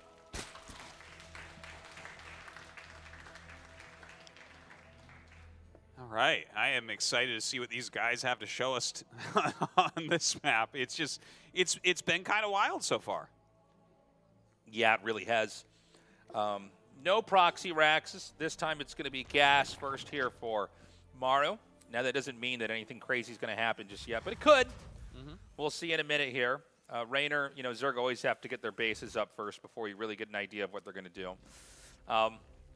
But, you know, both the Game 1 build and Game 3 build from Maru, I don't believe can even be recycled back into this best of 7, if not 4 months and months from now. Yeah, those would be ones that you would wait a little bit to reuse, that's for sure.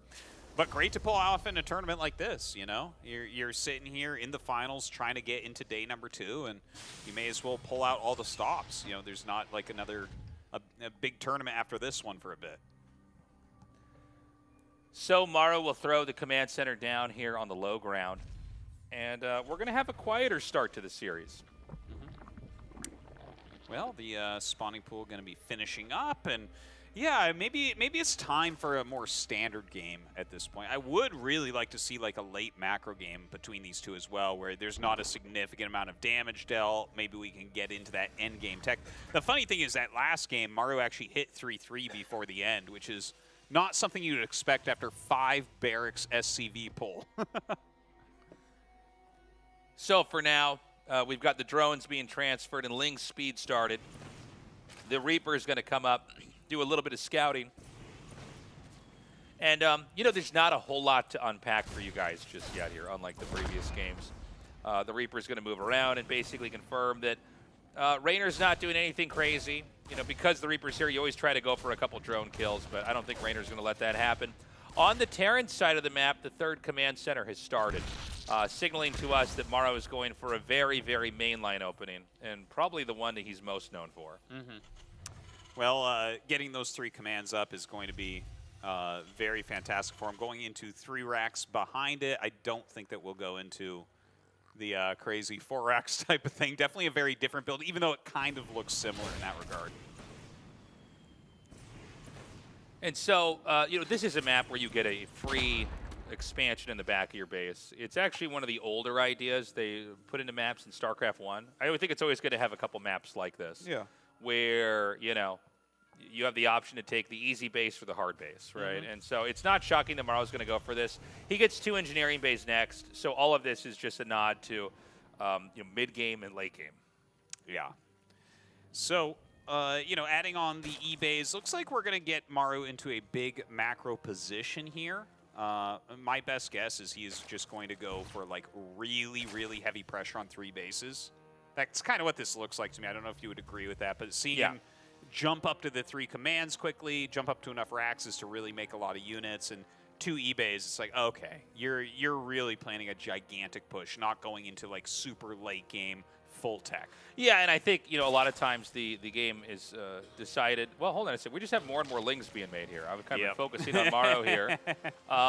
Is it going to be Queen drop plus Ling? Yeah, I think it is. Okay. Yeah. So this is. It just keeps happening. It keeps All happening. Right. Yeah. Okay. Why not? I'm very excited about this. So we were talking about the whole game from Morrow's perspective, and you know, I guess Morrow really was the one that was kind of making things chaotic and crazy for, you know, at least 2 out of the 3 games we had. So the idea is that you're just going to hit them with everything, including your queens, which are really an economy engine, you know, for back at home, and defensive engine, and just drop. Yeah. And just hit hard. And I'll tell you what, I think, you know, this map, it's probably the safest map to do with 3-base play. Yeah. Because you normally can't get hit, but this is one of the only rushes, or maybe we should say all-ins, that would allow you to do that. Well, let's see what Maru's going to do when he sees the Ovivax fly in. He's going to come in here and surround this. This is so bad for Morrow because he basically lost all that for nothing. He's going to drop the queens up. Oh, my God. We don't even get to play-by-play it. We don't even get to see the fight happen. Wow. An immediate tap out. This is crazy, This is man. insane. They just keep cheesing each other. You know, I think... Yeah, I feel like we're hitting new levels of metagame at this point. With StarCraft 2 being 15 years old, we have 2 of the best players in the world trying to win this best-of-7 finals, and it's mostly just cheesing each other. 4 cheeses in a row, man. 4 very different cheeses. It's like the really nice part of the grocery store with all the different cheeses from all over the world. You know, some are rare and some are more basic. It's a cheese platter, man. Yeah, some of them are rare. It's a charcuterie board over here. Well, I mean, that first game with the triple proxy barracks, that's the individually wrapped American slices. That's the cheese product. That's the, you know, sandwich cheese, the cheap stuff you get for kids. But then we had a couple of kind of crazy European cheeses back there. That's crazy. Anyways, guys, we're far from done. We're going to take a short break. When we come back, we're going to continue on with the LCQ finals here at the RSL Day 1. We will be right back. He's got the 4 Templars. The Lings are going to hit over here, but I think he wants to basically come. He wants to try to kind of flank the army as it would come over here. So he didn't even defend. So he's on 3 bases. You know, the 4th base has been picked off.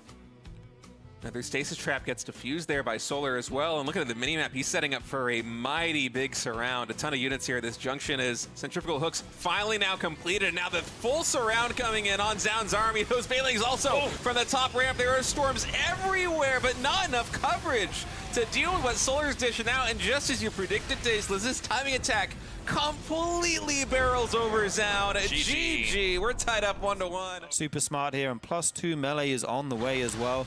I think the next wave could be where this gets decided here.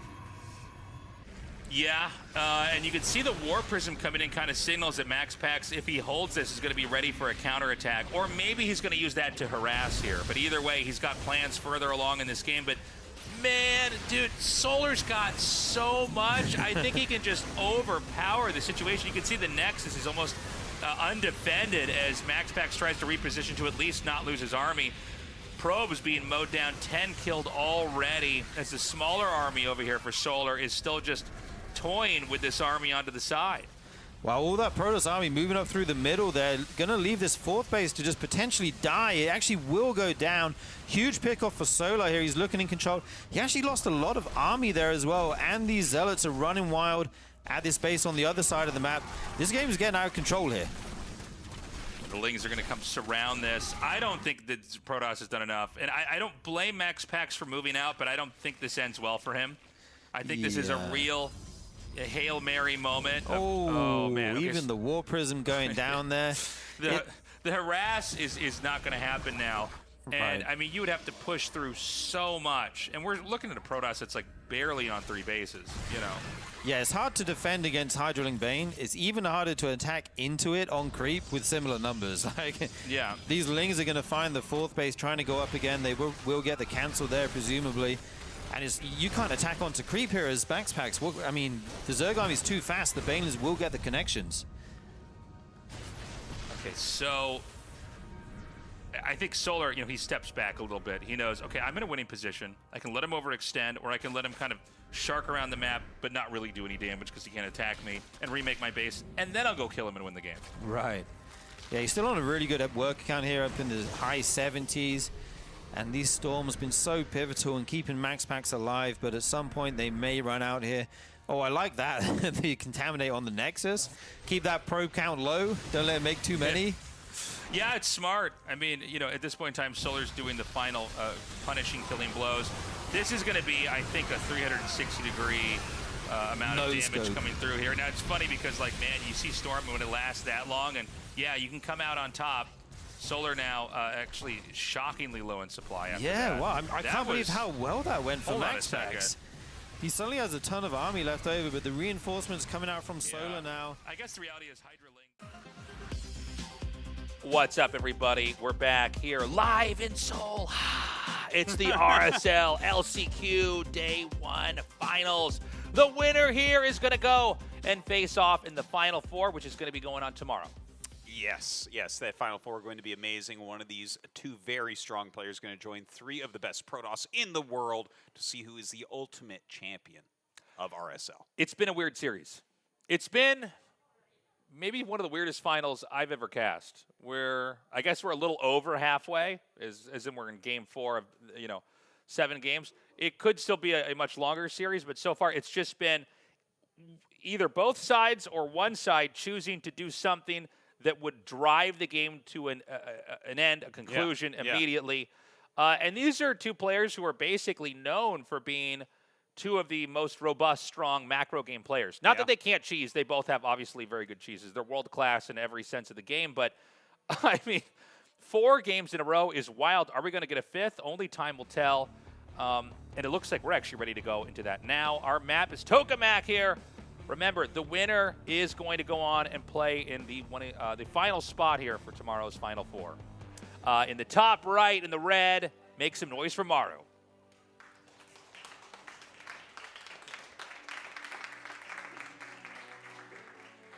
And in the bottom left, in the blue, guys, give it up for Rainer.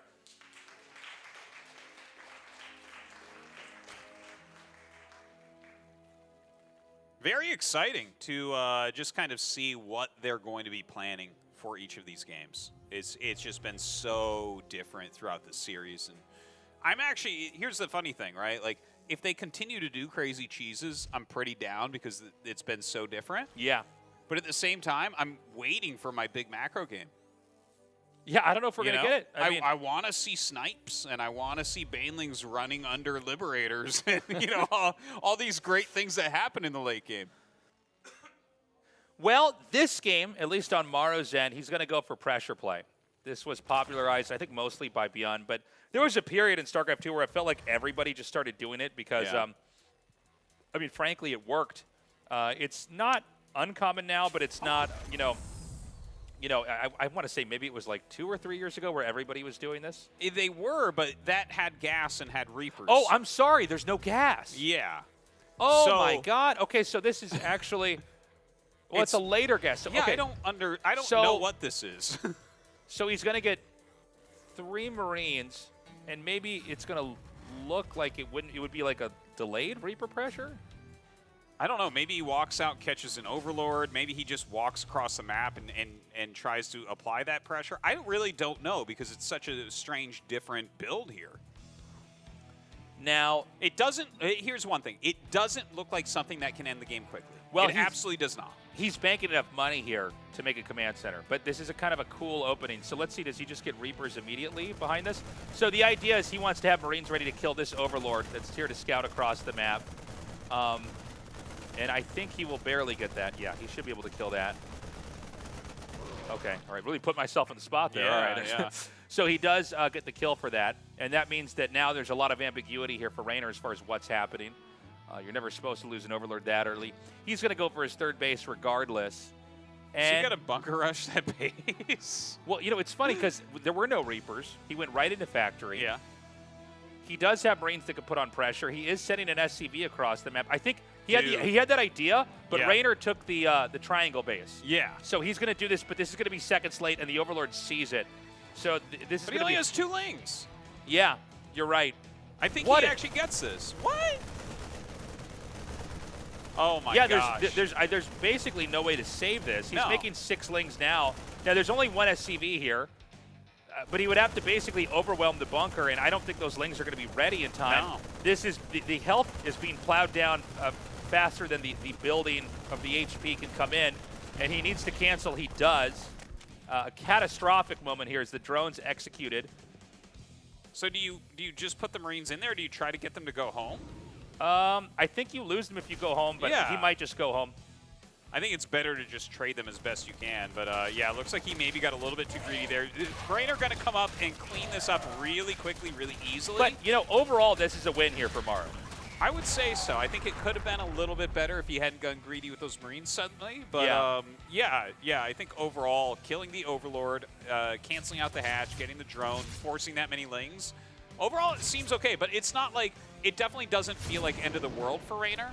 His 3rd base is definitely going to be a bit late, but look at the drone count. 38 against 29. This isn't so bad number-wise. So from here we go into macro play.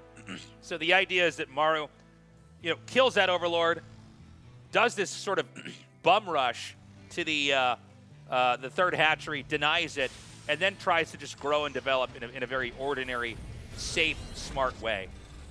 Raynor's in a game of, oh my God! Maru opened the front door. Oh. It was only for a second, but it was enough time for the Lynx to just spill in. Oh, you can't invite the vampires in, Tace. Yeah. This was a terrible move from Maru. And with those Lynx getting in, it's super annoying. He actually, at the end of the day, isn't going to lose that many workers, but he lost his Marines. He slowed everything down. Raynor got a full scout. He got 3 SCVs. Yeah, that was good for Raynor. Yeah, nicely done. I can't believe how fast Raynor was. Yeah. All that Maru wanted to do was just set up an add-on there. He had to move the barracks just like one position to the left and then recenter it. Behind this, what? It's going to be mech. Yeah. And he's doing this because the 2 engineering bays were scouted. Oh my God. Oh my God. He's getting stim out of the front bunker. This is brilliant, Tasteless. This is really going to throw Raynor off. There's no way you scout 2 E-bays and you say to yourself, I think this is going to be a mech build. Yeah. Well, that's the whole thing is you get in there and you're fist pumping at that point in time. Yeah. Go, yes, he's got 2 E-bays. I know exactly what this is. I'm going to play to that. Now, instead, what Maru does, he's not going to use these E-bays at all. No. Throw them in the trash. He's going to instead, he's just going to go for mech, and he's going to hide it, and he's going to act like he's playing scared. Yeah. Like he's going to push later. Yep. And he's still upgrading stim at the front. He's May still as getting well. stim at the entrance. And that, again, that's a waste of money, but you're selling the fact that you're going for mech. As long as Raynor thinks mech is what's being made, he's not going to have the right counter for these units. But as long as he thinks bio is what's being made. Yes. Yeah. So he's I call bio mech now. I'm so sorry. Canada does to me. So he's going to get the third CC landed. And the question is going to be, when does Raynor check again? Because what Raynor's probably doing is he's staying back and he's just going to try to get ready for this one big attack. And he's going to try to hold it off. But dealing with mech is very different. It is, and when Blue Flame finishes, he might start to have an idea about that, but right now sitting on +1 carapace, playing with Zergling speed, these are not the right tools. Now, 12 Roaches aren't going to be bad here, okay? Yeah. Like, he's making a bunch of Roaches with speed, with +1 missile attacks. It's like, okay, like that can be useful against either composition. So, Look at how many Hellions he has. Yeah. This is actually so funny. He's making so many Hellions that if you're on an only Zergling, look at how many Hellions. That doesn't even make sense. Yeah, there's more Hellions than there are Zerglings right now. Why does he have this many Hellions? That is so many. A million Zerglings couldn't kill that. Yeah. Now, I still feel like Roaches are going to be good versus this. Yes. But this is, okay. Oh, my God. Yeah, well, in case you're wondering what beats, what wins Hellions or Roaches, now you know. Dude, if I was Maru right now, I would be typing in, LOL, if these are Marauders, you are lose. Yeah, it's funny because I think he overmade those. Yeah. He's making tanks.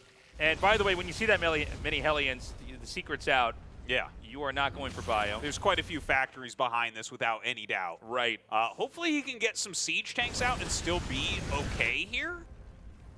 The Roach is coming up, and yeah, they're going to be able to kill off this barracks super, super fast.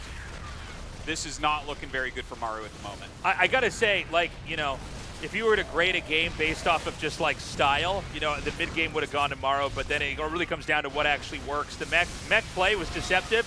Doesn't matter. This game's over. GG. Oh. Raynor takes game 5. Hey, look at what he just said.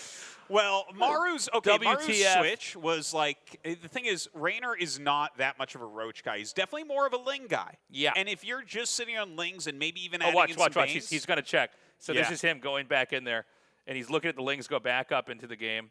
I guess we're going to just... he doesn't care at all. Yeah, and then he sees the factories go down. So there were 2 eBays, but those don't upgrade Hellions. What was he thinking? But yeah, if he had made nothing but Zerglings, those Hellions probably end the game. Yeah. They probably kill everything. Well, the problem for Maru was that he did this crazy tech switch, and he assumed that he had the blind counter for that. And then Raynor went for something I guess he doesn't normally do, right? He went for Roaches, which happened to be the counter for the secret that move was the that Maru double had. blind counter. Yeah. And then, it just kind of blew up in Maru's face. And so we're going into game 6 now. If Raynor wins this, he's moving on to tomorrow's official Final 4 here for the offline finals. If Maru wins, we're tied up 3-3. In the top left in the red, give it up for Maru.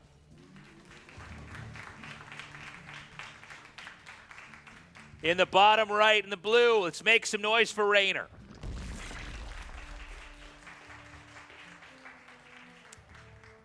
Wow. Wow, I loved the ideas. I am a little bit surprised that Raynor decided to make a ton of Roaches. But it definitely pays off there. It's not like they would have been terrible against Bio anyways. It can still be usable, but maybe a little bit too much from Maru there. You know, trying a little bit too hard to be a little bit too sneaky. And so we have fast gas here. No barracks on the low ground. Not in the middle of the map, not at the entrance. It's going to be inside of his main base. Again, with both of these guys, no matter how ordinary the games look, no matter how standard they are, no matter how mainline they are, we have yet to have one game that looks and resembles at all what is a normal match that these guys have. That's true. Not a single one. Has anyone cast a spell yet? Yeah.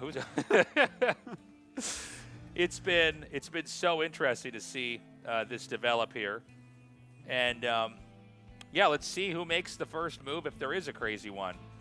For now, we can assume, if the game's going to be normal, that Morrow is going to go into his tech and try to get a command center here. For Raynor, Zerg always, it takes a little bit longer for them to get the building blocks before a critical decision can be made or shown to us for what he wants to do. Well, just a standard expansion with a Reaper here coming up from Maru, and of course over on Raynor's side we kind of expect him to go directly into that Zergling speed and just play a pretty normal opener himself. I mean, at this point the games have been so wild that the craziest thing they might be able to do is a macro game. Because they're going to both, if they both enter towards like standard macro, they probably will kind of be like, wait, where's the trick here, you know? It's just they're both conditioning each other to be very paranoid at the moment. Yeah, I guess you're right. The craziest thing we could see is upgrades for the units they're going to use, Artosis. That would be wild. So, the Reaper comes down. He is actually going to get a kill on the drone. That's crazy. Wow. That's unheard of in a pro match. Yeah, that is very, very rare. Going to go for a second one, but the Queen's out, so he'll have to back off. And we have the second gas here made. And so Morrow definitely going to be teching up. We'll see if he decides to go for mech or if he just gets the starport right away after the factory's done. And it is going to be the starport. Now, there are many different kind of games that can come from here, but so far this branch of the build is normal, is standard. Raynor's getting his third base, and with a third base like this, obviously still in the realm of standard, but you need to drone up a little bit more before you could even make any kind of tech switch. Yeah, I definitely would agree with that. Like, you got to get that economy really flowing. Now, with the starport coming up, like, everything's still looking very, very standard on both sides. You know, it looks like we're just going to probably see Banshee coming out pretty quickly with that Hellion. You know, a composition as old as time here in StarCraft 2. And you'd imagine he's going to go for a pretty quick third after this. Occasionally you do see two base builds after Banshee Hellion, but I got to tell you, I don't feel like they're as good. I agree. So, for now, we're going to have the Hellions just stay out here. You try to mitigate any creep. Just do whatever you can. And, you know, the Banshee, again, I'm kind of glad we're going to see something a little bit more standard here. As crazy and as fun as this series has actually been. He's going to come down now, and he's actually going to go for what would look like it was a dive, but the Lings are going to be here to block. And, you know, Raynor really thins this out. Ideally, you want to be throwing these units onto workers, but instead it's going to be only 2 orange Hellions left over. And you need to get a lot of drone kills. I don't know that it's going to happen. And you can see Raynor's now just splitting his workers perfectly. And that was a bit of a hemorrhaging play there from Morrow. Yeah, didn't do what he was looking for, that's for sure. But, you know, he's trying to keep some of that pressure on. He's getting a little bit of scouting intel at least.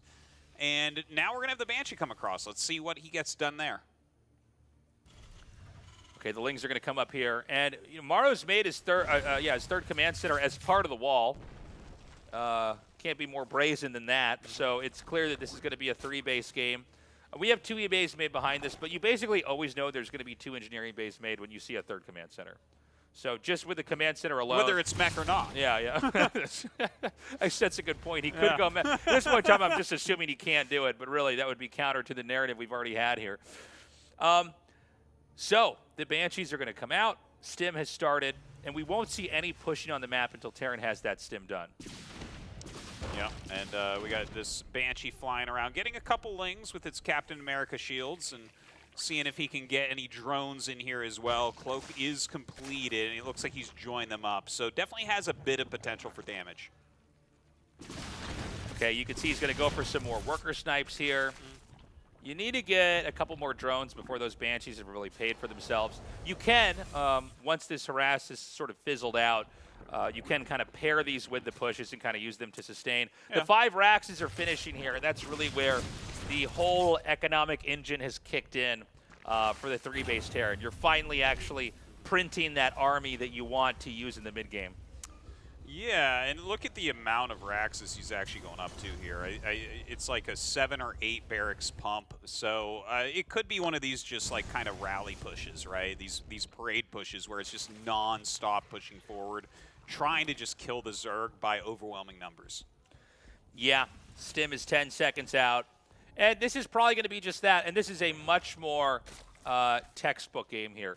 We can see that, you know, with the push coming, a lot of times the Terran wants to try to hit the fourth base. I will say on this map, there is the fourth base, if you're going to hit it, isn't really convenient.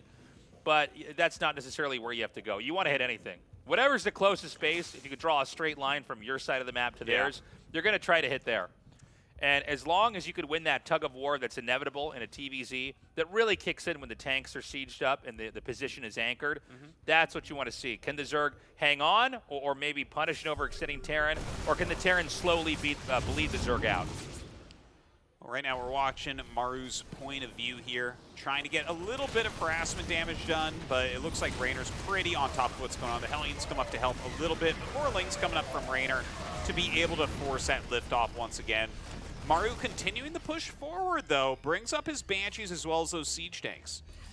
And this is going to be the moment where the game, you know, either one player is going to be killed or, you know, it'll be a trade-off and the game goes on.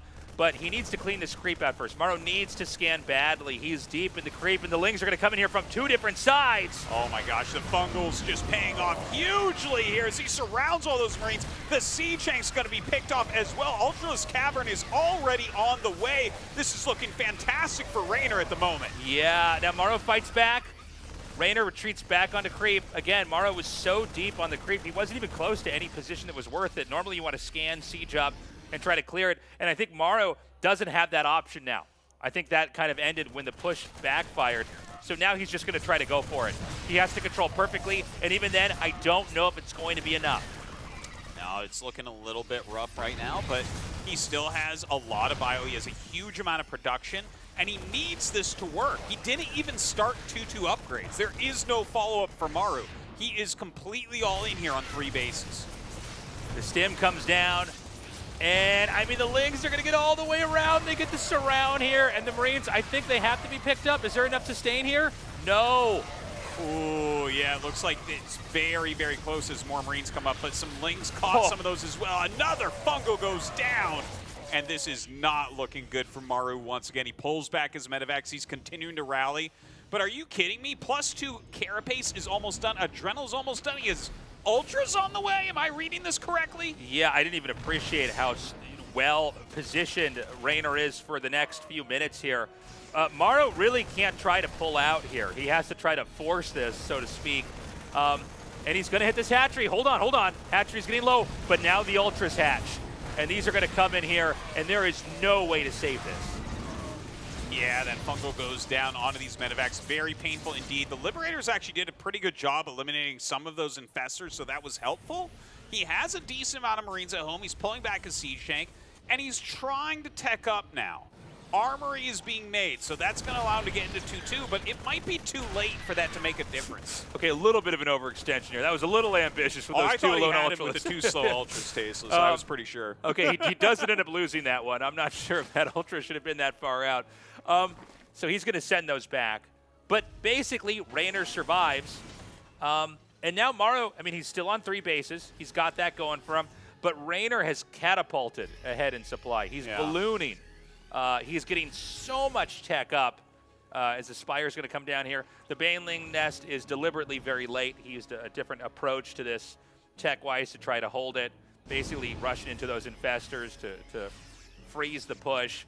And now I worry that, you know, if Maru loses this, it's all going to be because he was he even gets the Liberator. It's all going to be because he can't get a 4th base. The 4th base in this map is not easy to take as Terran in a position like this.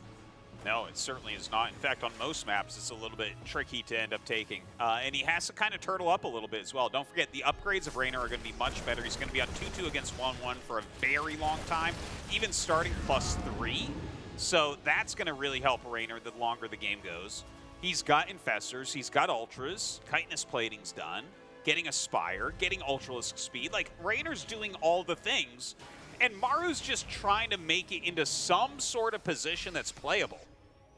Yeah, he's trying to package the next couple minutes into securing a safe 4th base. Now, Raynor is maxed out. He can't make any more units, and he is growing rapidly on the map. And Raynor's income is going to bank up very high. And so from there, Raynor can probably throw everything he has onto the would-be 4th base as it's getting set up for Maru. and either kill him or drive him off. Now, there is a world where maybe Maru holds with perfect control. Yeah. He's probably the best in the world at these kind of positions, and we're getting to that moment in this game right now. The scouting Ling sees the 4th base. We see the army moving out here. He's trying to set up a defensive lineup. Oh, my God. And now Rainer's going to just pour all these banked up resources into Banelings to have a lot of explosive damage to basically burst open this position. Well, the funny thing is, Maru is like somehow, some way basically maxed out as well. So he's going to have an army that can kind of fight. The problem is he is still down 2 upgrades. So that is going to make it a bit harder. Now, here we go. Rainer coming up this ramp right now. And he has got a ton of Ultras and Banes coming through. But there are mines and there's a lot of Marauders in here as well. Yeah, the Banelings are slowly going towards their targets. Some of them are not quite connecting. And you know what? Maru survives. He lost about 40% of his supply. Now, obviously, Rainer lost a lot, but he's already remaking those units, so he's maxed out once again. Oh, we just missed that fungo, but that was huge. Ooh, yeah, that was a pretty big moment there. The Liberator going to get picked off as well.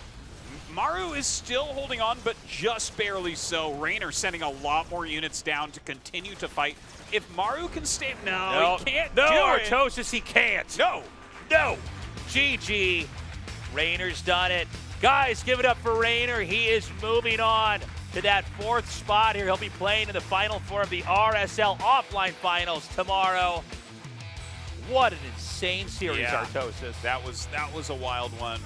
Absolutely fantastic showing there from Rainer. Very different, very weird games overall, but he takes down the best Terran in the history of the game. A very anime finals here, Artosis, as 2 of the greatest macro players had some of the cheesiest games back and forth until there was no more cheese to be had.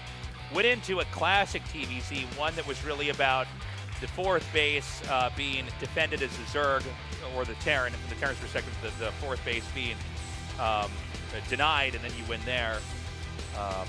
Crazy series.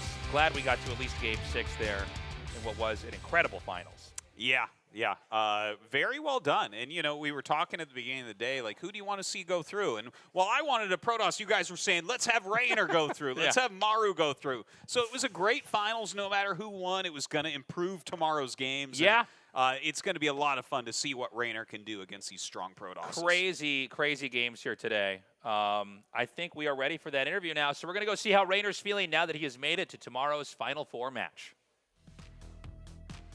An absolutely ridiculous series. We've got Rainer here on the couch. I mean, I gotta just ask how you're feeling, man. I mean, Maru coming in so strong as the favorite overall, I feel like, in this entire bracket. How do you feel after coming out with this victory? Well, it feels amazing. I'm gonna be honest, I'm very confused. Those games were very confusing. Even when I won the last game, I had to count real quick if I actually won. You know, I wasn't sure. I don't know what happened. Like, cheese after cheese after cheese, and then we finally had like somewhat of a macro game until he cheesed again. So I guess it wasn't really a macro game, but it feels amazing. I'm really excited for tomorrow. Obviously, it was going to be really hard today, and I don't know, still got it, I guess. I mean, I just have to ask as well, because like the types of games we saw from Maru today was absolutely out of pocket. I feel like starting off the best of 7 with a proxy 3 racks that caught you off guard a bit, we're not quite prepared for it. And then we had that one game with where you scout the 2 eBays and then he just goes into mech and makes 5 billion Hellions for some reason. I mean, how did it feel to play against such a crazy mind game scenario in some of these games? You know, in the first game, I was kind of feeling the proxy racks, and I was like, okay, there's really good chance because it's a Zerg map. Maru likes to start things off with cheese, but then I didn't really trust myself, so I said, okay, I'll just play hatch first, and it bit me back. So when I played in Tokamak and I scouted the 2 eBays, something was off, man. Like, something was off. Like, his reactor and tech lab were really late, and then I had a flashback of Yona telling me this kind of build dies to, like, the really fast double eBay dies to Roach Ravager, so I canceled my +1 Billy. Oh, that's why you canceled it. We were wondering why you would cancel it. Okay. That, and also I was like, he hasn't played a single standard game yet. Surely he's not starting now. So I felt like something was off. Just in general, I had a weird feeling about that game. So I said, if you all in into this kind of build, it's always the best way. You know, just get it out of the way and most likely you break them. That's wild. Just the Spidey sense kicking in. That's pretty insane. All right, so I've got to ask, you won today. 15 players. You're the only player that's going to survive into the Final Four tomorrow. But tomorrow you have 3 Protoss players waiting for you in the top 4. How are you feeling about your ZVP, dude? Dude, well, how does anyone feel about ZVP? No, yeah, true. Jokes aside, my ZVP is all right. Tomorrow we got the best of the best. I think I'm against Classic first, right? Love it. That's correct, Always love playing against Classic, and I'll do my best. Can I maybe get an advantage because I did all of this today? You know? Yeah, you're warmed up, man. Yeah, That's yeah, the yeah. advantage. I'm Yeah, warmed it's up. a boon. You started on It's day a one. boon. That's you a got classic. the confidence. Yeah, I guess. Oh, you beat him in the last season though, didn't you? In the upper bracket, right? I'm pretty sure. I don't really like. We trade kind of. Yeah. Like he had the upper hand in the last patch. I started beating him. No, I'm kidding. But yeah, no, we kind of trade. I think he has the upper hand overall, though. But I'm excited. Do you have any more questions you want to ask, Mr. State? No, I just want to say good luck tomorrow, man. We're gonna be cheering for you. Thank you. I'm very excited. Yeah, man. I don't know, any little last words you want to say to any of the fans, anyone that's sticking around or anything like that? Yeah, shout out to everyone for coming. It's a blast playing in offline stage again, and it's really good to see all the fans coming here. Shout out to Basilisk and shout out to Red Bull. Thank you guys so much for cheering for me. I'll see you tomorrow. Awesome. Thank you so much, Rainer. Congratulations again. We're going to be going back over to Tastos is on the desk in just a little bit, but that was Rainer qualifying tomorrow. Well, here is what we've got in store for us tomorrow. It's going to start off with Classic versus Rainer, Hero versus Zhao, and we'll see where it goes from there. Yeah, that is a very exciting bracket. Really, I think Rainer Classic really makes it more interesting as well. Like, if it was Mario going up, I'd really be favoring Classic here, but I think Classic Rainer, that can be a nice close match there. Yeah, and Heroes Down, that should be a really fun one. PvP has been really interesting, especially as we've seen, a lot more of them lately. It's always been a very dynamic matchup. There's just a lot of different ways that matchup can go because, it's really all about the cybernetic score and then what tech do you choose to go for. So we could have long macro games, we could have crazy cheese games. I don't know, Mass Phoenix games, all that. So it's would be something else. It's going to be a lot of fun. You don't want to miss it. Special thanks to our sponsor. We are so happy that Archon Studio, this kind of landed in our lap. We announced the RSL, and then I got an email the next day after we put out the teaser video, and they were like, we're actually making the StarCraft Tabletop Miniatures game. Would you guys want us to sponsor you? And I was like, yeah. I would love that. I didn't know much about these guys before they sponsored us. I went to their website. They're the premier tabletop miniatures game makers in the whole world. They're based out of Poland. No way. Yeah, they're the very That's best. sick. And they've got a ton of great stuff that is out there, not even just for the StarCraft franchise. Go check out everything they've got. They're incredible. We really appreciate them sticking with us all the way to the offline finals. And, of course, shout-outs to Pulsar. These guys honestly make the best gaming peripheral gear out there. I personally use a Pulsar mouse. They've got great customizable products and for any kind of game you need. They've got stuff if you're a StarCraft player, but maybe you're somebody that just watches StarCraft and you play maybe like shooting games or other types of games. They've got the kind of gear for you. And they are real innovators in the space. Yeah, and in fact, I mean, they own Superglide, which is, I've been using those mouse skates literally for like 10 years plus. Yeah. I mean, even if you have a mouse you already love, try out those skates, man. They're amazing. Yeah, and they're best what I love in the about world, them, literally. Literally. And what I love about them is it's not just that they are making great products, but they also are kind of innovating in the space. Finally, guys, we are a community-funded tournament. Please consider going to patreon.com/ReviveSC2. We would love to earn your support if we haven't gotten it already. We'll take any kind of size monthly donation you can give us. We just want to continue carrying the torch here for StarCraft 2. That's right. It's been a great day, Tasteless. I love the results that we've seen. Yeah, and one final plug here. You can also get RSL merch. Not so fast, Artos. You can also get an ugly Tastosis tee, or maybe a hyper-realistic Tastosis tee. This is what we look like. So we've got a different kind of merch for everybody there. You do get 20% off if you are a Patreon supporter. Is that it? Is that the last plug? I think so. Guys, we also have tickets on sale on the website. I think we're nearly sold out, but if you want to come and join us tomorrow, we're right by Yoksam Station. Thank you so much for joining us today. We'll be starting at 1. Doors open at 1 p.m. I think stream starts at 1 p.m. tomorrow, KST. We'll see you there. Thank you for joining us. Bye-bye.